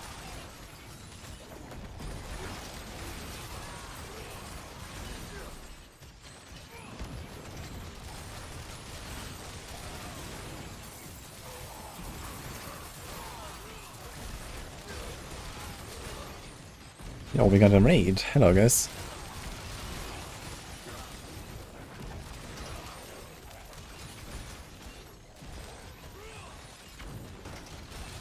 Uncle John and friends, welcome.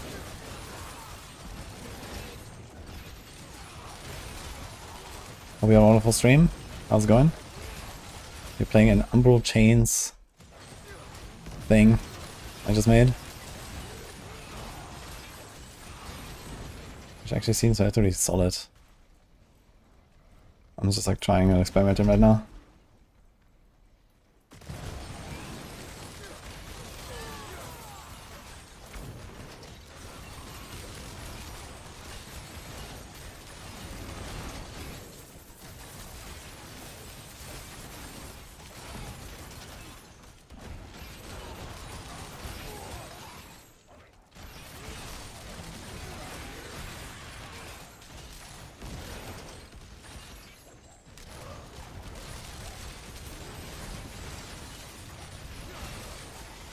Did I ever reroll the power here? No, it's a 70. Can go to 80. Another like 6% damage there.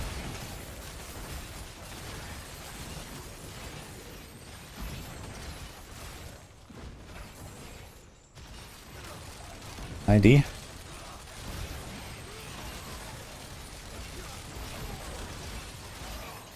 I still saw a knockback there, but I think this might have been maybe from one of my demons or something. I'm not sure if one of them can knockback.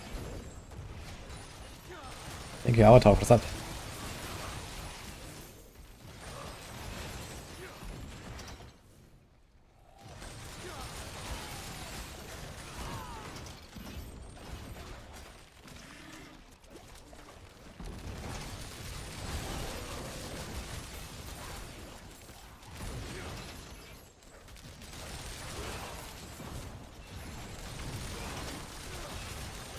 We're shooting a lot of projectiles now. With Tyrios and the Terry Shrine.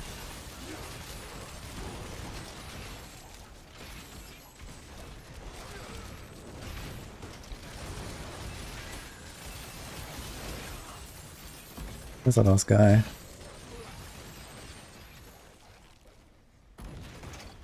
What the fuck? Oh, it actually continues down, alright.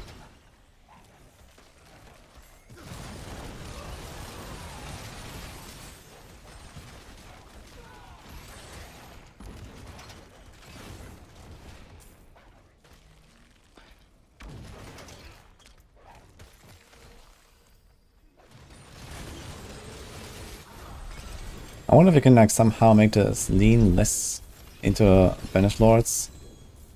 I'd have to remove title aspect. And equip Anathema. With Anathema we can jump.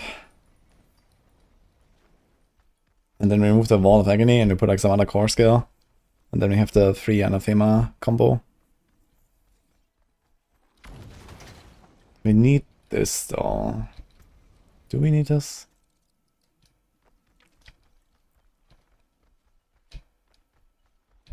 I don't know if we need it actually. Maybe we don't. Maybe just equip Anathema. Would be interesting. Just hit level 70. Is the dynamic build good without any armor? Yeah, it's gonna be fine. Farm Greek War. You're gonna get very powerful very fast.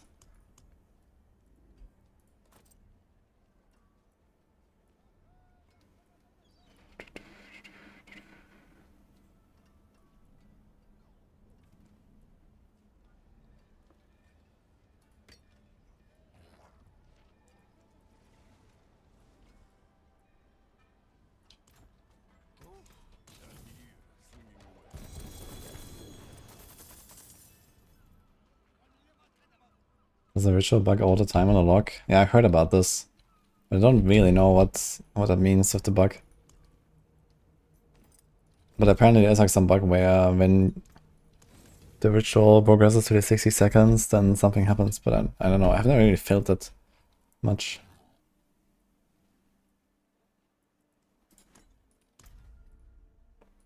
Wait, is that another city? Pit, it's Pit actually. Okay, do we just send a 105? Yo, the JT. Thanks for Prime.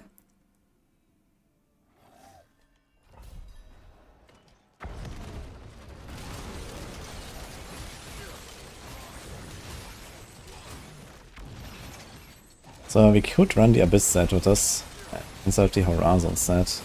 You'll probably still have enough resources and stuff.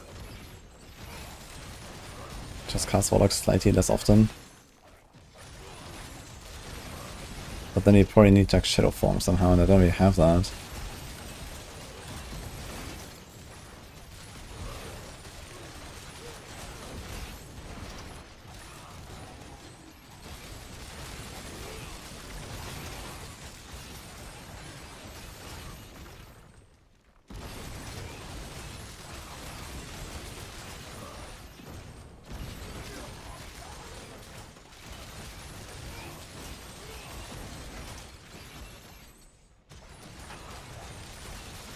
Does the explosion actually do AoE?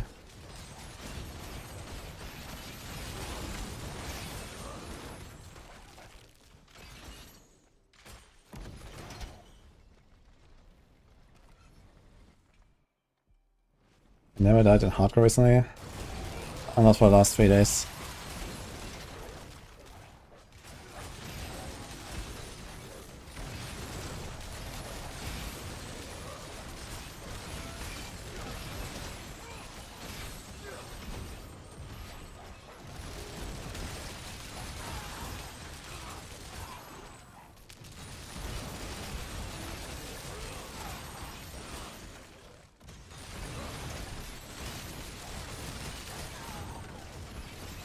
Yeah, Squid definitely has a bit of trouble going fast.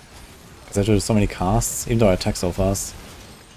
I wonder how 115... 115 might actually be almost the same pace, to be honest. I should try.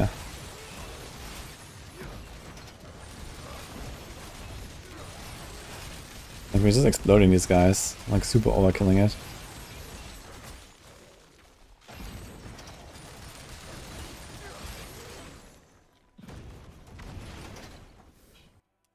I rest them.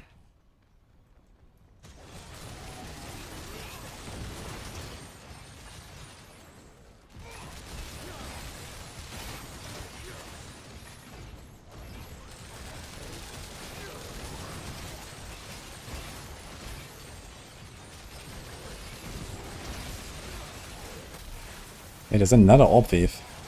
I just had one.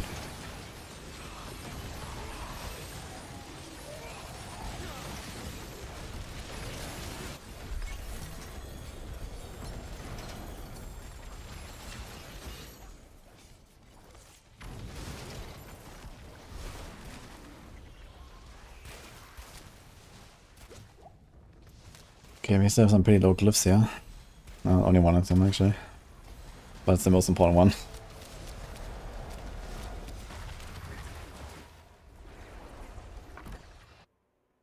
You refuse to believe Enduring Faith exists. Yeah, these random uniques don't drop often. Try a cube upgrade. I have a list actually, exclamation mark uniques. So you can see which class gives you like the best chances.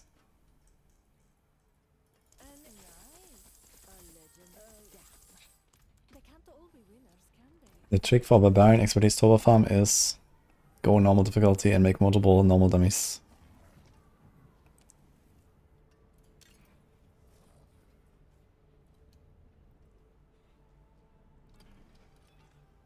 Ah, this has exactly what you want actually, right?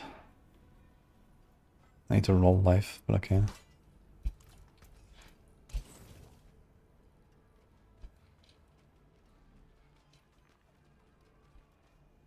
Yeah, we're shacked.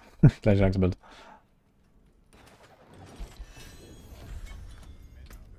Guys, the pit again.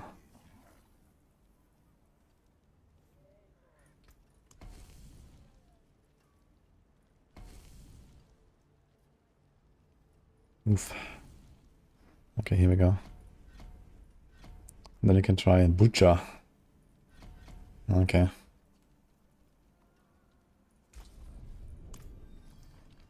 Okay, let's send 115.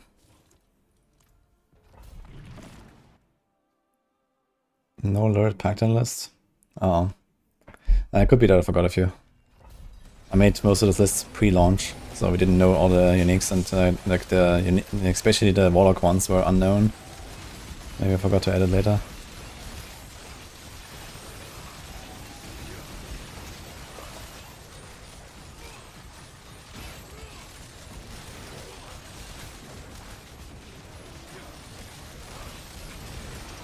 It's kind of crazy that even on a build like this, I feel like there's such little visual clarity. And it doesn't really get much better than this on a Warlock. Fucking hell.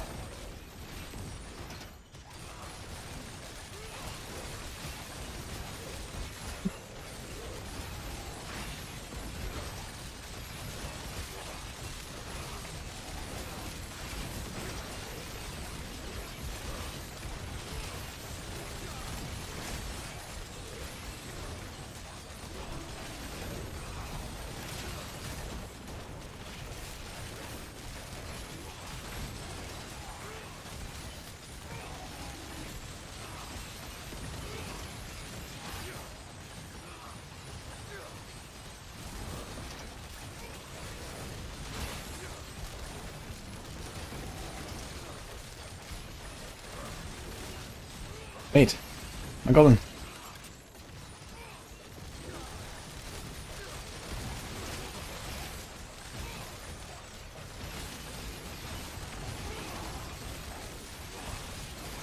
Wait, there's another goblin.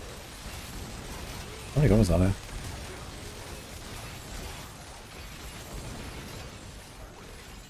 Two in the same level.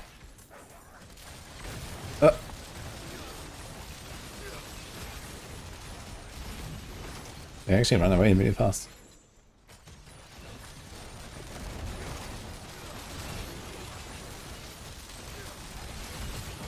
Okay, yeah, health link. Let's see.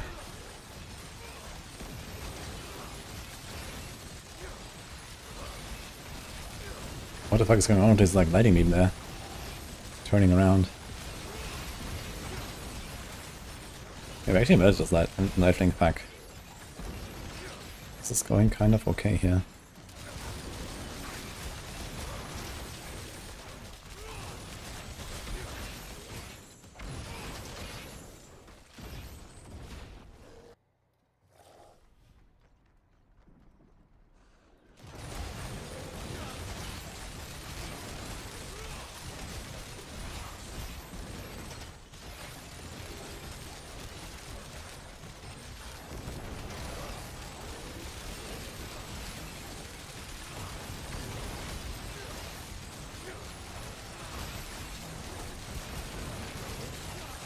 This is an actual ranged build. It's like the first time I really feel like I'm playing ranged on this class. Kind of funny. It's looking like a 4-minute run or so.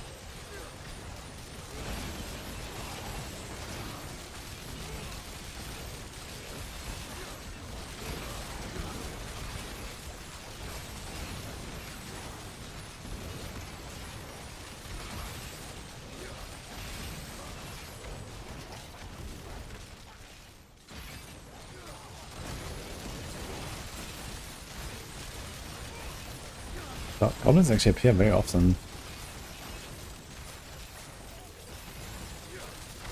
Then it's 2 times per level. Didn't realize actually.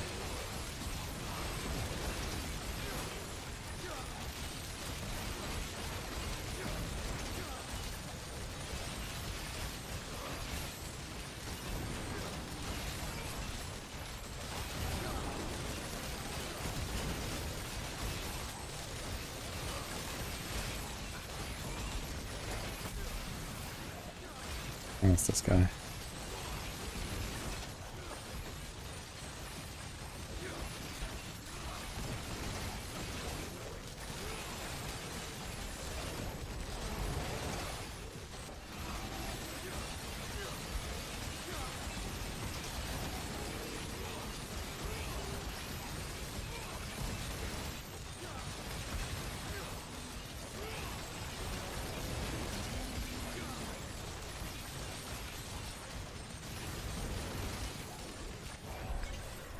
Okay, those 5 minutes.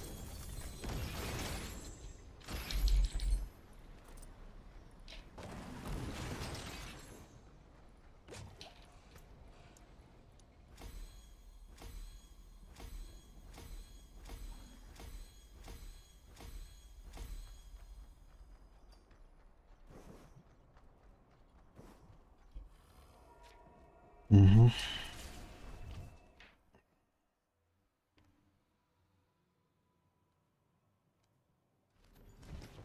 Best way to farm under city tributes. I kind of talk from various sources.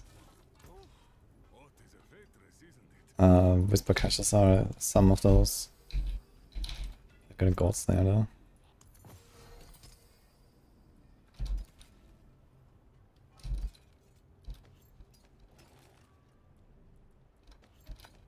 Okay, what does a unique charm actually salvage into? 100. And this? 25.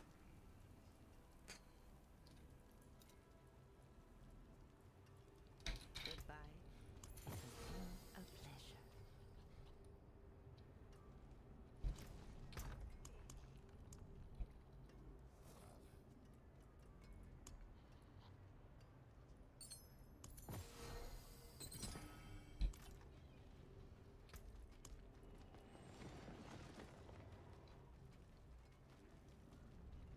Okay, so what are we missing?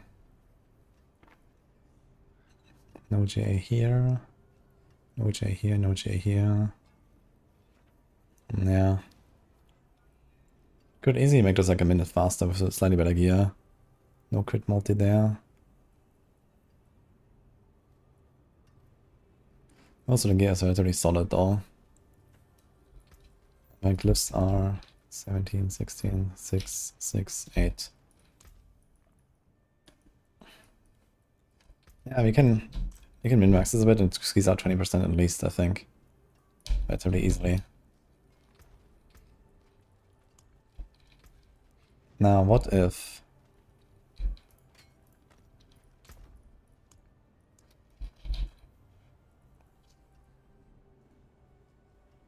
Mm-hmm.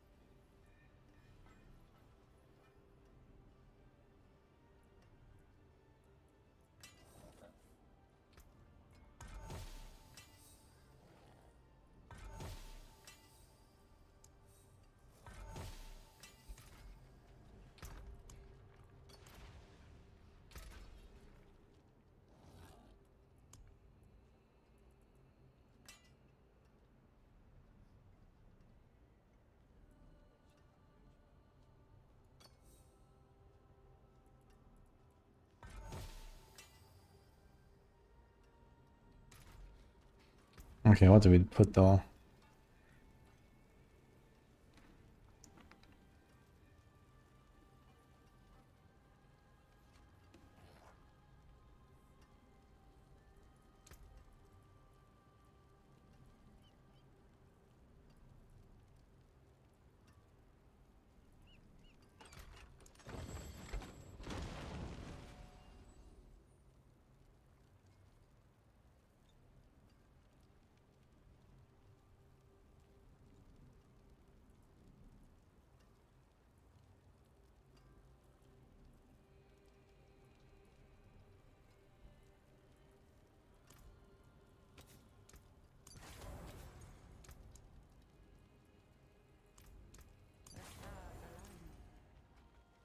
Wise to seek an Ascari where stones are concerned.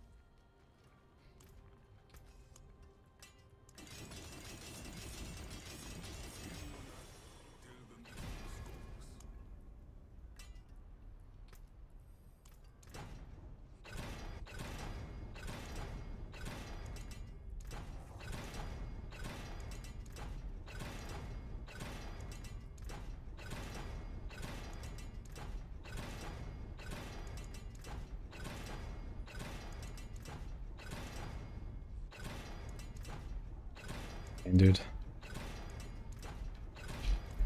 I'm just gonna go for non J. Oof.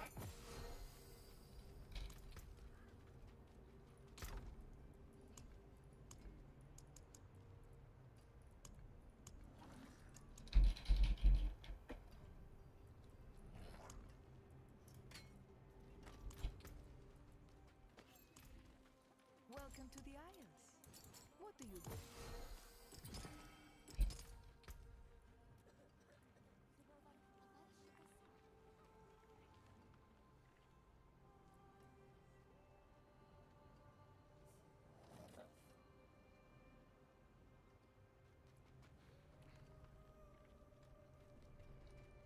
I think we need those two together to make this a functional build, but we'll see.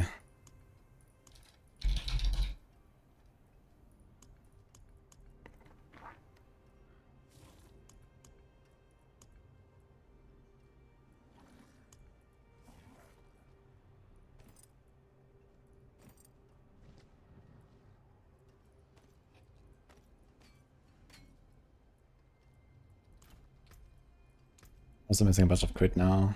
84 only.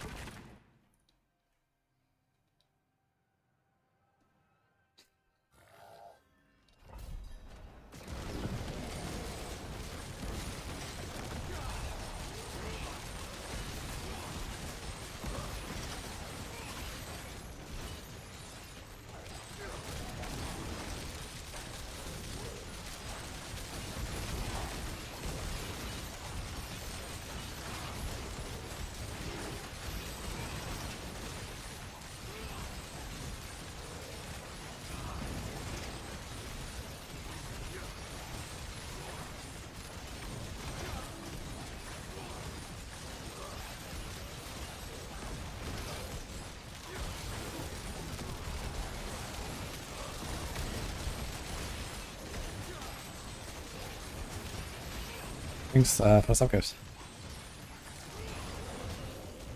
Yeah, it definitely seems way worse here. I have Bloodseekers, beautiful. You can go out again.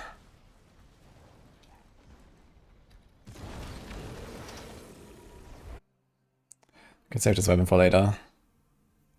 For I don't know what. But not this. Okay.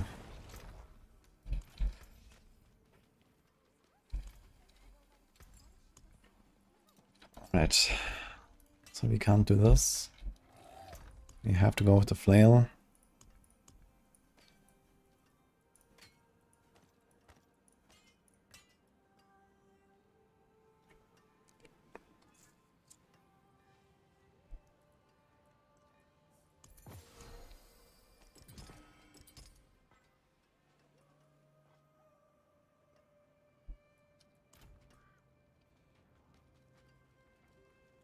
You're working out, thank you.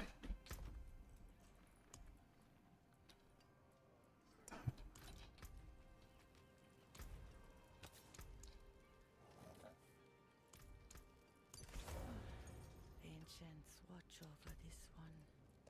There's one thing we can try.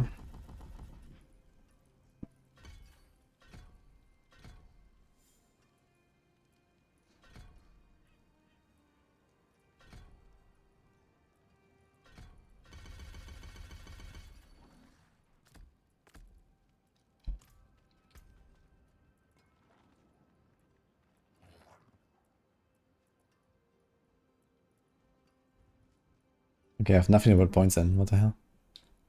What is this?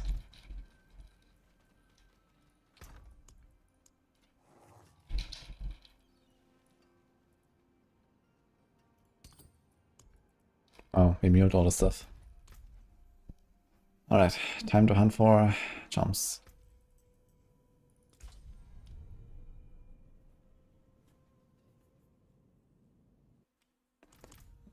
+3 marksman or +4 imbuement. Imbuement is the imbuement itself, not the skill that is imbued. So that won't help you much. Well, I guess if you play poison, it will help you. But for the others, usually not that much.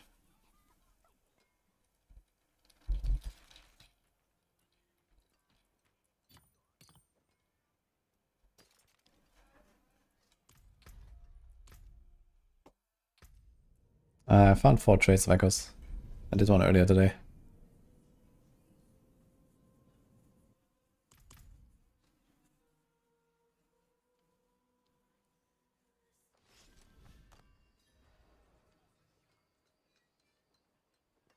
What's the point of a goblin level in the pit if we can't tele in and out to clear inventory? But you can teleport out and without it closing when the boss is dead? Didn't know that actually. But I guess you can just like not pick up a lot of the shit, right?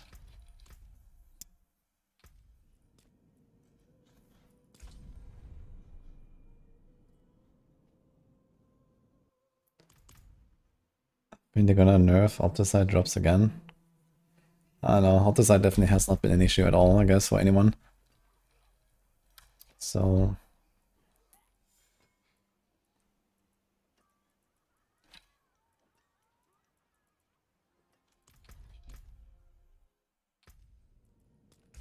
I should make new mules and actually name them after set and unique charms somehow.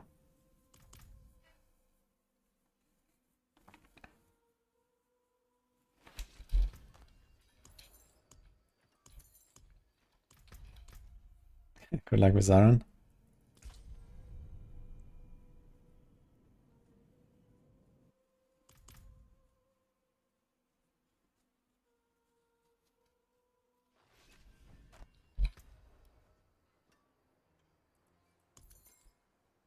The ingenuity tribute of rare quality and higher if you boost it. Get 180 tuning prisons from a single run. That's funny, okay. I mean, tuning prisons is something you don't run out of either way, I think. Like, you're mostly limited by the dust. Yeah, the refined dust, this is kind of the limiting factor. So I don't think you care about the tuning prisons. Okay, here we go. Hibiscus. Oba.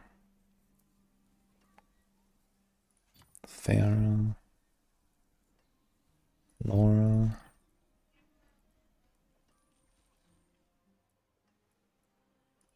Linta.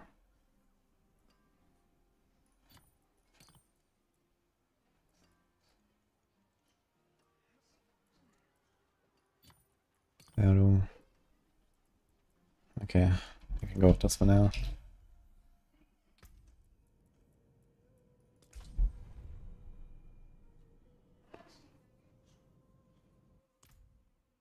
Why do I keep the price boxes in the stash? Yeah, it's just in case my Warlock rips. I can get it back to 70 at least. I have 8 of them there. Somewhere.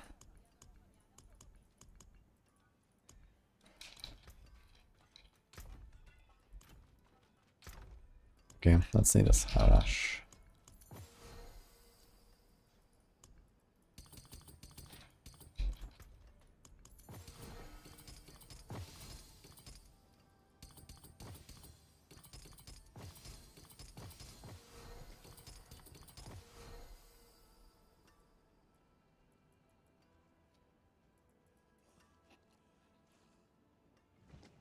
Okay, 33 ranks. Cooldown reduction to whiz skills. Why does this show in green now, the Chains of Horizon? I don't have it equipped.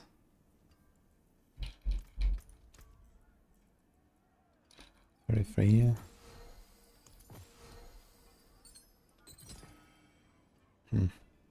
Now it's off, okay.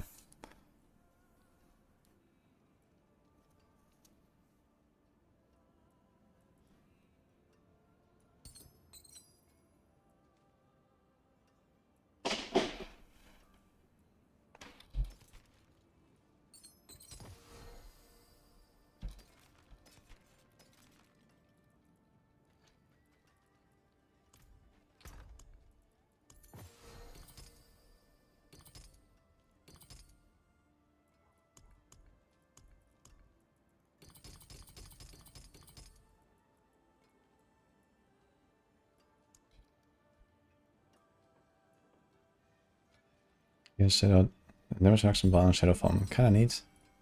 I'm still missing like a really good seal. I had like a really nice one. I think I had like a 16% X multi stat on a +1 charm slot on my Apocalypse guy that died. It was pretty nice.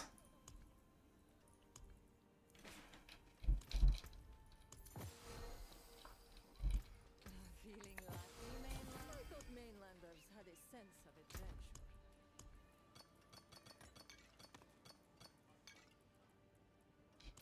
Okay, Tidal, Fathom, Crushing. Got the Swift back. It's like almost mineral. No, it's actual mineral. Oh, nice, getting better. Okay. 78 is good enough. Okay, so how do we play this now?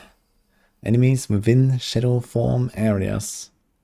I'm not even sure if I can really do this with like not running Lardish and stuff. But I guess we'll see. Causing them to move where your target of recast skills. Oh. And this could be kind of like the solution though for this.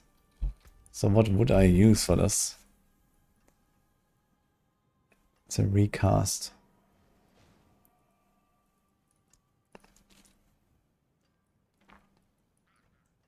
You can do a knockdown guy, maybe. But I kind of don't want to knock them down because I want to make them move in there. Executes hexed enemies. They're already executing, I guess. Actually, we're not executing, I just realized. So maybe I'll try this. Instead of Doomja. Don't think we need that spread too much.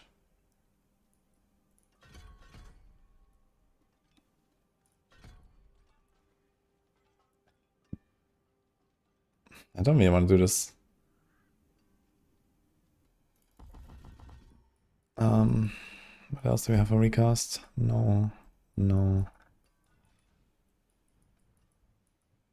So it is basically this. Because everything else just kind of costs too much.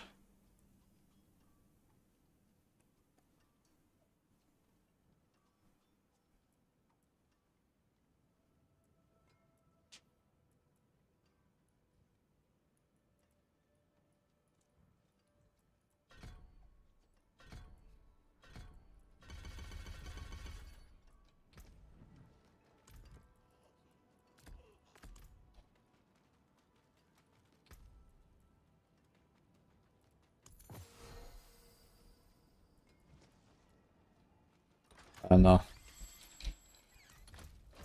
What else? Shadow form reduces damage taken, least trails. Does it even work on bosses? This dominate thing?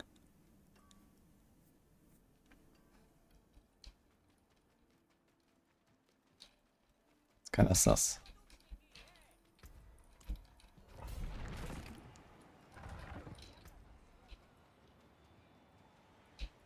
I think I'm gonna be squishier too, and also have the wrong pants.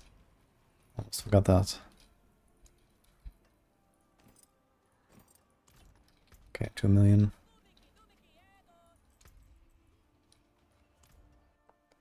45 can't overheal, no, it stops when you full HP.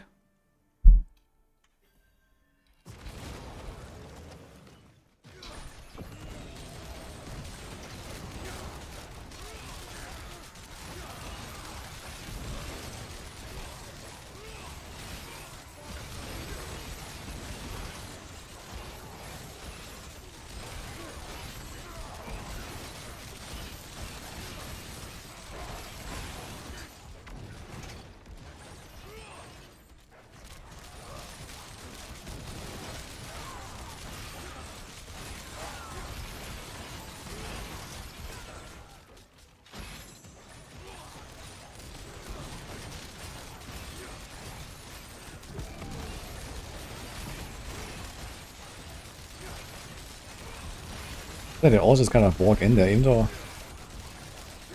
Ah, wait, I think they get permanently targeted to where I did... Ah, okay, interesting. So they all just kind of walk there.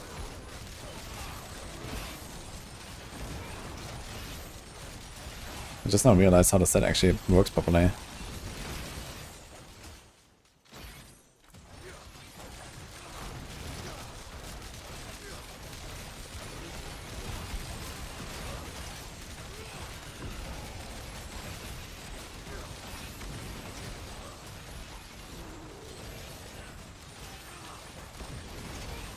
Actually a big ritual we're doing now.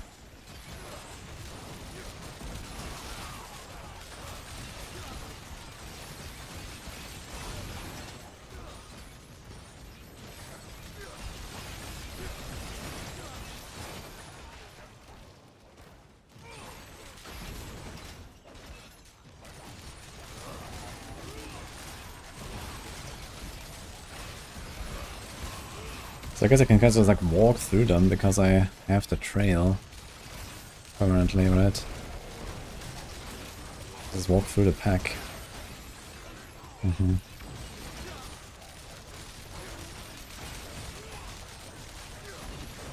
Let me stack them up and kaboom.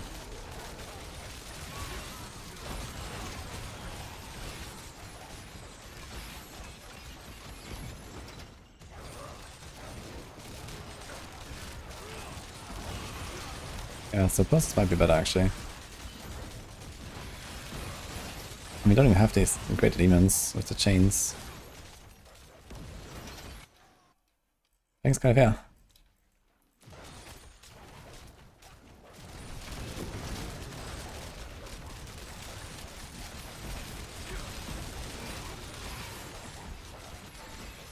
I guess it would go even crazier if you do the teleport in the sigil subversion.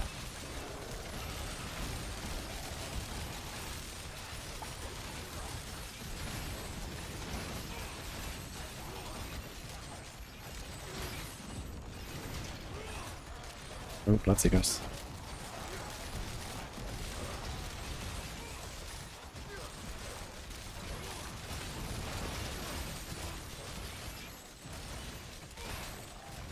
I'm not quite in the mood for Bloodseekers right now. Let's see how this shit works first.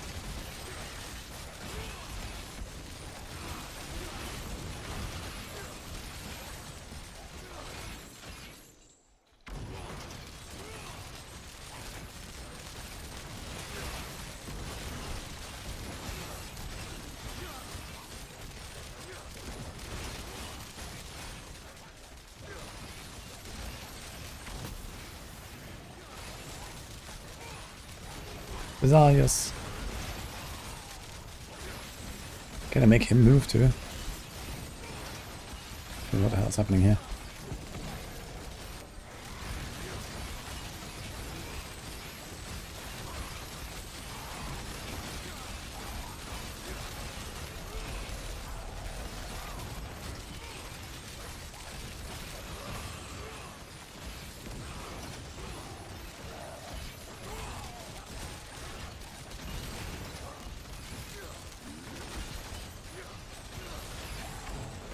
If I wasn't playing it so safe, it would be fine.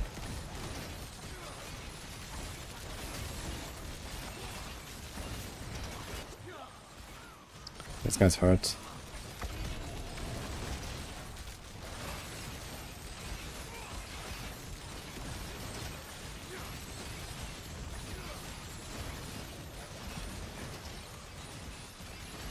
Let's execute. Alright, you don't have to mount this anymore.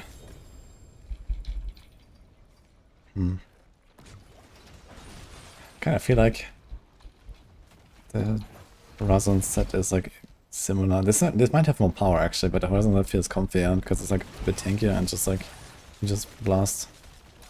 Where's my stone? Oops.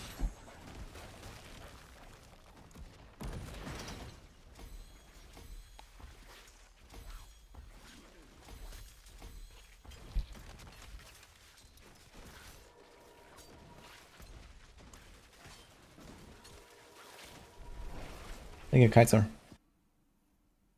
What type of damage is Mephisto? I have not tried Mephisto, so I don't know.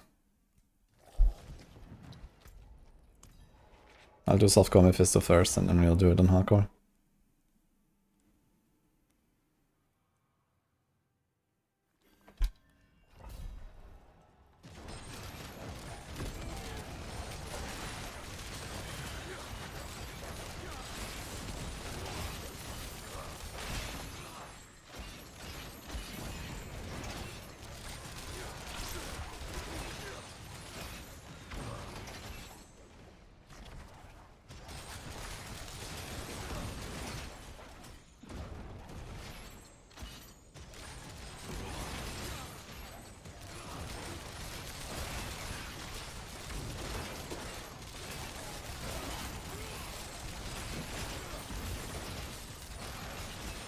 No.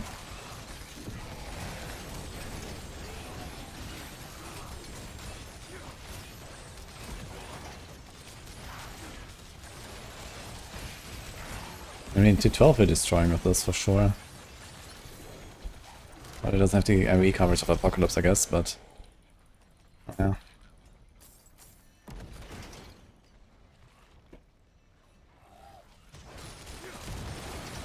The power is definitely there. Like the 115, you can do like 4 minute 115. And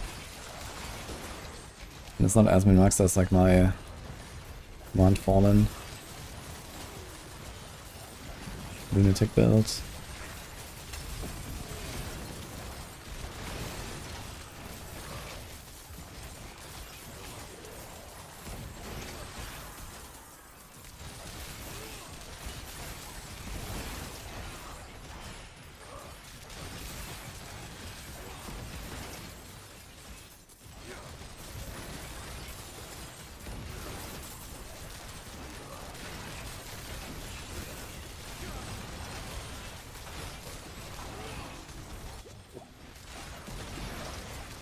As my character turns around and walks in the direction I don't want to walk.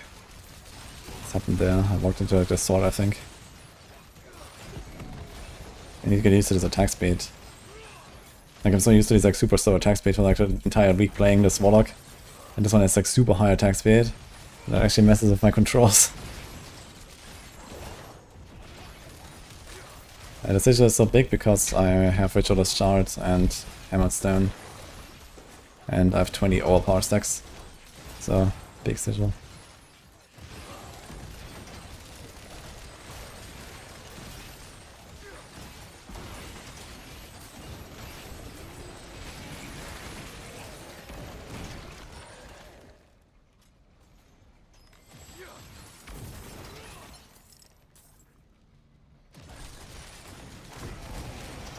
Has anyone here been playing some Umbral Chains stuff?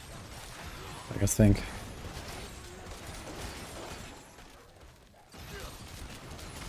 Technically we could play Rite of the Nameless as well for this. I'm sure that would be better, probably not. We don't really need the sigils.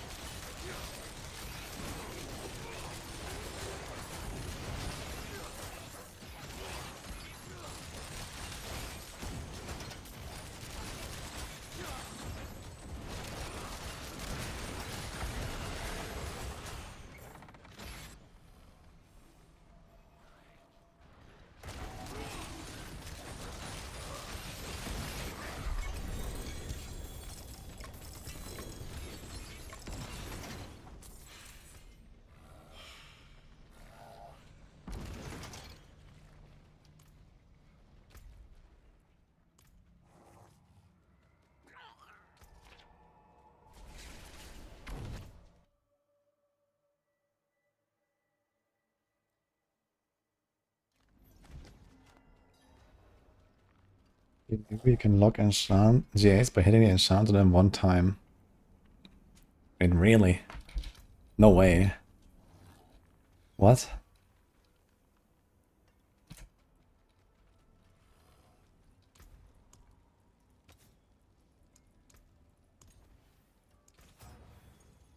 Oh shit. That's insane. Whoa.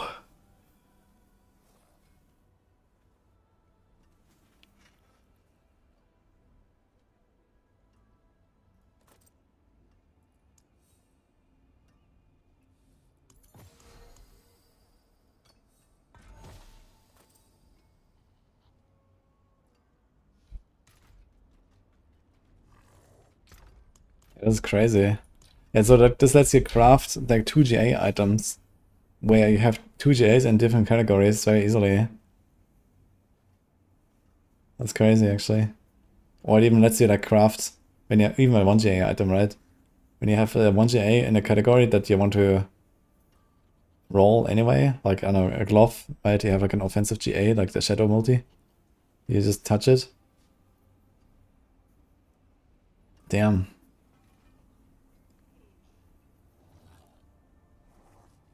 Now you can enchant the GA and choose no change, and that prevents it from being crafted in the cube. So you cannot break the item. It's just safe. And then you only need to roll the 3 other stats.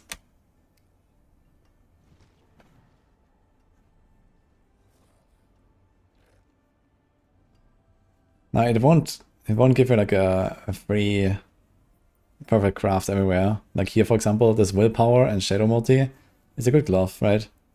And you have to YOLO to try to get the vulnerable there or something. You can't save both. But especially when you have 2 GAs in 2 different categories, like if you have like willpower and armor or something like this.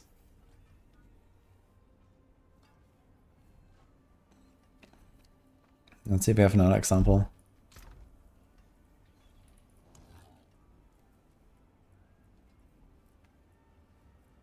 Or even here, right? We can take this sword. We want to remove the resource anyway. Usually you want to have like the life anyway or something. You just like roll life until you get it. And then you roll offense until you get what you want. And you just save the crit damage. Right? Like offense on a weapon is very hard to roll. But the crit damage will be preserved.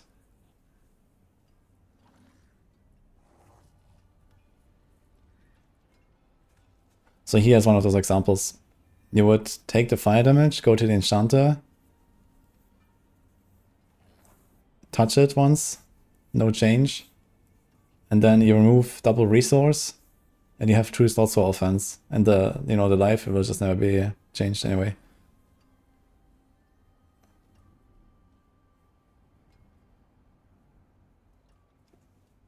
Damn. Was it like this in the past? I thought in the past it removed the GA, but maybe not.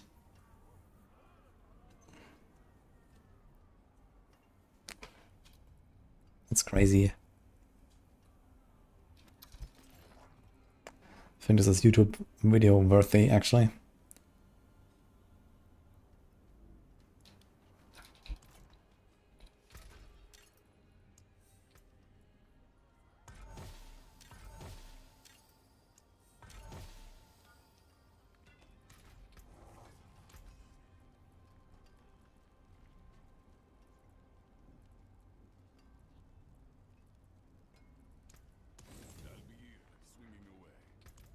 Thanks, Decane.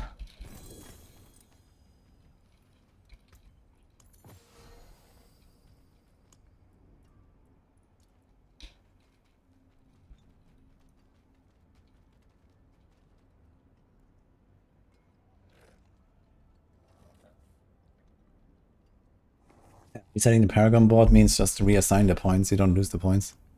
And the Paragons are shared across characters. You mentioned it a few times, unlucky.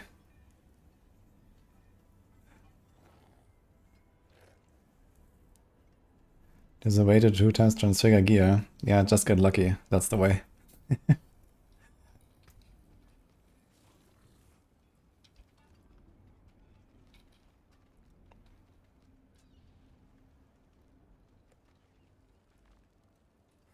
Okay, is there anything else I can change about this whole deal here?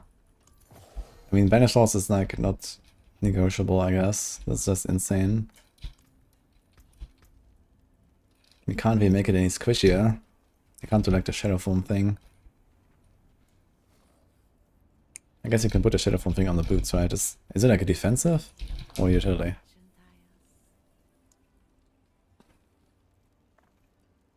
Yeah, it's utility, so we could put it on the boots. Put the life on hit roll.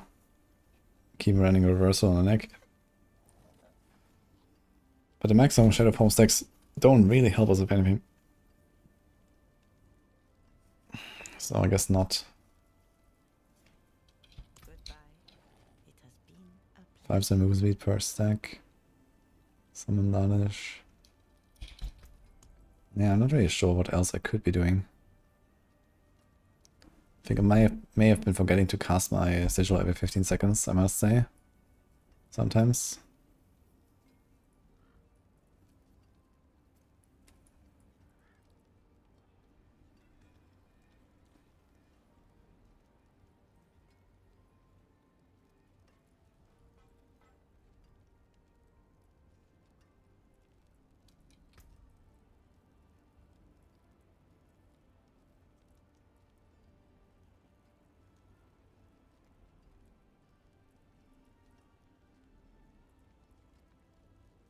Okay, what do I have to change to go Hellfire for this? Or do you just play Apocalypse?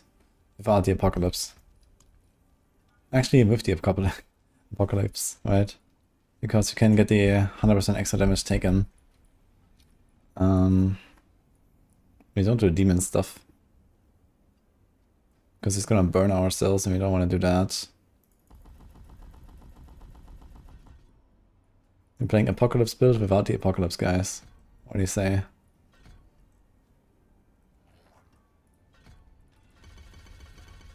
Okay, how do we get the Hex?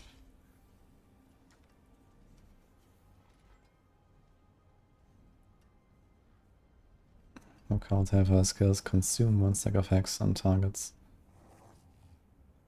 Increase the damage against 50%. Dude, the Occult Hellfire part is so good. And then it's the Occult Abyss part and it's so shit. Like, what the hell, man?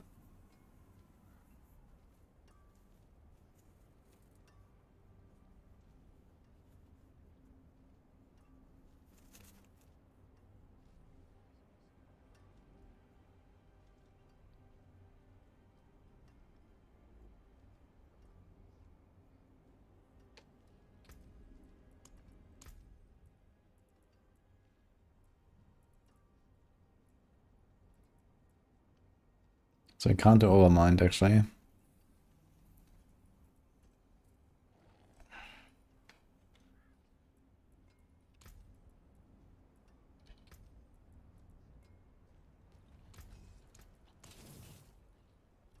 to it then.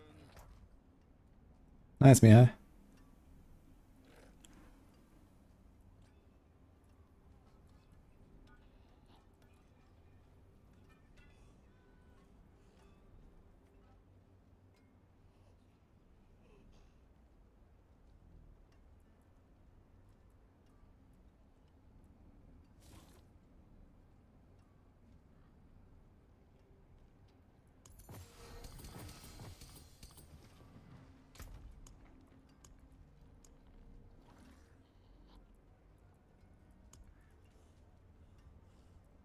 Is he the right set?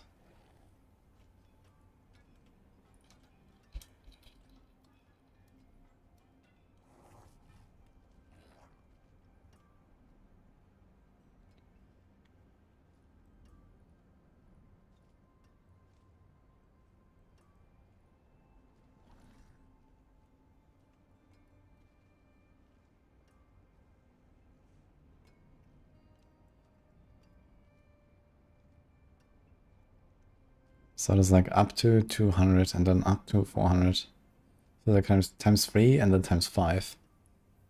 At least at the peak. And at the minimum, it's times 2 times 3. So it's minimum times 6 up to times 15. So right set might actually be the best one out of these. But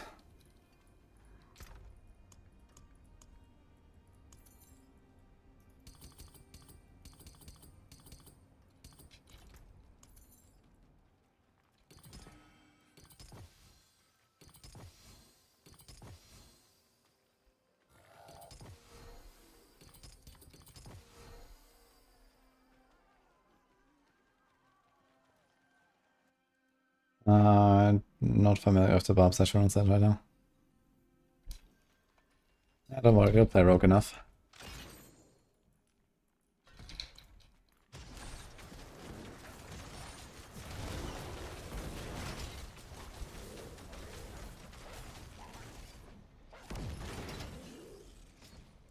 Additionally, a chain is great with you and each greater demon summoned for up to 30 seconds. Or is it?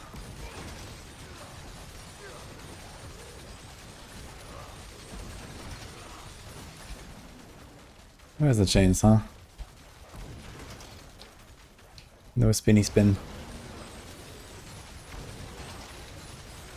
Yeah, I really didn't want to see anything anyway, guys. So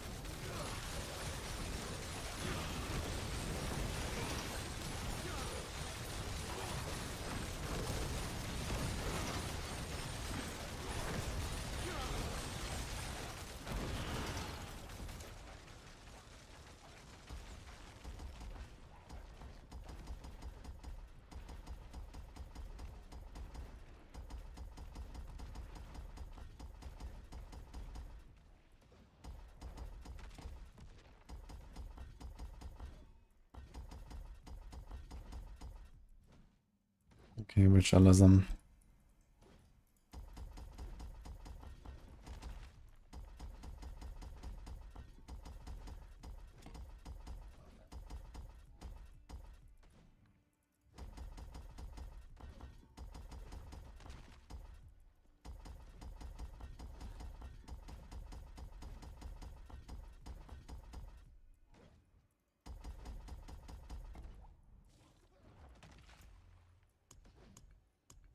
So if we probably have to go Pyrosis.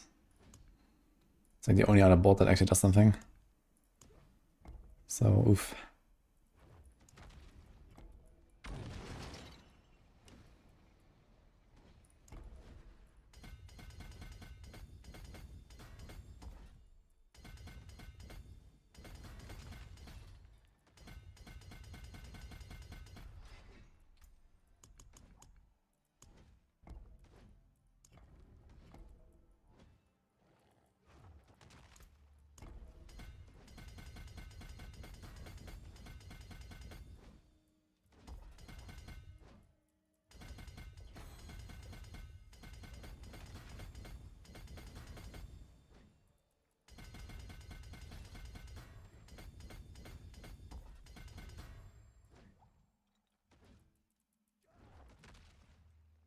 Okay.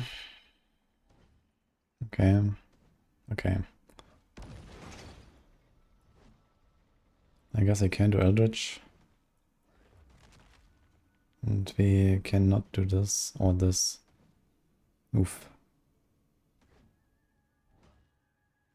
Also, I wasn't running this, which I should have run. Destruction.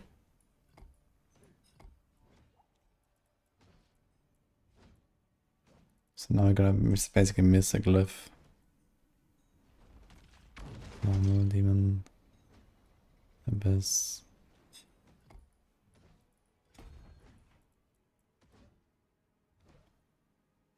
Boosts rare when one demon dies. I guess we send this one for now. Don't think we really get the res, but okay.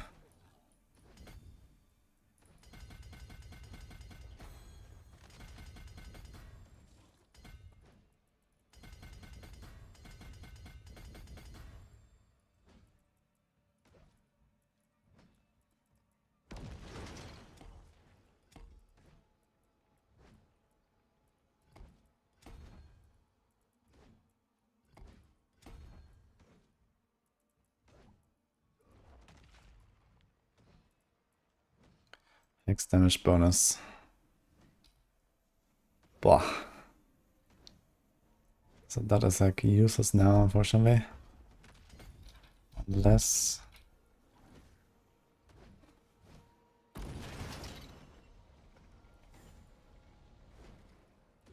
Now we do this actually, right? We have always empowered and we have to heal. So we're basically playing the same thing as Apocalypse again. Oh god.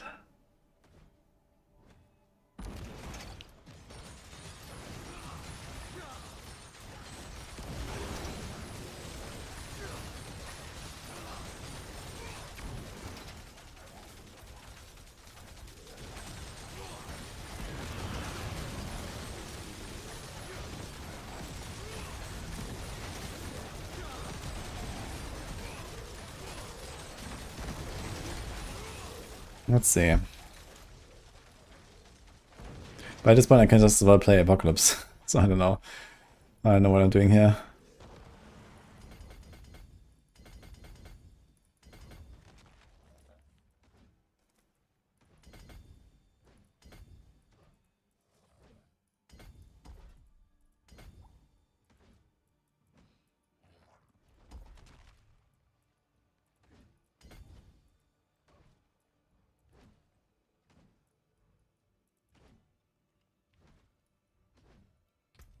Actually, does this count as demons dying?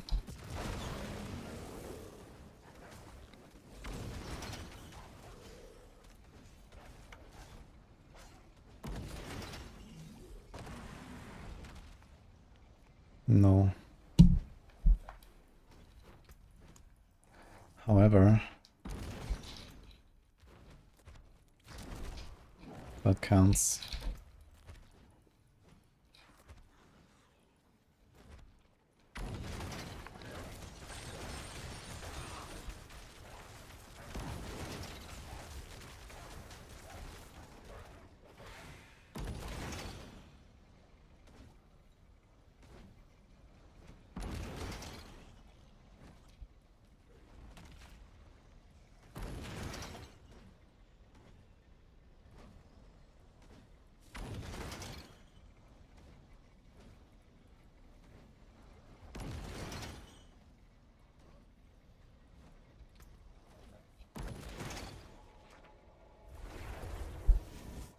Yeah, maybe the limitless fix was not really done yet.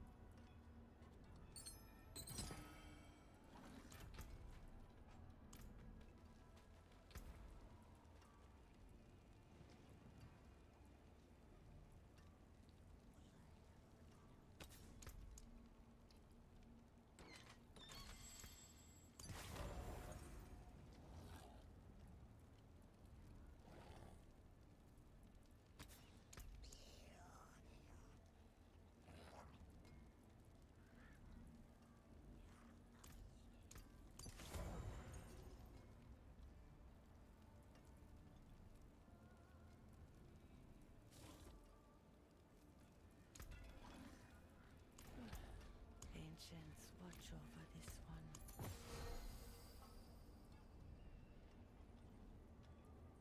Let's do this.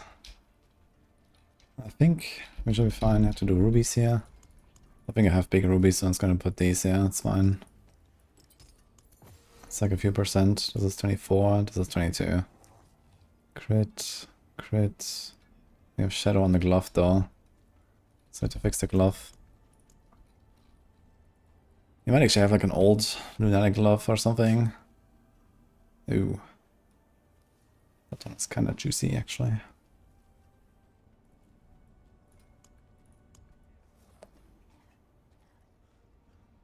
Ding. I know Miko, yo. Hey guys. Hello Maxwell Enjoyer. How's it going?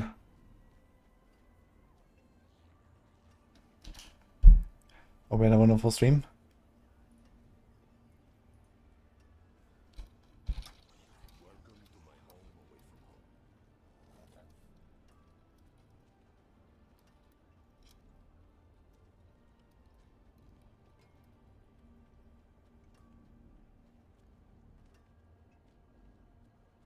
Getting over the close, the one-shotting T12 Mephisto.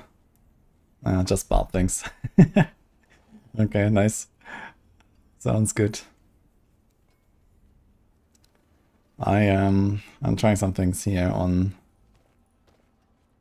different builds on the Warlock. I'm still on Warlock right now. Been doing like a bit of like a build cooking day.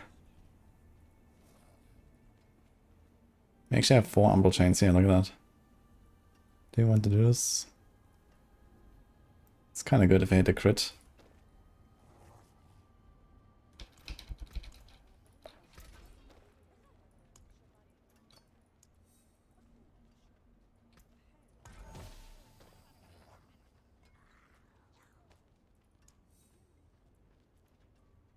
Shit.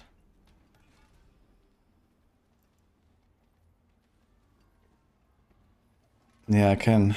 Yeah, I don't know. You can try a few rolls, I guess. You want to hit crit or Vuln. There's a lot of crit there, so Vuln will be okay.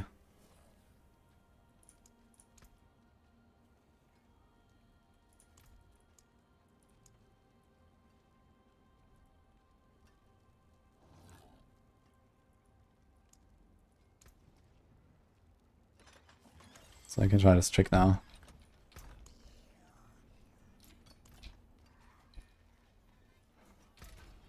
Best overall build for Warlock, Lunatic.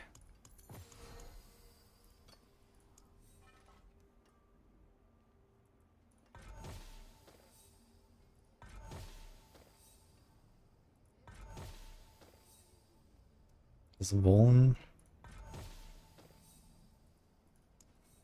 I can remove the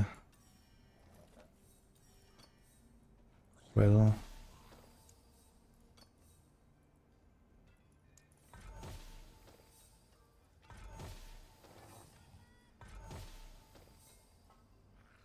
Ah, 91 is a bit low. Not all for science. Oh. Okay, I could try again.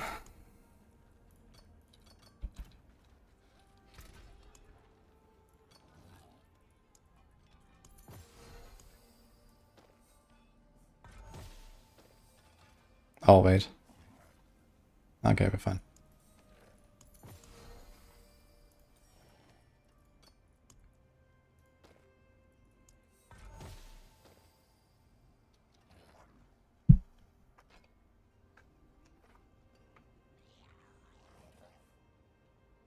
It's an deck built in 8 here, it's insane. Yeah. I think it needs to go up. Or you have to bring Apocalypse down, so one of the two. It should be above Apocalypse or around the similar at least.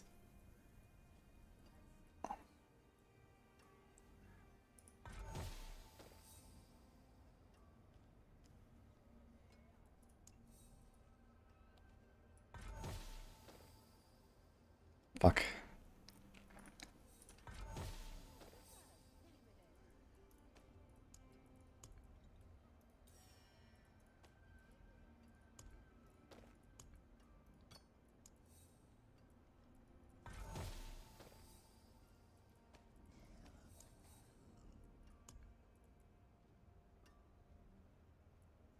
Okay, it's video time.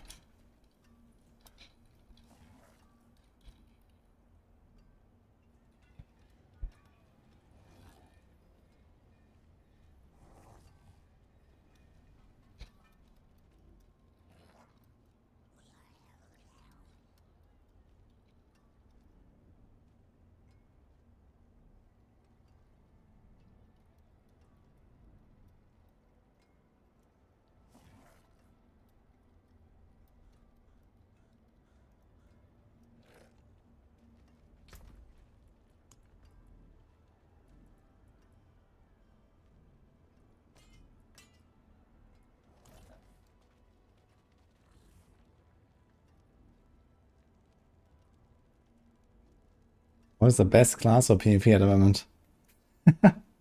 Oof. Oof. I don't know that.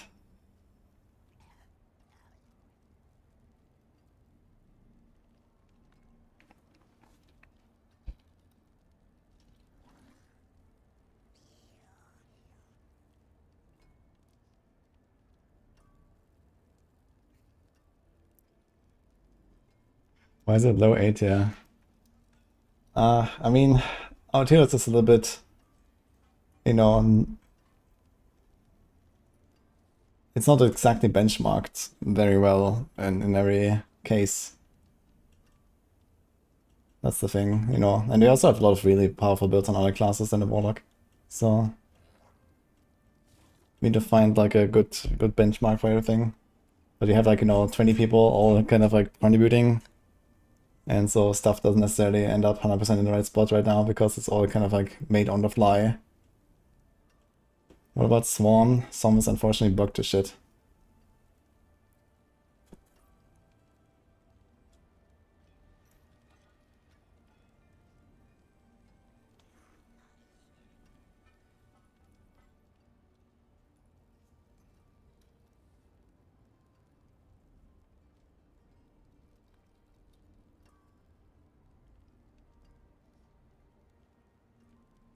I recommend starting season as Warlock or Paladin.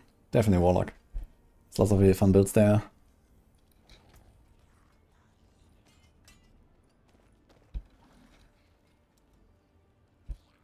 Okay guys, it's YouTube time. Let's do this real quick, the crafting tech. But first, cake.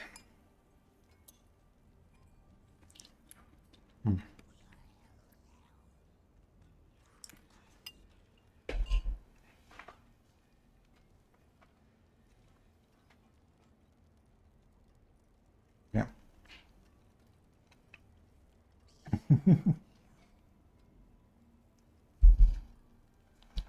So someone told us earlier about this trick with going to the enchanter and rolling this thing once. So I wanted to show this off. And we actually have two examples here right now that I can show in action.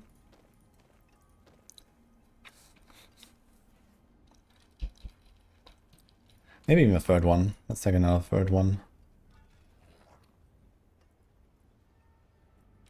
What do we have?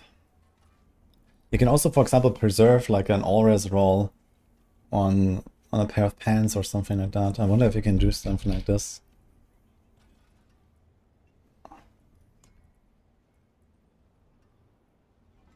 Or here, right? Life.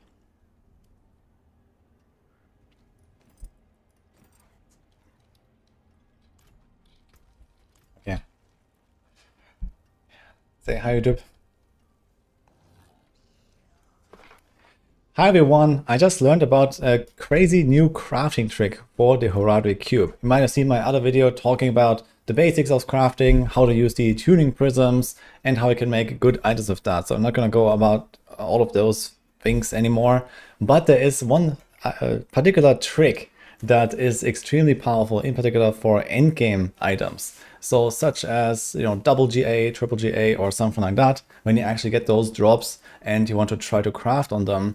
Well, more often than not, you will probably ruin those greater affixes when you try to reroll, for example, on this sword.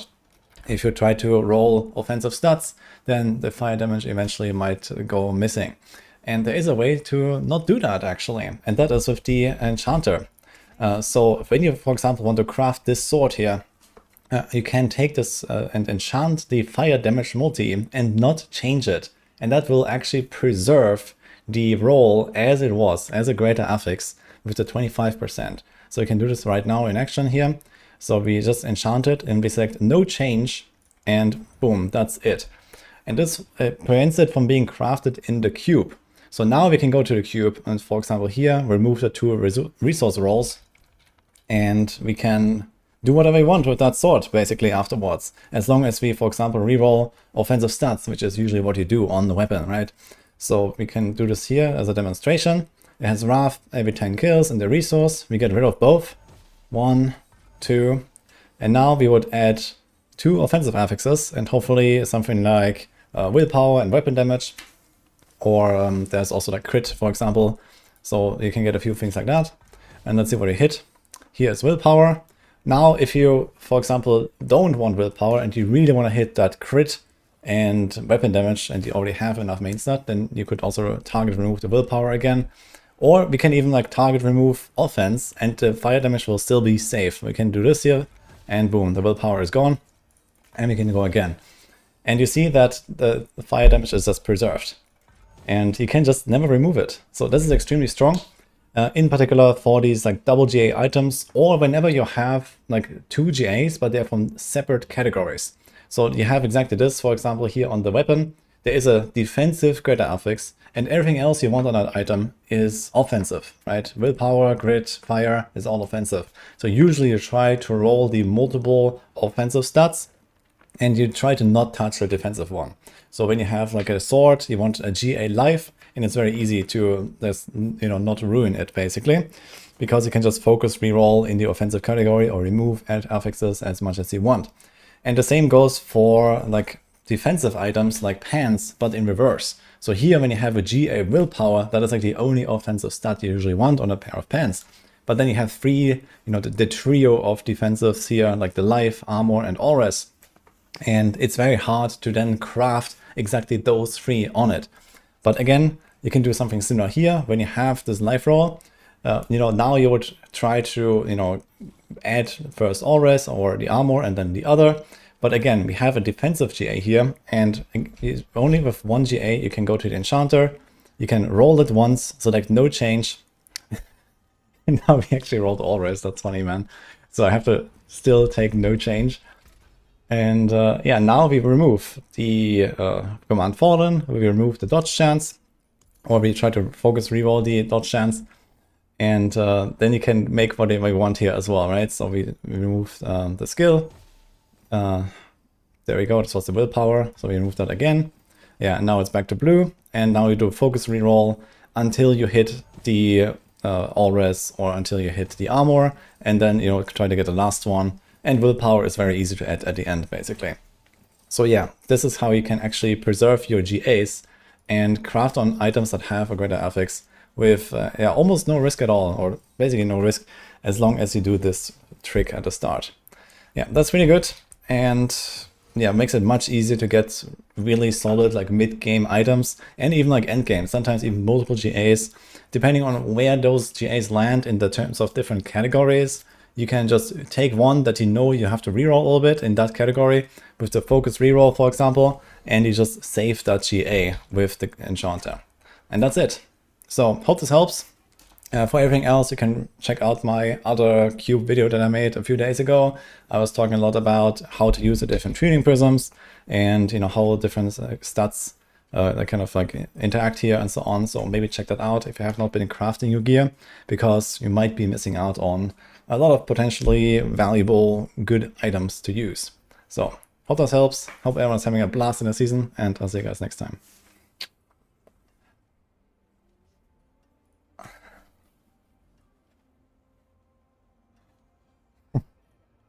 Okay.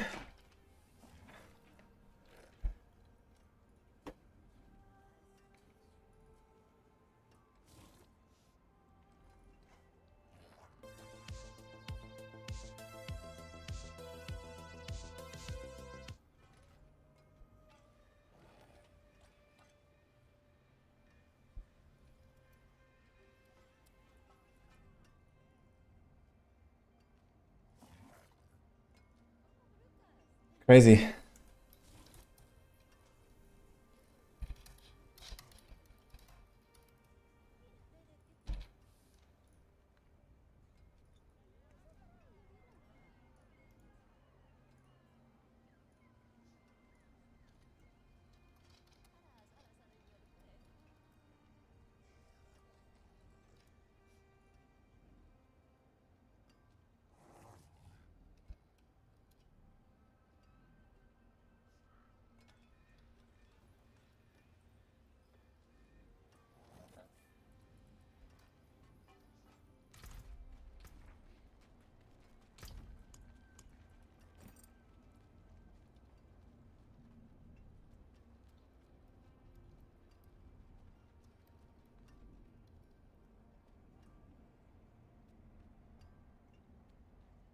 Crazy cube.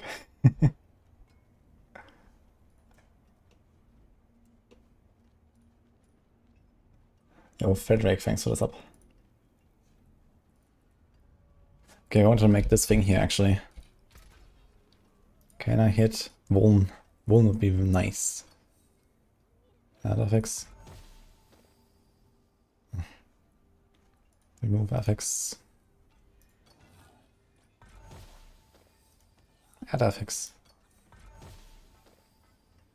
Remove affix. Add affix. Oh my god. That willpower. It's very persistent. Oh my god, what? Insane. Dude, this is unbelievable.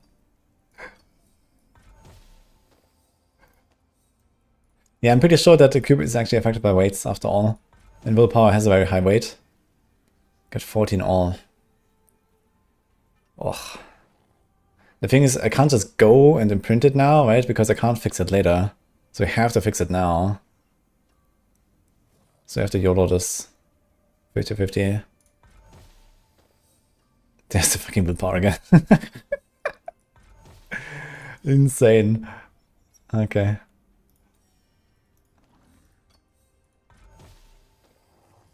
Fizz.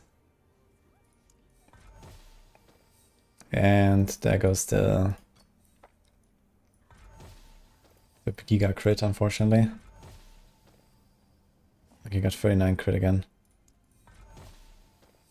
Oh my god, this willpower is insane.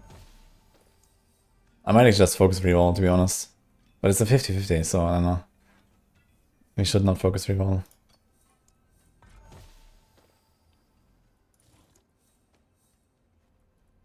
In this case though, you have a 39 crit. That can be better. You have crit chance right now, it's not bad. Crit chance, no one. How much one do we actually have? There's like 23 and there's like no fucking one multi actually. You kinda need it.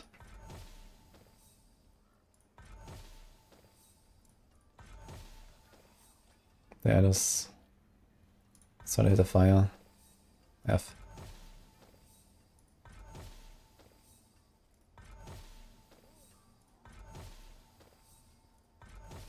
Kind of wasting my stuff here for an experiment, I must say. I think we're too deep.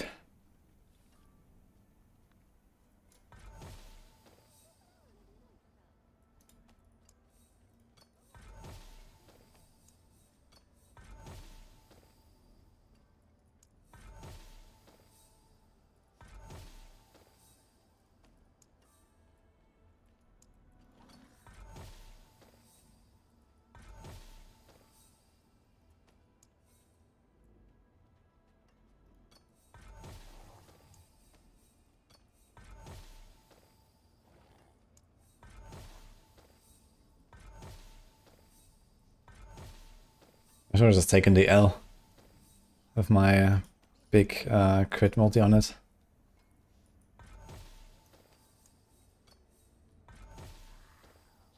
Oh god. Here we go again.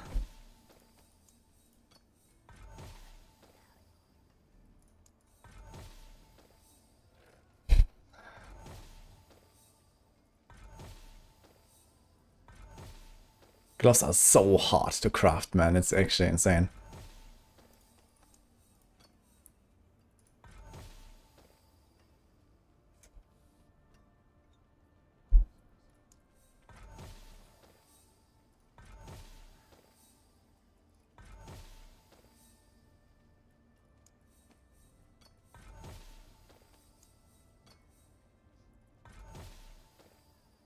Okay, we take this.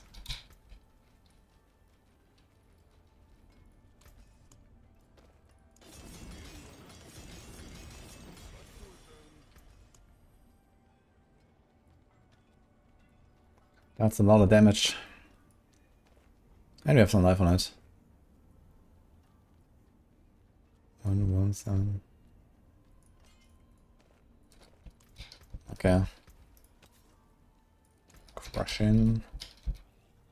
Cremator. Scorching. This, look at that.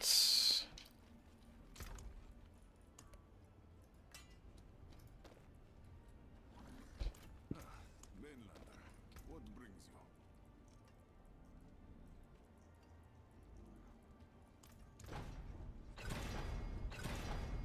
you? I threw so much on this glove. You kind of have to make this a GA here. So fuck it.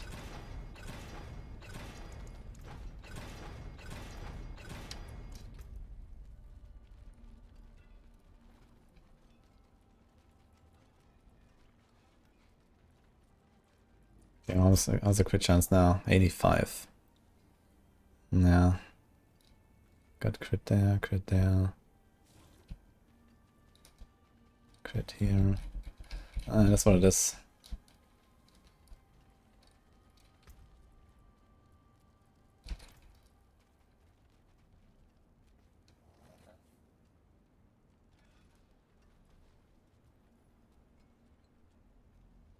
Thanks, Malifos. Okay, so we're playing kind of Apocalypse, but not really.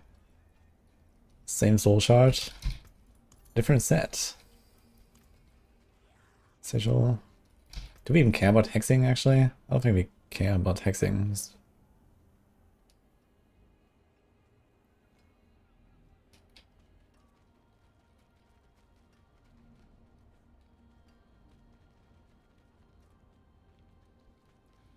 So, do we want this at all?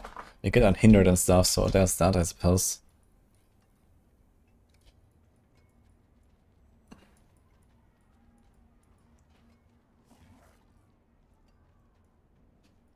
The only greater demon you can summon is this guy for free.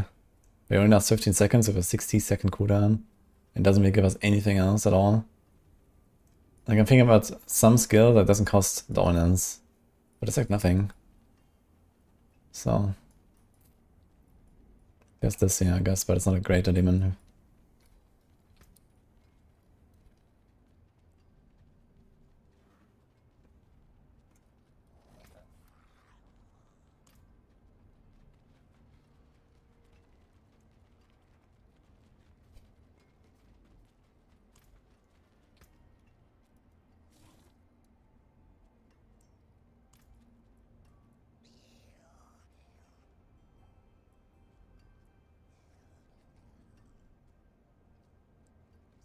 These always take this increased damage, so I guess that's why I want to hack stuff.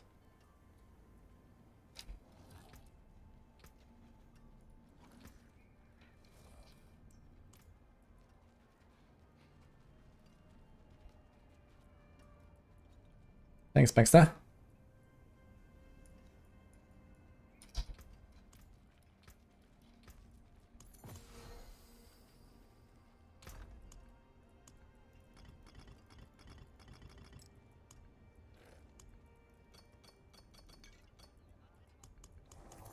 Okay. So I can play the video game.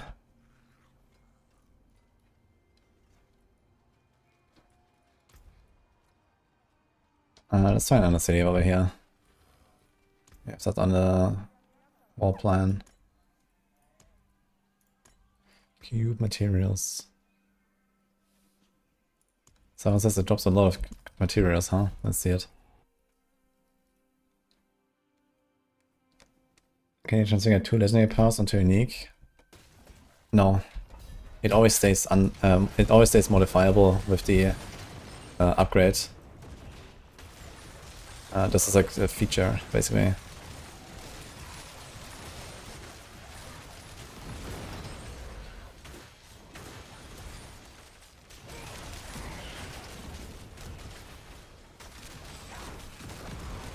Does the Apocalypse actually kill shit? Without like... I kinda kill stuff actually. It's funny. The small trash at least dies.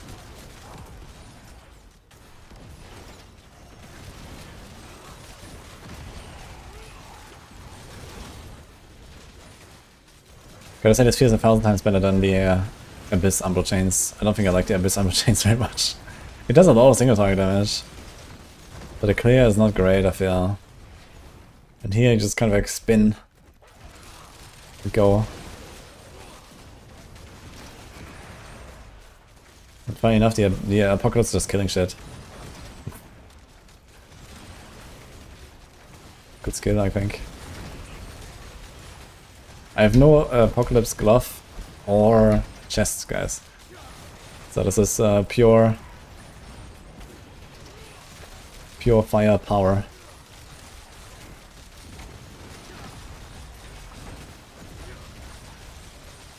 Okay, here this is slow, but maybe my overpower is gone actually.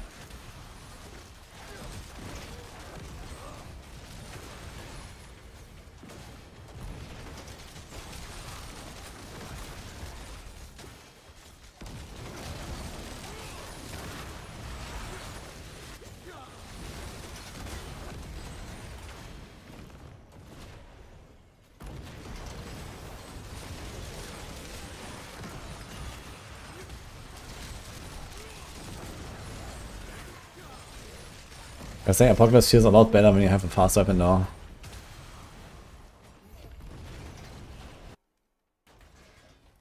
Any way to make mobility faster? Yeah, not really, because you need the dominance for... I mean, I guess you can do the nether step boots if you want. That is an option. But I don't really like nether stepping too much, to be honest.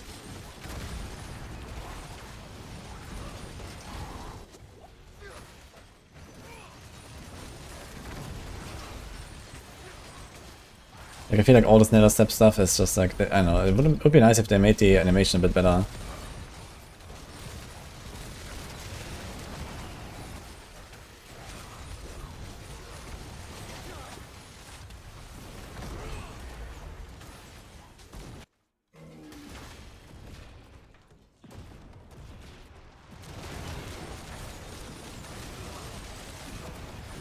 Yeah, I feel like at this point, why am I not just playing Apocalypse, right? Like, I can just like change the weapon, change the glove, change the chest, and you're basically playing Apocalypse again. So...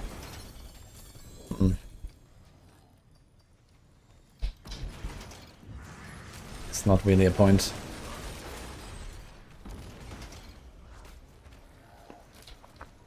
T12 Butcher, huh?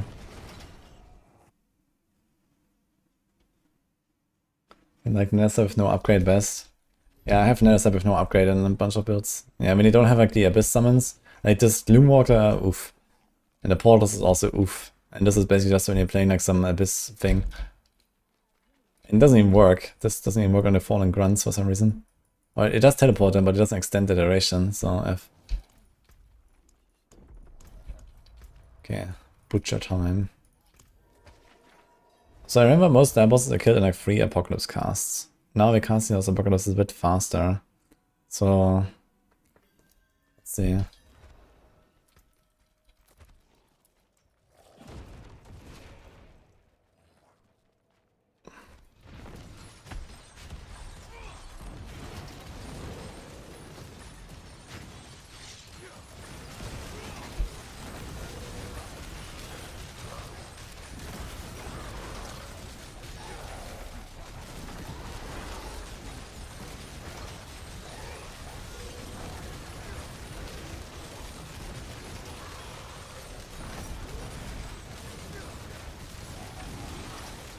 I guess it is tankier than Apocalypse, right? That's the thing. You also have to execute, I forgot about that part. You have more speed.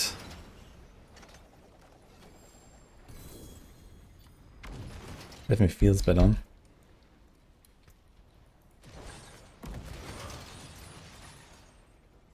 gonna try a pit on kind of 15 and see how this feels compared to the shadow version.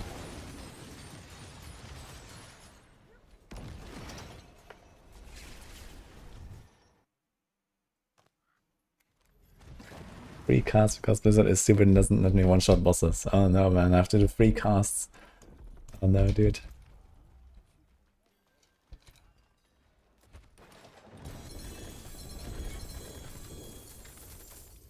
That's a lot of keys.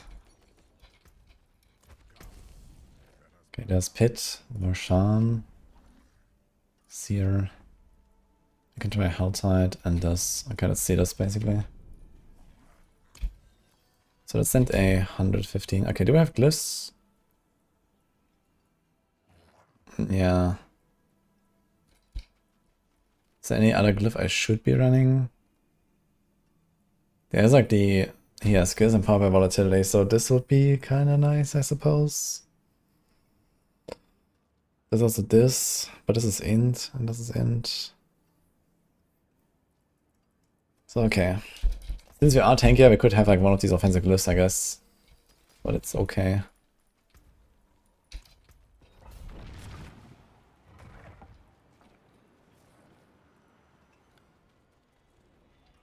It would be interesting to like play this setup and just put in the Apocalypse Gloss.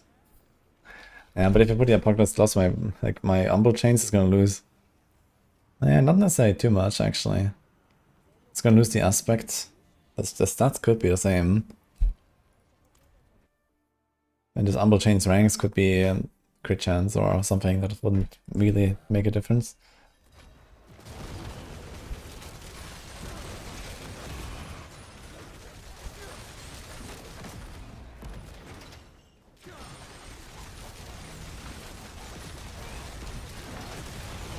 I mean, at very minimum, you can actually do like the big bonk from the Apocalypse at the start and then kind of clean it up, right? Like the Pyrosis is like a good combo, just like naturally.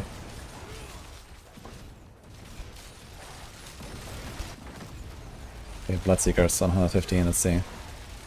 On Lunatic, I blast these guys relatively well. One guy is shielded here, beautiful, okay. I'm not sure about that actually.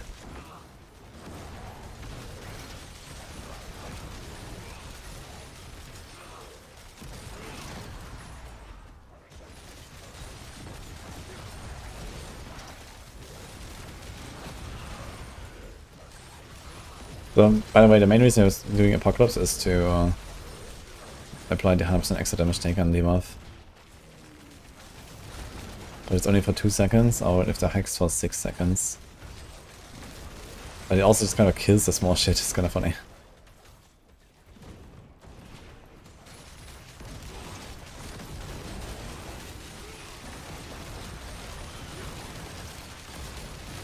Oh, now I don't see anything again.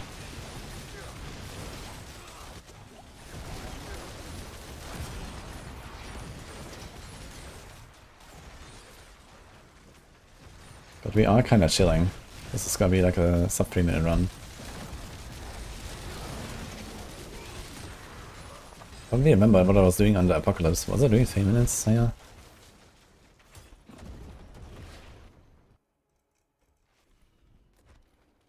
Damage percent that at seal slot is worth using. Yeah, that's insane. That's like the best one. But you almost won't have the blue here. With no Apocalypse setup. What is going on?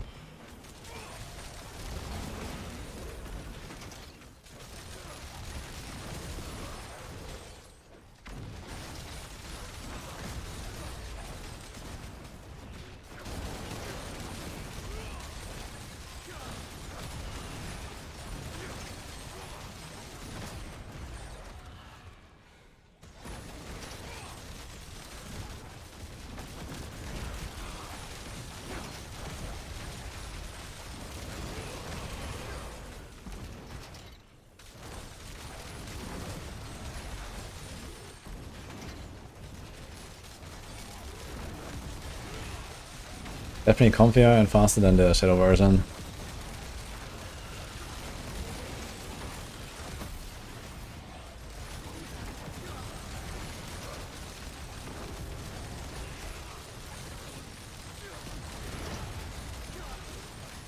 And I guess you kind of just want to cast the Apocalypse whenever you can, anyway, for a burst. Does more damage than the chain cast, which kind of makes sense, I guess.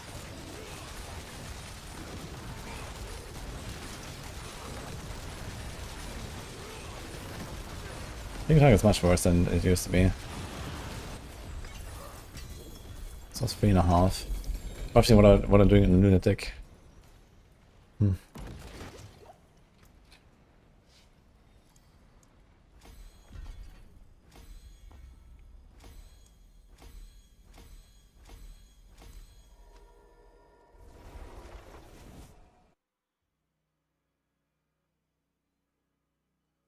Is that keybind for self-cast? No, you can't. Like, you have to aim the Apocalypse. It just goes where you click.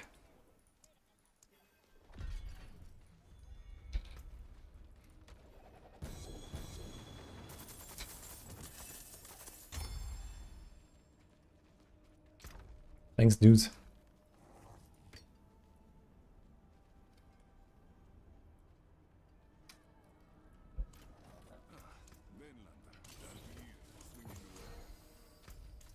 Okay, Varshan. So with my Apocalypse guy, I was killing T12 bosses. Like a Varshan, I would actually do in like 3 shots. But, you know, it takes much longer to do them with the two-handed. Here I have a lot of attack speed and stuff.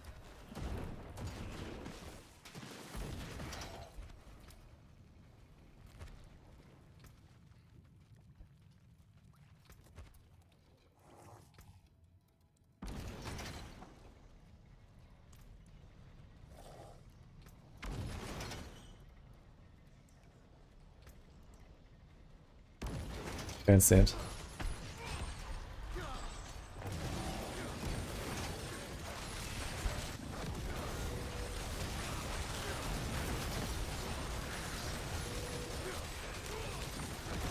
Yeah, I mean, doesn't really seem like faster or slower. Interesting.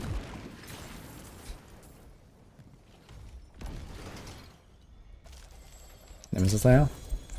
Log in. But there is one thing here. We are running Banished Lords right now, and on my Apocalypse, I was running Endurant Faith. And that means I was tankier than this, even though I have more toughness with Tyraels and all. Endurant Faith definitely makes me tankier on the other setup. So I think Apocalypse is just this, but better, basically. And I don't really want to make a guide for the Umbral Chains. I don't really enjoy it too much. Even though it's like an okay build.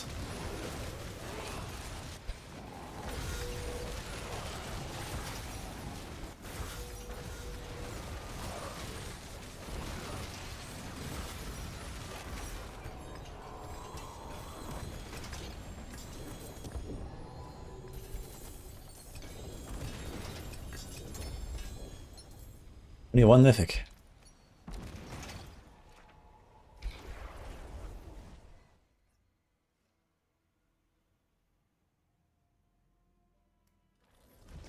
Some low level version. I mean for the chains. Who here wants a chains plan, I guess?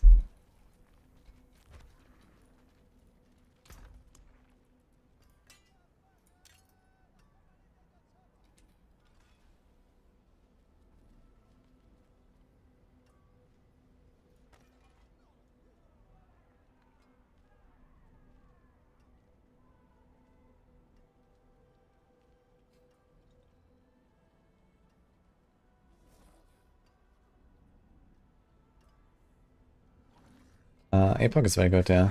I recommend Epoch. But even better, I think, is Lunatic.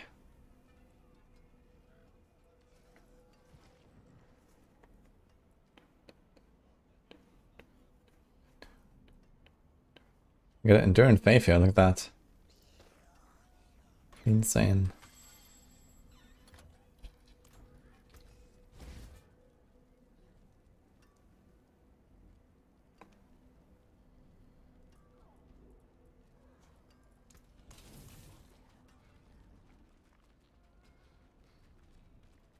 But the chicken build, the lunatic is the chicken build, yes. That's the one I was playing last few days.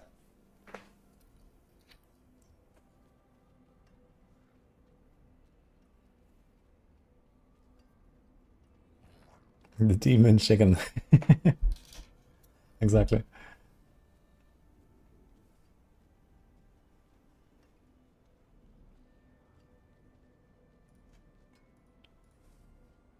How's the chains build? Okay, so TLDR on the chains. I tried the Abyss chains version with chain burst. It has really good single target. Like this actually melts bosses, especially if you go to air bosses and you switch to this thing, you have a 50% multi on top. It's kind of awful to play with this outside of air bosses because you knock everything around. But you can just swap it for air bosses. And yeah, this just melts bosses. And then if I do the fire version, it's basically just Apocalypse build. So it's just like a, yeah, I don't know, slightly scuffed version of Apocalypse, I guess. And that's about it.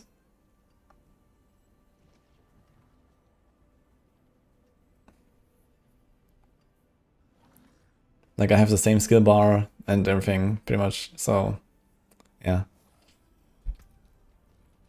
That also reminds me actually, since I have this one empty slot in the, like there's like nothing to put on the skill bar here, right? Command Fallen.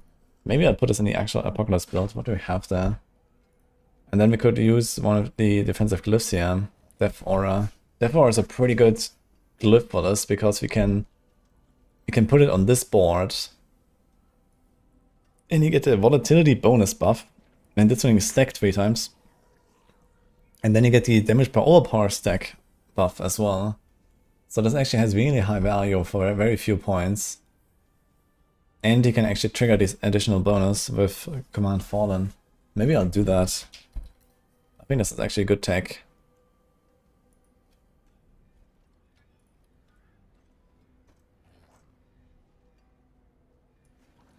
What is this here?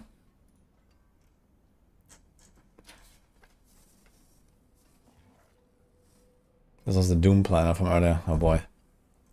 Yeah, that's not happening, guys. I mean, you can play Doom, and if you min-max it, you will maybe even get there, but I don't know. I didn't like this. I don't like anything with Footfall of the Waning World, I think. That's like the main problem I have with all this Abyss bullshit. I don't like these boots. The Nether Step just doesn't feel that great, man. I would need to leap.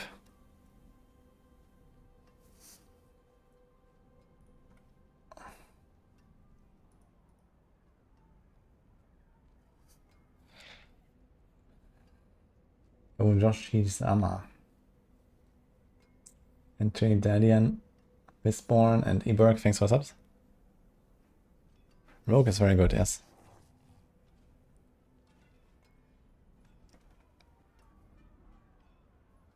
The boost Nether Step is way too... Yeah, it's not just that, it's just like the Nether Step needs to be more fluid. It just doesn't feel good. If it compares to the leap just feels so much better. I don't know what it is. There's like this weird delay for the Nether Step, and I don't like it, man. If that delay was like half a second shorter or something, then it would be nice, I guess. Yeah. They should really do something about it, I think.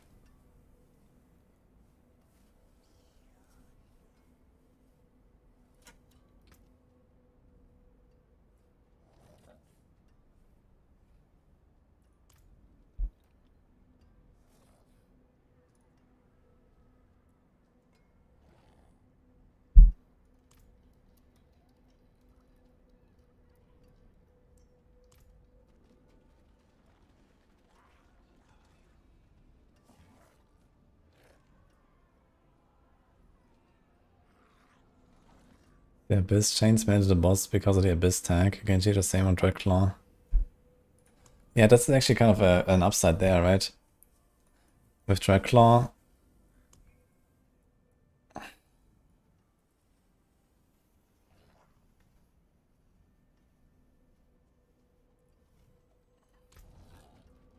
When you can actually get boss damage.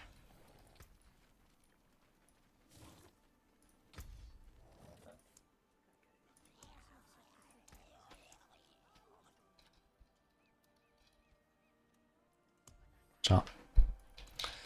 Okay.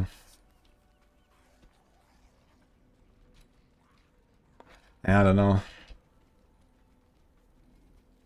I don't know. I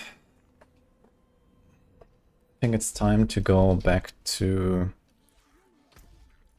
this. What do we have? Eldritch. Willpower to counters, Mastermind, Abyssal, Chaos, Greater Hex, Overmind, Dominion.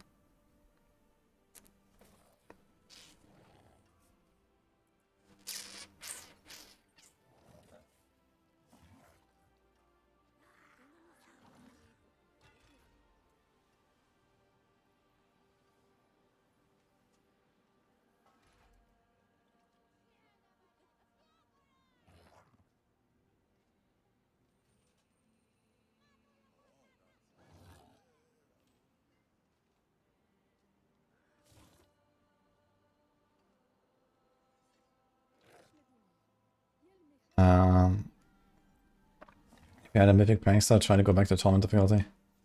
It might be related to difficulty, if you're not in Torment. Is Chainslock SOA?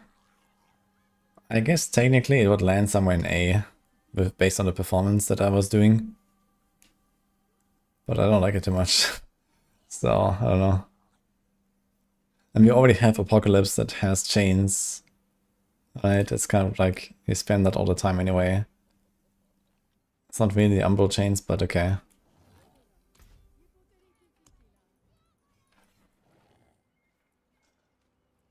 You could make like a separate Umbral chains build if you want, and it would be pretty good.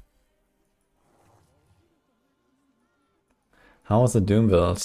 It's very nice when you like one-shot everything, but the boss damage was lacking. I fought like beast in the eyes for like 2 minutes or something on T11, so that was bad. The clear was good, because of the contagion, it just spreads around and kills everything. But I think you'd have to figure out some... You have to figure out some secondary solution for Doom. I mean, maybe what you could do is actually take the Umbral Chains, because the Umbral Chains do have the good single target. So you can like Doom, punch stuff. And maybe just do this. And on a boss, like you just doom them.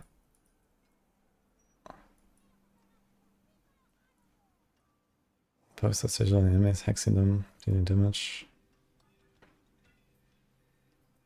I mean, maybe you could try this. This is actually something I had planned to try. So maybe we'll do it. We have shit AoE here, and we have shit single target here. Now kiss. And it's gonna be shit in all situations. Oh god. You can try it though.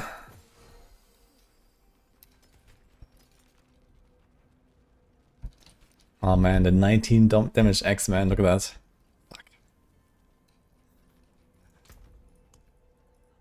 Fuck. I need that. What are we doing at this point? Yeah, I was trying to cook some Umbral Chains. And it turns out it's okay. But it doesn't feel so smooth to play it. Like if I compare this to Lunatic, like now Lunatic has raised the bar quite a lot for like what I feel is a good Warlock build that I want to play. So I'm trying to find something else that feels good. Okay, go back to Doomj, equip this. Okay, so first of all, we get rid of this thing. We take the Perdition. Now technically we could go Starless as well. We can even go crit. Maybe go crit without the Starless anyway. We have 50 crit there. We have a lot of crit. So no Pain Gorgers. We have this thing. Get rid of this. Actually, oh beautiful man. 39.9 crit. Plus 60 from the thing. Okay, so you have Abyssal Fragment. Cause Occult skills to apply 2 additional stacks of Hex. Okay, so how do we do this? Okay, first of all, I get rid of this fucking Sentinel. And this Titan. Goodbye. And we do this. I'm not really sure if I believe in it, but we'll see. And we're gonna take the 50% damage multi for a single target. So this is like the boss meld feature. And Hex enemies always take increased damage. Okay. Okay. Okay.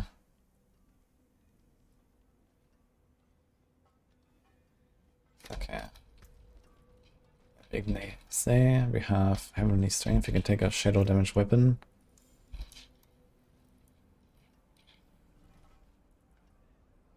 Thank you. Make your choice. He's a crit damage weapon as well. This is fine. Let's take that one.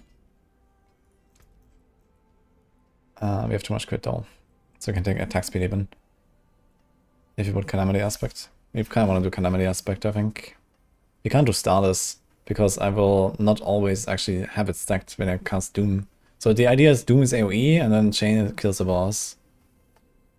So let's see it. Counter Rampage. Can do the Command Fallen Dude, because why not?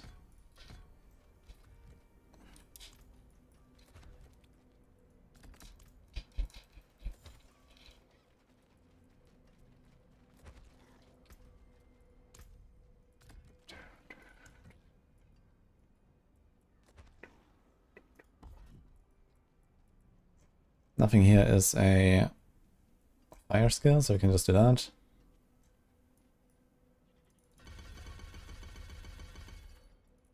Okay. Okay, we cannot do Dominion. We're not actually summoning anything.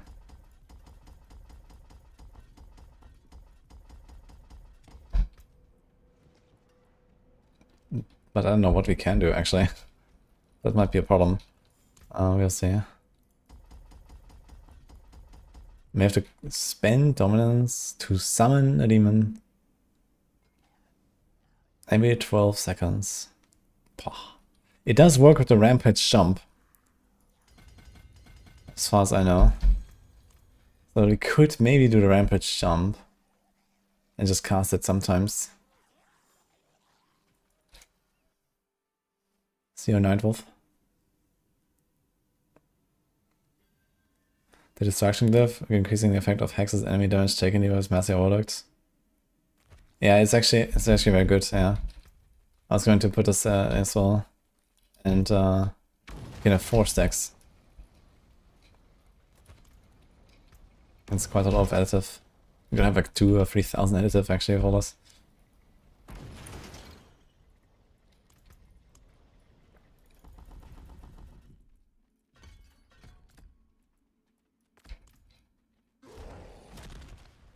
Yeah.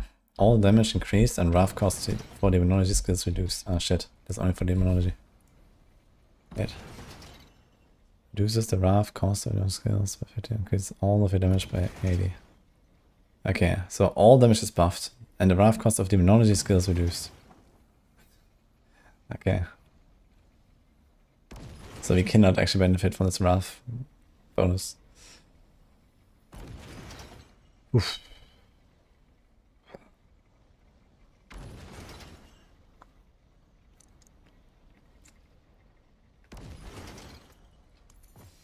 We do this. We need not resource.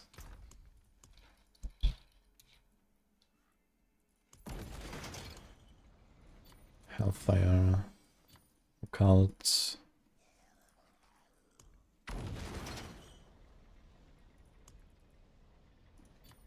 Occult. Occult. All stats. We can do Banish Lords again.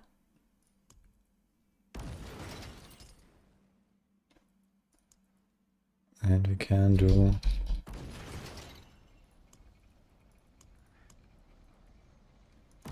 Dominance Generation.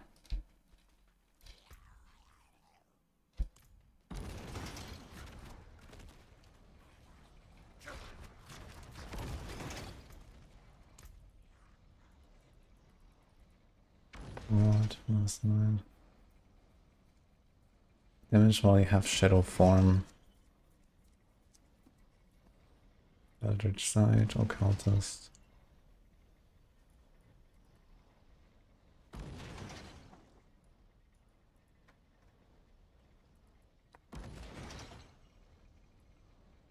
So you want to buff these. So here I want to put Death Aura. Okay, is there another board? Greater Hex. Overmind. Chaos.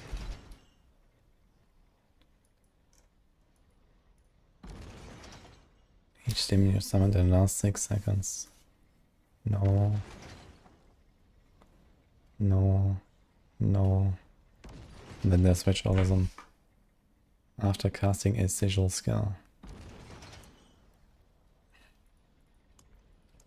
There's something else I can have the sigil tag besides Apocalypse from the glove, right? It's just those 3. Yo, thanks for all the subs, guys. Appreciate that.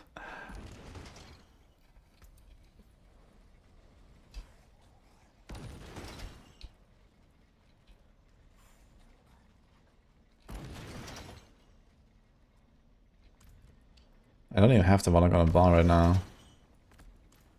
Let's realize.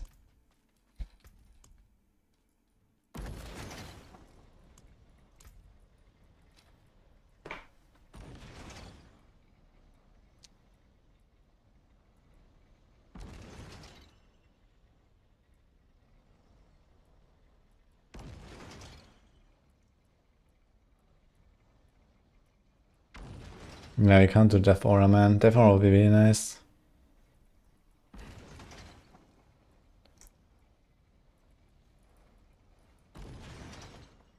So it is what it is.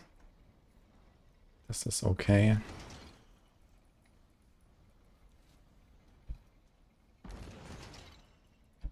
And you have to put a sigil skill, so we do this.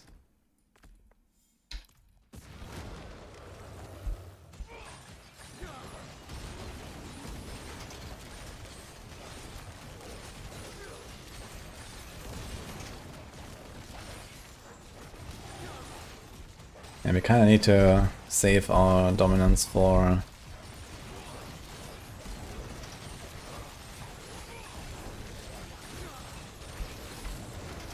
the Warlock, so we can't really do this. Okay. Do this, and this, and this, and this. No command fallen. Transform. We cannot do this.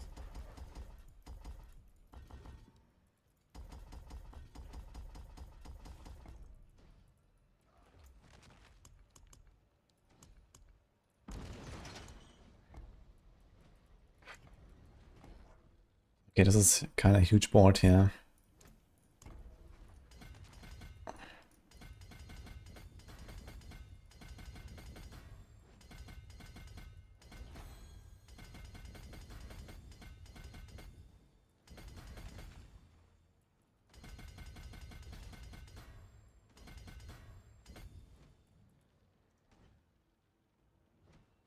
Do I even have Shadow Form? A little bit.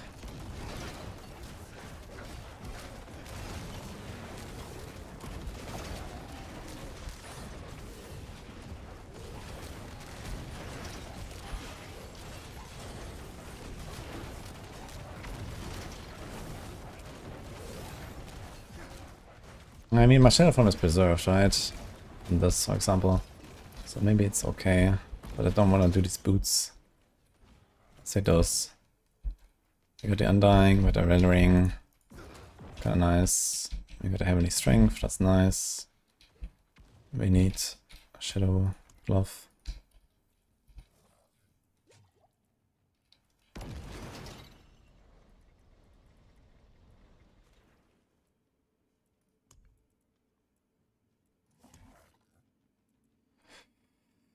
This one, but it has crit. I actually don't want to crit. I already got too much crit actually, but they can change this. All crit.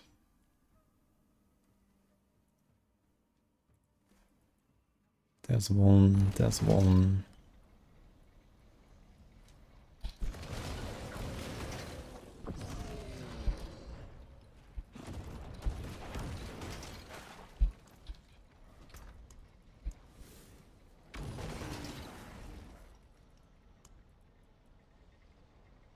Crit one life. That's kind of good actually.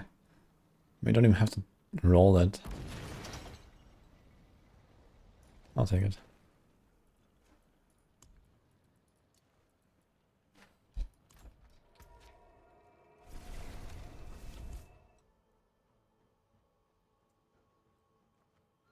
What is this build? I'm trying to make a combo of Umbral Chains and Doom. Without the Umbral Chains item and without the Doom item. So, that'll be interesting. Stones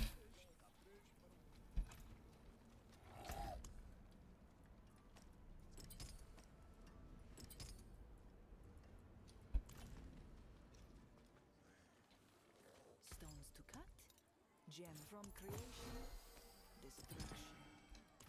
Okay, so we have Crushing there. Can do the Abyss thing here. We need a Calamity. Fate must have plans for you.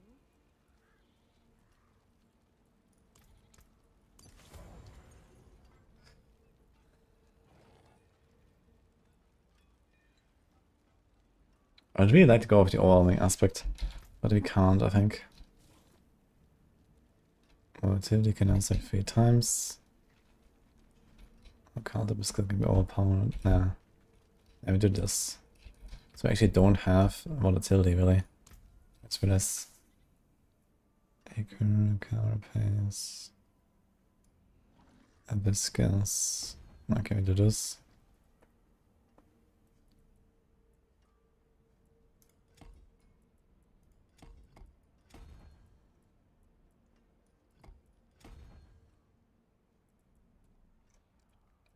Yeah, we would like to have the Destruction Glyph. This one gives a lot of hex damage bonus and a pretty good additional bonus. So we are definitely a bit weaker than we should be because the glyph is kind of insane. Normally glyphs have kind of plus minus the same value, but this is a bit of a special case.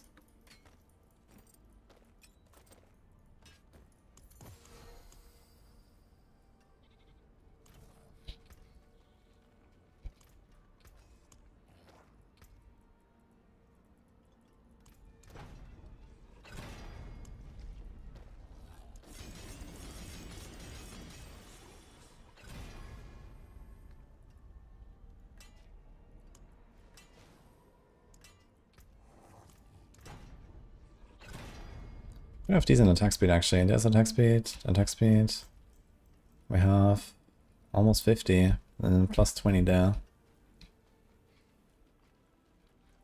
We have 100% crit chance once they're hexed. Actually, would need even less crit, I just realized. We have 4 stacks of hex. You can get 80% crit. So we don't even need a crit here. And here we wouldn't even have to masterwork it, we could do the life. And it would be okay. But it is what it is now.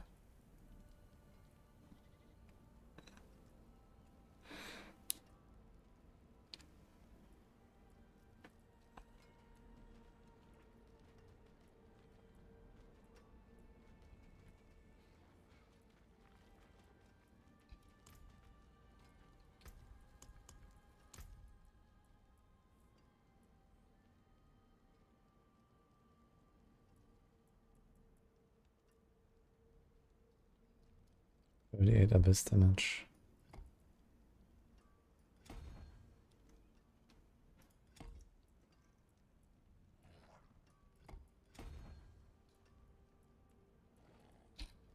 Okay, let's try this.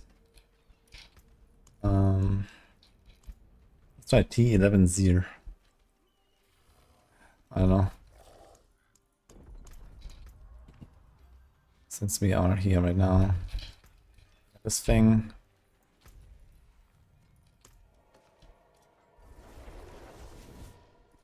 Thank you, Snake. Ginger Bread, Anonymous, Crit Strike, Renz. Appreciate the subs.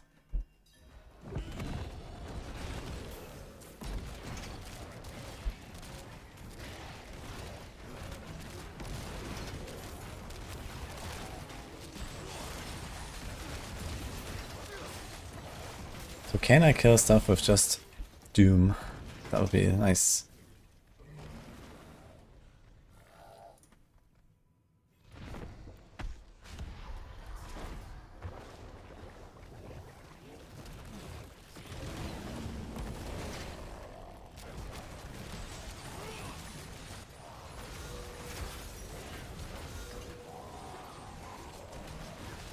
Oh, got this here. I need to press WARLOCK.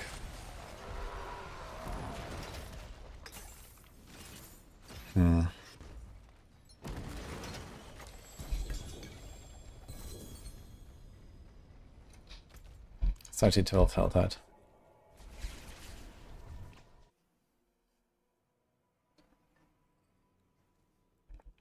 Let's check my profile.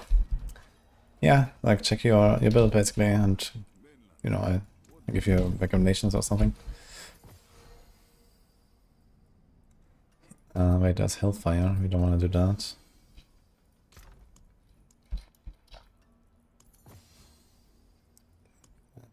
Okay, we want to do this.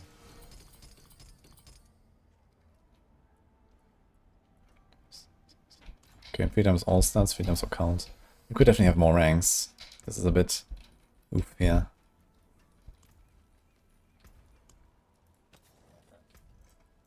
There's occult we can put on the boots. That would actually be better than willpower. We have so much willpower. These are really good boots, man. Okay, let's try T12. Let's see if Doom kills stuff in T12. If it kills small stuff, I mean, just deal with the elites or the chains, then maybe this is fine. Uh-oh. Oh shit. I kinda wanted to do Mephisto Blind, running out of RAM. First of all, I don't even know the fight, and I wanna stay in the dark, to be honest. So... Wait, do we have a mod here? Can we give back the points? Yeah, I can get the points back, so...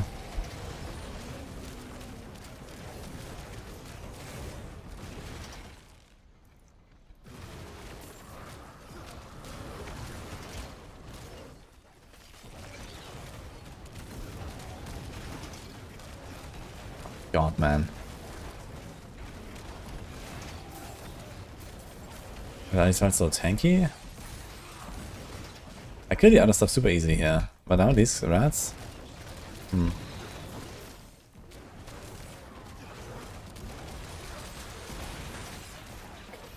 you just like knocked them off screen, man. Look at this knockback. What the hell, man? How does it actually make sense? Like if you shoot a chain, you would think they would be locked in on the ground, but they're not. They just fly away.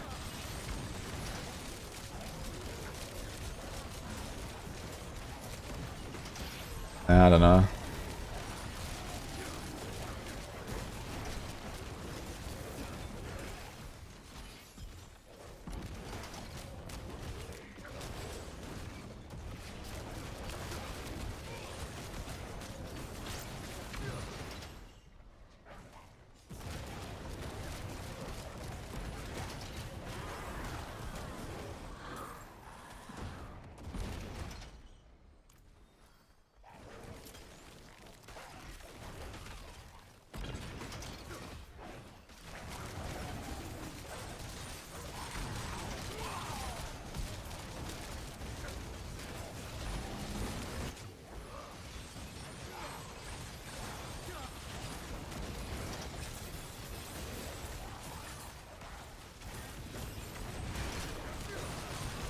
I just like these chains, man. I don't know. I don't like the chains.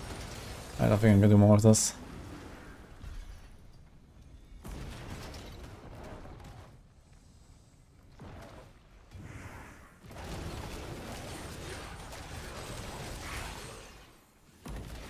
They do a lot of damage.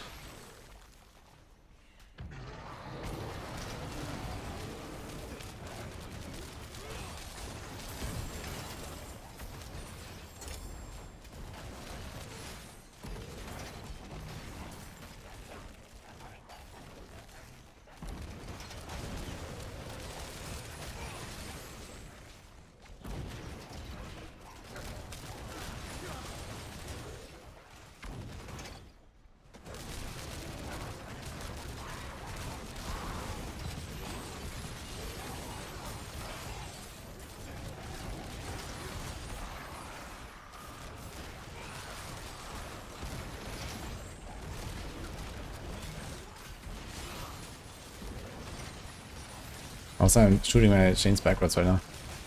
Interesting.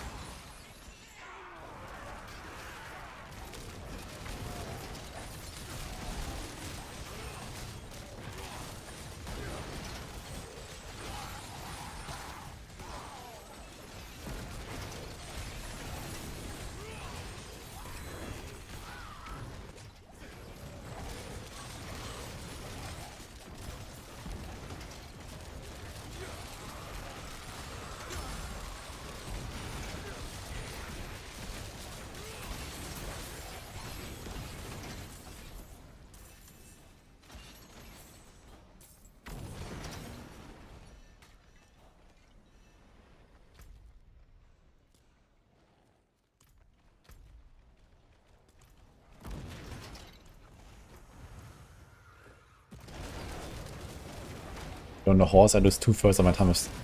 I can get one shot by like anything. Kinda don't wanna be on horse there. Scuffed.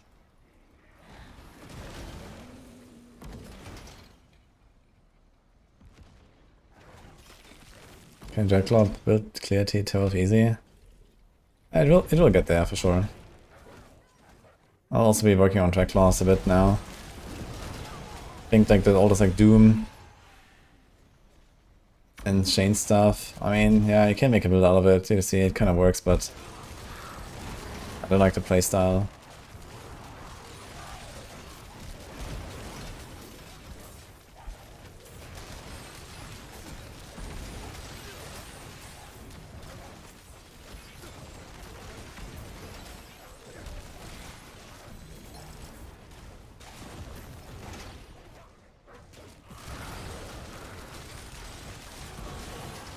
You need something like real AD contagion, man. That'll be sick. You have to Doom for that already, but it's not quite there. Shit, I'm missing some.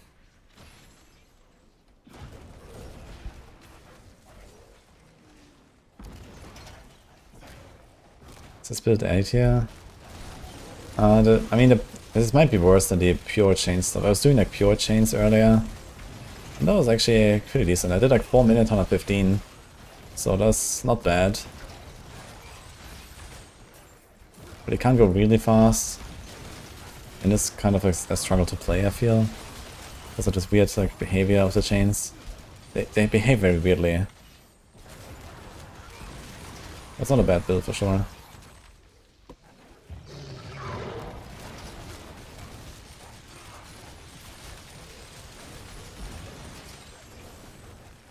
But yeah, I kind of see myself mostly killing stuff with just chains now and not even using the Doom much. I was hoping that the Doom could just clean up all the small shit, but it's too weak for this.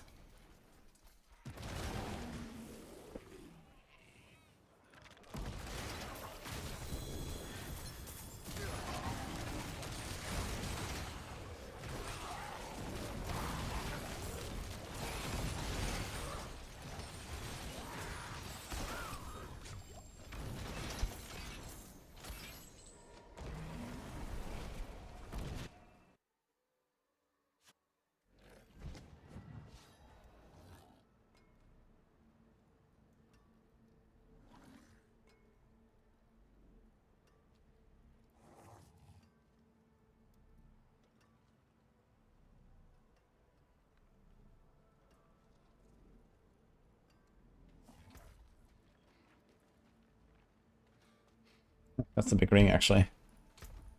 I'll save that.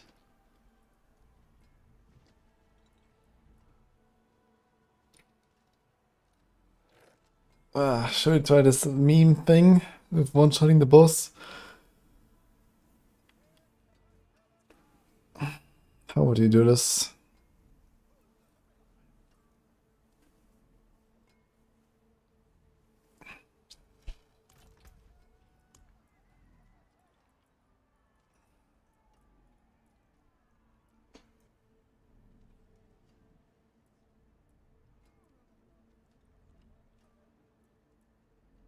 That's 20% damage per hit.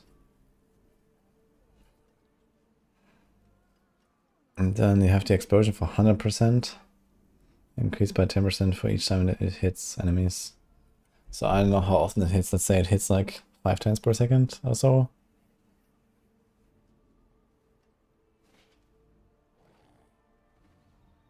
So 50% per second in 1 minute.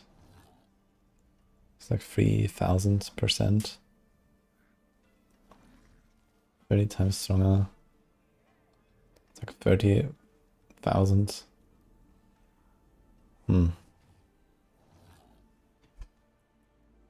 It's a big kapow for sure.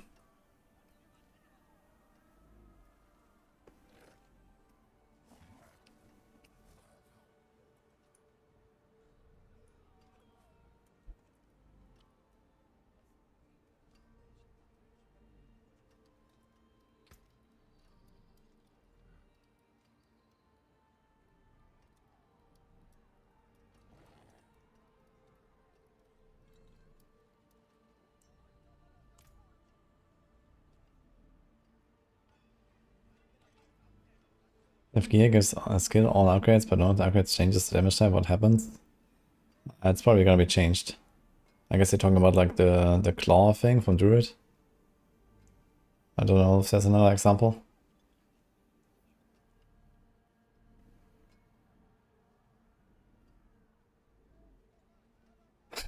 I think Infernal Breath can definitely be like a carry skill. Like you just like teleport it with you all the time with Nether Step. And then you press it, and you can even like, if you have high enough attack speed, you can even cast other things in between. You have to do like the Nether Stepping again.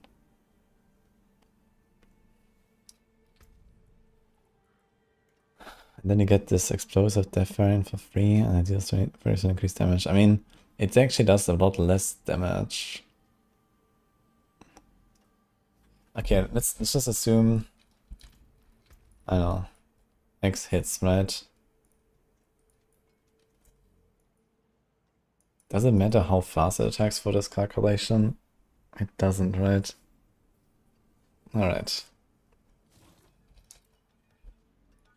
So it hits enemies for 20. And then you have the big booms for 150. So this is, every time you cast it, it's 150. And that increases the damage by 30. Ramping.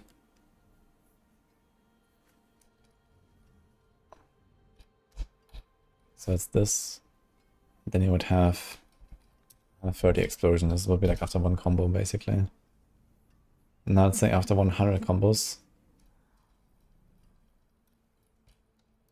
It would be this. This 3. 100 times.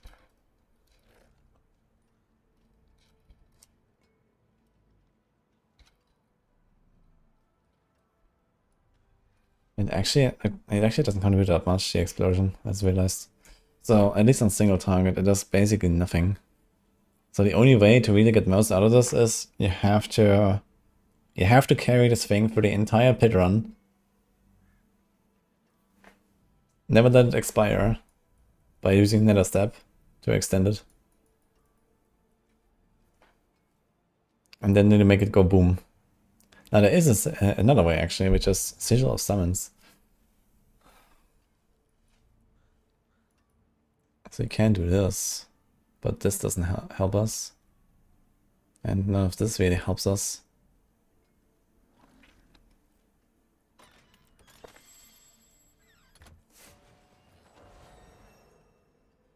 But like this, at least you don't have to like Nether Step all the time. You have to do a Nether Step every 3 seconds. It's kind of hard to do, and even if you can do it, you don't really want to necessarily.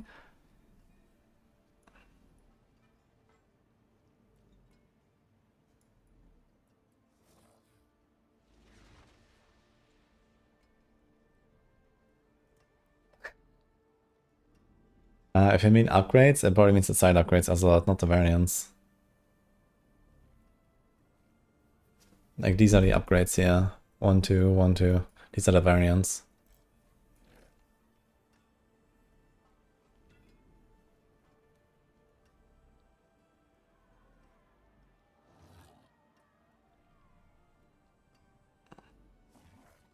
Yo, beefy. Cooldown multiplies. It doesn't add.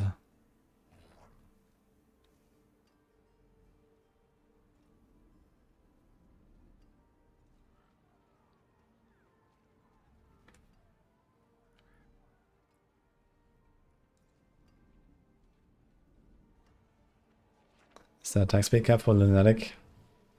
Yeah, you want to have 60% on your gear. And then you get 20 from Readying Reversal and 20 from Moonrise.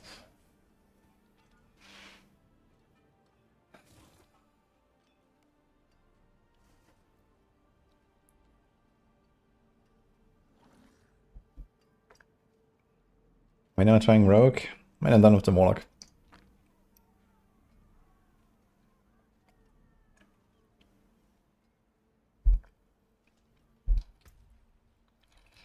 Okay, can I take the same Paragon board? This is fine, this is fine, this is fine.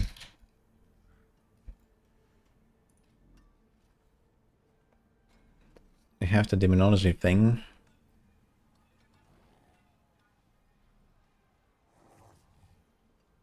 So I don't need the Ritualism.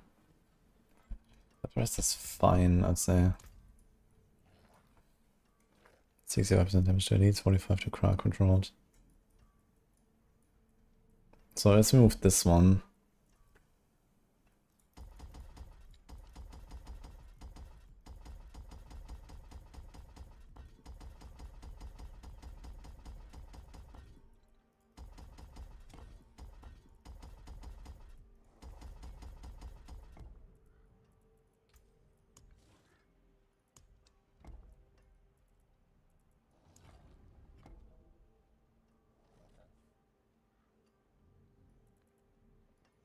There's great chance live.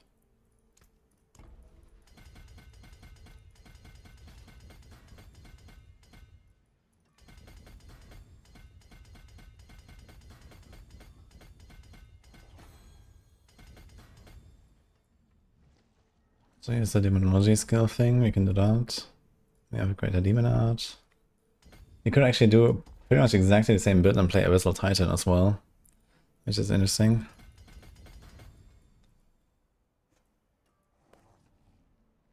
We don't have a Dying Demon. We do have this. Acre. We can't do occultist stuff anymore. Increased all power damage, occultist. We can't do this anymore. Actually, what do we do? I guess this is a mastermind shard, subjugation fragment angle. Yeah. This is what you gotta do. And this means you kind of want the other board where you get more dominance as well. There's like plus 14 dominance. But no, we cannot. Ah, goddammit. The struggle. Okay. Eldritch is okay. This is okay.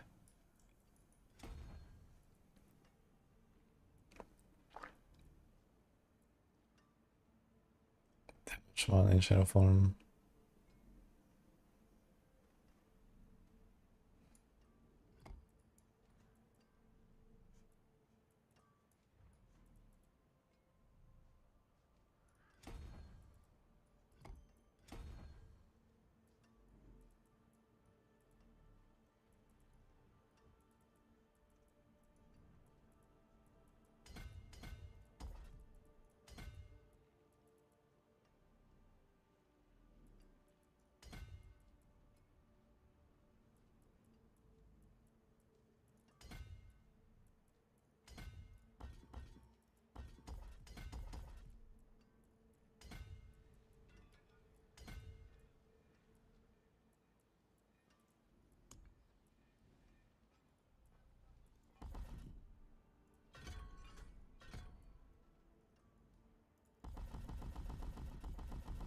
Way to know of Lunatic? You can, yeah. I think it should work. Get the Mega Lunatic at level 14. And then you can just kind of start ramping at 15 with the Soul Shards. And then It should be okay, I think.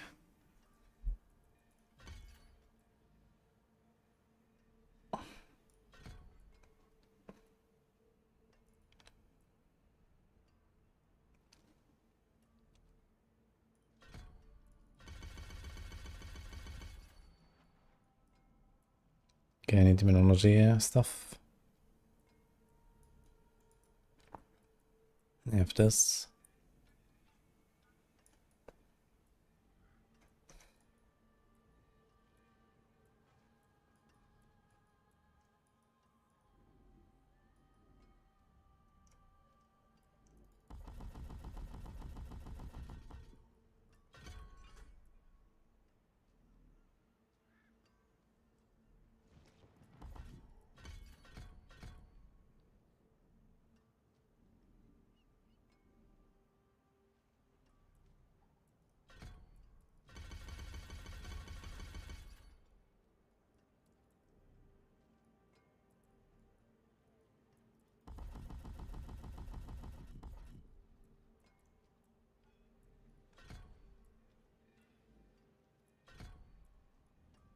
Not sure we want to Doom really at all, but okay.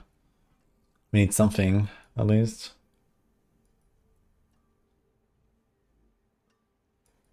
And Doom just spreads the hex, I guess.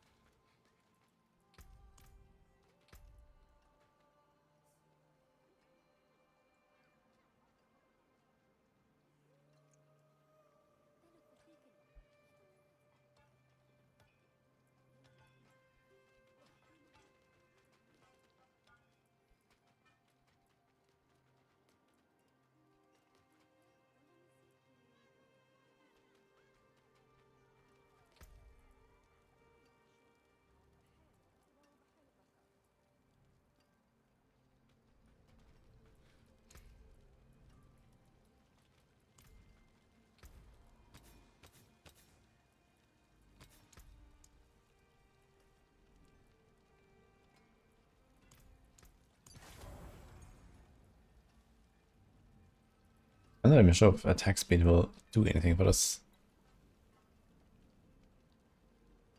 I'll go and test this.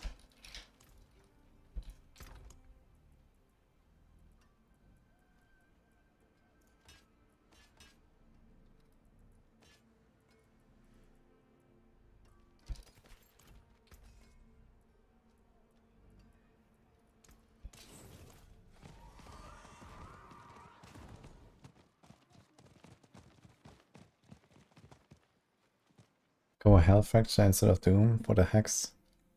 Hell Fracture doesn't hex. Ah, is it a recast? Oh, it's not a recast skill.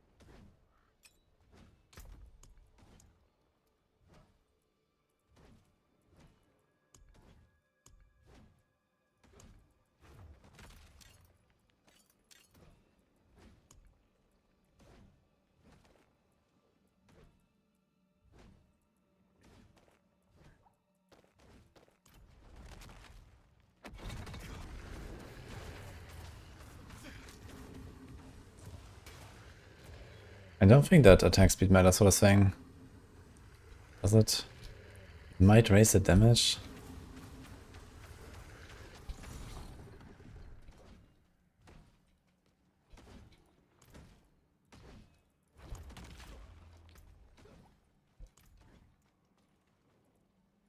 Farewell, friend. That was fun.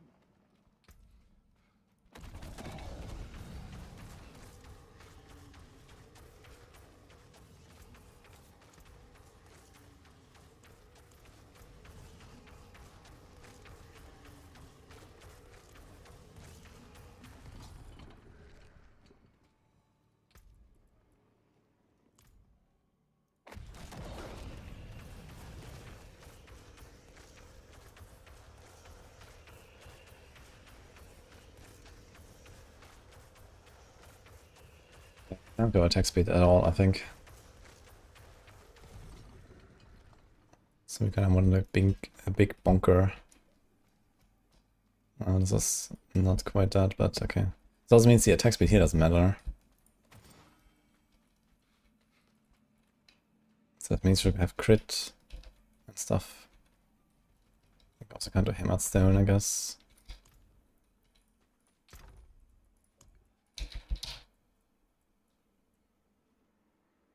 Shadow life movement.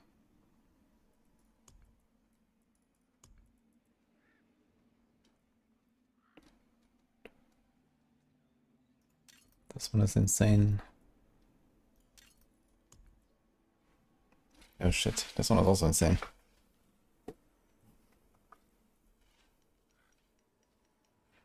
Too bad about the fire rest.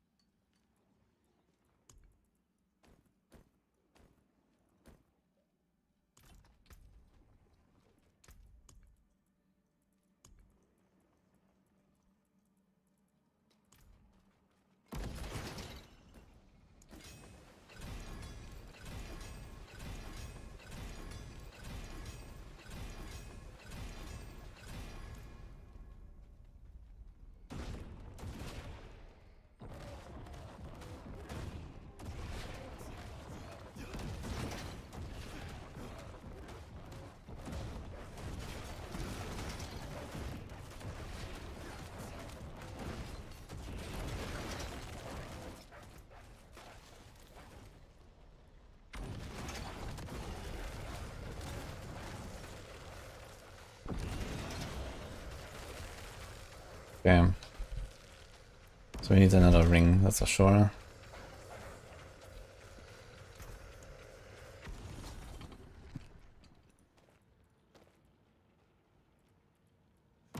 Now, fun fact, this glove that we did earlier with the chains, we can now actually roll off the chains.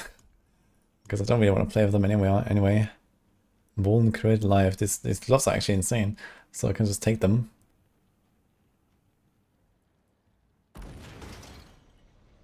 But these will roll something. It should be Shadow, Multi, or Will. Should be hard actually. I'll lose, okay? You can't do a little fight because you can't see a thing on the ground. Yeah, that's unlucky. Yeah, that's what it is. It is done.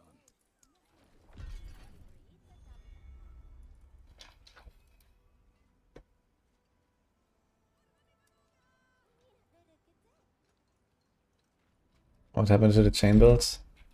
It was actually kind of solid. I just don't really want to play it. But I might put together some planners and stuff. It's kind of like experimenting, you know, speedrunning a bit with some concepts that are kind of like secondary for me.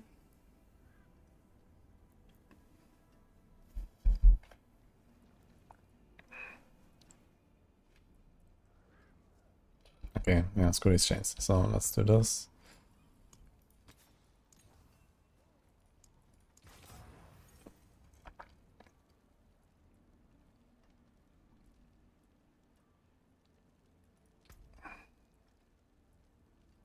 We do want a little bit of life on hit. Let's make a little life on hit though, holy. May you find your way back. Is that like a hex damage bonus temper? There's like everything here. Demon form damage bonus. There's no volatility and there's no hex. Okay then. So let's just do shadow, I guess.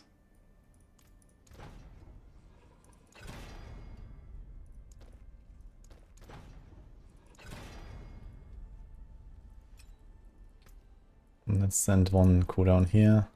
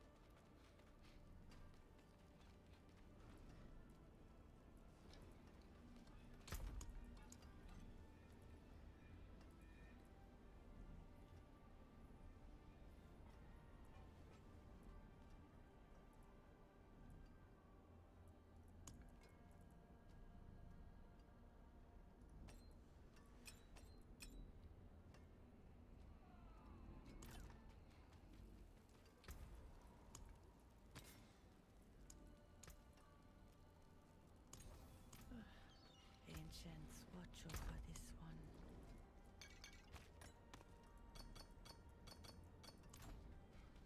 Thank you for sub.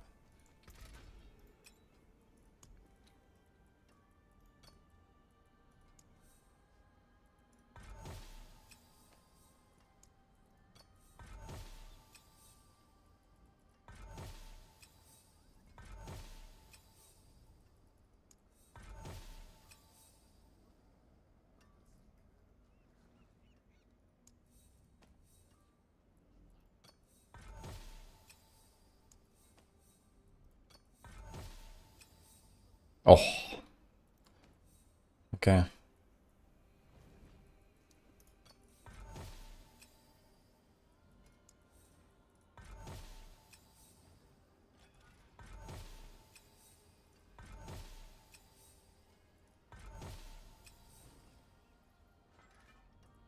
Low life roll.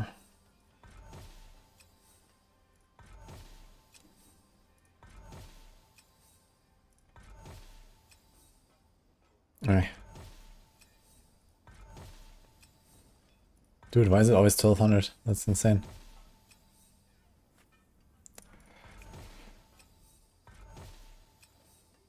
Okay, let's take this.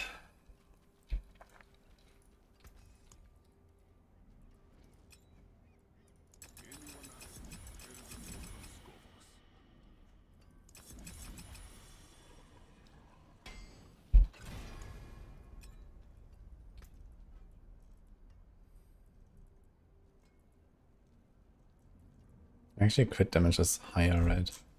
Gonna have 100% crit chance.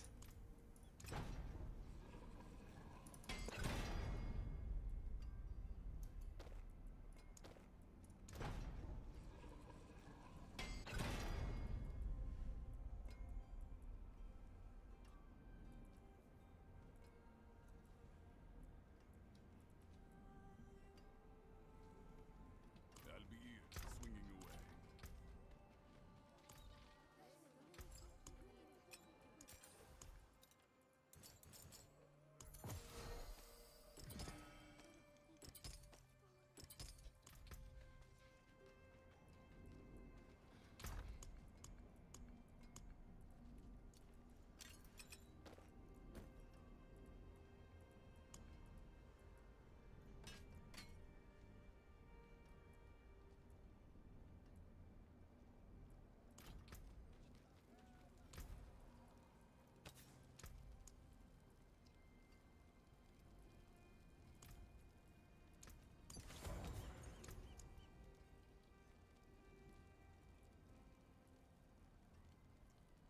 Let's gain increased damage while alive up to 90% after 10 seconds. We actually want to put this on the sword.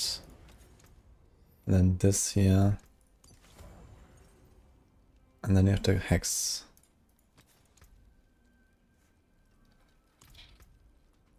And we don't have occult. We don't have occult. We don't have occult.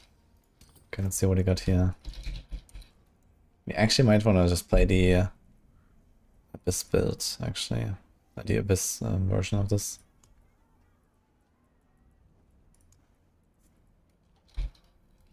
What's it called? Here, Havash.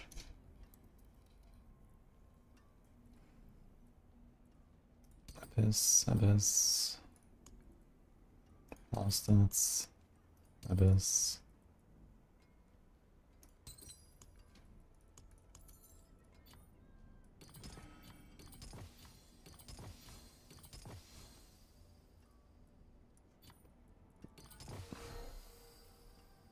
Okay, it's only 9 ranks. So a bit on the weak side.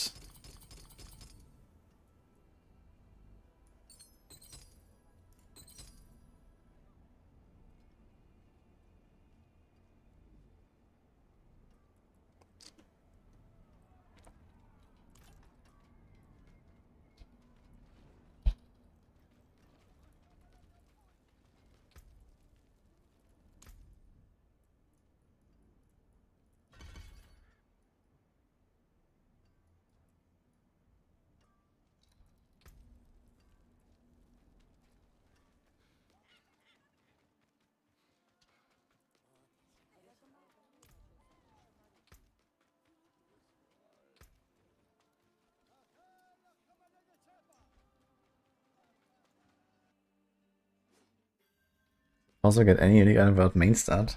Yeah, it's just random rolls. But main stat has a very high weight.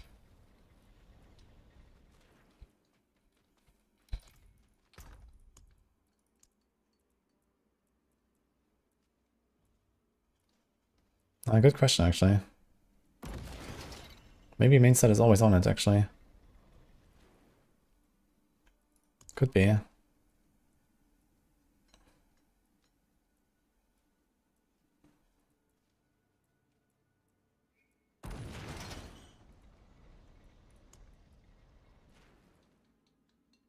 Yeah, this one has no main stat.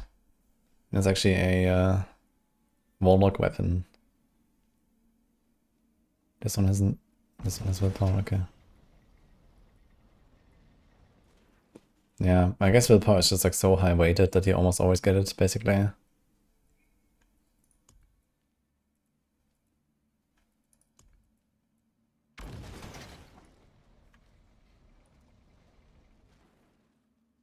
$20 Barturks and no amulet. If you have any Belial mods, try Belial.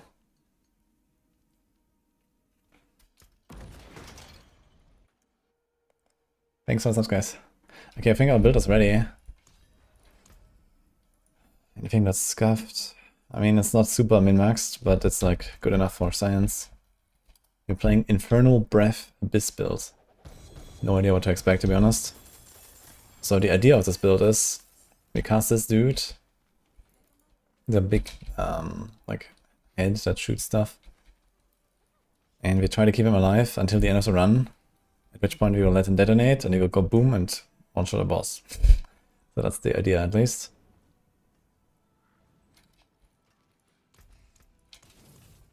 I don't know if this will work out.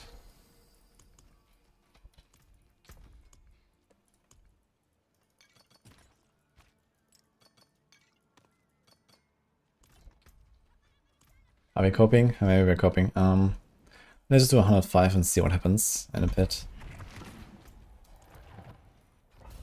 Or I don't know, let's do this other city run. Let's do a T11. The thing is, in order to keep this guy alive, we have to do a nether step every 3 seconds. Because every nether step extends the duration by 3 seconds. So this is kind of like a thing to do. So you can reset it with this. I could also change the roll there a little bit.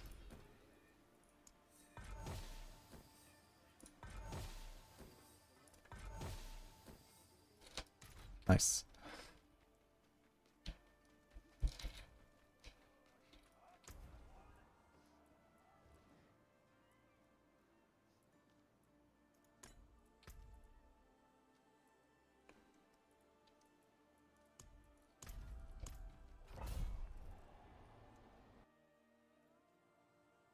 Suppose I got max uniform stacks. You know, I chose 14, I'm gonna get 12.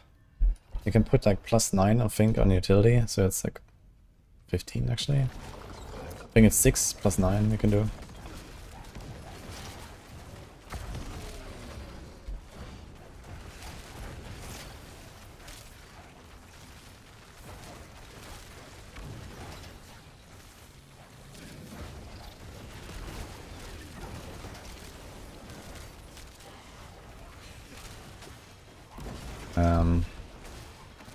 Hmm.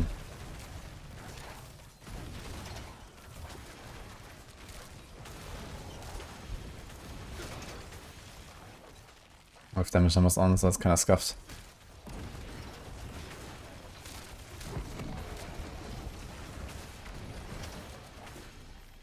Wait a second.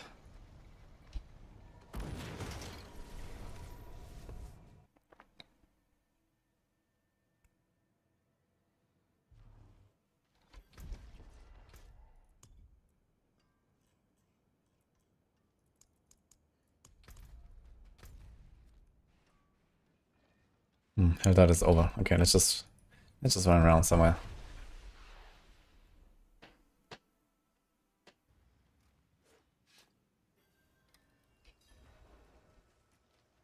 I'm not playing LUNATIC right now. I'm playing an Infernal Breath build.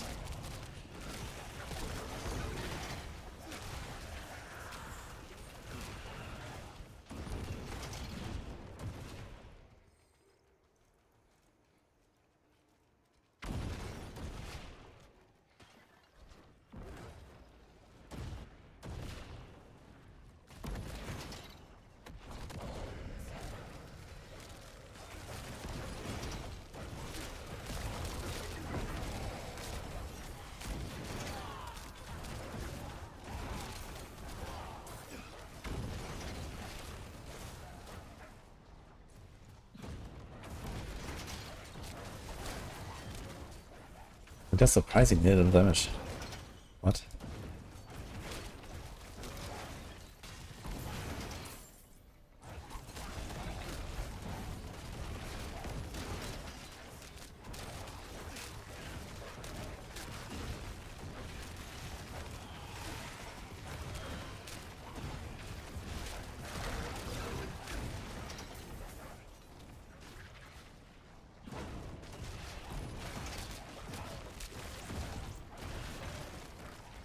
Man, it's a complicated build to play.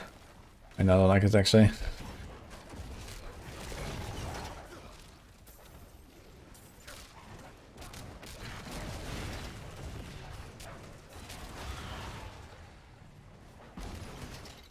Thanks, guys.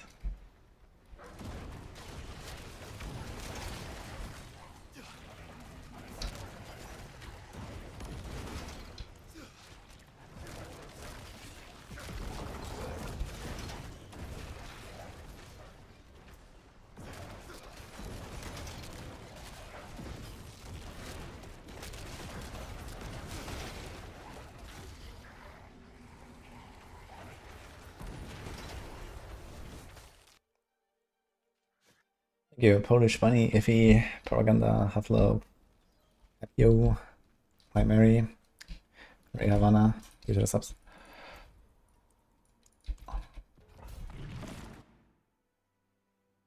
Feels like I should auto aim. Yeah, and the whole concept of this, you know, it's like the recast theme, right? So this is just how that works. And it's just auto aim.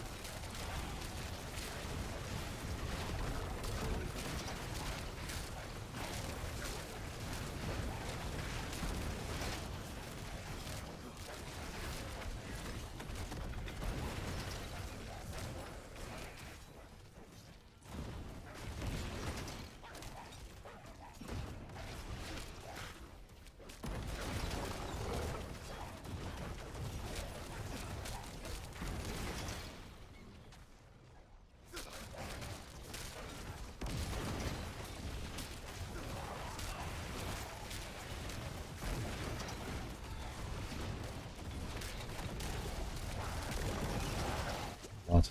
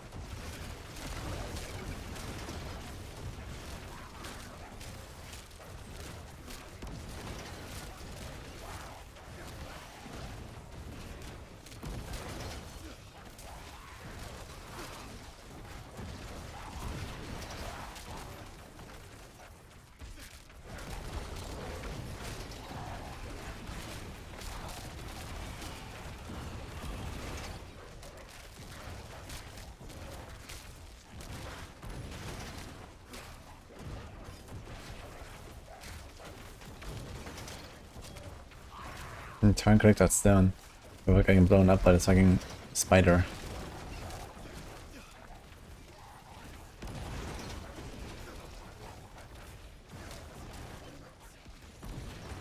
It's a crackling soul.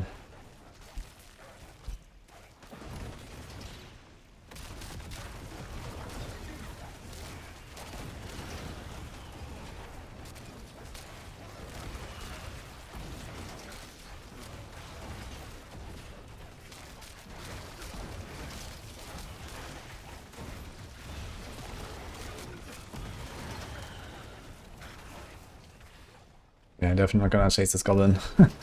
That's for sure.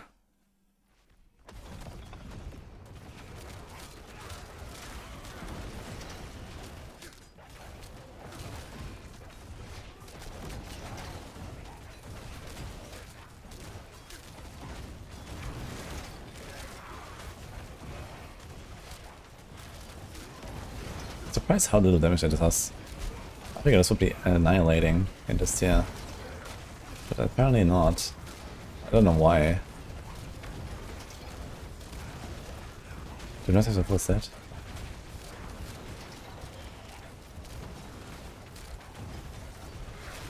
And the numbers and the synergies and all, they look great.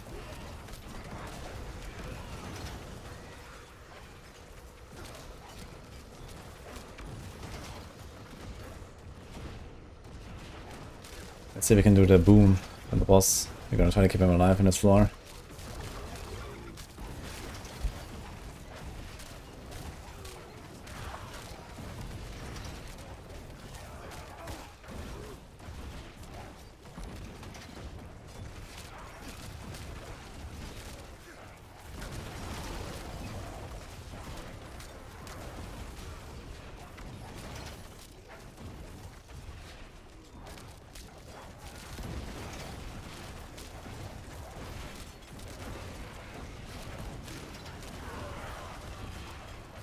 This constant nether stepping is really annoying. I don't want to do this.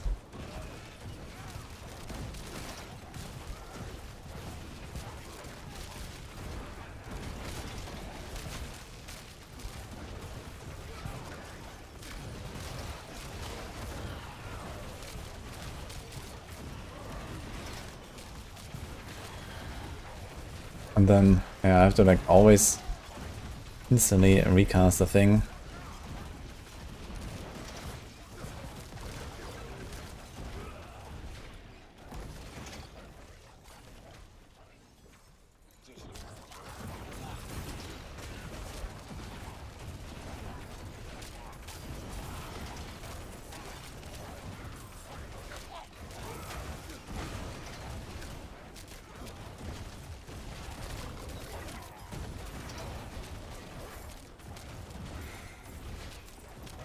We're gonna get this goblin, for sure. Watch this. Maybe it's the last thing we do. I think my guy actually timed out, unlucky. So no big boom for the boss.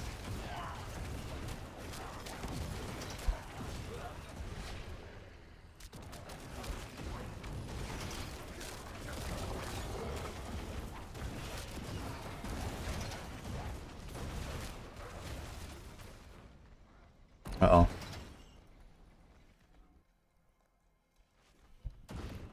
And level transitions. Wait, this guy... Oh, he doesn't go through the level transition. Oh no. So he definitely can't do a big boom. Okay. Well, I guess you can do... If we time the clear.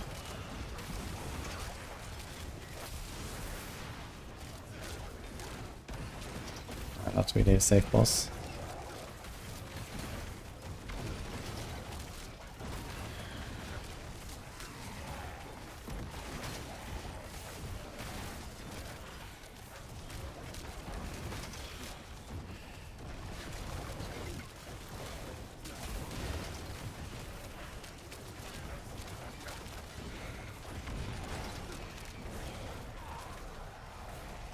Okay, let's see. What? Wait, I didn't see anything. What the hell? Where was the boom?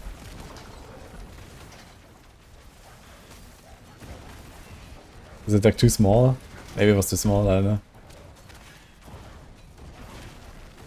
Hey, can I get rid of this fucking lead here?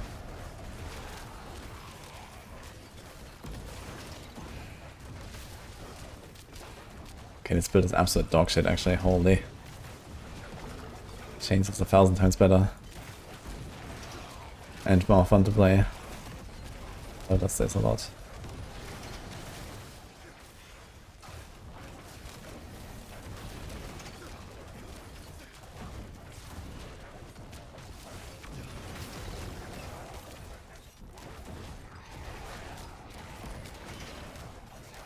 Dude, there's another one of these fuckers. What the hell, man?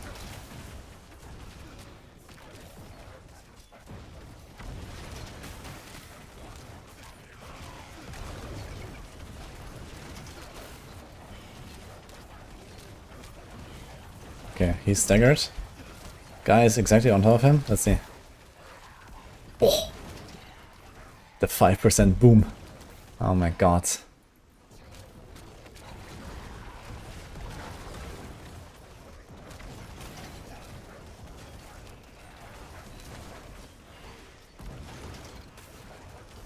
I mean, okay, to be fair, we had only a boss fight here. So the idea would be that you stack this up in AoE, right, before the boss. It wouldn't even take much. You do like 2-3 Tash packs, let him blast into the packs a little bit. Get many hits. And then boss spawns and kaboom. If I can do 5% under this circumstance, I can actually one-shot bosses with this. But everything else about this build is just shit. It's a bit problematic. So, I don't know.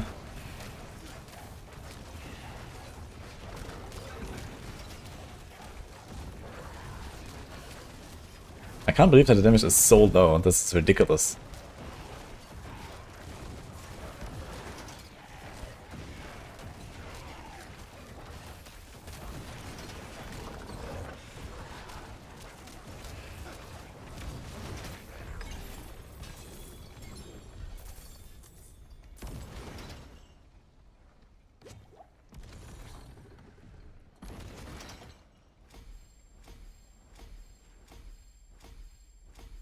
At least we have the destruction cliff almost.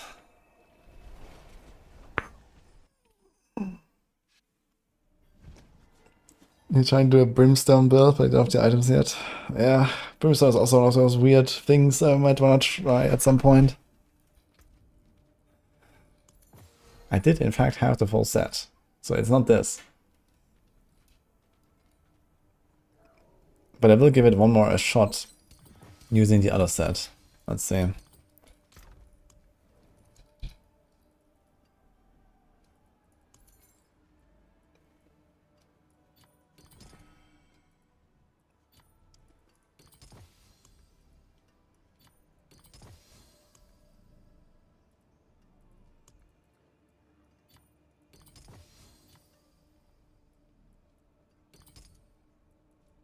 I think one of them will be scuffed. What's missing? Laura. This is so cold, so this is the wrong.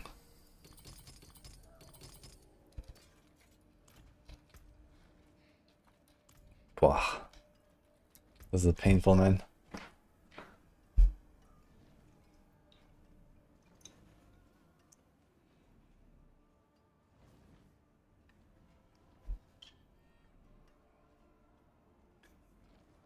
You plan to do a video guide on endgame Dragclaw build? Yes. Yeah, well, like the video I made was like pre-launch basically, right? So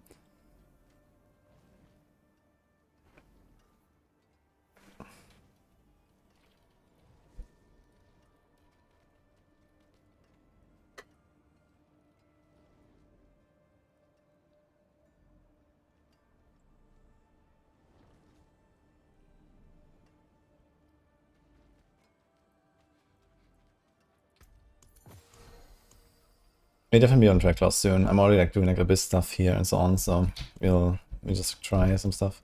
Okay, so Seed of Horizon is definitely gonna help us more than before now. We keep the Calamity. We have... Okay, was there something wrong? Shadows can increase damage while alive. No. This is fine, this is fine. I mean, it is tagged summon, right? It does have summon tag.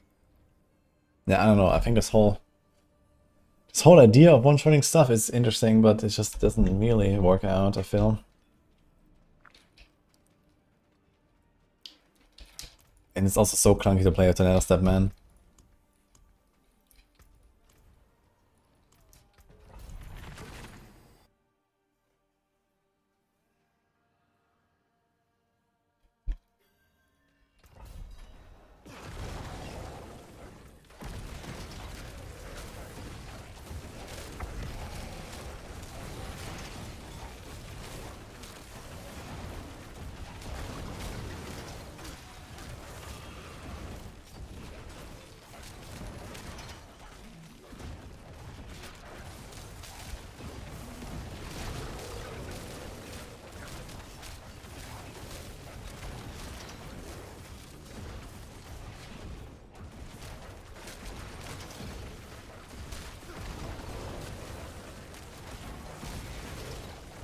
Okay, let's try to let it expire and see.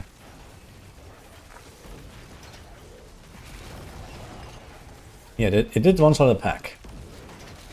It let it run out and kaboom. So there it is.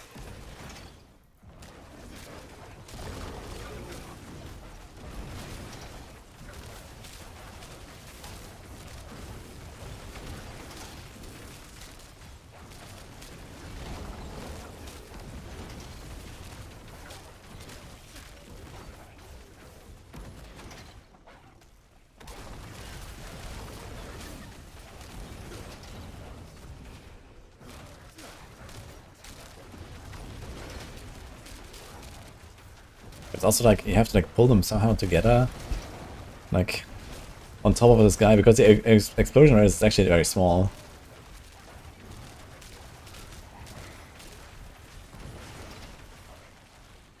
Like, okay, it just timed out and it didn't do anything. Now these guys died, so F. But for some reason the Horizon set just seems so much better. The previous one was so dog. It seems almost like this Abyss set didn't really work for it or something. Crazy the difference. But it's still only 105 and slow and clunky. So screw this, honestly.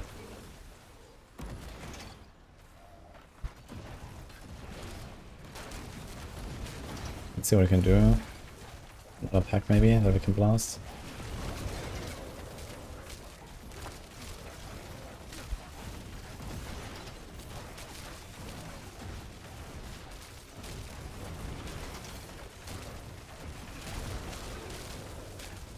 There's actually no elites there. Yeah.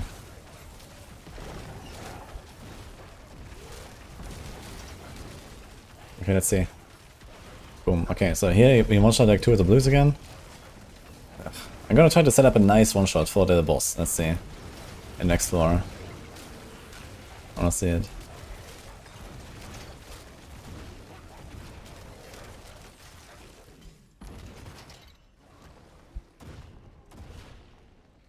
It just need 30%, should be fine.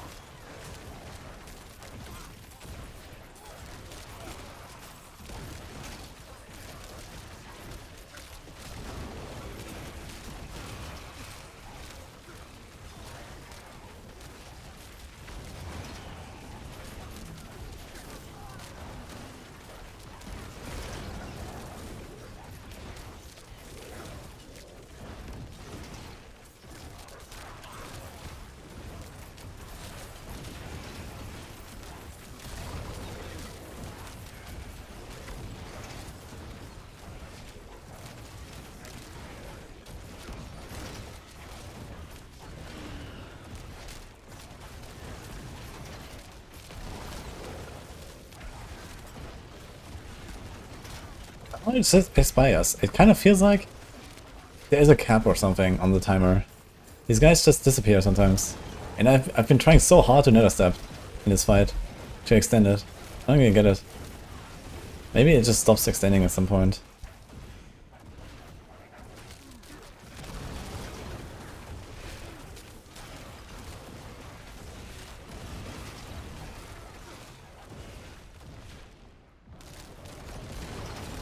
Like even while fighting and using my normal nether step between my evade, it just fell off at some point.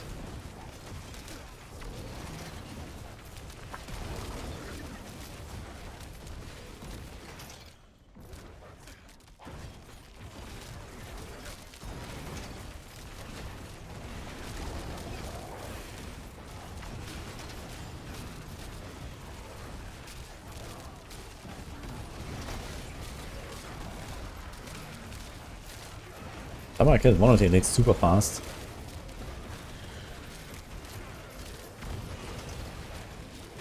Ah, I think he exploded. Yeah, he's just tapped out again. What the fuck?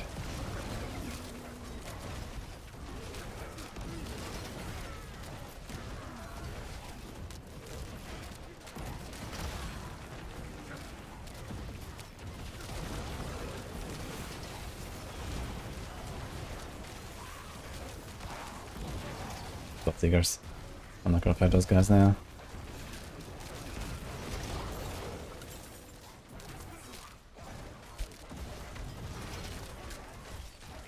Okay. Let's just make a nice trash ball here. Oof.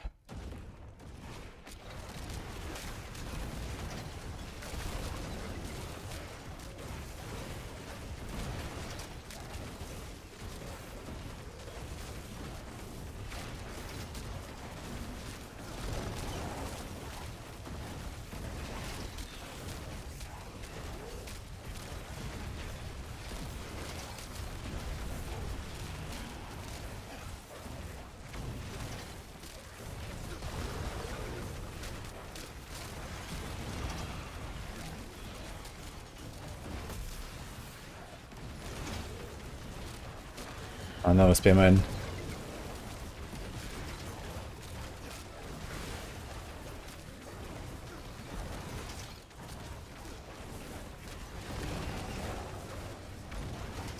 Okay. Almost. Ah. Okay, this bit is so shit, man.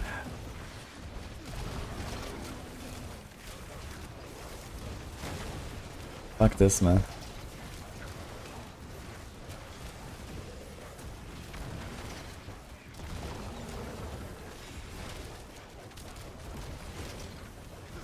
I can just press Apocalypse and I can one-shot a boss 10 tiers higher. Without all this bullshit here, so I think I'm gonna do that, guys. Enough of this shit, man. Oof.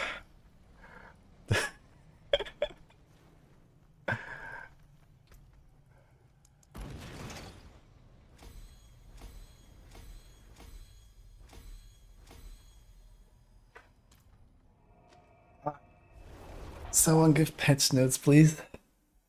Do we have another patch or what?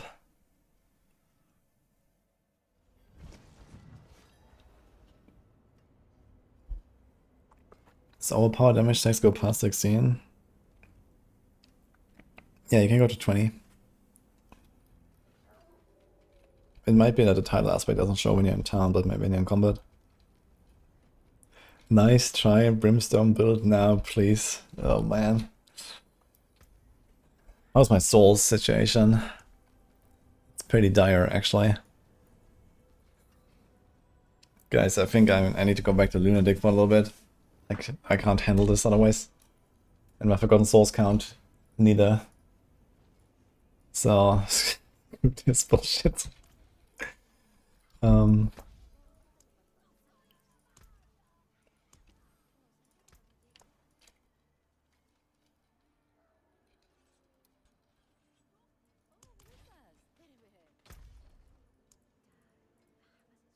I think I also forgot my mercs all this time. Oops. Okay. Ah. Home sweet home, guys. through all of this. Thousands of gems in a handful of dust.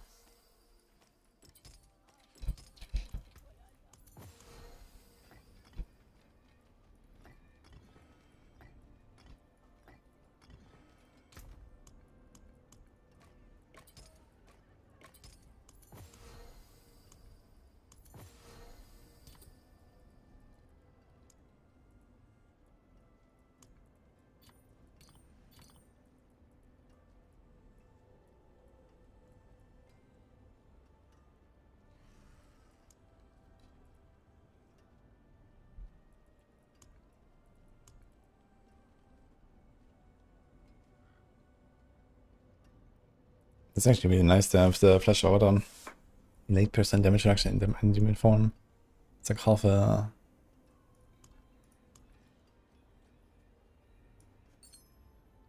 So das...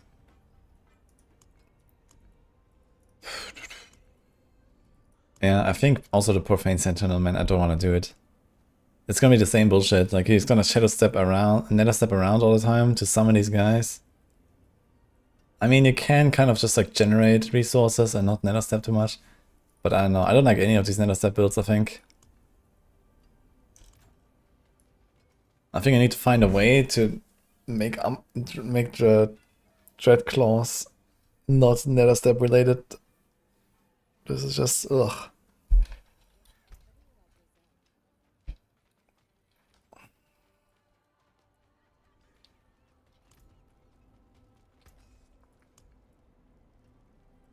This has the wrong imprints.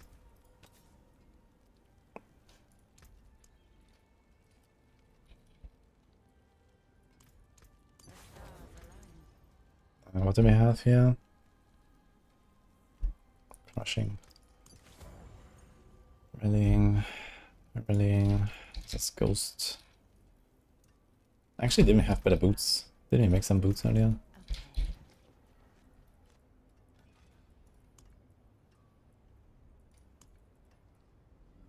Will armor is...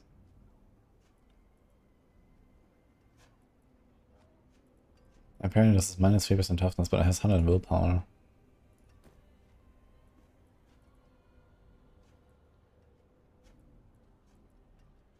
Without the life.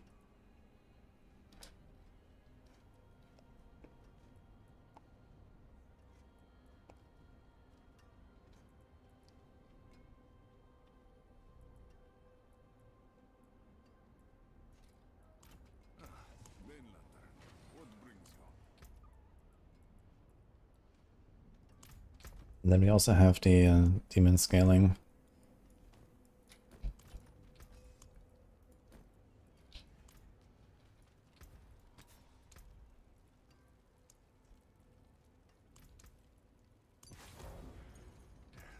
Step up to my anvil.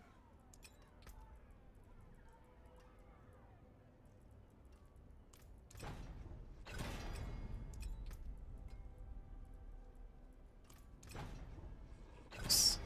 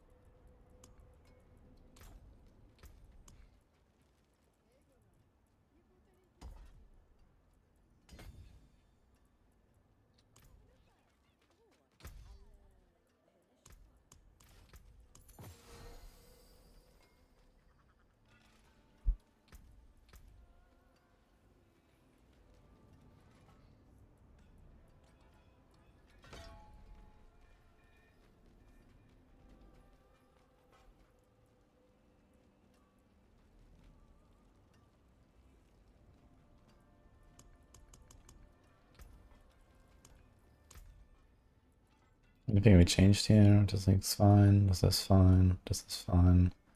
This is fine.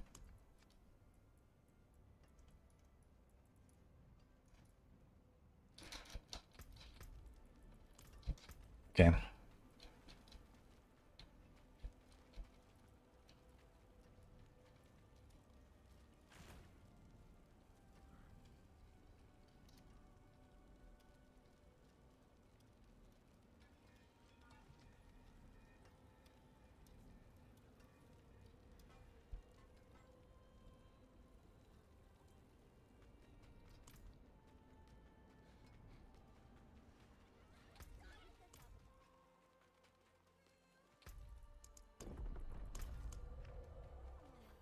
Time to enjoy the game again a little bit, guys.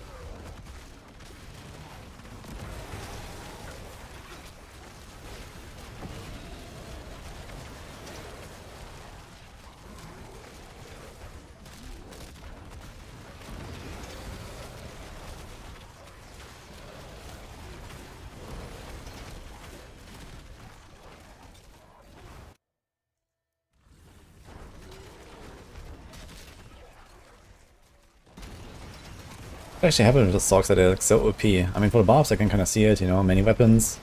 They forgot the gem strength. They forgot the overpower glyph. I see that. But what happened with the Sorks?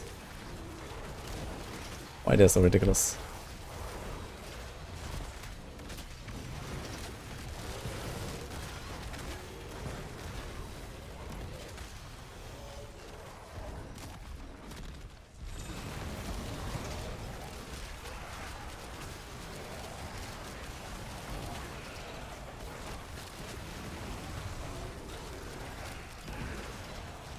Miss Quinn, thank you.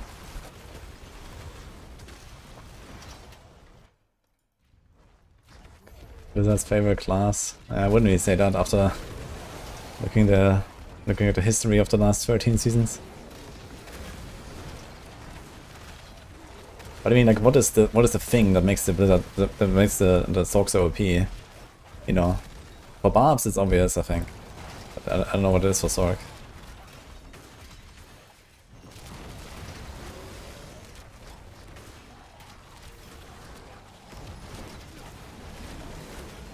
You're running Tyrus as Flesh Rid instead of Banished Lords.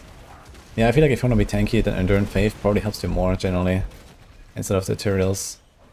And equip the Flesh Rid. But you can do it. It also is, you know, pretty good defensive item for sure.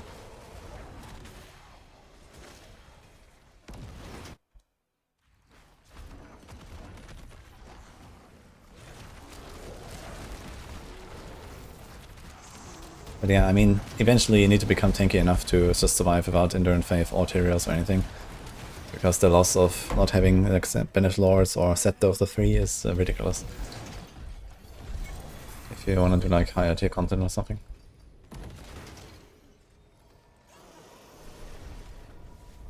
Armageddon, Constellation and Overwhelming Aspects giving like 1000 times multi. Nice.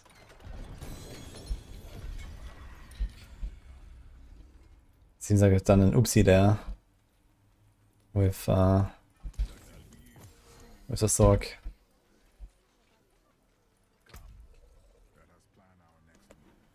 Okay, Tree of Whispers completed. Nightmare almost, Telltale almost.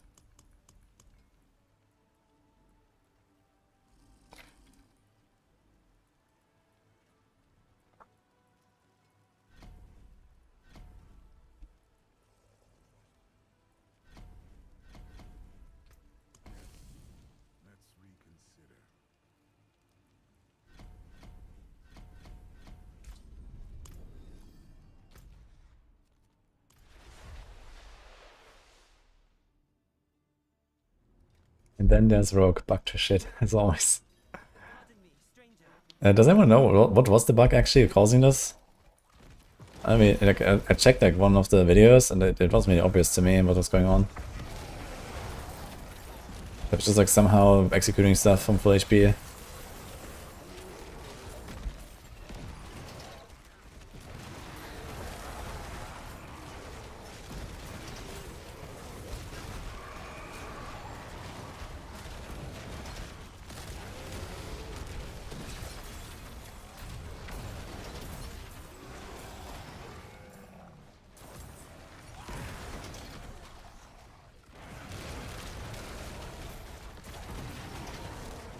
Shadow Ray spawn which counted as a kill when it ran out or something.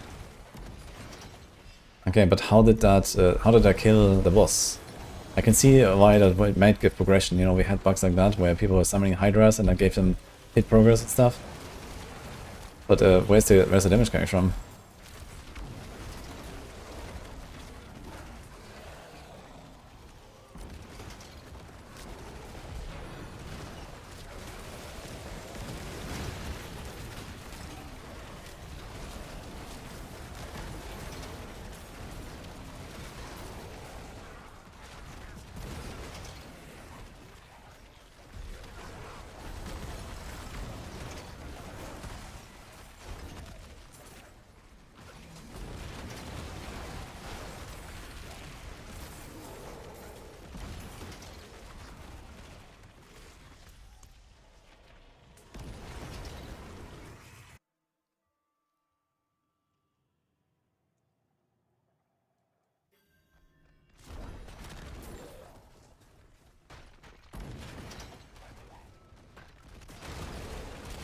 Barbs also killed D12 and pistol in 5 seconds. Oof. Dude, Barb's gonna be playing a completely different game next season. That is wild, man. Zorgs too, I guess.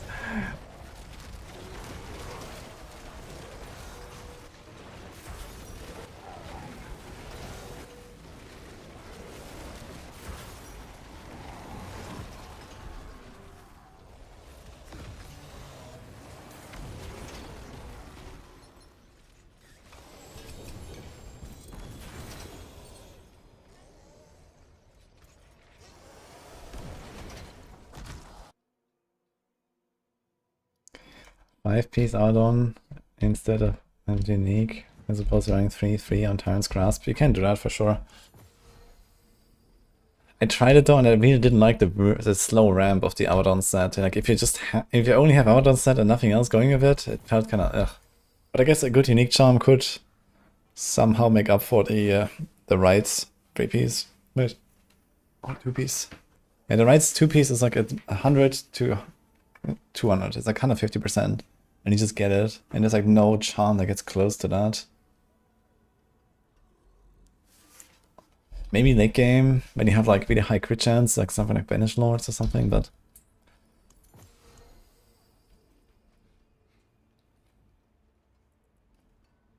yeah.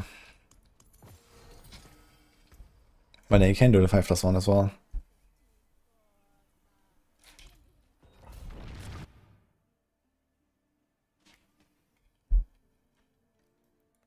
What's the price for the Trace of Echoes? I think it's priceless.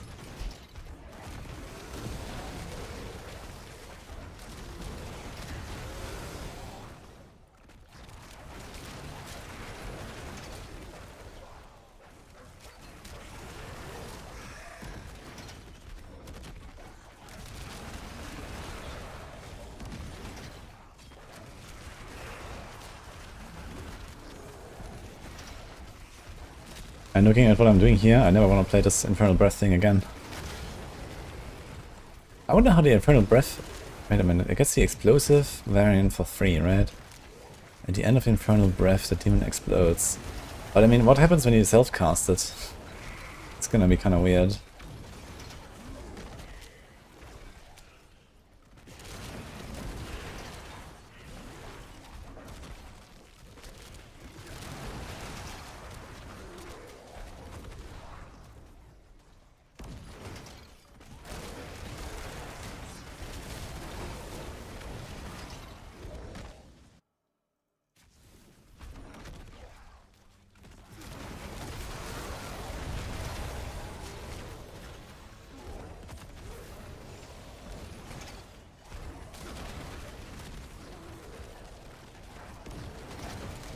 That gem dungeon the best way to go about getting high tier gems? Yes. I mean, it's like 20 times better than the next best option, so... yes, it's pretty insane actually how much you get there. You can spend like an hour there and you have full grand gems everywhere. I was farming for 5 days and didn't have one, so...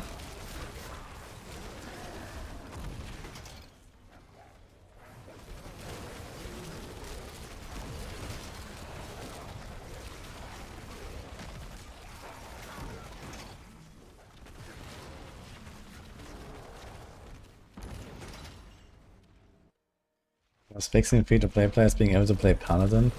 Wait, what? Did that happen?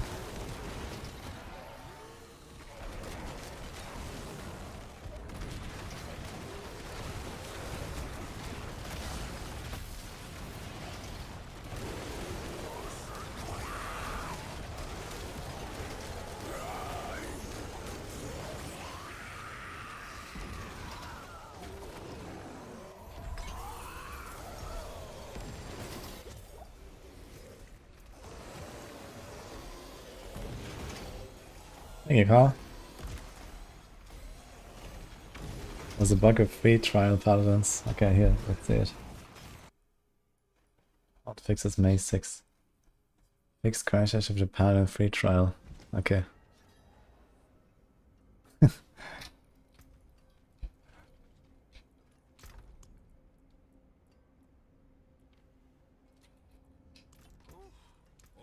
Tetris, isn't it?